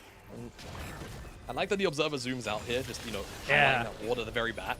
Of course, don't forget, now that the teleport changes have come through, we've been on this patch for a little while now. 10 minutes, of course, the Unleashed teleport comes online, so the Shy will have that one active, whereas Bin, it seems, blew his teleport not too long ago, so he's not going to have that available for the next dragon. Could be the difference maker, right? Bin should always be able to, like, secure priority, but right now, going to be underneath his tower for the next 15 seconds or so. We'll see whether or not this impacts how Weibo and BLG both look to contest things like vision, and also just generally jostle for position. And those who are curious, we are on 13.11, but we will be on 13.12 come Monday. So moving on to a new patch, couple of different changes coming in as we start to. Gone. She is gone. There was a moment, I believe, where she was nerfed, and then like Stridebreaker became a build, and you were super scared. No, well, see, I have some bad news for the Zeri haters like myself. There is a Shiv AP hybrid build going around now. Oh no. I don't like it. You don't condone that. I don't condone it. But pro teams like to stay with champions. So, you know, if we see AP Shiv Zeri, then yeah, there is that chance. But there should be a couple of new ADCs in the mail. Let's keep our fingers crossed and maybe it spices up what has been a very long. Kai'Sa. Yeah, we've had a very long stint with a lot of these champions. Meta talk aside, anyway, BLG are on this dragon, and they have position here. This Keeper's Verdict, who's going to hit? No one. Well, that's pretty big. We're going to see Weiwei straight 50-50 as they go to try and get it to 900. They do get it down. That's a good explosive cast right onto On. There's going to be the hostile takeover, but the feathers go flying. Xiao Hu has to flash. Everyone just kind of disengaging. This is very reminiscent of game number 1, where a lot of damage, a lot of ultimates thrown in, but nobody goes down. It is BLG, though, who are on an early soul, and this is a much better start for them considering the dragons they lost in the first game. Yeah, exactly. So let's see if this can force Weibo into making some decisions that perhaps they're going to be a little bit uncomfortable making, right? Because we felt like for BLG, last game, that dragon stacking should have been relatively consistent and easy to achieve, but it just wasn't by the end of the game. So Weibo could be on the back foot on that particular front, but they do find themselves with a lot of, you know, strong tools, right? Skirmishing tools in particular, but as the time goes on, Bin gonna scale up, right? He has to be pretty close to the Riftmaker in particular. Shun as well, just hit first item, and you know that Annie, first item, Xiao Hu, oh goodness me. Yeah, he didn't know! The flanking Xayah is the deadliest! It's not exactly something we're used to seeing, but they want to donate this one over to Elk. Honestly, they might actually just have to try and take this one. Yep, I was gonna say, that's getting a little risky, and Elk was getting a little bit lower, so nice little move there from BLG. Again, creative, finding opportunities which you're just not going to be expecting from the side of Weibo. There's no way you expect Elk to be in that brush. No, you're just not expecting the AD carry to be behind you. It's that simple. Oh, they're doing it again. Oh. Another flank! Another kill! And this time, Elk can pick it up. Nicely done. I'm telling you, man, the bird in the bush is the one that's the scariest. The bird in the bush is the one that is the scariest. Yes. I do tend to concur with that one. Birds in bushes are scary. Elk should be able to get this tower. right before the plates fall off, so that's going to feel pretty nice. Oh, no. 2 more. I think he could attack that, but oh well. We'll lose out on the plate goal, but we'll certainly still get first tower here. Honor's just going to ensure that he has a safe place to base, kind of. Dash back. Xiaohu. What can Xiaohu do? If he lands the Everfrost, he can definitely be a bit annoying here as the cask sends him back. So, yeah, there you go. Unfortunately. Play dissipates. Definitely an opportunistic moment there for Xiaohu, and knows the cask is on a relatively low cooldown. Not really worried about it from the next fight, which really isn't going to happen for at least another minute, you would imagine. But with Weibo having a lot more priority in that mid lane, they should be able to kind of move up towards this top side and gain a little bit more priority around this Rift Herald. Now that Bin has kind of pushed that one in, he recognizes he's not really as safe as he once was. He's got the Rift Maker, but doesn't want to take a 1v2 just yet. No, not just yet. Gwen really wants that second item. Then you start pulling off those shenanigans. But still, very, very strong and powerful and ready to skirmish around this objective as, yeah, teleport. Oh, he's from waiting for Yagao. him. He's waiting for him to go all out. Oh, it's so massive. Giga Brain. Yagao called it. Yagao said he's going to all out him over here, and I'm just going to be waiting. Oh, my God. It's so brilliant. Oh, that's such a good read from Yagao. Take a bow. Honestly, that was so smart. On getting picked on a bit by Weiwei, but Elk is also being chunked out. Lights Moonlight Vigil goes wide. I don't think it would have killed him, but it certainly would have sealed his fate out of this team fight, as BLG are still on top of the Herald, but they are a little bit split. On an Elk, kind of defending this tower. I think Weibo just making the call to take the tower, but BLG let the Herald reset. BLG. Oh, God. You've got TP on the Shy. He can come back in on top of this one here, so he's going to be there. There's no all out, but Yagao is waiting for him in the brush again, waiting for him to kind of go for something. The Shy finds out this time around, and he's going to be just as tanky to kind of survive it. I will say, you want to flash away, but the snip, snip, snip. Rock, paper, scissors. This time, scissors beats rock. And that's going to be a nice little kill back here for BLG. And this is the tempo that we talk about for them. They don't mind just taking breakneck decisions, turning around, changing the objective, and going for something better. Yeah, I mean, I feel like you have to change the objective when you accidentally TP? lose it. Teleport's coming in here. Bin's the target. Bin is the target. They want to get on top of him, and yeah, this is going to be sacrificed here. Will get himself in line for a little bit of gold there from the local gold, but going to be falling down to Light. So Light now 2-0. Finally catch himself up, but you've wasted a lot of time and resources up that top side. Mid lane's going down. Yeah, mid lane will go down here. Elkanon will work on this one. It certainly will be traded out. Xiaohu's on his way down, but he should just about be a little bit too late. Feels good for BLG to, at the very least, trade out continually more, so they get 2 towers in the sequence of play. And the Herald is actually still up. I don't know if they're going to be able to contest for it and get it, but it is still here as Light. Oh my God! Oh, Light! He had to flash. There was so much damage coming in here from the Tibbers. And now we go back in on top of this one here. Xiaohu gets caught up in a little bit of a charm. Rakan's got a lot of charisma. And now a TP comes in. It's pandemonium right now, Jamada. There's no time to breathe. There's no time for analysis as they get booted right out of there. Fantastic ultimate there from the Poppy. Just to make sure everything goes away. And take a breath right now, because we're just going breakneck speed. You know, Weiwei was like, listen, guys, I appreciate that you are big enjoyers of the big pace, but we just want to break for a second, send some flying with the keeper's verdict. And the Herald is still up a sheet, but so is this third dragon, and I think BLG should be securing this one during the replay. Let's get a look at how Xiaohu got caught out. Looks like it's just Elk and on both sides. Does he go in? Does he? Yeah. He doesn't get to... Oh, okay. Sure. Sucks. Can't really do much about that. I don't know what else I could say, honestly. When you say sure, it's like when you know like a kid's lying or something, you're like, sure, okay, yeah, whatever. Sure. All right, man. All right, whatever. But like you said, the Rift Herald was still there, and it's going to reset now in a second. As BLG, that's an odd place for it to have a charge. The Rift Herald has never really been the same since they changed the aggro, have it? Whatever they've done to the patience bar of Rift Herald, I don't know. It's just made it so buggy recently. Yeah. You know, not having a fun time. Doesn't know what they want. Yeah, I don't think I casted you before I went off to America, but there was also one series at the very start of summer where like Herald was resetting at Pixel Brush, and it was just doing a little dance going back and forth, and it actually cost the team like an unreasonable amount of time because of it. It's, yeah, I don't know. new patience bar in that thing needs to be looked at, is what I'll say. Yeah. But they got the Herald in, so. Exactly. I was going to say, look, all said and done, Herald was still confirmed, which is nice. We will see a 4,000 gold lead now for BLG. When we came out of that as well, they took the Dragons. They're already on Soul Point.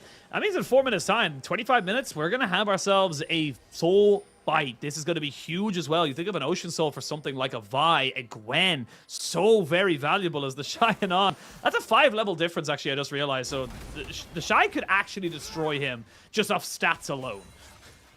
Yeah. I think Asante can destroy a lot of champions with a 5 level lead, to be fair. No longer 100% presence, though. That's all that matters. True. Yeah, and they are... I think it's actually fallen down even more. I think it's 96% now.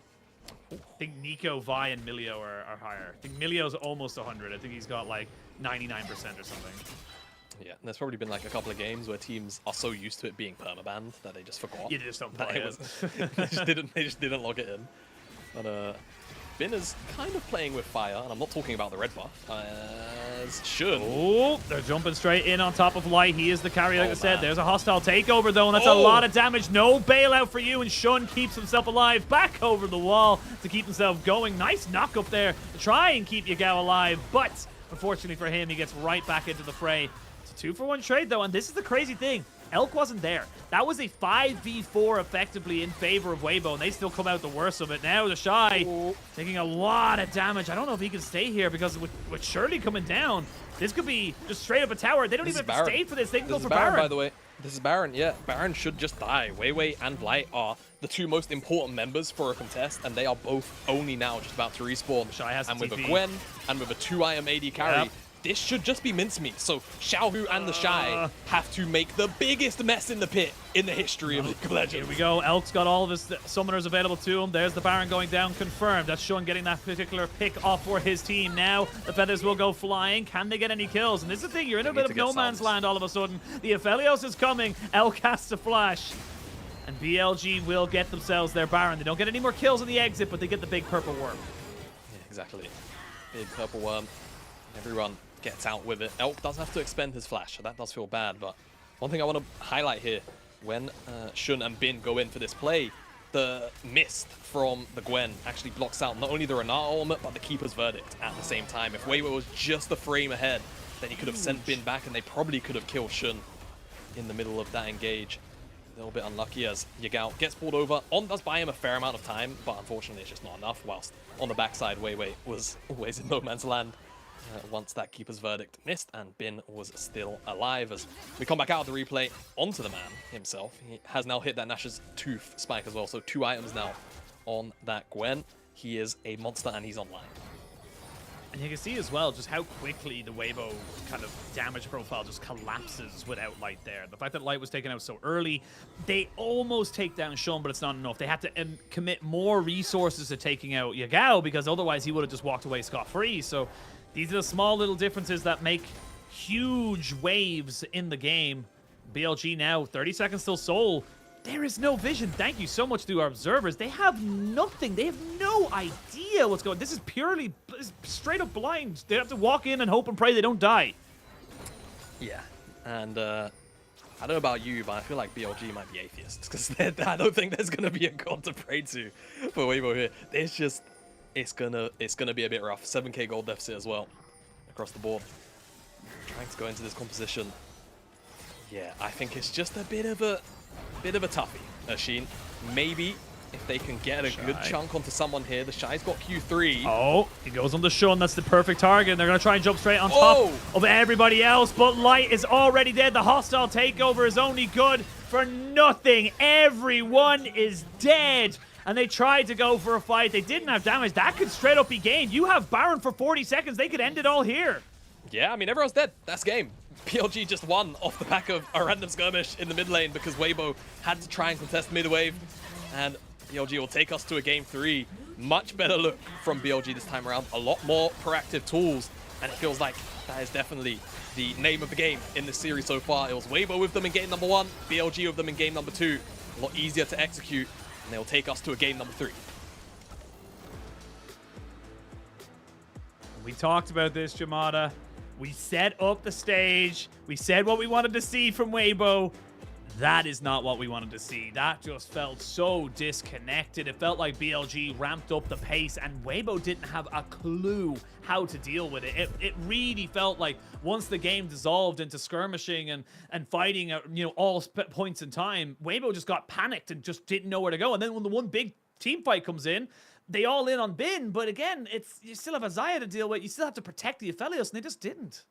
Yeah, no, it just felt like there were too many threats to deal with throughout this game, right? So, yeah, this felt like a bit of a draft diff this time around. Like, this was always going to be, like, uphill no matter what. I think the big turnaround for me here was actually that play on the bottom side of Elk. I think if they actually do redive Elk and it works out and they kill him, then there is a world where not only is he obviously super far behind on XP, but then Weibo gets to control the state of the bottom wave a lot more, right? On the rebounds. Instead, it's basically a hard shove back out. Elk is then like level 5, whilst Light is still level 4, and you can never really safely regank that lane at that point, right? If you actually take control of the lane, you send Elk further behind, then reganks are a little more possible, even in a 3v3 scenario, because you've blown the summoner spells, and he's going to be down in XP, so... yeah, very, very tough early game as well. And you have to remember from Weibo, clearly a spanner was thrown into the engine. But I think for BLG, very happy to, prey on, I wouldn't even say mistakes. I think just outplaying the plays that were coming their 100%. Way. And then, very happily capitalizing and building massive leads off those plays. Yeah, I mean, I like that we're not saying it's like Weibo's mistakes, because it was BLG reading the map and outplaying. You think of the bot lane where Elk gets the feathers back, that's an outplay. You think of Yagao just reading the fact that, like, look, if he goes all out, he's going to bring you exactly here. I'm going to wait here and with my TP, going to get myself in position. That's an outplay. They're just reading what the opponent is going for, which are just... decent plays. Like, they're not bad decisions from the Shy or Weiwei. They just couldn't execute high enough to be able to kind of punish it off. So really, really well done here from BLG, and it's why I keep coming into these series. Now BLG are the favorites. If they're not against JDG and any team in the world, they're the favorites. If it's not JDG, BLG win. That's how I'm viewing it. That's my BLG super fan, Sheen. I can appreciate that. I'm in, man. I'm in. Look, I mean, I'm just saying, BLG sent home the Korean team. They sent home the LCK teams, and everyone thought that it was going to be, JDG and T1 or JDG and Gen G. But in the end, we just got a replay of the LPL finals at MSI. So, yeah, you might be onto something here. Definitely, BLG, when they're on form, they do look unstoppable, and this game was a showcase of course, what we know BLG can do. Just felt a little bit outdone in game number 1, and this time around, though the ideas were good from Weibo, unfortunately, execution shortcomings mean that BLG were able to outplay them and very happily take this game number 2 in under 24 minutes.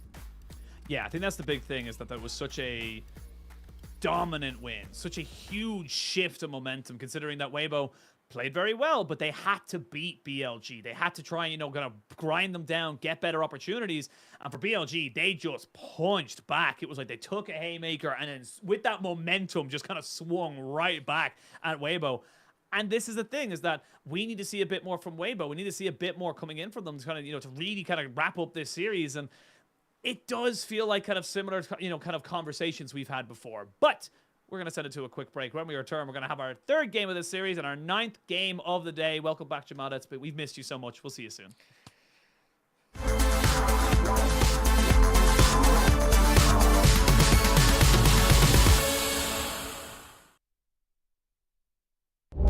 We're dancing a little bit of a 1-2 step right now. NIP back on the Baron. OMG, they are tired of this game. And Aki overextends himself. The front to back is taking advantage of by OMG, though. They distracted the backline of NIP, and that has led to a boon for OMG. Shadow goes back in. Can Photic be the difference maker? Shanji, he gets exhausted, and here comes Abel. He's shutting him down and taking down the house. A Swall goes down. Resets come through.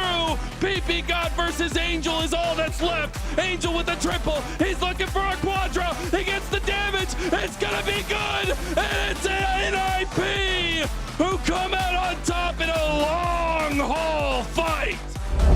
Top Esports with a very low headshot. You just need to land 1 EQ, buddy. 1 Q. And that's Top Esports being down. He's going for a little bit more. Jackie Love actually ults onto him and just takes him out. The opposite man eradicated by Jackie Love, one of the greatest of all time and living up to that reputation here in this game. The Bramble Smash won't come through. Jin Zhao tries to finish the job, but he can't. Nobody can bring him down. It's Jackie Love on the scene. They're going for the inhibitor for the side of LGD. They want to stop this. Meteor too late. A valiant effort from Meteor, but it's not going to be enough. Tries to stop the ports now. The GA will buy some time. This Decade will get the inhib. Jackie Love in a 2v1 here will mark alongside him. The sustain is there though when he actually gets them. He charges forward. Your carries mean nothing here. They've definitely been playing it that way. The gold advantage certainly helps. It means that you can't brute force their way into as many fights as they would like. They have one item that helps. Uzi! Oh, that's all they needed! Fantastic hook there from Hung. And that means that you don't really have the damage to continue this fight. Two-man decimating smash into the knockback of Fofo. He will have nothing to do with this fight. Like, they get a big hook onto Ruler. They will one-shot him with an Aphelios. But Finn, not the champion you'd expect to be one-shot. He's going to be, though. It's the Ignite burning away. Knight can't quite finish the kill.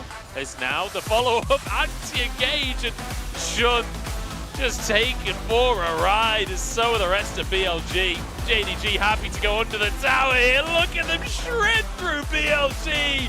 See ya later. We're back to MSI Finals again. It's domination. A Finn TP's back in just to be set up for maybe a second quadra kill. Ruler on a triple already. I think he's bought enough time. I don't think the multi-kill will be there, but it just doesn't matter because Ruler hits double digits, 10-0 at 20 minutes. It's all the way up, we're gonna make it. The party won't stop until we break it. I had for the job, we gonna take it. Tell me, are you ready? Tell me, are you ready? We want it all, we cannot fake it. We're standing tall, it's time to break it. We go for the cups, we do the kingship. Tell me, are you ready? Tell me, are you ready?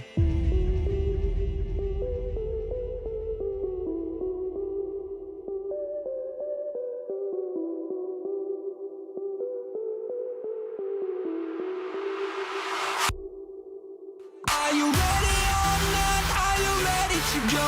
We got the body and soul and the future, you know. Are you ready or not? Are you ready to go? Come on, let's get up and let it go.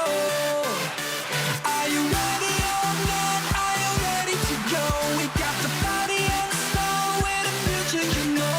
Are you ready or not? Are you ready to go? Come on, let's get up and let it go. Come on, let's get up and let it go.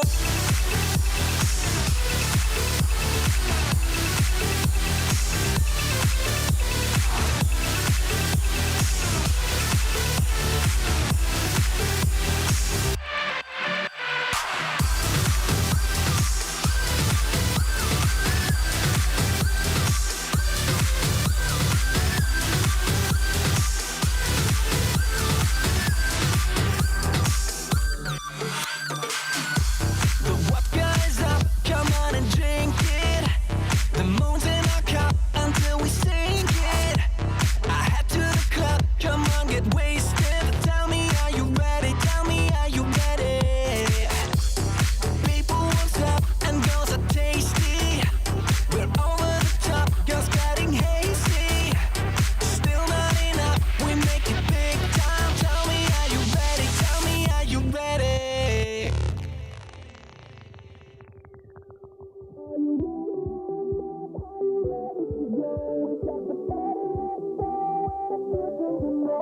Are you ready or not? Are you ready to go? Come on, let's get up and let it go. Are you ready or not? Are you ready to go? We got the body and soul and the future, you know. Are you ready or not? Are you ready to go? Come on, let's get up and let it go. Come on, let's get up and let it go.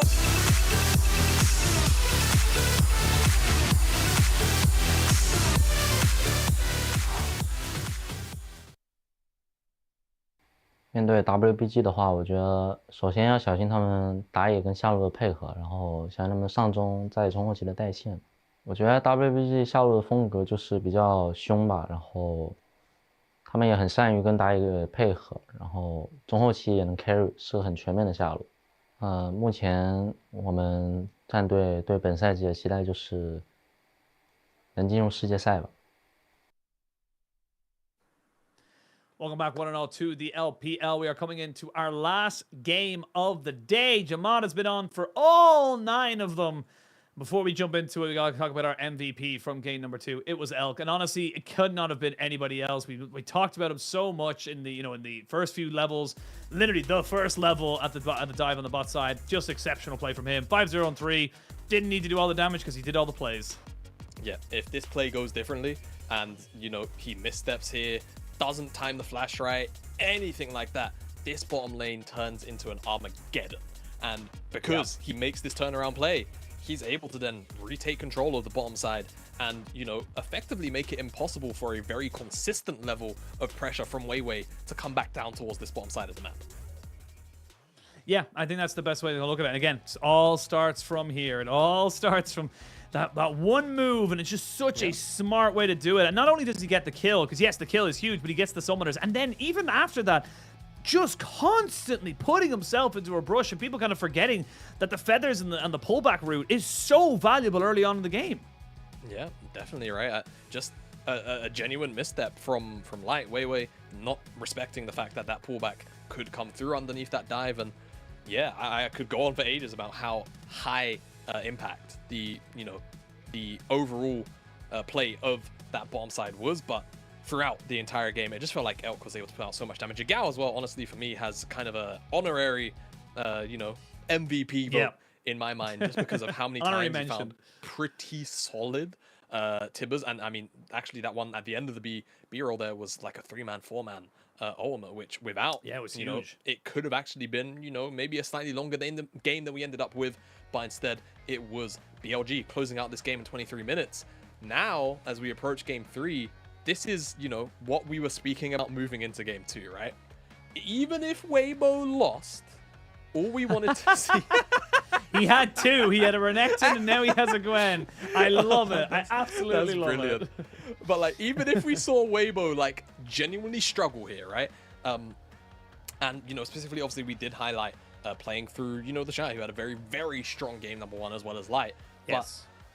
But we wanted to see some kind of consistency come through, and it felt like in that game number 2, as soon as that first play failed, it really did take the wind out of their sails, and we didn't really actually get to see too many more consistent proactive plays, and it was consistently BLG that were on the front foot.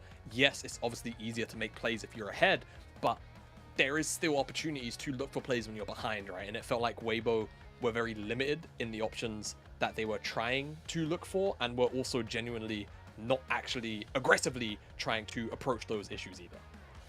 And the thing is as well is that this is a really big kind of turning point, I suppose, for both these teams, because you look at the schedule now for both BLG and Weibo going forward. Weibo's next 5 matches: FPX, NIP, WE, Ultra Prime, AL. Actually 6, I can even add on to that, IG. So that's not exactly a bad amount of teams that you should be able to kind of beat out and kind of get yourself up into the wins. And on the other side of this one here, BLG got IG, LGD, FPX. They do have top esports there in week 6, but then it's NIP, WE. Like, both of these squads are kind of looking at potentially their last, 1 or 2 big tests for them coming into this.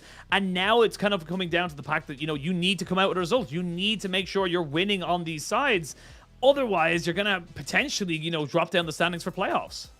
Yeah, exactly right. And, especially if you're a Weibo fan or, more specifically even the Shy fan as well, like, we know how important playoff placement is for this lineup, right? I mean, at the end of the day, it was BLG that knocked out Weibo in the spring playoffs. So you want to try and, place as high as you can and, try and roll the side of potentially, the teams that are slightly on lower, hot streaks, shall we say. But away from that, bans, picks are already coming in. Nico was left up because we had a lot of focus on some solo lane bans alongside some of the very prominent support and jungle bans. So BLG locking this one in, and you know, I was on hiatus. I still remember that Yagao clip with Nico. Yep. As Weibo on the opposite side will pick up the Jace and the Maokai. So a much different flavor of draft already coming in from both teams. Yeah, absolutely. And look, for BLG, we've already seen Yagao play this 5 times. Has a 100% win rate. He has not lost a game with this champion, so Yagao very, very comfortable with it. And I love what they're doing right now. Build up the Venn diagram of death. Wow. Get yourself some more dive buddies. Get yourself some more engage. Because in that last game, when they just had the more, you know, kind of bog standard engage, it felt like they were far more comfortable. And now the Shy whipping out the cannon in that top side. And we're going to see a lot of top lane bans coming out here. Yeah, we definitely are, man. I was going to say, you know, all BLG need now is like Kennen and Samira, and they have the literal, you know, Exodia Venn diagram comp. But they all have that one snatched away. So let's see what Weibo look to ban. Now that they've got the Kennen locked in, like you mentioned, it has to be bin champions more likely than not. It could look towards something like the Cassante, though, of course, Kennen can have a pretty okay time into it. Malphite makes a whole bunch of sense, of course, as an answer. When you're running Jace, you're likely having a mobile AD carry here, and you've got Kennen in the top side. It kind of is just 3 birds with 1 stone, so I like that Weibo are thinking about this one on BLG. You don't necessarily want to ban AD carries because you don't have any yourself, so likely just looking towards supports here. First off the Nautilus, and then you can probably think about another engaged support here as well on top of that one for BLG. Wait to see where they want to go. I would be surprised to see the Gwen not banned here. I feel like Gwen would just do so much to just mitigate it. No, they're going to go for the Gnar, so maybe we still see a Gwen coming out here for BLG. Would put them very damage focused, of course. Would mean that they were in a bit of a sticky situation in that regard, but I feel like if you're able to kind of get the mist off and drop, you know, kind of hide behind the Gwen for when the roots come out, the nature's grasp from the Maokai, can definitely be a lot more powerful. But we'll see. No Xayah banned away or picked for Weibo for the moment. So they want to try and pick that one away or go for the Aphelios and maybe go for a Varus Heimerdinger. So this is very telegraphed. They're saying, look, we're not going to let you guys scale. We're not going to go for the scaling. We want to go for a full fights in this bot side. Okay, this could be really, really fun, actually. So not only do you obviously call out the Varus and the Heimerdinger, but we've also started to see, you know, those hybrid builds come out from the Varuses in the bottom side, where it's like, you know, static shift / AP and kind of mixed damage. So we'll see, because right now Weibo are running like a bunch of poke and then, you know, a Kennen. So yeah, I like where BLG are potentially going with that hover. I want the Ornn here. I think you need an over-the-top, overhead, non-committal form of engage, so that if it looks good, you can just send Shun and Rakan in. I feel like picks like the Sion here and the Cassante kind of pale in comparison, because you need to be able to get on top of these targets who are going to be playing at range. It's still going to be relatively fine in lane, right? And if you can find those windows to engage, great. But I feel like if you go all out, you dive into Heimerdinger Varus, you're just asking to get one shot here. So let's see how BLG and how Bin plays out this Cassante, because Weibo have a bunch of poke and a bunch of, we are just going to try and take control of an area and send projectiles your way. And if you come into our zone, we will try and we will effectively just one-shot you with all of the CC that we have. And there's the Heimerdinger. It's kind of part and parcel now. The Varus Heimerdinger, very prominent at the start of this split, has been coming back a little bit. And now we start to see where this team, you know, where it kind of lands itself. And it does feel like it does have a place. However, if you do get caught out early, if you do not get the dominance that you need in this bot lane as early as you need it, that's when this poke starts to become a little less, you know, oppressive. Poke always looks completely broken when it gets ahead, but looks pales, as you said, in comparison to most other forms of DPS once you get later onto the game, and if you're not finding yourself 3, 4, 5,000 gold ahead. We'll have to wait and see how both these teams want to go for. We'll see if the Shy is a static Shiv user on the Kennen or not. And we'll also see if Billy can continue their kind of dominance over the rest of the LPL. They may lose to JDG, but if they don't lose to anybody else, they are still a scary damn team coming into this season. We have to wait to see now. We're all leaving everything on the riff for these two sides. Both desperate to keep their wins going. Both desperate to try and put themselves in better standing towards the end of the split. Yeah, absolutely. Standing is everything. I like that you mentioned for BLG that story. It's such an interesting one from a team that, for many of us, I feel like were potentially going to fail the, you know, the over-the-top expectations that I suppose were set for them, but they blew them out of the water a little bit more than that. And they want to continue the streak up towards the top of the table, moving towards the end of summer, and Weibo, they want to try and keep up with this race to begin with. As we move into the final game of the series, 9th game of the day. We move on to tomorrow's games. Said through gritted teeth. You're, No, look, man. you knew I'm what good, you knew alright? the consequences knew- of your actions.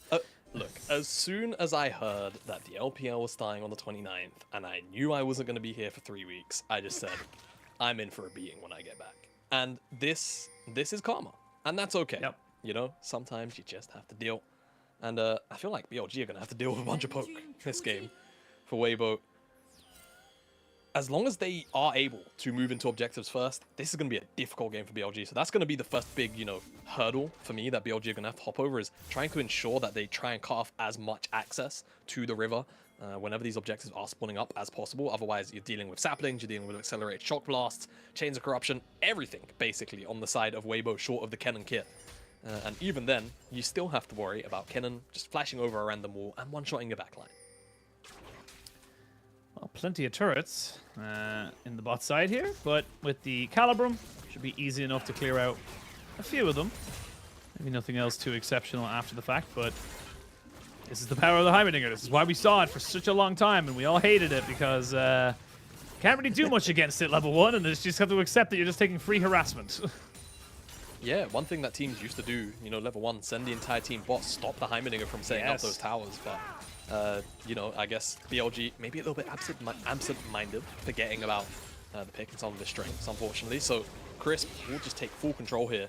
And again, one of those very irritating things, you send those rockets out at the widest possible, angle, you always get, at the very least, a little bit of chip damage, you generate gold. So this is going to be a miserable lane for Elkanon that Shun isn't even pathing to. And I can't blame him. Like, he wants to just be away from that lane. The only thing is, pathing away from it does mean that you open it up to potentially being dove. If it gets poked out really, really low, then maybe it angles out for Weiwei to, make a visit and put down even more poke, eventually look for a dive. And Shun moving in towards the top side. I like this move as well because his bot lane just cleared a ward, which would indicate that he's potentially in that bot lane. They're trying to maybe set up something for a vision, but he's actually trying to double bluff them a little bit. They're going to wait for the third level 3 comes in. Shun now moving forward in with the Shy, who does have the Lightning Rush. Does get slowed down just a little bit. Probably going to have to lose his flash here as a flash from Bin. Maybe going to be enough. A bonk on the head and first blood from Shun. The Wukong's just too damn strong, and that's a really nice swap of pace here from BLG. Yeah, I just feel like for Weibo, the Shy was just not expecting, a 3-camp gank on the top side of the map. So Shun just catches him off guard with that, and like you say, good pace to set for the early game here for BLG. I feel like they really do want to push the envelope here and really try and get some lane leads, right? Ahead of anything else, specifically through the solo lanes, because I don't think it's going to be happening down here on the bottom side of the map. They need to look for those aggressive movements. Otherwise, I feel like if Weibo start to slowly take control of this game, right? Lane priority, all of that good stuff into objective control, for BLG, they are just going to have to try their best to force through all of this irritating poke. And sometimes that will just be a little bit too much to bear. Just a little bit too much. Have a look at the replay here. And look, I think honestly, once the red buff kind of gets procced here a little bit, it just feels like the Shy doesn't have a chance to get out. Once he knows that the flash is gone, the red buff's just going to keep slowing him.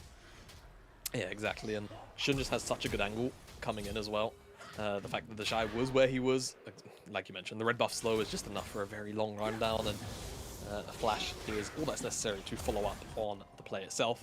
So a little bit of extra gold in Shun's back pocket as Xiaohu, man oh man, meaty trade. Hasn't gone back to base yet, so probably won't mind. Should have enough gold for a plethora of different items as... Oh my... I've never seen a Nico do that, but that makes so much sense, and it's also so obnoxious because now he's going to stop the next base. Ooh, not quite, but not quite. It's a couple of minions dead. That's the big problem now. It's I mean, this is a thing that kind of comes up with Nico. I feel like, yes, Nico was kind of busted. It feels like it needs to be banned by everybody. But I feel like in terms of premier Nico players, Yagao is right up there. Has really made a name for himself on this champion. Just being creative, coming in with a tech, and knowing how to play this champion just so perfectly to exploit things like that. Yeah, absolutely. And Yagao's a player, right? This year, I suppose, in part, was kind of a soft redemption arc for him, right? Coming off the back of the JDG split.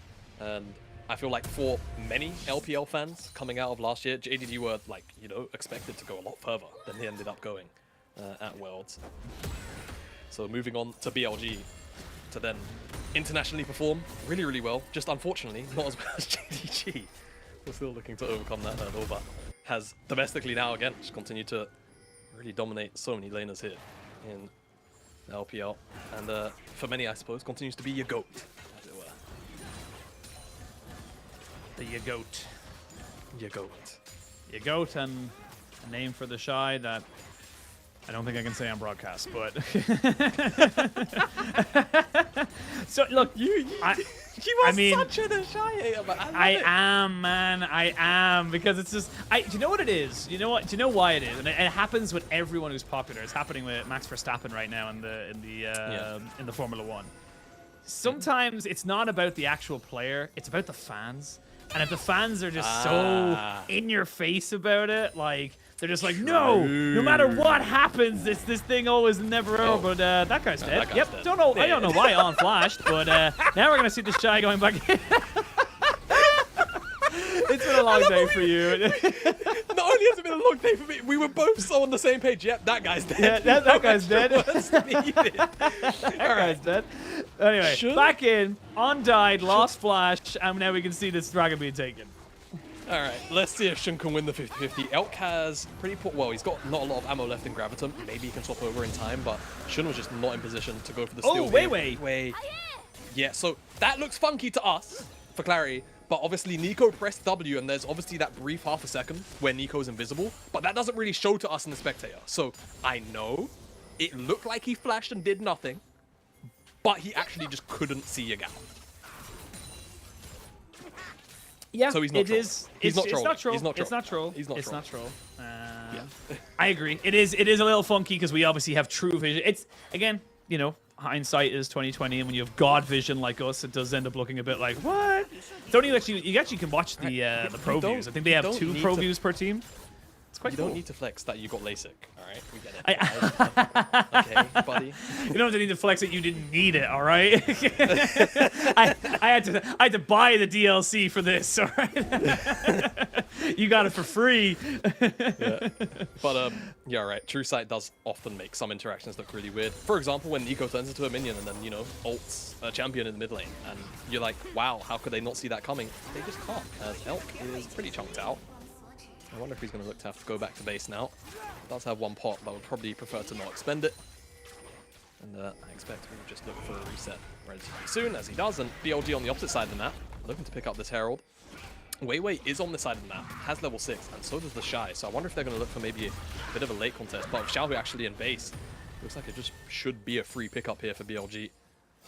I think Weibo kind of just, I would say, caught a little bit of sleep at the wheel, but also I think just in part, Yagao is slamming Xiaohu in the mid lane. He's up 20 CS at the minute. Having a really, really good time of it. And I will say, you know, decent from BLG on the bot side to actually be relatively, you know, along the same lines in terms of power and the CS he's getting. And, ooh, Elk got a little funky there with the minion pathing. So, unfortunately, misses out on that cannon. But, again, doing very well to kind of keep himself right up alongside it. You normally pick the Heimerdinger and the Varus, and you normally see about, like, you know, a 10, 15 CS lead. You kind of build up an item spike earlier because your items are a lot cheaper with the lethality build. But decent from the side of Elk to kind of keep going with that, doing very, very well for himself. And now, bit of a trade back at this top side. Bin might fancy himself here. The flash has to come out. And that is huge there because now Bin knows that's down. They could bring Shun right up here. Yeah, absolutely they can. I mean, the Shy, again, you know, going towards that stack shift build, it does mean that his ultimate isn't necessarily going to deal the most damage right now. So, you know, typically when you're diving a Kennen at this point in the game, you know, he's got a little bit of AP under his belt, maybe a little bit under 100, right? And, you know, that ultimate is kind of scary. None from his items. Yeah, exactly. Now you're really just dealing with the base damage and the CC. It's not really going to be a scary issue at all. BLG actually rotating their bot side up here. Shun is still in the bush, and like you said, with no flash, the Shy is definitely a very valuable target. Is On going to hit level 6 on this creep wave? Surely, being level 5, you'd think he would. And if he does, then this should be an easy dive. It should be, but he's not quite level 6 just yet. Now they get the Cyclone down. They should have just enough damage, even the exhaust right at the end. Elk picks up that kill. Thank you very much. The ramping tower damage does do a fair bit at the end of it all, but that should just be more and more plates being funneled in here into the Cephalios. Yeah, absolutely. Oh, now level 6. Oh, Now he's level 6. I wonder if they'll look for Weiwei. Yagao and Bin down here defending this bottom side tower. It does leave Xiaohu with a window in the mid lane to maybe strip away a play or two. So a lot of gold is being traded back and forth here. But for Elk, this is huge, right? Getting back so much gold that he's probably lost just by being in that 2v2 on the bottom side is going to feel really nice. In fact, he's actually ahead a little bit. More close to even right now with Light. So that gold injection feels great for BLG and for Elk. Yeah, I think the biggest difference that we're looking at the moment is... I was just about to say, the biggest difference we're seeing at the moment is the jungle in the mid lane. That's where the gold lead is kind of situated here for BLG. They are making the most of it for the moment. This Nico is so oppressive as well. Just being able to... I think as well, it's not only just the damage, but it's the fact that a lot of her kit just allows her to be able to kind of safely check things, be creative, you know, maybe make yourself a minion, throw out a decoy, throw out the... you know, the Pop Blossom as well. You know, the loads of little things like that that you can... sorry, not the Pop Blossom, the Q. But it's, you know, little things like that that just mean that you're not going to catch her out, or very rarely are you going to be able to catch her out. Yeah, I think the kind of broken one for me is the whole reset mechanic with the W, where when you take a base, the clone also just takes a base, or something along those lines. I actually can't recall how you trigger the interaction. It follows your actions, so it looks like it looks like you're throwing out a Q. It's a full bait, basically. On. On, buddy. My dude, my guy. I'm gonna open the LPL Twitch chat, and I expect it to be filled with -1s. Yeah, and if it's a lot not, of -1s. I'll be very surprised, and I'll also be very, very disappointed. So I don't know why On felt like he just didn't like Yagao, but he did. Anyway, you're aside, not Elk. that's a lot of damage. It's just like, but Weibo should be able to secure this dragon. They got the first one relatively free. And the only way for BLG in, for me, is this mid lane, right? And Yagao's been able to secure so much priority.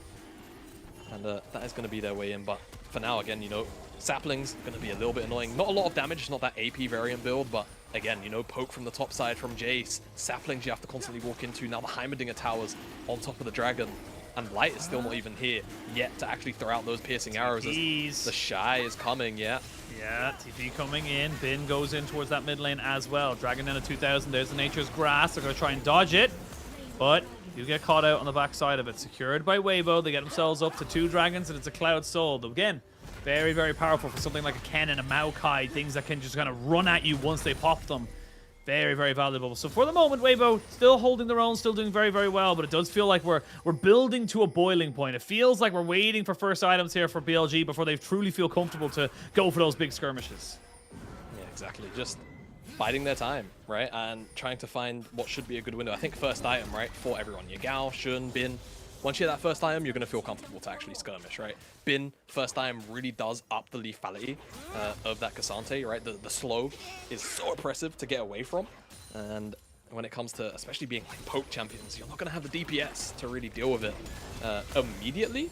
So for now, once that does come in, BLG, or rather Weibo, will definitely have to be a little bit considerate about that.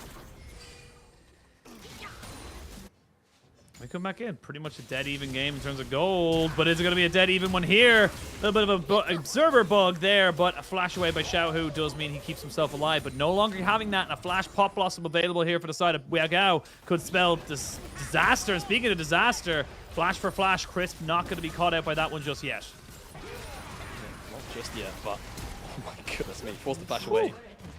Crisp as well, but they get the tower, so all is well for Weibo. There for what they got, and now Weibo can look towards the Herald in 15 seconds time. Xiaohu's going to need a reset though, and Weibo's just helping out with that.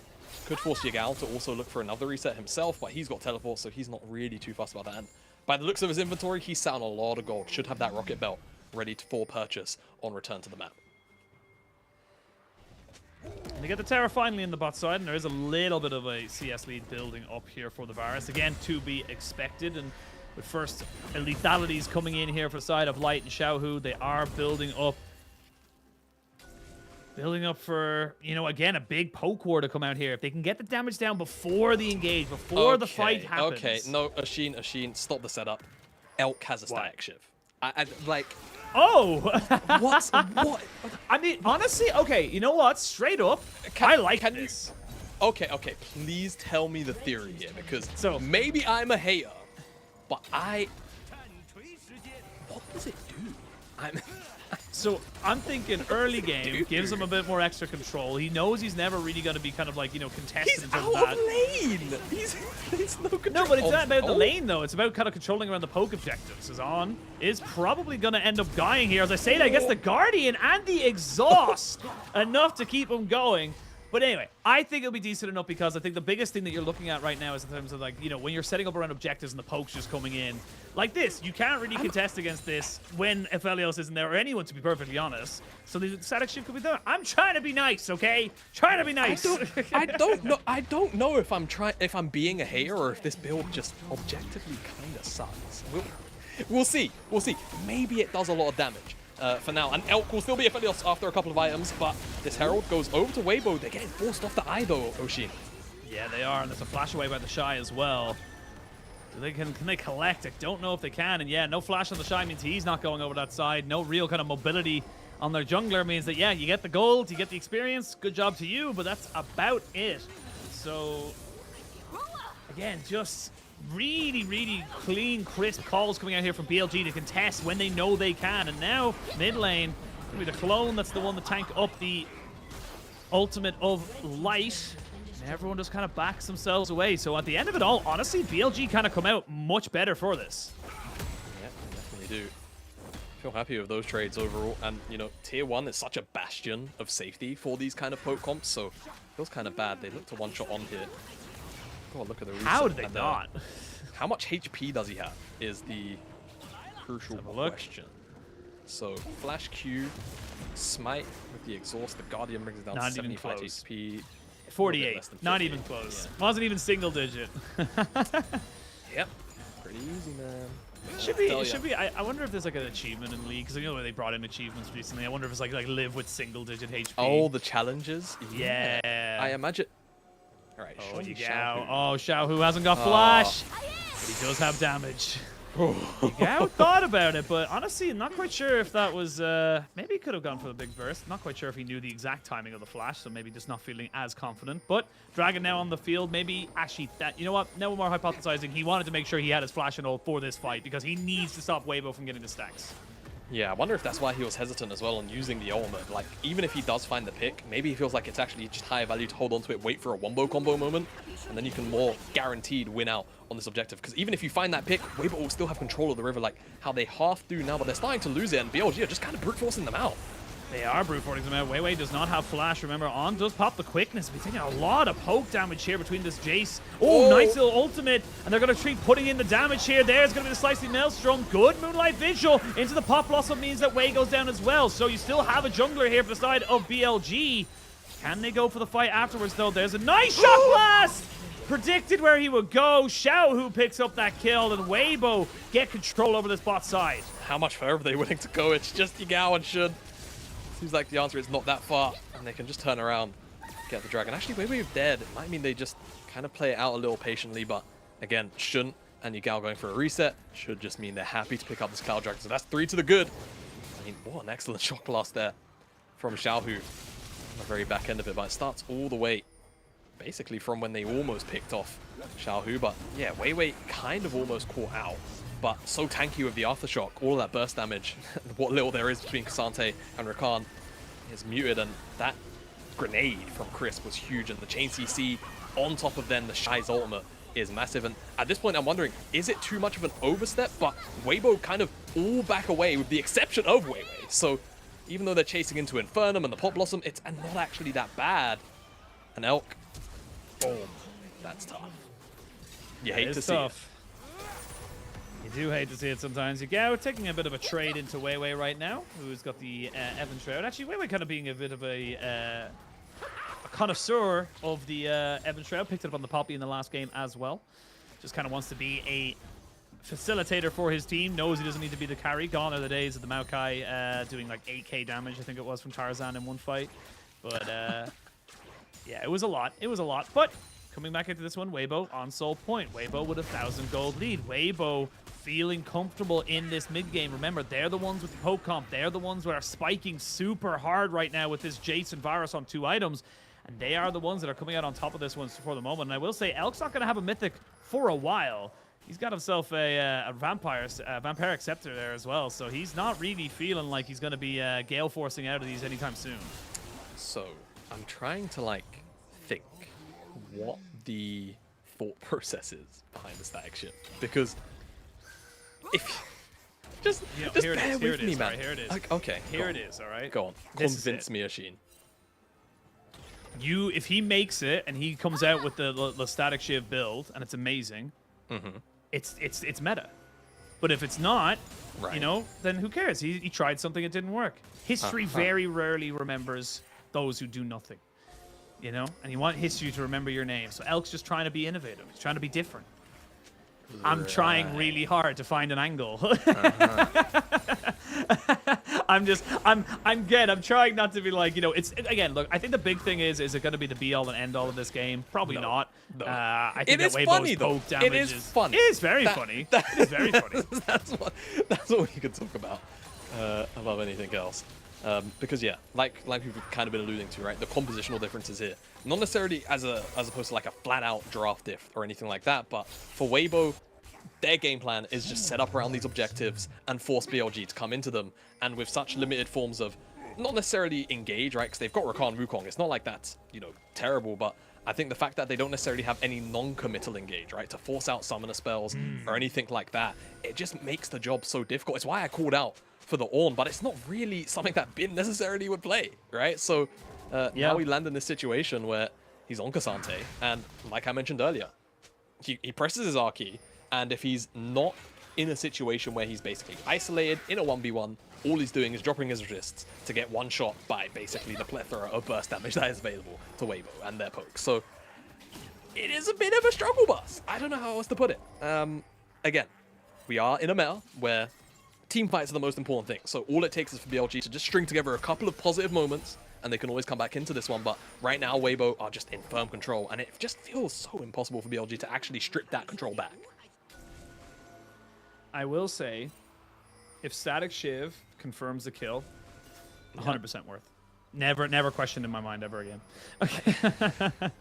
That's how it is, man. That's just how it is. It's just how you gotta go for it. But obviously, we're memeing it a bit hard right now. We're gonna have a bit of fun with it because not really a lot gonna be happening for the next minute. We're gonna see a lot of dragon control or Baron control being swapped around before the dragon in a minute's time. Stopwatch picked up for the Shy. Very, very key. Also has his rocket belt there as well. So plenty to be kind of working with here, and I actually like the Gargoyle Stone play coming in second here for Bane, recognizing that, look, he needs to just be the one walking forward, getting in people's faces and bringing them towards his team, so he needs to be as tanky as possible.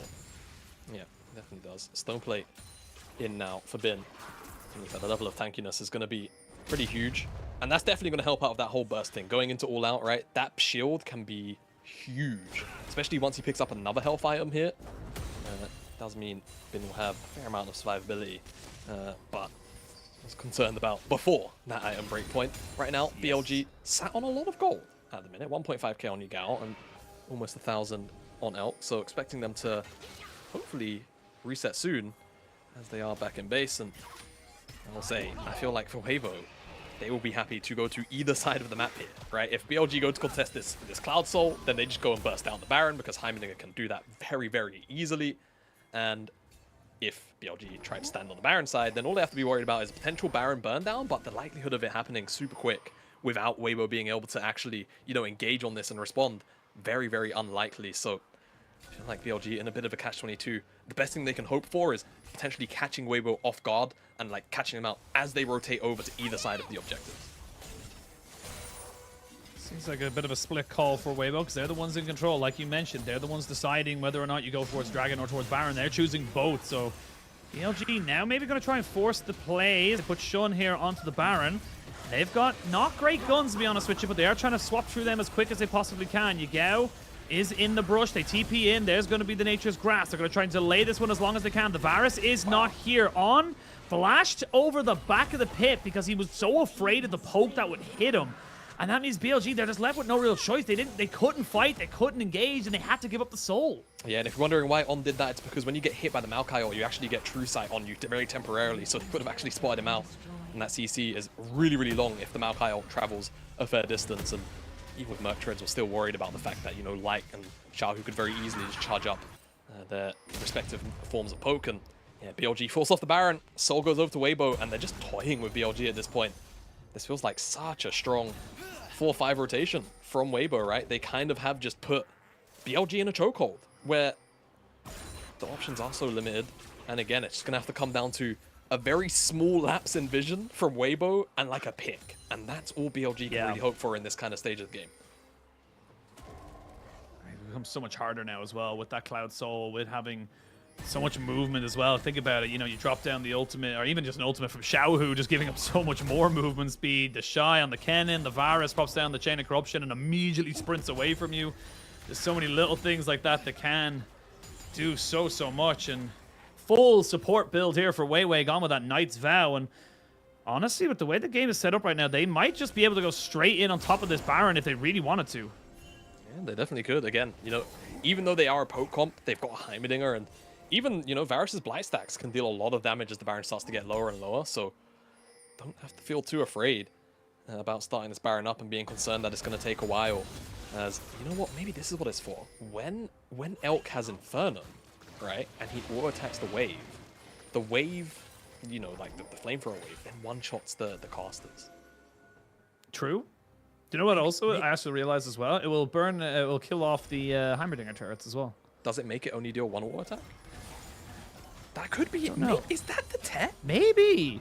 Is that the I haven't seen it. We're gonna keep an eye out. Though. Maybe that's it. Yeah. You know, I was about to say if anyone could go into Practice Tool and like check that, but the problem is, Practice Tool is down. So that's right. It is down. That's a bit unfortunate. I know Skin Spotlights is having a lot of unfortunate things with that. He would very much like to change, but you know, it is unfortunate. But hopefully he'll be back. Maybe does the Static Shiv? Is that the tech? Is that the tech? Do I think it's worth going Static Shiv just for that? Absolutely not. It still feels pretty terrible. But if that is the tech, then I can appreciate the creativity. As just backwards. But also have the movement speed from a gate. And Bin, how much trouble is he in? Not a lot. He's still very tanky. He hasn't picked up an item since I talked about that Gargoyle Stone play. He's going to flash away as he gets hailed in by all the damage. Hands coming over, trying to grab him for something, but now on in a little bit of trouble. May have to use the quickness, does really not want to use it. We'll get out with just the Shirelia's Battle Song. While this is happening, Yagao is pushing the bot side. They're going to jump onto the Shy. Try burn him down. The Moonlight Vigil goes wide, though. It would have been great as an Inferno and Yagao TPing in. But it's just not to be, and now Weibo can just back themselves away. They don't have to worry about this fight anymore. Oh, now I'm starting to get a little bit concerned. I mean, the thing is, for Weibo right now, right, they are obviously still in a fair amount of control in this game, but the longer that this takes to, you know, achieve a Baron takedown, the closer that we get to Elder spawning up, right? 2.5 minutes, and, you know, Weibo, you should always favor them right now in this kind of game state in front of objectives and such, but it still brings about the potential burger flip that is having the Elder on the map. So they really want to have this Baron secured ASAP, whilst it means that it will also overlap the Elder being on the map. Otherwise, I feel like they could actually be in danger of, you know, one misstep then becomes, you know, an even graver cost. Remember, no flash on the Kennen for the moment. Yagao and Shun just throwing in people to see. What do you do? It's difficult. Like, they have control of the choke. All of a sudden, there's like 3 Heimerdinger towers in one bush, and you just get one shot. I need to see Elk auto attack with Static Shiv. We need to see. That's what I need to look at. I'm keeping an eye out. I'm waiting. We need to know. Like, all right, look, people watching the LPL before a fight breaks out, if you have a friend, go into a custom game and test this, and just let me know what the results are. I have to know. Like, that's the only reason why you should have it. Now, Bin, is he in trouble? He might be. Yagao is around to the side, seeing if he can maybe find a bit of a flash pop blossom, but it's going to be the Nature's Grasp down. Shun takes a huge chunk to his face. With a minute till that Elder Dragon spawns, it's still Weibo with control. It's still Weibo looking to be aggressive and force BLG off of these plays. Yeah, Shy, the best too. I'm going to continue to. Yes, wouldn't be the first time the Shy in the last couple of minutes has been a little bit too far ahead. I just want to say, after I said that, like 5 people in chat said, "What's a friend? I'm watching the LPL." Anyway, yes, I still have the chat open. Weibo, they're on this Baron, and again, they're bursting it down really quickly, Ashin. They got it. Gonna be late to here this. we go. They're going to try and go for it. Not going to be able to try and steal it away, but can they get the fight afterwards? That is the question. They're going to jump into the Shy, who is caught in the Baron pit. They will get him as a consolation prize. Nothing else, though. Bonk on the head does secure that kill. BLG will just have to reset. While it's happening, though, look at bot lane. The reset of the minions will take down that tower. And that gives them a full amount of kind of pressure they have to deal with. So BLG sending most people back to deal with that, but then in the mid lane, trying to get Elk and Bin around this dragon. Yeah, they're going to do their best to secure that position there. There's a teleport coming out from Xiaohu onto that mid lane wave. And I feel like Weibo should just be able to retake control. Even though they're 4 members here, the Shy is not a core component of the poke war. So should be alright as... Okay, that's how the Shy ended up in there, in the picture-in-picture. Oh, Elk. Crisp goes throw out the Moonlight Vigil, which does mean Crisp is dead. Okay, this is a much different situation. On gets taken out, though, by Xiaohu. And now the Elder down to half HP. This is going to be a straight-up flip. It's going to be a 4v3 in favor of BLG, but they need to try and find a flank. You can see Yagao cosplaying as the Rakan, looking to try and see if he can find a good pos boss, and Weiwei's been caught out, and now Weiwei can be destroyed. It's not a flip, if you don't have a jungler, he needs to survive, but he cannot. Elk will not get killed off by Xiaohu, and now Light and Xiaohu firing from both sides. The Elder down to about 1500, finally secured. Now do they have the damage? There's a Cyclone putting in the Pop Blossom as well. BLG will not be felled today. All they needed was one opportunity, and they fight right back onto Weibo. What did we say 2 minutes ago? The longer this takes for Weibo to close out, the closer we get to Elder being on the map. And what do you know? BLG win the most important fight of them all. They're all dead. Weiwei is going to respawn in 10 seconds. That's the closest spawning member. BLG can end the game right here with Elder. They've got a wave. They've got a wave. They can one-shot the towers as well with the static shiv. I just saw it there a second ago. And that means that Crisp has no way to defend this. I don't know if they can end the game. They're going to have to wait to see if they can try and build off of this small wave, but a lot of very low health bars on these minions. They're trying to defend them. Yagao throws out the decoys. They jump up. They burst them down. Weiwei is dead. Crisp doesn't have a flash and no way to defend this. And BLG will only lose to JDG as they'll continue up to 8-1. Can you believe it? That game was in the control of Weibo from minute 1 to the final minute, and that was it. BLG win 1 team fight after that entire game of struggling, and they take the series. This has to be one of the most frustrating games I think I would have seen a team lose, as BLG climb the table up to 8-1. They're gonna keep pace with JDG at the top of the standings, and for Weibo, they drop down to 5-3. Not gonna be able to keep up with those top teams in the top 4, top 5 for now. And I mean, BLG doing what they had to in that one, suffering through an enormous amount of poke, but they win the most important fight of them all. Yeah, I mean, that you mentioned it was a big thing you talked about. It's like, yes, you got the Cloud Soul, well done to you, and you have so many ways of utilizing it. But the longer the game went, the more we started to see, well, hang on, they're not able to get any turrets. They're not able to push off away from, BLG successfully enough, or at least they don't feel confident enough to do it. And BLG saw a little crack in the armor. BLG said to themselves, hang on, this is a team that's not really feeling super confident to go for this.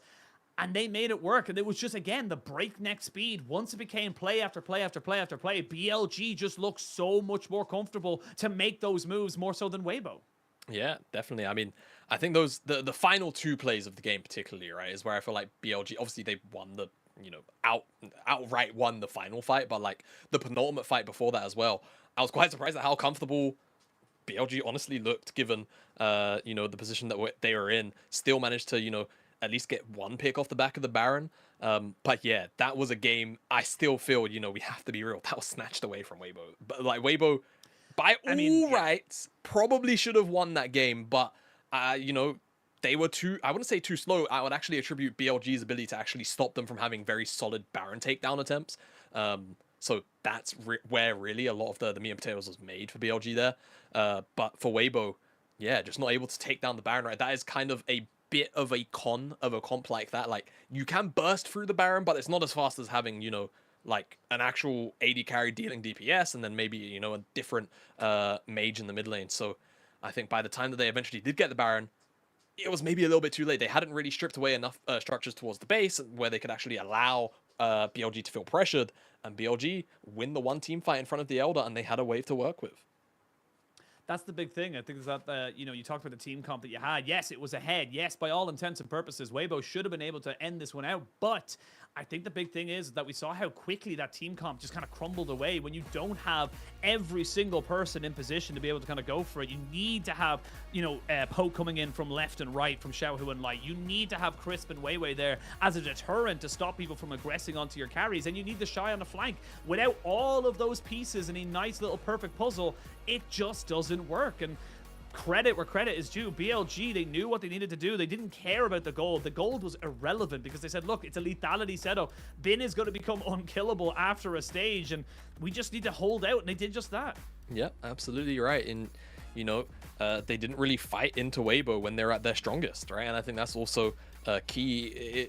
A little bit of a roll of the dice on the luck. The fact that it was a Cloud Soul as well that Weibo ended up picking up, where, Cloud Soul obviously has a lot of unseen value where you just get to rotate faster, things like that, but it's not the same as those combat souls. It's not Infernal, it's not Hextech, it's not Mountain, where sometimes the the overall value can be a lot more tangible. And that was enough for BLG, right? As long as Weibo effectively weren't getting more damage from the dragons, they were happy to be able to fight when it came down to that Elder. And a few minor missteps there from Weibo cost them it and hand it over to BLG. Yeah, I mean, absolutely. And I think we're getting a pretty definitive list, I think, in our power rankings, shall we say, coming into the second half of the split. It's JDG, it's BLG, and then it's everybody else. That's just kind of how it is right now. It does feel like these two teams are just able to do so much more with whatever they're doing. I don't know what it is. I don't know what they're eating, their exercise routine, their scrims. I don't know. Whatever it is working. And it does feel like it's just kind of everyone else chasing them, to try and figure out the best of the best and try and figure out how to take them down. Yeah, absolutely. And I think now for BLG, as long as they can continue setting this this win streak again, right? Obviously they lost recently to JDG. They're gonna be fine, right? I think being able to show this level of tenacity from a position like this, not only in game state but also gold, says to me that BLG are also a team that are just starting to mature and glue together even more. Yeah, well, we're going to send over to Wendy for the winner's interview. Thank you so much, guys. Bean, good to see you here. What a game at a very intense best of 3, but finally you guys were able to just get the win. And also, I want to talk a little bit more about game 3 first, because it feels like for WBG, they really have a comp that they are very comfortable with. They can be quite strong with that poking draft, but after that, you guys were able to close up the game by the solid team fights. So what's the late game strategy from you guys in order to secure the win for game 3?那首先恭喜你们，你们也是。你们也是非常漂亮的拿下了比赛的胜利嘛，然后其实也是比较可以说是互相拉扯的，也是看起来非常焦灼的 BO3，但最后你们还是最后的胜者，所以也特别想要问一下关于第3局的内容，因为其实第3局对面是有一个 Poke 的阵容，也是他们可能说打的比较自信的一个阵容体系，但是呢，虽然他们一度是拿到了龙魂，你们却可以在后期顺利的拿下比赛的胜利，然后想问一下，可能你们中后期关注的重点是什么？特别是那些团战当中关注的重点。第3局我觉得对面的阵容给了我们非常大的压力吧，然后其实我们一直玩得很艰难，包括对面其实打龙魂，但是我们觉得我们后期依然可以打，就算给了他们龙魂，我们教他好团战，后面也是一波的事情吧。Yeah, I must say the opponents drop. They really give us a very huge pressure in the actual games, and also we have a very tough game for game 3, and also they got the Dragon Soul. But still, even though they were able to get the Dragon Soul, we feels like if we can have a very solid, very comfortable team fights in the late game, we can still get the win. So our focus for the late game is just we would like to concentrate more in the team fights and win the game through those fights. And definitely, I totally agree with that. And also for your opponent, WBG, they are on very high note as well. They performed quite good. So any preps, especially facing against WBG coming into today's game, and also what's your focus in facing against WBG as a whole team? 那其实你们的对手 WBG 他们现在状态是比较好的，所以说也是一个很强劲的对手嘛。所以说可能在今天来到比赛之前，没有做什么特殊的准备，面对到他们关注的重点是什么呢？我们比较关注的是他们他们打团能力我觉得挺强的吧，然后他们的找机会能力啊，然后他们也会给对方一些压力，然后泽赛的应用词也是非常不错的，然后其实总体来说我们就打好我们自己的就行了，然后我们打好我们自己的团战，我们就能赢。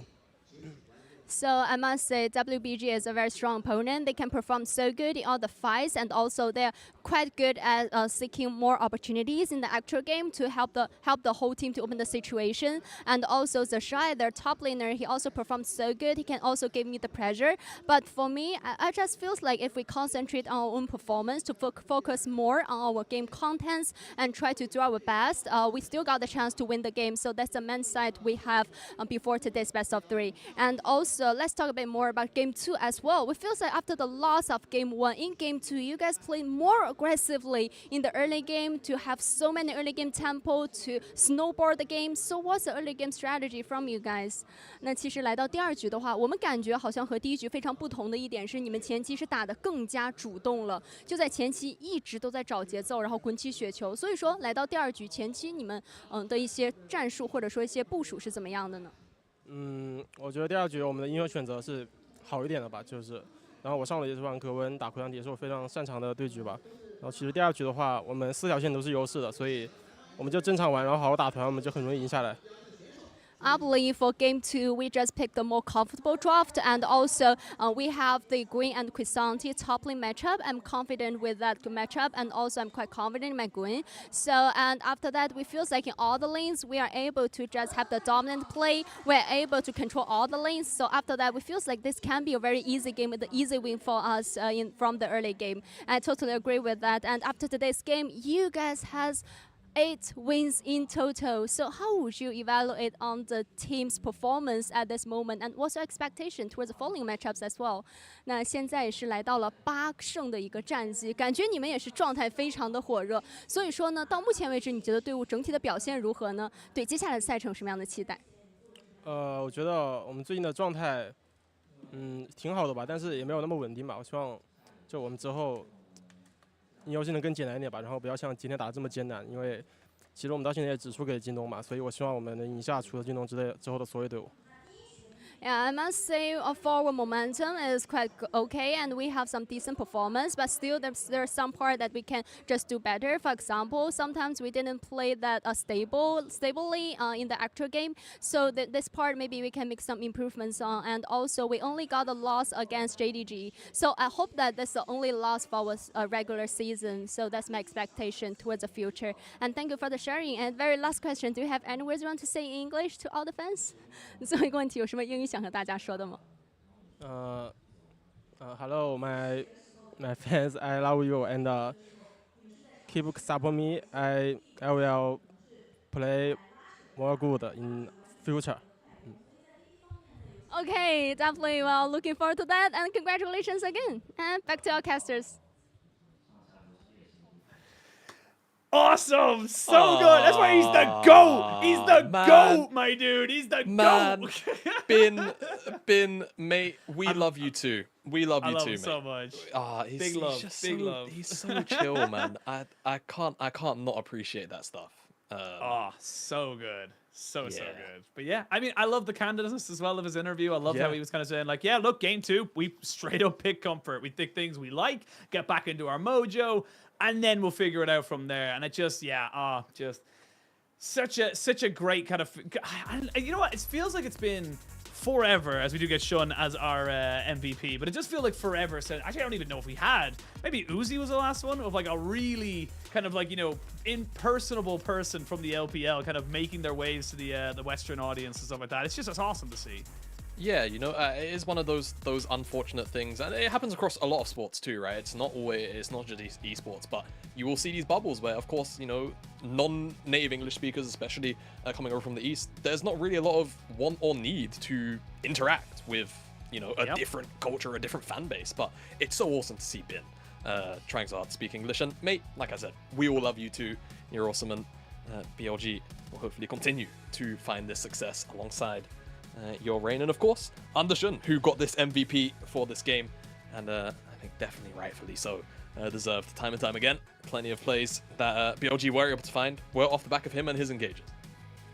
Yeah, I mean, definitely kind of carrying a lot of these engages for the side of BLG. And even here, just kind of keeping himself relevant, keeping himself nicely topped up. So as soon as he gets that, as soon as he gets that Elder Drake buff, he immediately pops the Cyclone and says, yeah, cool, we can take this. It doesn't matter if I die. Doesn't die, obviously, at the end of it, but still doing exceptional work there for him and his team. And really, really well played there from BLG. And look, for Weibo, we kind of come back to the same questions, unfortunately. We come back to the same kind of setups where we're kind of saying, look, game one looked great. The Shy played exceptional. Everyone was doing their role. It looked fantastic. However, game two, they got smashed. You know, it was really feeling like BLG just kind of came into play. And then game three, you go with a slightly different draft. It's very different to what you've gone for the last 2 games. And you got the leads, but you just couldn't convert. I don't even know if I can be mad at them for losing this 3rd game. Like, I feel like they did almost everything by the book, but the only thing they couldn't really cross the line on and put the name on the dotted line of was just securing that Baron, right? Like you said, just generally closing out.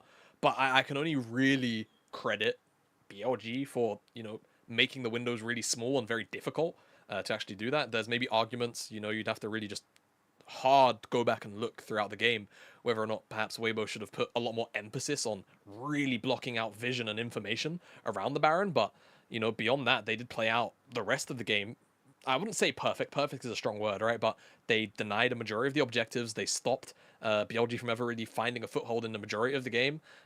It just came down to that one Elder fight. And I think the unfortunate situation is they also rolled the Cloud Soul, right? It wasn't really one that would help them overbear BLG in the combat department, which is what they really needed, right? What does the Cloud Soul really do in a situation where you've already stripped away a majority of the structures and rotations are kind of, you're always going to be first anyway. All you're doing is adding to that tempo, and that kind of stuff is very hard to quantify its value. So I think a lot of things just kind of fell the opposite way for a BLG win, but for a Weibo win rather. But not only that, BLG did a very good job at playing a stalwart defense.